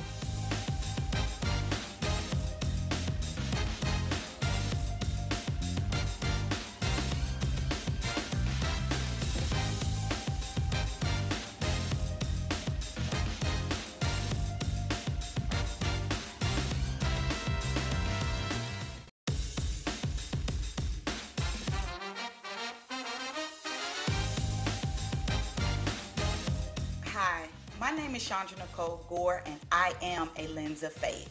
Today, I'm going to discuss with you the 3 Ds: divorce, discrimination, and doctorate. You're probably asking yourself, how can those 3 things go together? Well, let me give you a simpler term: the D life. I want to tell you right now, I'm super excited to be speaking to each and every one of you on this day that God has allowed me to tell my story. Listen, God doesn't place any more on us than we can bear. I'm going to say that again for those of you in the back that did not hear me. God does not place any more on us than we can bear. I often tell people this: if it's in my life, I can handle it. If it's in my life, I can handle it. And if it's in my life, I can handle it. Yahweh has been blowing my mind since I allowed him to take the wheel. You know, some of us always say, Jesus, take the wheel. I really let Jesus take the wheel. I want to let you know, ever since God removed me from the United States Army, God has been blowing my mind. And I want to say it's because I've been obedient, and it's because I've been faithful along this journey called life. God has been so, so, so good to me. I'm going to say that again. God has been so, so good to me. And I thank God for allowing me to be able to tell my story about this particular journey in my life. So here it goes. November 12th at about 6:35 a.m. Eastern Standard Time in 2018, I received a text message from my husband. The text message read, "I want a divorce." Wow, I was completely taken aback. It was a shock to my system, a shock to my psyche, all of that. I attempted to make a phone call to him, to call him after I saw that text, and there was no answer. The phone just rang, no answer. And eventually I got his voicemail. I didn't want to receive what he said. I was hurt by what he wrote. And I was like, a text message? I've been knowing this man for 15 years and you send me a text message to say this right here? My God. I immediately jumped in my car and decided to drive home. 435 miles home. Okay. God had not spoken to me about divorce or any of that, or he could have been, and I just wasn't hearing him. Not sure at that particular point or juncture in my life at that time. So I'm going to say I was in total disbelief, nevertheless. Knowing that my husband had already cheated on me 17 times, to my knowledge, brought me diseases to our marital bed multiple times, I thank God it wasn't something that I couldn't get rid of. Okay, lied to me on multiple occasions, mistreated me, talked about me, just a mess. Okay, knowing all of that, I still wanted to save my marriage. Now you're probably thinking she crazy, but let me tell you, love will have you doing some crazy things. Okay, I should have left a long time ago, but I wanted to save my marriage, especially after I had 2 children by him. Actually, we had 6 children altogether, but I lost 2 sets of twins. Okay. So all of that I went through and I still wanted my marriage. Wow.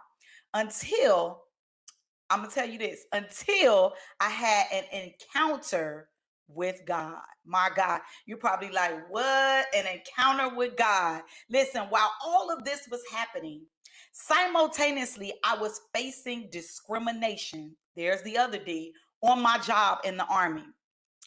You probably, I was saying to myself, is there such a thing? Here it comes. I'm at the pivotal moment in my career.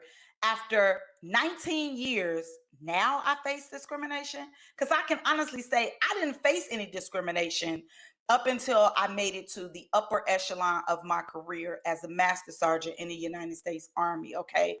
I'm thinking, I'm doing good. I'm doing good in my personal life as well. And until I encounter a person, which was my supervisor, that says, "You doing too much. Gore, you doing too much."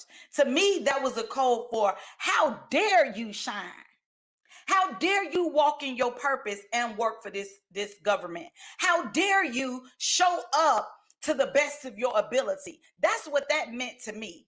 Okay. When you're supposed to be working for us, you're showing up big. Oh, how dare you, little black girl, little black woman, whatever it is he concocted in his mind about me. But it was of discrimination. Okay. In fact, I did work for the United States government and I did a great job at it. Not sure if you all can see these awards behind me, but I received a lot of awards, a lot of accolades, newspaper articles for the work that I did for the United States Army. So I didn't sell myself short and I didn't sell them short either.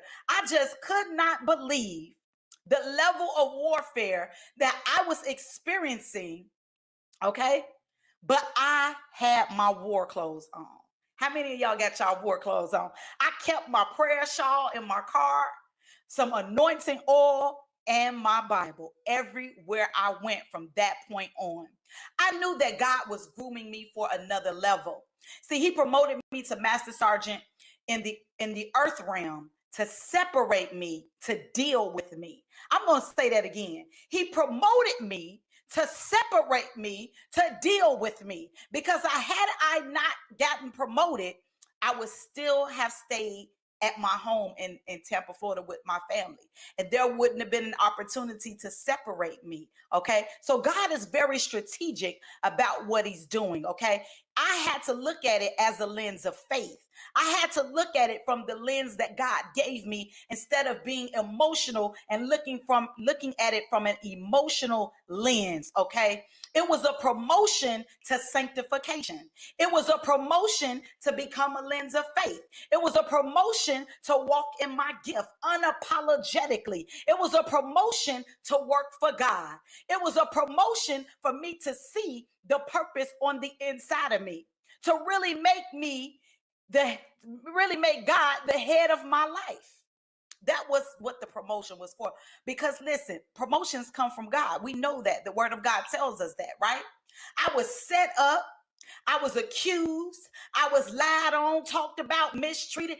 But the pit, the PIT, okay, produce proper perspective, producing power. I'm going to say that again for those of you that did not catch that. But the pit produce proper perspective, producing power. God told me to hold on to his unchanging hand. And that's exactly what I did. No matter what mountain I face, adultery, divorce, the lies, the artificial charges, discrimination, the misrepresentation, all accusations, God came in and sat down with me. I felt God come like from above and just sit right next to me one day, that I was waiting to be questioned. I felt God sit down next to me and say, don't you get angry. Don't you get mad. Don't you curse nobody out, because I got this.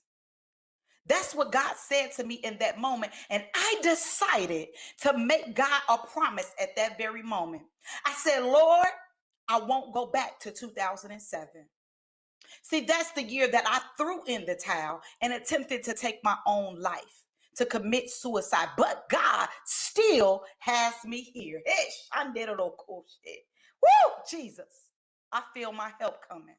God still has me here for such a time as this, to tell this story. Had I taken my own life, had I been successful, I wouldn't be here to tell you this story. I made God one promise, and he gave me thousands of promises. God's promises are yes and amen. And I thank God for every promise that he downloaded to me, especially the ones where he say, I will protect you at all times. I will be your light in the darkness, a lamp unto your feet. Especially the ones that says, I will do exceedingly and abundantly above all you can ask or think. Those are God's promises, and I leaned on every one of them. The divorce and the discrimination was a setup to get me to focus on God and the destiny-driven path that he set for me. See, God says in Jeremiah 29:11, I know the plans I have for you, plans to prosper you and not harm you. God gave me divine exit strategies from the two things at the same time: divorce and discrimination. See, God gives us that way of escape. He gave me that way of escape from the army and my marriage, because God's plan was bigger than the heartache and the pain. It was bigger than the discrimination. It was bigger than the manipulation. It was bigger than the lies. It was bigger than the mistreatment. God's plan was bigger. It was bigger than the adultery. It was bigger than anything that I've ever faced. God's plan was bigger than the lack of love that I received from a man. God's plan superseded everything I thought that I loved. Everything that I thought loved me. Everything that I thought to be true. God's plan. Say that with me. God's plan. While these two major things were occurring in my life, my purpose was being birthed. a lens of faith. My God. God placed me at Grand Canyon University for my master's degree in leadership at this particular time while all of that stuff was going on. See, God is a good, good God. I rolled right into my doctorate program right after I completed my master's. I went right into it. I didn't have any breaks. It was all a part of God's plan. See, I just said that. God's plan. It was not busy work for me because God knew I was going to create Lens of Faith Academy and that he wanted me to be the chancellor, Dr. Chandra Nicole Gore of that academy. God knew that I was going to open Lens of Faith Speaks Coaching and Consulting. God knew LFF Victorian Militant Prophetic Wear was coming. God knew all things Lens of Faith was about to be created, and he needed me to go through some things to equip me and to dress me and to clothe me in his armor. God knew that he was taking me to another dimension. See, we all say there's a giant at every level, but God will equip you for those levels if you let him. Destiny equipped me to go through the fire, sit in a waiting room, and birth diamonds from the pressure that was designed to kill me. December 12, 2018, I wrote this entry in my journal. Doctoral journey, I will finish because I am focused and aligned on God and not on the problems of my life. Who would have known that Focus and Align would become the first anthology project that I would birth and be the visionary of, to become an Amazon bestseller in 3 categories? To me, that signifies the Father, the Son, and the Holy Spirit. My God, Jesus. Just sitting here thinking about that as I tell you about that, I did not know. And I went back and looked at my journal and Focus and Align. There it was. God fixed my eyes and corrected my vision to 2020 vision in the realm of the spirit so that I could move as he said move. I moved out God's way so that he could step in and have his way.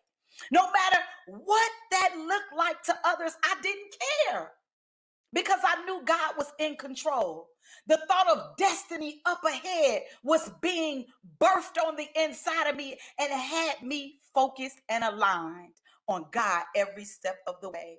It allowed me to discover who I really was, not who I thought I was, but who I really was. It allowed me to grow into the woman of God you see sitting before you today that became a change agent for such a time as this.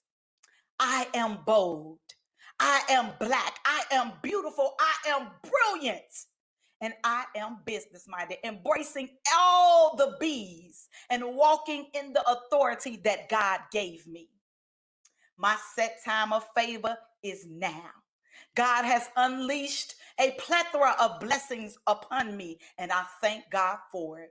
I remain humble to what God is doing in my life, and I always want to tell people, God did it. It was not me.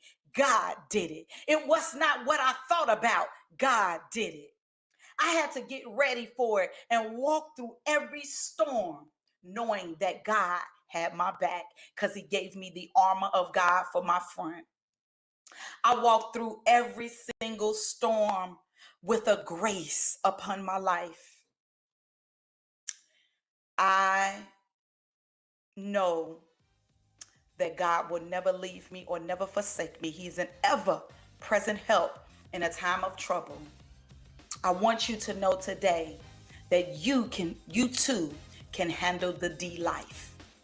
Divorce, discrimination, and doctorate. If that's your portion, walk with it unapologetically, knowing that God has your back because he's given you the armor of God for your front. Each and every one of you that can hear this message today, you are blessed. Blessings to each of you. Again, my name is Chandra Nicole Gore, and I am a Lens of Faith. God bless you all.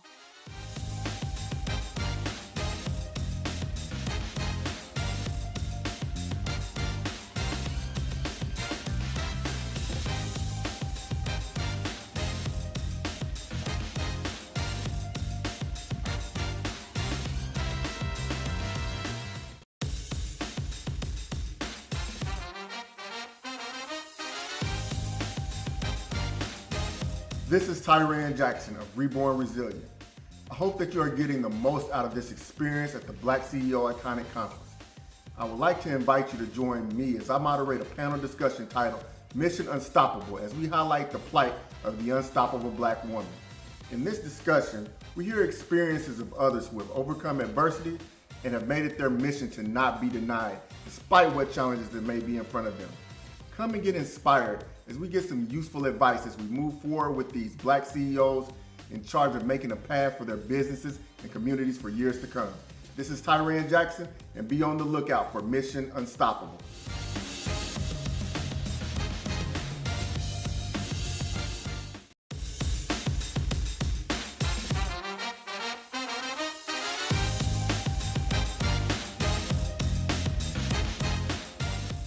Hi, and welcome. My name is Denise Hanks, and I'm a life mastery consultant certified by the Brave Thinking Institute. Now, my talk today is about living from your vision, not conditions.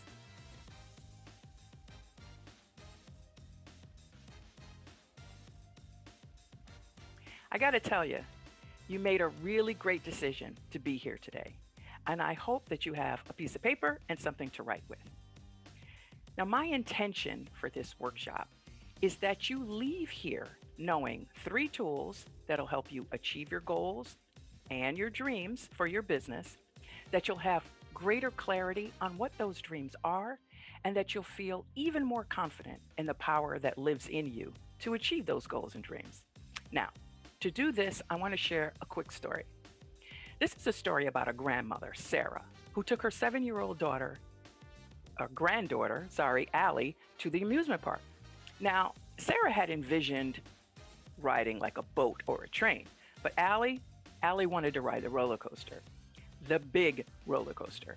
Now, she already had to stretch herself really tall and stand up to even get on the ride. And then at some point while they were in the line, Allie could see this thing going up and down and loop-de-loop. I mean, it went from 0 to 60 in 4 seconds. She could even see the people's heads being thrown back as it took off. And she heard their screams, and about halfway through the line, she looks up at her grandmother and she says, "Grandma, I'm starting to get a funny feeling in my tummy." So the grandmother says, "You know, there's a sign right up there that says exit. You don't have to ride this." Secretly, the grandmother was hoping that she didn't have to ride it either. But the little girl continued, and as she did, she went back and forth, all the way up to the platform. Sarah said to her one more time, "You know, you don't have to do this. We can still exit." But that little girl looked up at her grandmother and she asked a question. How do I make myself think so that the part of me that wants to go take that exit? She got on that roller coaster because her grandmother said to her, "If you want to go forward, baby, take a deep breath and remember what you really want to have for yourself." Now, that's some great advice. Take a deep breath and remember your vision. Have you ever achieved a goal or a dream in your own life? Yeah? Now, did you have any idea at first how you were going to achieve it? Most likely not. See, that proves a point here, that you are far more capable than you know. Now, what I've learned during many opportunities I've had to speak to different groups is that often our dreams and our goals are born out of various challenges that we're facing or the pain that we're currently experiencing. I'll bet you can imagine one person or bring to mind at least one person who started a foundation or a cause or a project because of a painful event they were faced with. You might have a challenge right now that you're experiencing. See, all of us at any given time, there's some area in our life that's causing some struggle. Perhaps it is your business, or it could be in a relationship or a diagnosis, your own or someone you care about. It could be the amount of money you have. It could be the lack of free time. Whatever it is, it may still be affecting your business because it's all your life. Okay. Now, would you really love to have that problem solved? Of course you would. Now, we live in a universe that speaks to us through 2 growth signals, our longings and our discontents. Now, every business owner, every CEO has longings, and every business owner has discontent. The feeling for something we haven't created and the feeling for discontent of our current circumstances are what actually spark us to grow. Now, this is not just in the area of business. We have it in the areas of our health, in our relationships, what we would love to see on our calendar with respect to our time or our money freedom. But we don't take time to pay attention to our longing or our discontent, not in a way that we, can actually use them to generate different results. We just feel the longing or we feel the discontent, but we haven't been trained in how to harness that in service of the result that would really take us and our businesses forward. Look, you can be pushed by pain or you can be pulled by a vision. But those two energies, the pain of the problem and the burning desire for what you really want, are essential for creating new results. Now, I just want to take a few minutes and just share a time in my life where pain pushed me to make a change. I was working for a nonprofit organization as the planner and special projects coordinator, right? We all know what that means. Other duties as assigned. So, besides coordinating and developing the strategic plans and reporting, I was also the data manager, the database trainer, as well as program trainer for two of their other departments. Now, there were many aspects of this job that I really did love, but what I didn't love was feeling like I was not appreciated by upper management. And I was training people who weren't that satisfied in their own jobs. So they weren't that concerned with accuracy, if you know what I mean. Now, those feelings of discontent led me to feeling stressed and frustrated. And at some point, I was absolutely no fun to be around. I wasn't eating right. I wasn't sleeping most nights. I was beginning to get headaches, the whole nine. It was a hot mess. And then one day, I saw a video presentation similar to this one. Long story short, I found myself last day of a 3-day live event, sitting in a chair, speaking to an enrollment specialist about signing up for this Dream Builder program. But I also told them that I thought I wanted to be a coach. Now, she started explaining to me everything that I would have to do, how much it would cost, the time it would take, and I immediately panicked, right? My stomach got jittery, just like Allie's, and then my fingertips got cold. Many of you, do you know that feeling? Well, at that level of thinking, my mind went straight to, I don't have the time, I don't have the energy, I don't have the money for any of this stuff. But what I did know was after those 3 days, I just knew I could not go back to my life as it was. So I made a decision. I closed my eyes and I signed my name, right?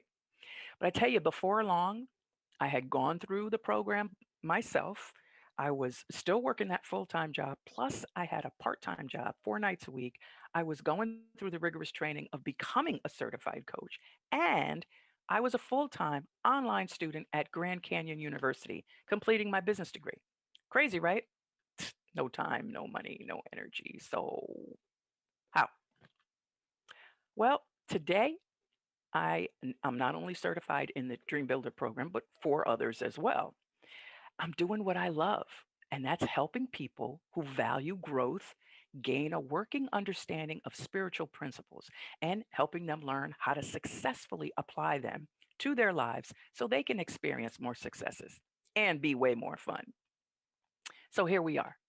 What is your next big dream? And imagine how you feel when your dream becomes a reality. Now, one of the programs that I run is the Dream Builder program. It's a proven, reliable, repeatable, transformational system, and it serves as the foundation for the other programs. Now, it contains 10 principles that'll skyrocket your success when you apply them in your life. Now, today, we're going to learn 3 of these principles that you can apply right now to help you, and you can create a life you absolutely love. All right, let's get started. So, for now, let's just expand our awareness together with something that I call the results formula. Your thoughts cause your feelings, right? When you think a joyful thought, you feel happy. If you think about a big to-do list in a short amount of time, you're going to feel stressed, right? Because your thoughts actually affect your physiology, and we interpret them as feelings. Now, feelings cause actions. When you feel confident or energized, you take a different action than when you're feeling depressed and frustrated. Yes? Yes. Now, your actions, they cause results. It's our actions or lack of actions that create our results. Now, I know people don't like to think that their life is a result of their own thinking, and yet it's absolutely true. Which brings us to dream, build, dream building principle number one, and that is designing your dream. What do you want for your business? What would you love? I want you to write this down. Clarity is power. Because without a clearly defined blueprint, you cannot build your dream. Just like you must have a clear blueprint if you want to build a house. The same is true for your dream. When you become clear on what it is you really want in life, you begin to see opportunities and circumstances and resources that you would have otherwise missed, which is what happened for me. Now, you have everything you need. You have potential, as all humans have. But almost none of us have the support or the awareness to unlock that potential and turn it into results. Now, I'm here today to help you remind yourself that there's a place inside you that got you into the business you're in for a good reason and for a high purpose. Now, some of you, or there's no, some of you know that there's a part of you that really does know what your vision is regarding all that. So let's take a magic wand and just wave it over that area. Now, the mental faculty of imagination is very important here because if you just take it from what do I think I can do with what I have, you'll improve your business just a tiny bit. So let yourself imagine what you would really love for your business. What would your annual revenue be and your annual profit? What would the service of the product that you are in business for bring to people? Or what impact would that make? And what if it all worked out? How would you feel? I encourage you to go ahead, take 30 seconds, and write down some numbers. How many hours would you love to work? How much time a year would you love to take off? What would your gross income and your gross profit be for your business? Right? Now, since we're imagining it, let's make it up any way we want to, right? So let's imagine that it's not just the time off you're taking, but you're taking off and your business is growing while you're taking the time off. Would that be okay? Hey, let's imagine it in a way that we're in love with. Now, remember, if you're not sure about something, think of what you long for, and then what answer would we bring to the discontent? Okay, now, you know where you're going with your business. You know what it would look like. You know how much you would work. You know how much time off you would take. And you know what your income would be. See, we're already on our way. Now, I encourage you to repeat that process with other areas of your life, right? Your relationships, your health and wellness, along with your vocation and time, money, freedom. They all matter, right? If you're going to build your dream home, you wouldn't just give the architect specs on the kitchen and the bedroom. You have to design the whole house. Very good. Now, let's talk about dream building principle number two. Because once you make a firm decision, even in the absence of perfect conditions, a whole host of things begin to occur and they rush to your aid for the fulfillment of that decision. That's exactly what happened for me. Now, I had no idea how I was going to do all of that. But now my life has an entirely new meaning. So, what about you and your dreams? It starts with making a decision.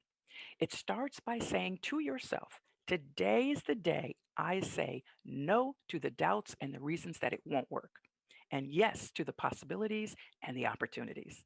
Today is the day you're going to suspend belief in conditions and instead believe in the power that's breathing you. And to really do this brings us to dream building principle number three, how to handle your fear. Now, what do I mean by befriending your fear? It's doing the thing you really want to do, even when fear rises up and tries to stop you, just like Allie did, like I did. You make fear your friend. Living from your vision requires the ability to suspend knowing how and take the action in absence of the answers. Now, I don't care where you are on your journey. When you decide for a dream, there's a part of you that says, oh, yeah, I'm doing this. And then there's another part of us that rises up and says, oh my God, what do you think you're doing? Right? Or your voice might say, well, how are you going to do that? Or, I don't know who you think you are, or you don't have what it takes, or. It's just the voice of fear trying to keep you safe, trying to keep you from failing. So you say, okay, thank you so much for the feedback. Because what if you fail? So, have you ever had a failure in your life up to now? Of course, we all have. Listen, even when we were babies, we started out as non-walkers, but you kept going, and finally, you became a walker. But something happens when we become adults. We stop giving ourselves permission to fall down. And if we do fall down, we say, I guess it wasn't meant to be. No, give yourself permission to fall. Give yourself permission to fail enough to succeed. I'll tell you something. Fear and failure are prerequisites for achieving great dreams. So when the voice of doubt questions you, just take a breath. Take a few breaths. Remember your vision. Remember yourself inside that vision. Just imagine that. And then you're going to take an action. Take an action that you can take in the direction of your dream. Because the choices and actions you take today are ultimately who you will become tomorrow. Don't let fear and doubt keep you from ever moving forward.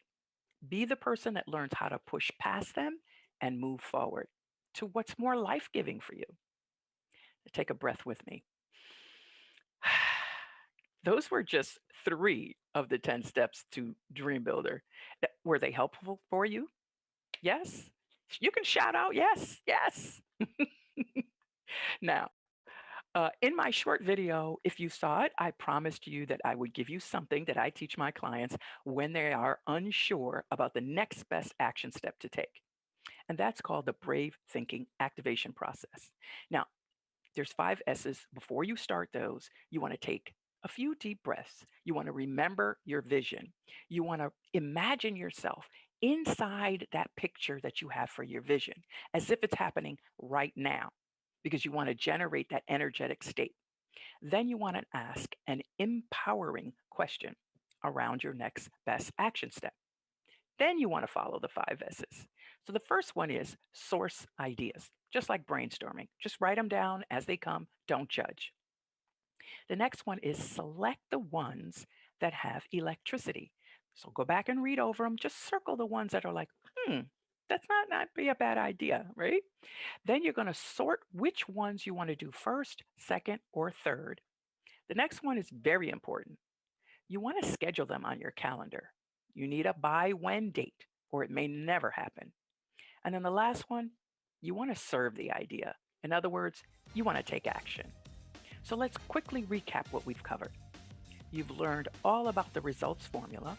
You also learned about designing your dream. What would you love? You learned about the power of decision. You also learned about befriending your fear. Acknowledge it as feedback and then take inspired action using the Brave Thinking Activation Tool. Now, if you leave here knowing nothing else, please know that what's inside you is far greater than any challenge that you're facing. You have incredible power within you. Now, this is your moment to be iconic. So today's your day. Take a bold action, because as the philosopher Goethe says, at the moment of commitment, the universe conspires to assist you. Commit to be a brave thinker. I want to thank you so much for attending this session and enjoy the rest of the conference.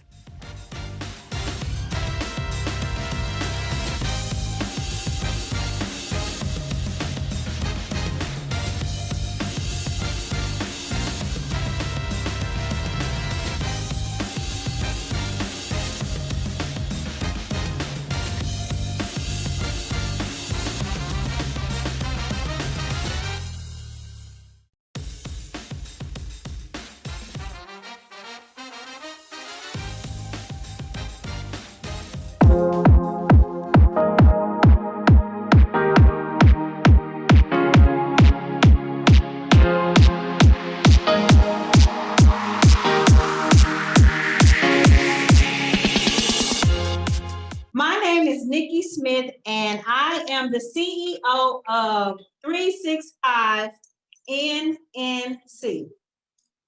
We are a coaching and branding company that helps busy business professionals have their business image and their brand reflect one another. And how we do that is, today we want to show you some tips on how to always be polished, how to always be professional, how to always be prepared.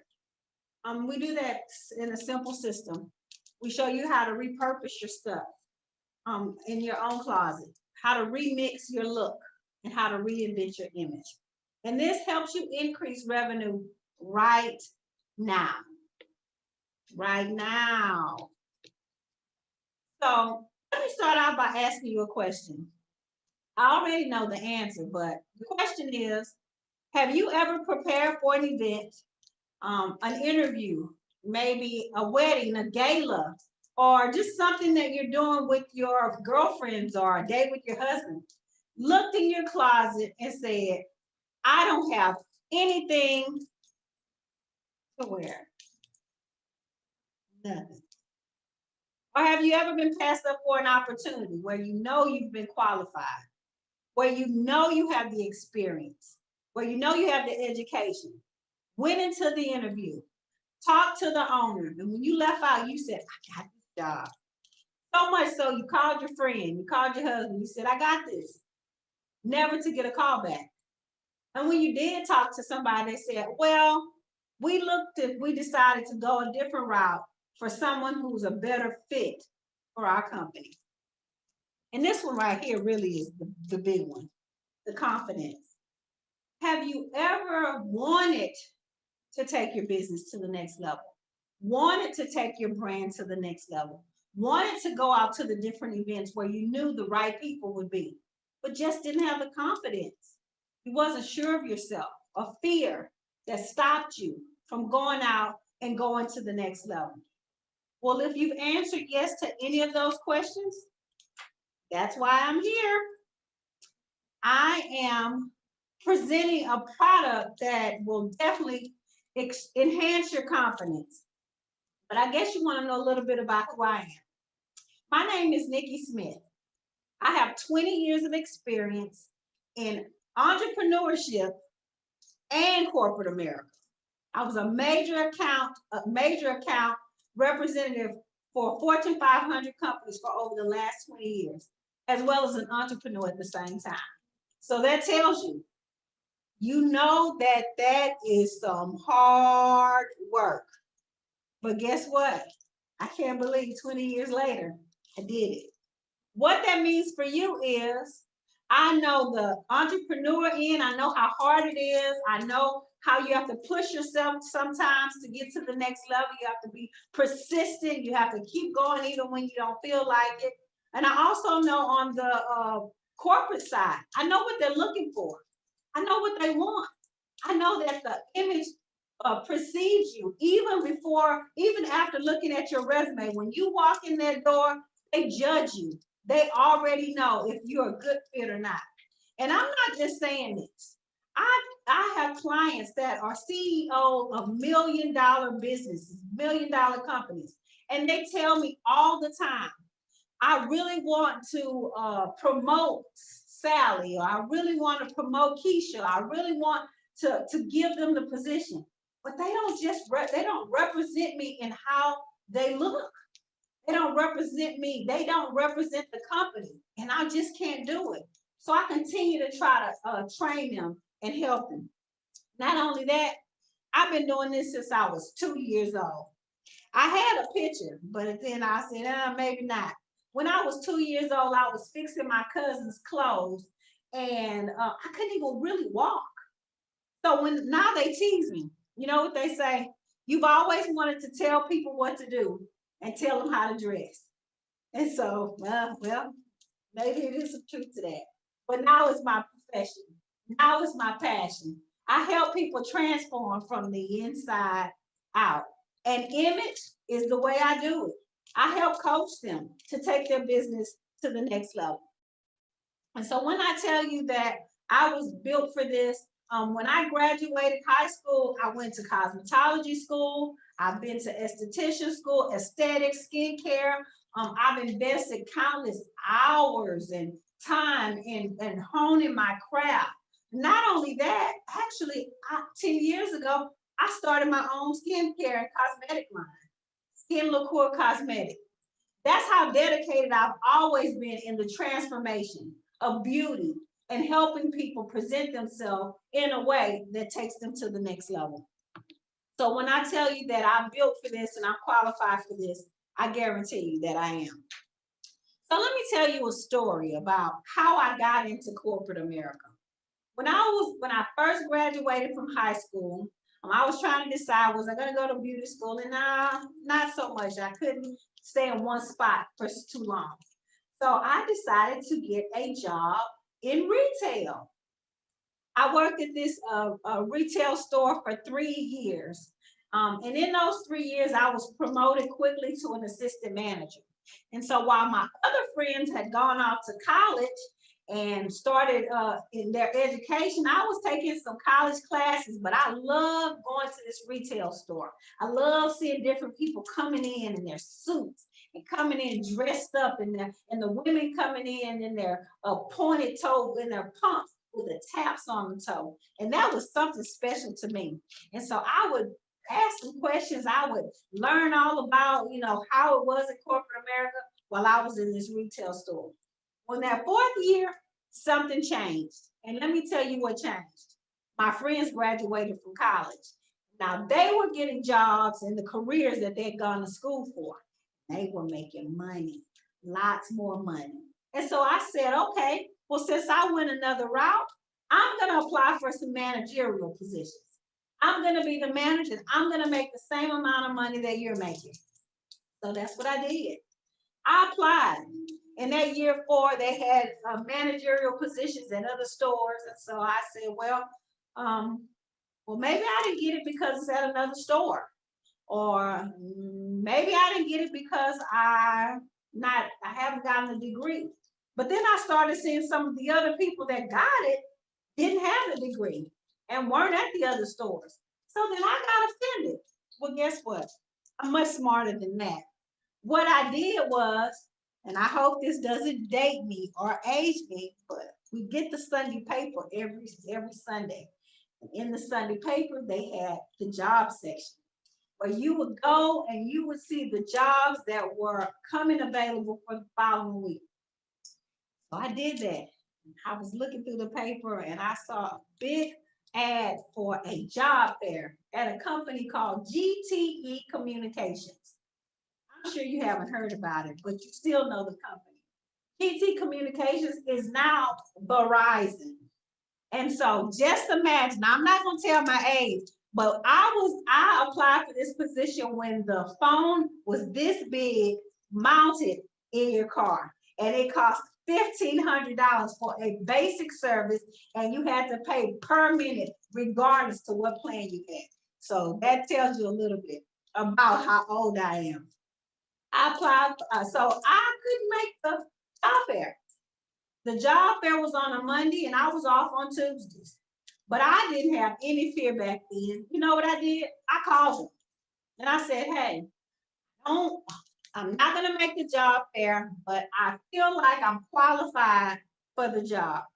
And so I remember the person who I spoke to, the manager, her name was Diane. Diane said, tell me why you should get the job, young lady.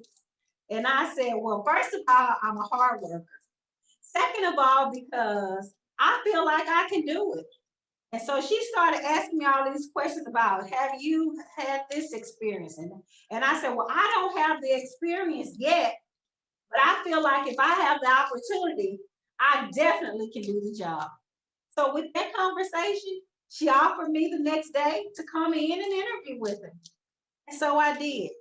Well, I don't know if you remember what I told you, but when they used to come in with their business suits and the women would come in with their pumps, they would have those little taps on their shoes. Well, I had invested a couple of months prior when I knew I was going to start looking for a job in some pumps with the taps on them.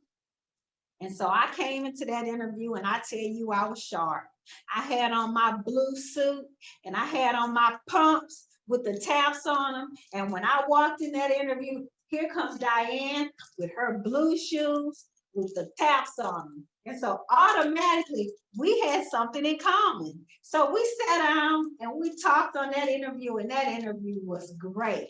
It was 45 minutes long. And when I left out of that interview, she said the same thing that I'm saying. Hey, we'll call you tomorrow, or we'll call you once we get through reviewing our applicants. Well, I wasn't worried. I just told you, I was fearless back then.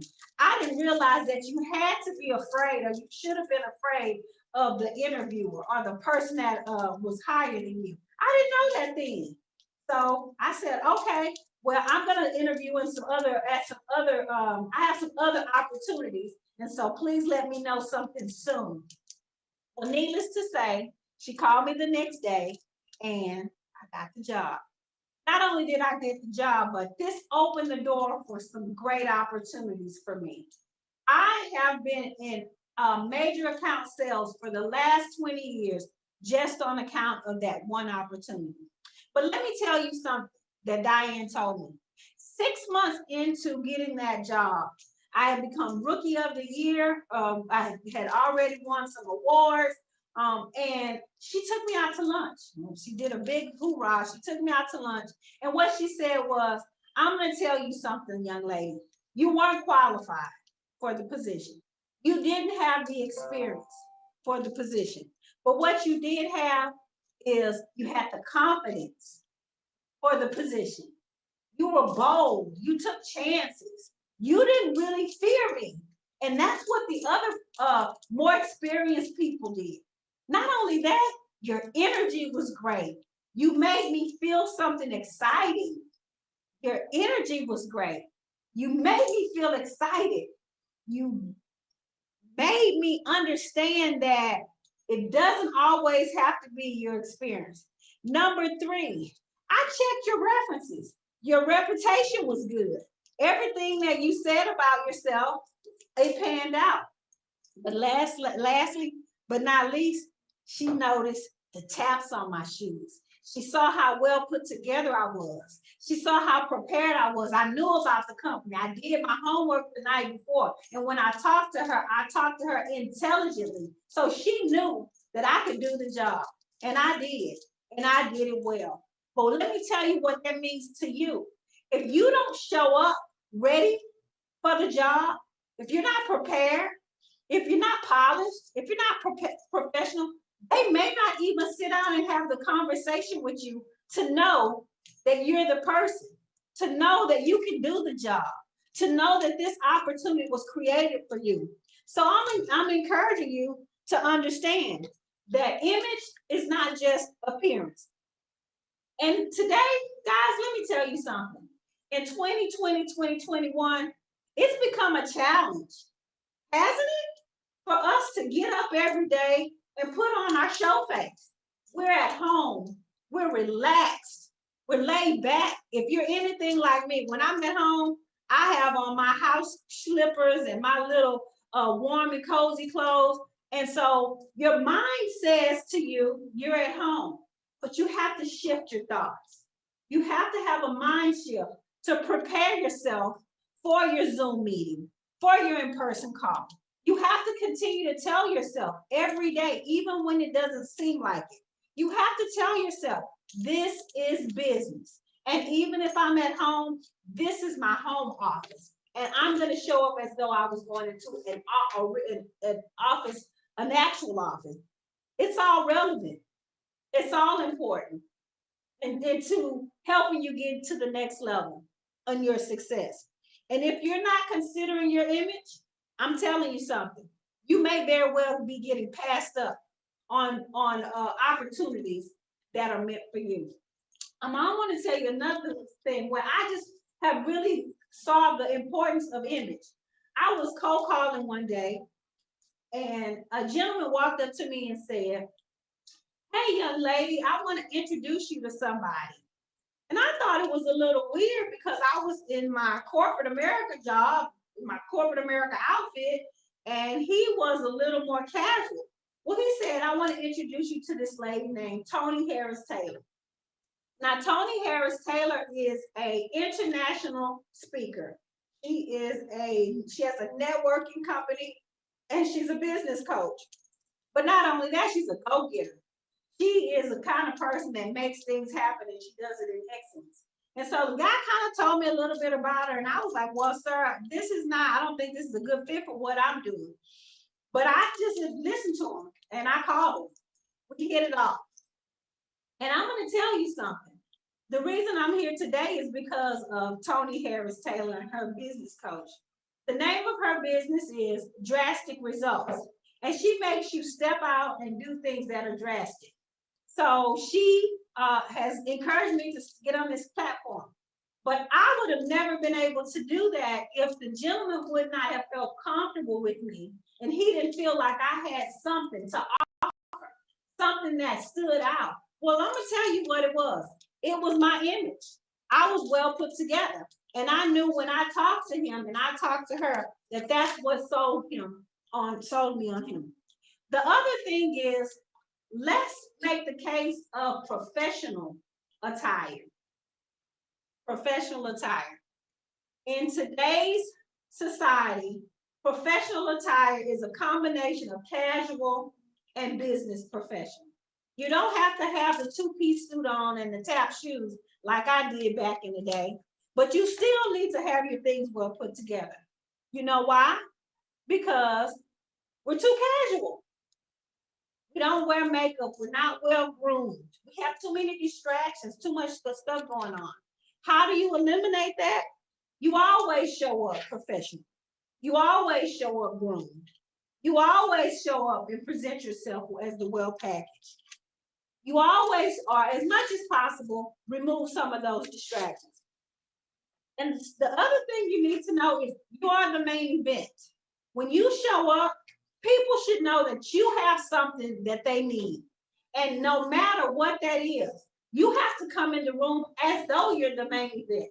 No one has to tell you you're the main event. We all have gifts and talents that are inside of us that have to come out. The other thing is, dress casual, dress down without being too casual. And so today I just want to show you a real quick example of how to do that. You can take a pair of slacks, a t-shirt, put it on with a scarf, put these pants on, and you look polished. You look professional. And you can take this same shirt, these same pieces, and mix it with any of these pieces in your 30-day capsule. The 30-day capsule is something that we teach here at 365 NNC, and how to always be prepared, polished, and professional. The other thing is accessories. Keep it simple, but have your accessories on. They show your personality. They say who you are. And so I encourage you to do that. And the last thing I want to tell you is color.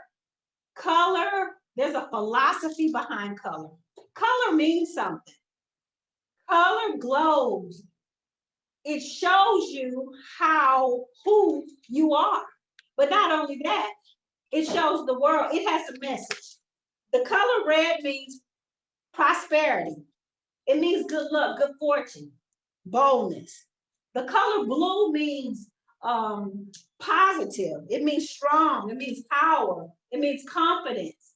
And so I don't know if you watched last couple of weeks ago, Michelle Obama walking through that door, her and Barack, and she had on this burgundy bad pantsuit.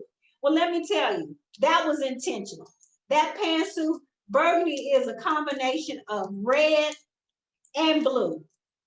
So her message that she wanted to send to the world is, we're bipartisan. We're together. We're on one accord now. And that's what those colors meant. And so you have to understand the psychology behind colors. And that's what we teach you. We teach you body type. We teach you what works well for your body, what colors work best for your brain. Ask me, Nikki Smith, at 365NNC@gmail.com, www 365nnc.com, or you can see me on the gram on Facebook, 365nnc. And lastly but not least, give me a call. My phone number is 830-558-1201. Thank you so much for your time.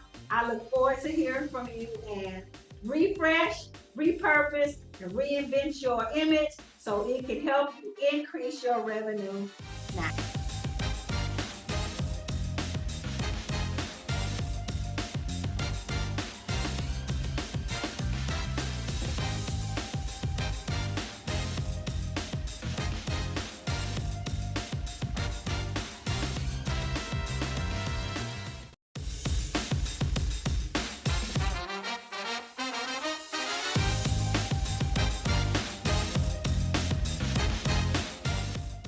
Hi, I am June Chambliss, and welcome to this workshop. I have entitled this workshop, How to Elevate Your Thinking about Women's Leadership and Why It is Critical to do so. But before we dig into the workshop, I want us to go back a little bit. Before we had all these leadership models and theories of leadership about what leadership is and what it is not and what a leader looks like, I want us to take a look at the leadership qualities of America's first self-made millionaire, because I believe we can learn some critical information today about what it takes to elevate our thinking and why it's so important to do so. Who was America's first self-made millionaire? What are the leadership qualities of someone who goes from poverty to riches, and someone who figures out how to do something that has yet not been accomplished? What kind of mindset would that have to be? One thing we know for certain, it cannot be a mindset that's thinking like everyone else. I think it's an astonishing thought that up until a point in time, America had not experienced a self-made millionaire. But let me tell you the most amazing thing about this first self-made millionaire, because we don't hear much about it. The most amazing thing is that this person was a female, a woman. And hold on to your seats, not just a woman, but an African-American woman, the great Madam C.J. Walker. Probably one of the most shocking things of all is that Madam C.J. Walker, she did not fit the mold of great leadership or leadership of any kind. She did not fit the mold. At the age of 46, and with every disadvantage imaginable, from meager beginnings, little to no opportunity to get an education. As a matter of fact, she was barely literate. She could barely read or write. And when she was doing what she was doing, there was competition out there that she didn't have the skills to really compete with. Her finances were scarce. And at the young age of 6, her parents died of yellow fever. But somehow she managed to push past barriers and obstacles that would, of course, hold her back. It was 1913 for her. And we know the 1900s was not an easy time for women, and virtually little to no opportunity for women of color. So imagine the barriers, not just the societal barriers, but the barriers to her thinking that she would have had to overcome, that she would have had to push past. She just simply did not fit what was believed to be a great leader. Now, although she didn't fit the mold for leadership, leadership qualities exuded from her. She was able to create an environment that brought about empowerment. This is something that should come from great leaders, advancement to others, something that comes from great leaders, employment. She was able to do this for so many others and not just for herself. In so doing, she displayed a number of leadership qualities that were simply outrageous for her day, and especially outrageous for her. Qualities like outrageous courage, outrageous vision, innovation, integrity, outrageous foresight. How does she know the importance of empowering others?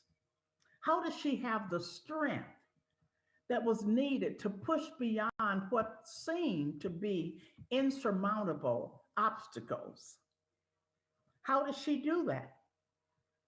And I want to believe that while she was doing all of that, that she kept at the forefront of her thinking the idea that she could not think the same way everyone else was thinking. She could not, because it would kill the dream. It would kill her potential, and it would kill what could be. But what if I told you that, what if I just said that everything we've learned about women's leadership could be wrong? Now, I realize that that is a very bold statement because there's been a lot of work done out there on women's leadership. But what if I told you everything we've learned about women's leadership could be wrong, and why it matters that we know this? How did these incredible leadership qualities come from someone without an ounce of training in leadership, without the benefit of a mentor or coaches, and barely able to read and write? Well, I posit that most of those qualities, most of those leadership qualities from her, they were innate qualities. It's clear that she was a leader, so we're clear there. But is she an anomaly?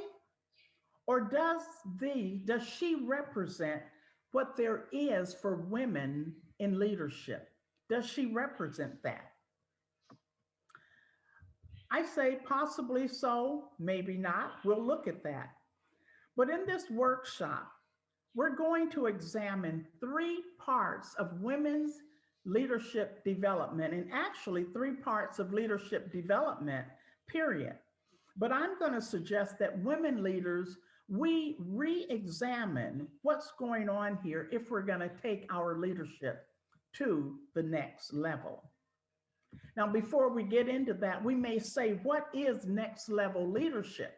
You know, what's next level leadership? You know, it has many faces because we have many problems going on in leadership. But next level leadership could be it's moving past your leadership struggles. Next level leadership is owning up to your challenges, is knowing your leadership hangups. Next level leadership is pushing past old paradigms. It's recognizing.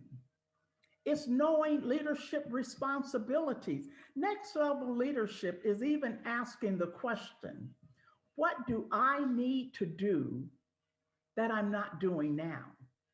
Next level leadership starts in the mind. It starts with your thinking. And so that right there, starting with the thinking, is the beginning of next level leadership. But again, so we're going to take 3 areas that I'm going to explore today in the workshop. And we're going to look at these 3 areas and talk about how they relate to you. We're going to look at leadership models. We're going to look at theories of leadership. And we're going to talk about theories, okay? And then we're going to look at shocking lies. I love that, shocking lies. So leadership models, let's start there. Contrary to what numerous leadership development series are promoting, the majority of leaders anymore do not even practice or follow the models that are promoted. Why? Because according to some scholars and successful leaders, they're transitioning away from traditional leadership models and styles because simply they're not doing the job. They are outdated, and particularly outdated for female leaders. Researchers and scholars who study female leaders are learning things, and they're bringing new insights to the leadership discussions. And they're noting that leadership models, such as, we know transitional, transformational, transactional, servant leadership models, while all of these are respected and they have their place, these are models that were developed and they do not represent women. These are models that were put in place at a time when women were not a part of the study. So while women have made advancements and we've come a long way in our positions and in leadership, it's still necessary for women leaders to know about leadership models that are taught. Because here's the thing about it all. We're exposed to these, but the truth is this: women have been squeezed into models that were not developed with women in mind. That is something to think about. But I believe this can be explained through the eyes of theory. How could that have happened? Why did that happen? I believe we can explain that through the eyes of theory. See, when the early theorists studied and came up with the names and the various theories about leadership, when they were providing the explanations of how leadership worked and all of that, what fit for one leader and what didn't fit for another leader, how they were evaluating and measuring, they were always studying men. And you know what? I want you to meet the researchers. We're talking about outdated theories of leadership. I want you to meet the researchers, and these researchers are not just faces. These are the faces of the actual theorists of the day. And so we have a lot of respect for them. However, transformational leadership theory was done by James McGregor Burns.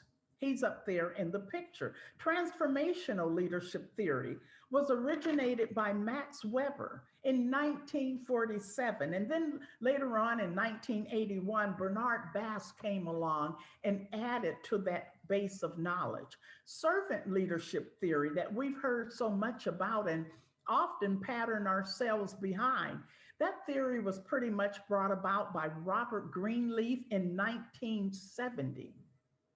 Trait theory of leadership by Thomas Carl and Francis Galton. Those were done early 1800s, believe it or not.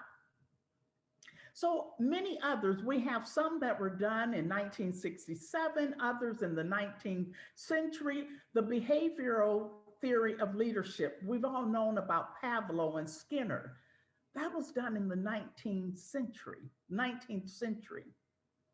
And so this here is a sobering thought. I want you to meet the leaders, the researchers that we are patterning ourselves behind. And so, like I said, although we do respect and we know they have their place, but for those of you who may not be aware or knowledgeable about leadership models and styles, it is important that you have a basic understanding about how leadership models came about and what they are all about, because this accounts for part of the reason that so many female leaders are continuing to face some of the same challenges year after year and decade after decade. You should know about the leadership models. Now, this is of enormous importance because it brings an awareness about where we are going with the next set of the next area we're going to talk about, the shocking lies. Because much of what we have as myth inadvertently was passed on to us. I don't believe it was anything deliberate, but the fact is, it was just our models and various thoughts were brought about at a time when women were not even expected to grow and follow the suit of leadership. And so this is where some of these myths will come from. So this also may be a call to women as we look at this. It may be a call to women to create some leadership models that might more accurately study women. We'll talk about that later. But I want us to move on to the 3 shocking lies about women leaders and 3 shocking truths, okay? The first shocking lie: women need to act like men to be great leaders. But the shocking truth is actually women are highly capable and sometimes more capable than men when it comes to strategizing, planning, brainstorming, and making it all happen. I mean, it's a bold statement, and so it might sound better to soften that and just simply say women are just as capable as men when it comes to strategy, planning, brainstorming, and executing. But the fact is, women are highly capable of doing that. And we don't need men to act like men to be great leaders. Now, we're not taking away from men. Men have strengths we'll never have. Men have strength that women do not have. All we're saying in this workshop is let us own our strengths. And of course, we talk about that in some of the courses that we do. But there's still this unspoken myth that women, when they do great things in leadership or lead at great levels, it's called out as exceptional work, when in fact, women master the world every day, all day, exhibiting exceptional leadership outcomes. And then let's look at shocking lie number 2, that women are innately mediocre as leaders. Now, that's kind of a hard one to take, but there is this thing out there that says because we are soft and emotional and the weaker vessel, that somehow we're mediocre in our leadership.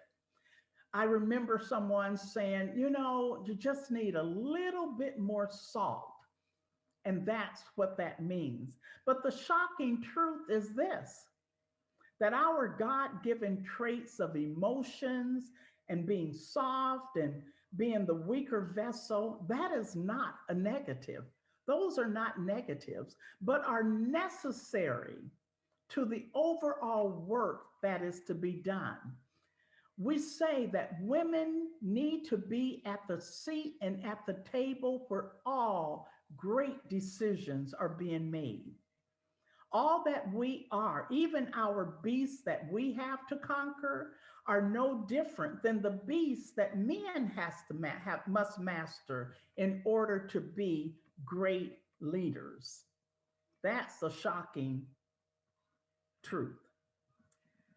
And then a shocking lie number 3 is that women leaders can be successful on their own.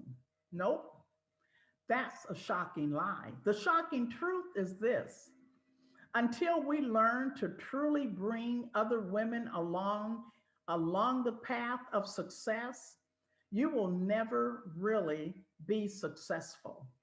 How did Madam C.J. Walker even know to bring thousands of women along with her? How did she know to do it? But she did, and it made her success all the more great. As she did that, I want to point out something, and I always think it's a wonderful thought or interesting thought. But as she brought along thousands of other women with her, if you know her story, you'll remember how she empowered women to have their own little businesses. They started their own businesses selling a product, a hair product.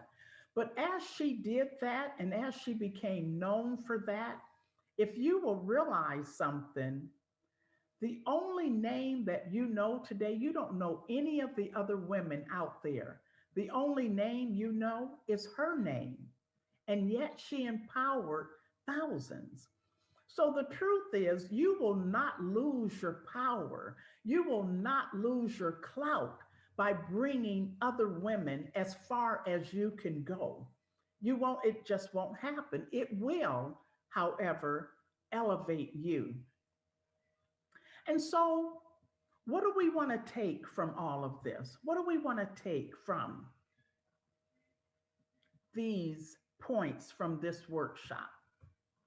I want you to maybe understand this, that women leaders, we continue to face challenges and issues in our leadership.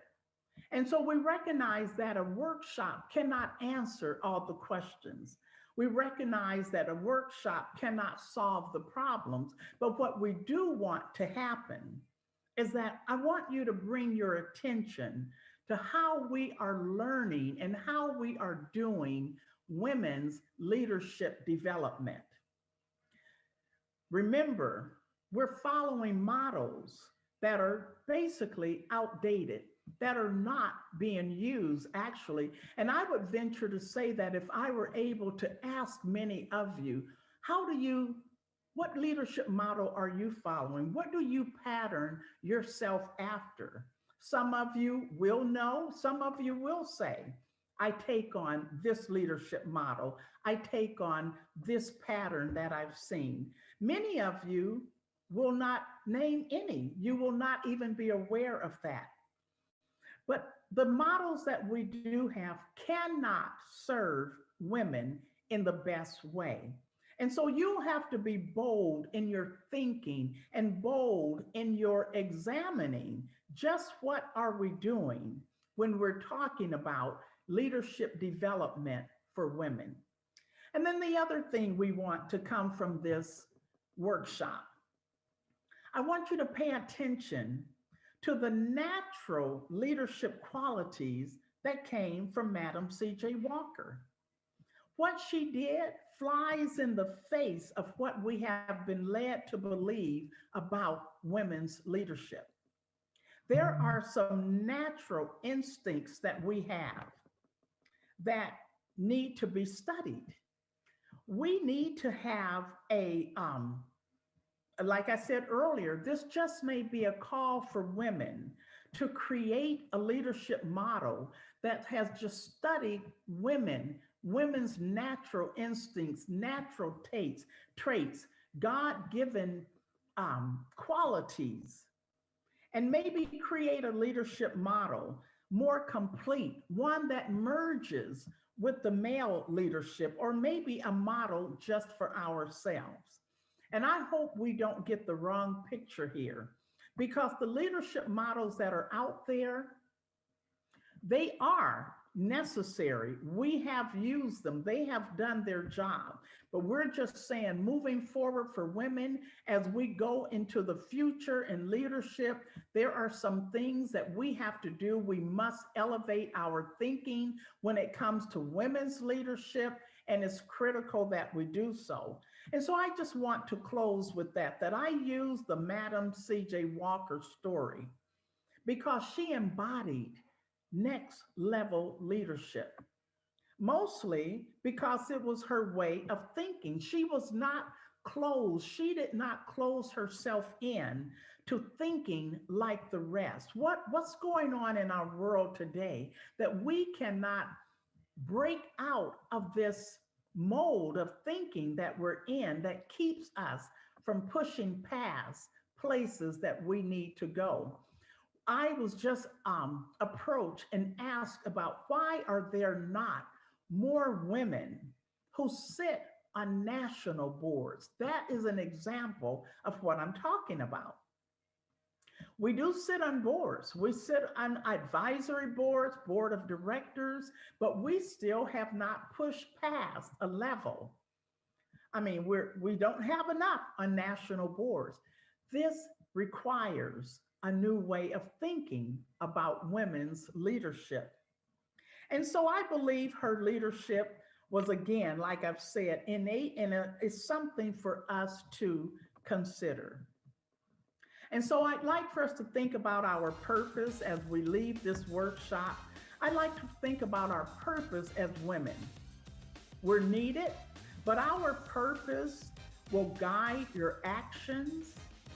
Our purpose will direct your decisions, and our purpose has the power to affect change in our behavior. And so as we take away, as we leave this workshop, I thank you for joining me, for taking out the time and letting me express what I'm thinking about women's leadership development. That's what we're committed to. And thank you for listening about how to elevate your thinking on women's leadership and why it's critical that we do so if we're going to move into next level leadership. Thank you.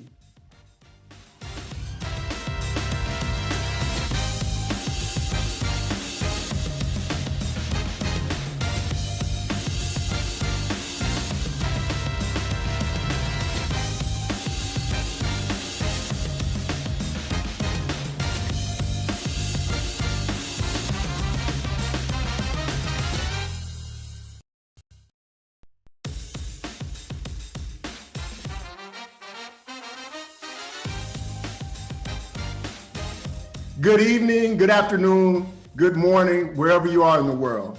My name is Tyran Jackson. I'm here to welcome you to the BlackCEO Iconic 2021 Conference. I'm here today because we have a phenomenal panel discussion that we're going to go into, which, with this being the day that we're celebrating the unstoppable Black woman, we want to go ahead and focus on some of the things related to the mission of being unstoppable. We want to give you guys inspiration, direction, and something that you can carry away from here when you ask yourself, what am I going to do to prevent from being stopped in the future with my obstacles that I have? As I stated, my name is Tyran Jackson. I am the owner, the principal of Reborn Resilient, which in my business, we happen to take the time to be able to help people who are facing tremendous pain, tragedy, and challenges to overcome what they may be facing in their life. This has been a crazy year getting out of 2020. And as we move into 2021, we want to have a more positive outlook. We want to be motivated and we want to be inspired to be able to do things that we may not have been certain that we could do. I'm here today with a panel of 5 tremendous guests that we're going to go into some detail as to some of the areas and some of the ways that within their lives and their businesses and in the things that they encounter on a regular basis have found themselves being unstoppable. So with that said, I want to introduce our 5 guests that we want to have speaking this evening on this panel. First off, we're going to have Verna Nickelberry here speaking. Also, we're going to have Shamika Gibson, who is going to be one of our panelists to be a part of this discussion today. Latoya Jordan, who's going to be involved as well. And then we have also Tommy Nichols. And last but not least, we have Jamila Bryant. So this is going to be our phenomenal panel that we go into some of the ways that from an entrepreneur standship, they found issues, challenges, and found ways to overcome those things.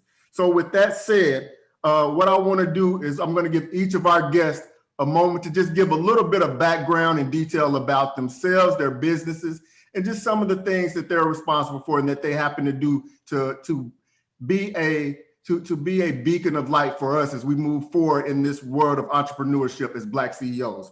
So with that, first off, I'd like to pass the microphone over to Verna Nickelberry. Verna, if you don't mind giving us a little bit of background about yourself. Hello, my name is Verna V. Nickelberry, and I am the founder and editorial director of Ordinary People magazine. I am the host of OPM Live with Verna V. Nickelberry, and I am also the creator of OPM Annual Servant Award. My magazine, Ordinary People, is actually about ordinary people doing extraordinary things in their community. So it's very community-based as well as inspirational. I am the content gatherer for the publication. So that means I ensure that everything about the magazine flows perfectly.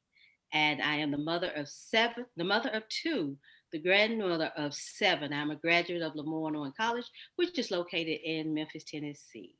And that's a little bit about me. All right. Thank you very much, Verna, very much.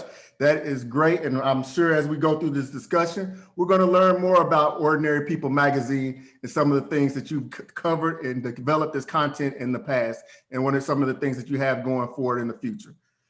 Next up, I want to give some time to Shamika Gibson. Shamika, if you don't mind giving us an introduction of yourself. Greetings, my name is Shamika Gibson, and I am the president of NA Success, which is a professional consulting firm. We provide grant writing services, data analytics, and organizational development consulting to large and small corporations. I'm also the founder of a nonprofit called Changing the Mindset, where we provide professional and personal professional development opportunities and also a business mentorship program. I'm also the author of 3 books. I have a radio show on iHeartRadio called Mindset Shift with Dr. Gibbs. I'm also a college professor, and I'm a professional grant writer, like I stated.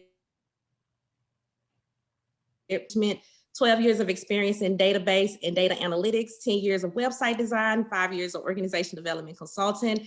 In my tenure of 17 years, I have managed and overseen about $50 million in business funding for nonprofit and for-profit businesses. And I have helped about 22 organizations launch or relaunch their business. Oh, wow, Shamika. So that is great. So it looks like you may have a tremendous background experience with some of our members of the conference who want to and need to learn more as far as getting their business going and things to keep it going, whether it's profit or nonprofit. So I want to say absolutely thank you for giving us that thank background. You. Next up, I want to go to Latoya Jordan. Latoya, share a little bit about yourself to the audience. Hi, everyone. My name is Latoya Jordan. I am from Texas. I am the founder of I Am Beautiful Movement, which is an organization for girls 3rd through 12th grades. And we host an annual workshop every year where girls come out, and it's just a fun day for moms and daughters to do makeup, hair. We show you how to dress. We have do-it-yourself projects, vision boards. I'm also the founder of BAM Woman magazine, which is a digital publication. We showcase women in business and brands and community organization leaders as well through bio sheets. And what a bio sheet is, it has your professional photo, your bio, your contact information, just to let people know who you are and what you do. And we also have other stories in that magazine as well. And also, I'm one of the co-hosts of BAM Woman podcast, which airs every Saturday at 6 p.m. Central Standard Time. I have 2 children. My daughter is a sophomore at the University of Houston, and my son is a senior in high school. And I'm also the founder of Toya Thrives Enterprises. So that's awesome, Latoya. Sounds like you have a list of accomplishments and a list of things that you're doing to not only keep busy, but also to help improve this world that we're living in the midst of your business endeavors. All right, next up, I want to pass the microphone to Jamila Bryant. Jamila, share with us a little bit about what you do and how you've gone into this realm of entrepreneurship. Yes. Greetings, everybody. My name is Jamila Bryant, coming out of Denver, Colorado, to my house city. I am the founder of Push Forward Development, which is a personal development and leadership company. I focus and cater my services to the LGBTQ+ community, as well as women with the X, to include anybody that identify as a woman. And I'm also, actually with that company, I do events, I do speaking engagements and mastermind groups. I'm also the founder and author behind the inspirational quote brand, Quote Junkie Diaries as well, where that is a platform and the brand that I release positive inspiration and vibes into the universe to help inspire other people. And I'm also a financial wellness advocate too, as well. and I'm a first sergeant in the Air Force Reserve outside of business. Oh, wow. So Jamila, thank you first off for serving us and serving our country and protecting us all from everything. I think that's amazing with what you're doing and the ways that you're touching more and more people in different areas. And I look forward to learn more as we go forward with this panel discussion. With that, last but not least, and I know everybody, this is supposed to be Unstoppable Black Woman, and we're going into the Unstoppable mission with Black women. But it wouldn't be right if we didn't happen to have another gentleman on the panel as well to allow for us to have a little bit different perspective throughout. So with that, Tommy, if you don't mind giving us a little bit of your background and about yourself and some of the things that you're involved in. Sure, thank you, Mr. Jackson. My name is Tommy Nichols. I'm from Charlotte, North Carolina. I'm the founder of the 11th Annual Charlotte Black Film Festival. Also Executive Director of Power Up USA, which is the youth technology, coding, and media summer camp and after school program. In addition, I was appointed by the mayor to the board of the Charlotte Mecklenburg Public Access Corporation, which is our public access TV channel, in which now I'm the board chair. In addition to that, I'm a producer at Tommy Filmworks. Tommy Filmworks do commercials, short films, feature films, and a lot of consulting work with churches and corporations in terms of producing media content for their organization to help share the message. All right, thank you, Tommy, thank you. So I think that's great because we're touching within this panel a number of different industries, a number of different areas. And with you going into the entertainment, payment, and media area, I'm sure there's plenty who's gonna wanna learn more about getting into that, and you can get some tips and some lessons from the challenges that you faced in going through this, and enlighten us about how you've been going through and not being stopped as we move forward. So I appreciate you being a part of the panel and the discussion that we're gonna have today. So with that said, I wanna go ahead and kick off the discussion, and I'm gonna go ahead and ask a question to several of you guys, and if you just don't mind, share with us your thoughts on it. So my first question, and I wanna start off with this to Shamika. I wanna say, let's start off with what your whys are. What has been your reason to know that going down this path of entrepreneurship is the path that's meant for you? And along those same lines, what's the greatest motivating factor in your life that is directing you towards this mission of being an unstoppable Black woman? Well, first I would say purpose and connections. So I really do feel that me being on my current journey of entrepreneurship is divine intervention. So I'm grateful for the opportunity to walk in the purpose that God has designed for me, and also put in people in my life as connectors to help me make sense of everything. There was no plan B. So plan A had to work. And if plan A didn't work, that means that me and my daughters will be homeless. So that wasn't an option. So with that being said, that was the motivating factor in my life, is that I didn't have alternative options. So I worked hard at plan A, and if plan A didn't work, or if plan A wasn't going in a direction that I wanted it to go in, I started to develop more refined processes and systems. So I didn't walk away from plan A. I made plan A better because there was no options. Okay, that's good. Well, thank you. So you were motivated to make sure that the plan that you had in mind was going to work. That's great to hear. And sometimes we need that goal or that target in mind, and not allow ourselves to fail at basically, or at least not be deterred in order to get to where we want to get to. So I think that's great. That's great. Thank you. Now, let me ask the same question. And Verna, if you don't mind giving some insight, what was your reason for going down the path that we've gone through? And talk about your motivation. What has driven you towards wanting to make sure that you move forward towards this mission of being unstoppable? Well, actually, entrepreneurship found me. I didn't find it. I didn't find it. It wasn't until God gave me an assignment for or with Ordinary People magazine. And so then my motivation is actually being honored that he chose me as a vessel to produce this awesome publication. And so with that, I just had to push forward. I cannot let it drop, because if he chose me for it, then that's a great honor, because as I stated earlier, it found me. I didn't find it. I mean, I didn't look for it. So what a surprise to know that it was here already in me. He just brought it out. So that was my motivation, to just move forward with how he gave it to me. Amen to that, Verna. And I think you bring up an interesting point, because you know, we all have different journeys and different roads, and our path to get to where we actually are and where we're going is somewhat different. And this is not the first time that I've heard, and I know that there's plenty of people out there, myself included, didn't plan on going down a route of entrepreneurship. But sometimes, you know, divine intervention and the Lord creates something and brings it out of us. And you know, sometimes you have to, you know, walk through that door when the opportunity is presented. So thank you for that, Verna. Thank you for that.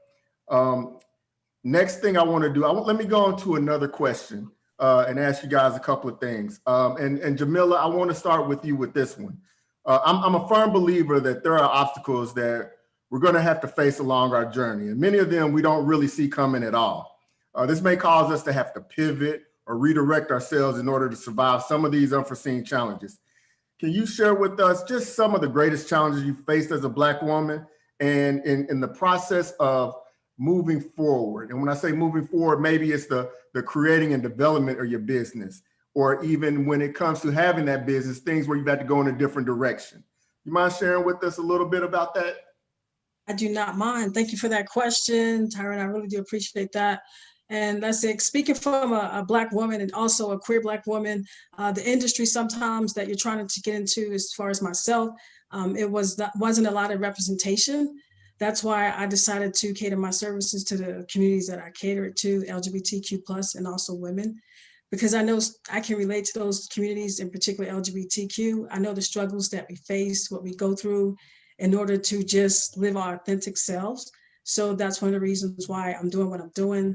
And you said some of the challenges, it's just finding support. You know, I think sometimes when people think of like entrepreneurship and business, they don't think of women. Sometimes they think women should still be in certain roles in this world. However, as we all can see, we're unstoppable, we're limitless. And when we step out, you know, jump, have faith, you know, anything's possible, but definitely finding support in your business. I know that was a challenge for me and something that, you know, sometimes I still kind of struggle with. However, once I do find my tribe and support, it's definitely something that helped propel the business forward.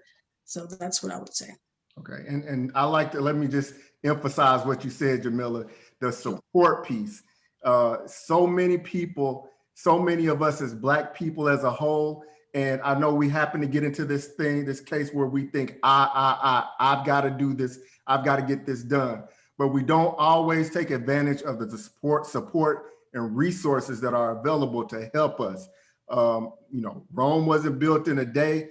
There are a lot of things that are not taken and overcome by themselves, by one person alone. So finding that support to help you get there is so critical. And I think it needed to be highlighted because, you know, there's going to be obstacles that we face that we can't handle ourselves, but having that support and having that backing from others allows us to get through some of those. So thank you. That was a great response, Jamila. Next, I want to go, and I know it's going to be a little bit different, but Tommy, share with us a little bit about, you know, some of the obstacles that may have come along your path and some of the ways you may had to pivot or had to, you know, change course when these unforeseen challenges showed themselves. Yeah, I can say that. When I first moved to Charlotte, I've only been in Charlotte 12 and a half years. The Charlotte Black Film Festival has been going on for 11 years. So you can imagine when this vision first came to me, I walked around all the time with my brain dump on a piece of paper. And I would take it to different organizations I thought would be excited about a Black film festival coming to the city. I was wrong. I got so many no's, especially by those who looked like me, those who were not exactly in my space, but were in a supporting space. And I had to keep moving, and finally I went to one person. I got one yes. I got one yes in the midst of everything. And from that one yes, I was able to move forward and gather support over the years, because many people was waiting for it to fail. So I gathered support over the years, and by faith, continued on. And now it's not as much of a struggle as it was, but I just needed one yes. Okay, and I think just to touch off of that shows the importance of perseverance until you actually get that first victory or that first win. I know a lot of people get discouraged because they may be trying to get somewhere, trying to get, you know, people to buy in or believe in them, and they just stop and they quit and they fail. And that is the opposite of being unstoppable for what we need. So we need sometimes to just keep pushing and trust ourselves, because if you know what you're doing is value added and right, then it's only a matter of time before the right person hears it. And I'm glad to hear, Tommy, that you didn't let hearing the no's from the beginning keep you from being able to go forward till you got that yes. And like you said, once you got that first yes, everything grew from there. So that's awesome to hear, and a great point for our listeners to be able to take away from your mission. So with that, and I want to move on, and LaToya, if you don't mind, just sharing some of the same things along these lines. What issues and obstacles did you not see coming? And then how did you deal with these unforeseen challenges? And has it caused you to have to redirect yourself in some way in order to get past it? I would say when I first started my organization, I Am Beautiful Movement, I was unemployed, just, trying to take care of 2 children. And I was like, Lord, I need something to help other girls, because I know it, or young ladies, because I know if they feel the way I'm feeling now, then I need something. And so that's when he dropped I Am Beautiful Movement into my spirit. And I thought it was going to be easy going forward, but it was so hard. Like I said, I founded it with no money. I had minimal support. My church supported the event, but I thought family and friends would, but not everyone saw the vision that I saw. So I kept going forward. And this year we will be doing our 9th workshop. Awesome. So over the years, just like you said, just pushing forward. And when you get that major yes, it's everything. It changes the game. And last year with the whole COVID, it kind of put a damper on the workshop. And I just started praying. I said, Lord, I need you to drop something else, because I need something. And that's when he dropped Bam Woman magazine into my lap and ran with it.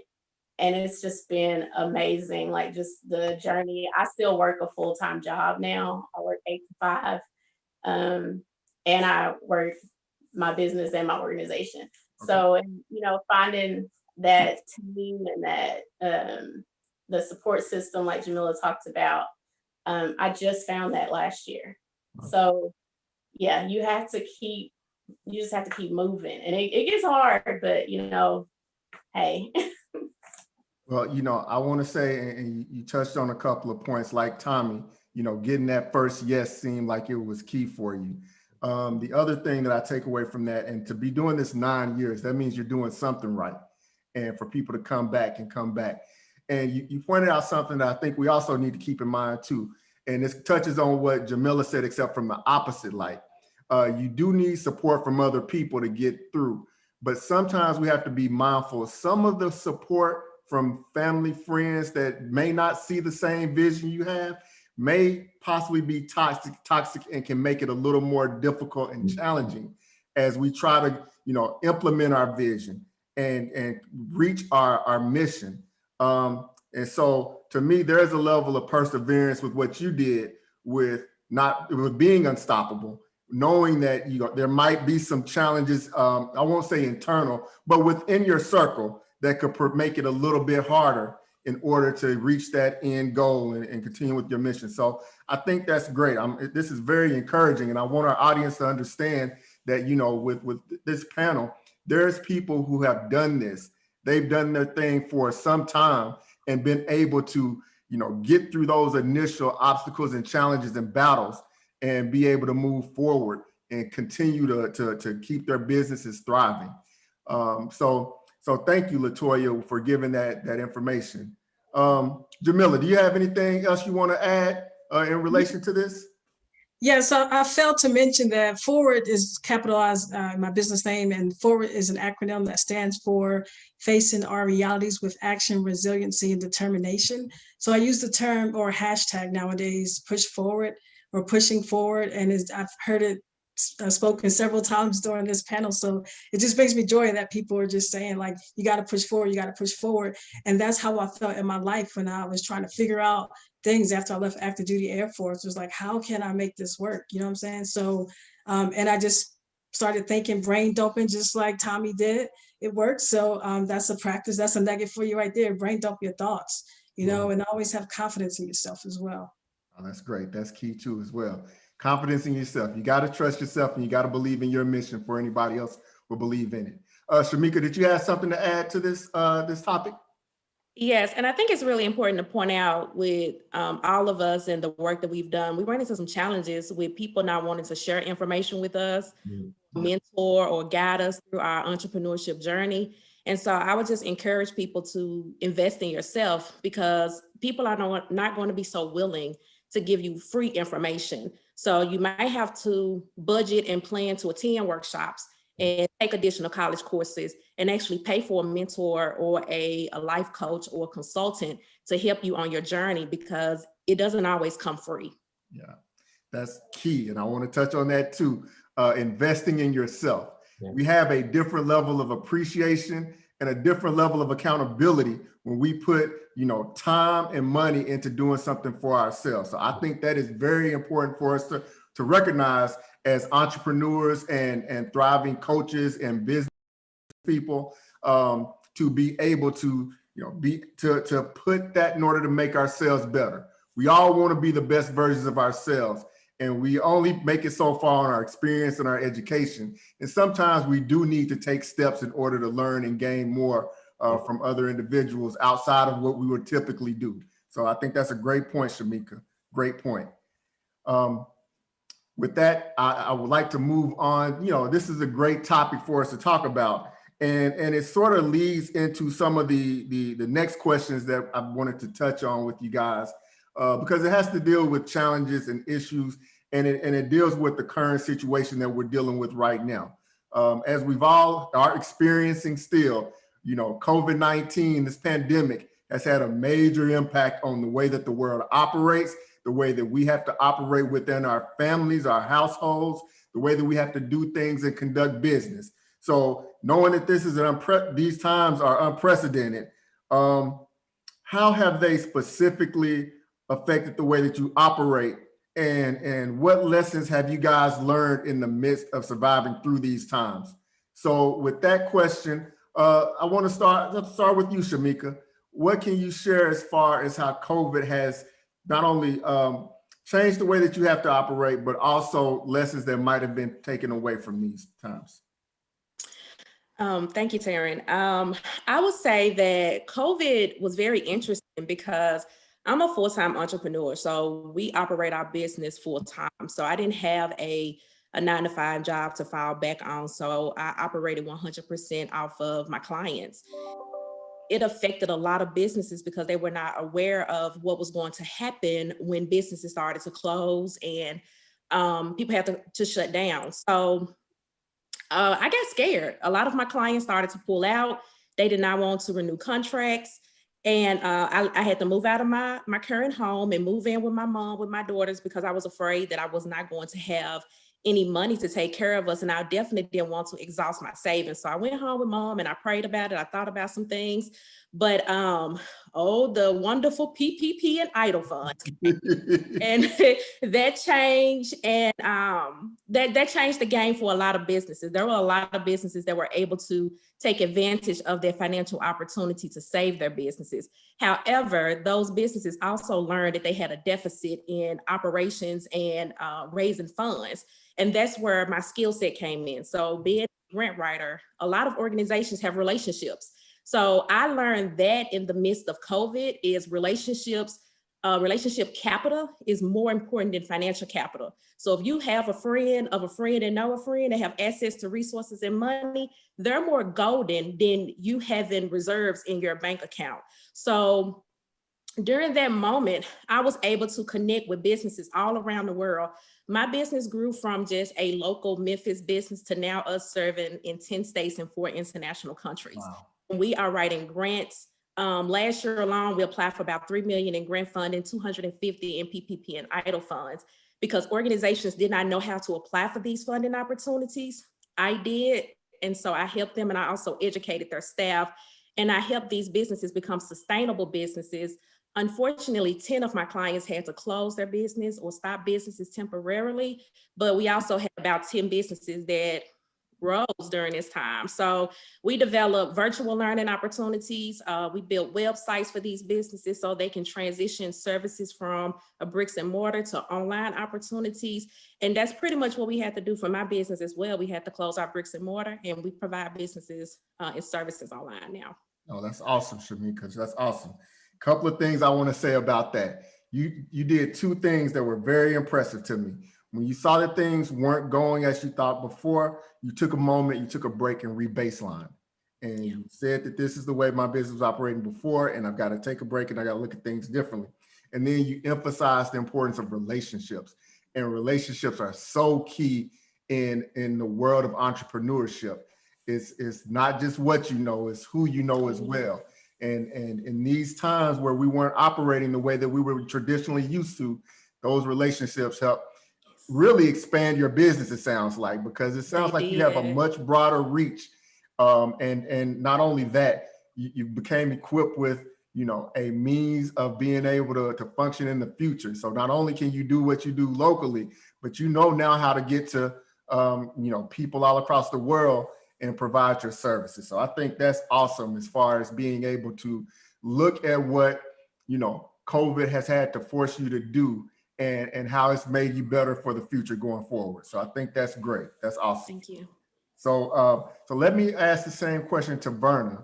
Verna, tell us about how this pandemic maybe has had to lead to you having to change the way you operated, and also any lessons that you might have learned or picked up in the midst of us going through this pandemic. But just like Shamika, I'm full-time as being an entrepreneur.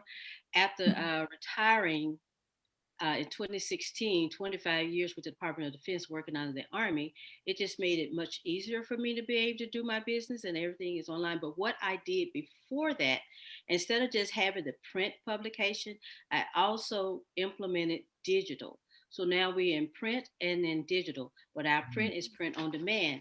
And I made it a point to become a little bit more, not a little bit, but I made it a point to become more visible.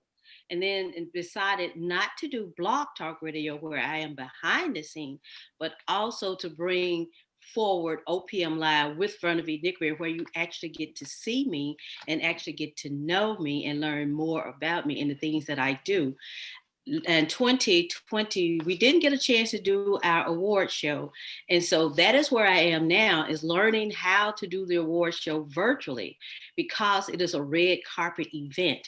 Mm-hmm. And I am learning how to do that. And then so learning how to use Zoom a little bit more effectively, just learn a little bit more, digital. When God gave me Ordinary People magazine, I was 44. I'm 61 now. So I am learning all of this digital stuff. I make it a point, as someone mentioned, investing. So I invest a lot in learning and having a coach and just really learning how to do this, because this is our, I don't want to say temporary norm, but this is our new norm right now. And the more I learn, the more my publication and everything that I do will be able to move forward. And what I've also done is, since our digital site, our impression is very impressive. So our impression digital is over 56,000, I believe. And so that means we are read outside of the United States. And just so happened, I've met someone who lives in Ghana or from Ghana. So I have began to reach across the waters. It would be such a big plus if I can just even have it translated into a different language. So far, someone in the Philippines really love reading Ordinary People. And that is my biggest goal, is to make it, I want it global, but right now we are outside of the US. And so as far as pivoting, I started to pivot before COVID with the digital publication. So. Okay, well, now that's great. That's great to recognize that you know, this is the way that you were needing to push your business before. And then going back to what Shamika said earlier in yourself, knowing that you needed to not just learn, but enhance skills in this, you know, with the technology that we're dealing with today in order to reach people virtually. And I like the fact that you said to yourself, people got to see me. People got to know me. You got to start marketing yourself in a different manner when you can't go out and talk to people face to face like you may have done more of before. So taking those steps is key. And for any entrepreneur or anybody who is looking to grow and expand the business that they're in, I think those are key things for us to keep in mind now. And as far as the lessons to learn as through these, you know, these trying times, that's something definitely to take away. So thank you for that, Vernon. Thank you so much. I want to stick with this same question, but I want to go to my man, Tommy, because with you being in the entertainment industry, I know that's got to be a little bit different as far as, you know, not being able to interact so much in person as what it was before, now that we have to have these concerns with COVID. So Tommy, just share with us a little bit about how COVID has changed the way that you've operated, and then some of those lessons that you've taken away throughout these times. Yeah. One thing I like about lemons is that you can make lemonade. And COVID reminds me of the Ronald Reagan era. During that time, we were pushed from welfare to work. During COVID, we've been pushed from brick and mortar to the tech space, which I love. And so now folks are looking at the opportunities that maybe if COVID had not happened, they would have never ever looked at. So I love taking lemon and making lemonades. My background is a technology guy. So I've been in technology for my entire life. I transitioned into media in 2000. And so for this time for me, allowed me to shine because of my background. Our festival took place last year, and we were one of the first probably African-American festivals to go virtual. And there was we didn't know what platform was right. So we had to create something that kind of modeled what we would do in an in-person festival, but do it virtually. And so because of my background, I was able to maneuver it through that. And I believe take advantage of this thing we might call a lemon and make sweet lemonade. All right. So what I hear from you, Tommy, is that you leverage your skill set. Yes. You leverage what you were already good at and what you knew in order to accommodate the changes that we had to make during these times. So I think that's great. And you put it in a great perspective, turning the lemons into lemonade. A lot of us have had to get more used to a tart taste this past year, because it's a lot of lemons that we've been having to deal with. And, you know, Lord willing, this won't have to last forever, for too much longer. But at the same time, taking the opportunity to look back and be able to, you know, in your case, touch on the skills that you happen to have before and be able to make the most out of these times. Shamika, you were going back and re-baselining and going to those relationships. Verna, you saying, I got to learn this new digital skill and I got to get out there more. I think those are great points to take away. And for anybody who's in this entrepreneurial space, if they can, you know, maybe take some time to reassess what steps they need to take. If you haven't done that by now, dealing with this period of time that we've been in COVID, you know, I think you guys have found ways that not only support your business during these times where we're locked down, but also your business is going forward once we get back to whatever our new normal may be. So I want to thank you guys for responding to that question and the answers that you provided. So with that, moving on, I got another question I want to ask you guys, and I want to start with Jamila with this one. Just share with us at what point in this journey did you know for a fact you were going to be unstoppable towards reaching your vision for your business, and that you knew failure was not an option, and that you were not going to be denied from being successful? Thank you for the question once again. Let's see, at what point did I really acknowledge that I was going to be successful in business? Was when I just started doing things. I took action. You know, I think a lot of times people struggle with this. We keep a lot of things up in our head, our thoughts, but I started taking action. But before I did that, I started to invest in myself, as somebody alluded to earlier, just taking time to invest in myself. And I just started seeing changes in myself, and opportunities would come to me, and I was prepared for them because I invested in myself. And then I jumped into the entrepreneurial world and just trying different things and, you know, getting some bites, if you will.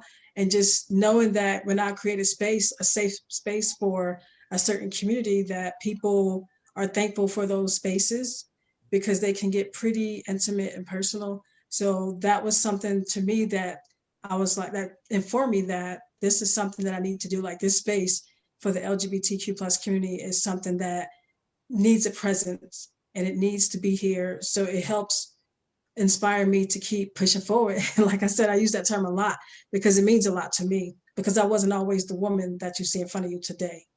And now it's like, you know, even though I face challenges and failures sometimes, or as I like to call failures, lessons learned, I know that what I'm doing, it's all about helping other people, and everything that I do right now, all the ways that I invest my time, it's all about passion, purpose, and impact. That's why I have it on my board here. Those are my personal values. And I know that, you know, keeping my why in front of me, it gives me that burning desire, and it keeps driving me forward. That's great. That's awesome. And I like the fact that you said that you have your morals, and you have the basically your code that you live by, that pushes you. Yes. That's important. And then the other thing, and I hope many of our listeners understand this, as entrepreneurs, we've all taken the steps. It's a lot of people with ideas in their head, or that they've written down on paper, or have said that they're going to do things, but have you taken the action? You have to take the action before you find out if, you know, what you're doing is, you can't go anywhere if you take no steps. So that action, I think, is so key. And in my past, I was an engineer. And one of the things that, you know, I did, and I know others with this certain mindset, is that they have paralysis through analysis. And you can spend time belaboring something too much before you actually go out there and do it and test it. But I like the fact that, you know, when you talk about taking action, that's the only way you're going to find out if it works, if it doesn't, if I need to change it, if I need to do something different. So I want to say that I'm glad that you brought that point up, Jamila, to be able to actually get out there and do something, because that is so key. That is so key. So same question, LaToya, I want to come to you. When did you know you were going to be unstoppable towards reaching your vision, and that you were not going to be denied from being successful in their areas and what you're doing? Like I said, I still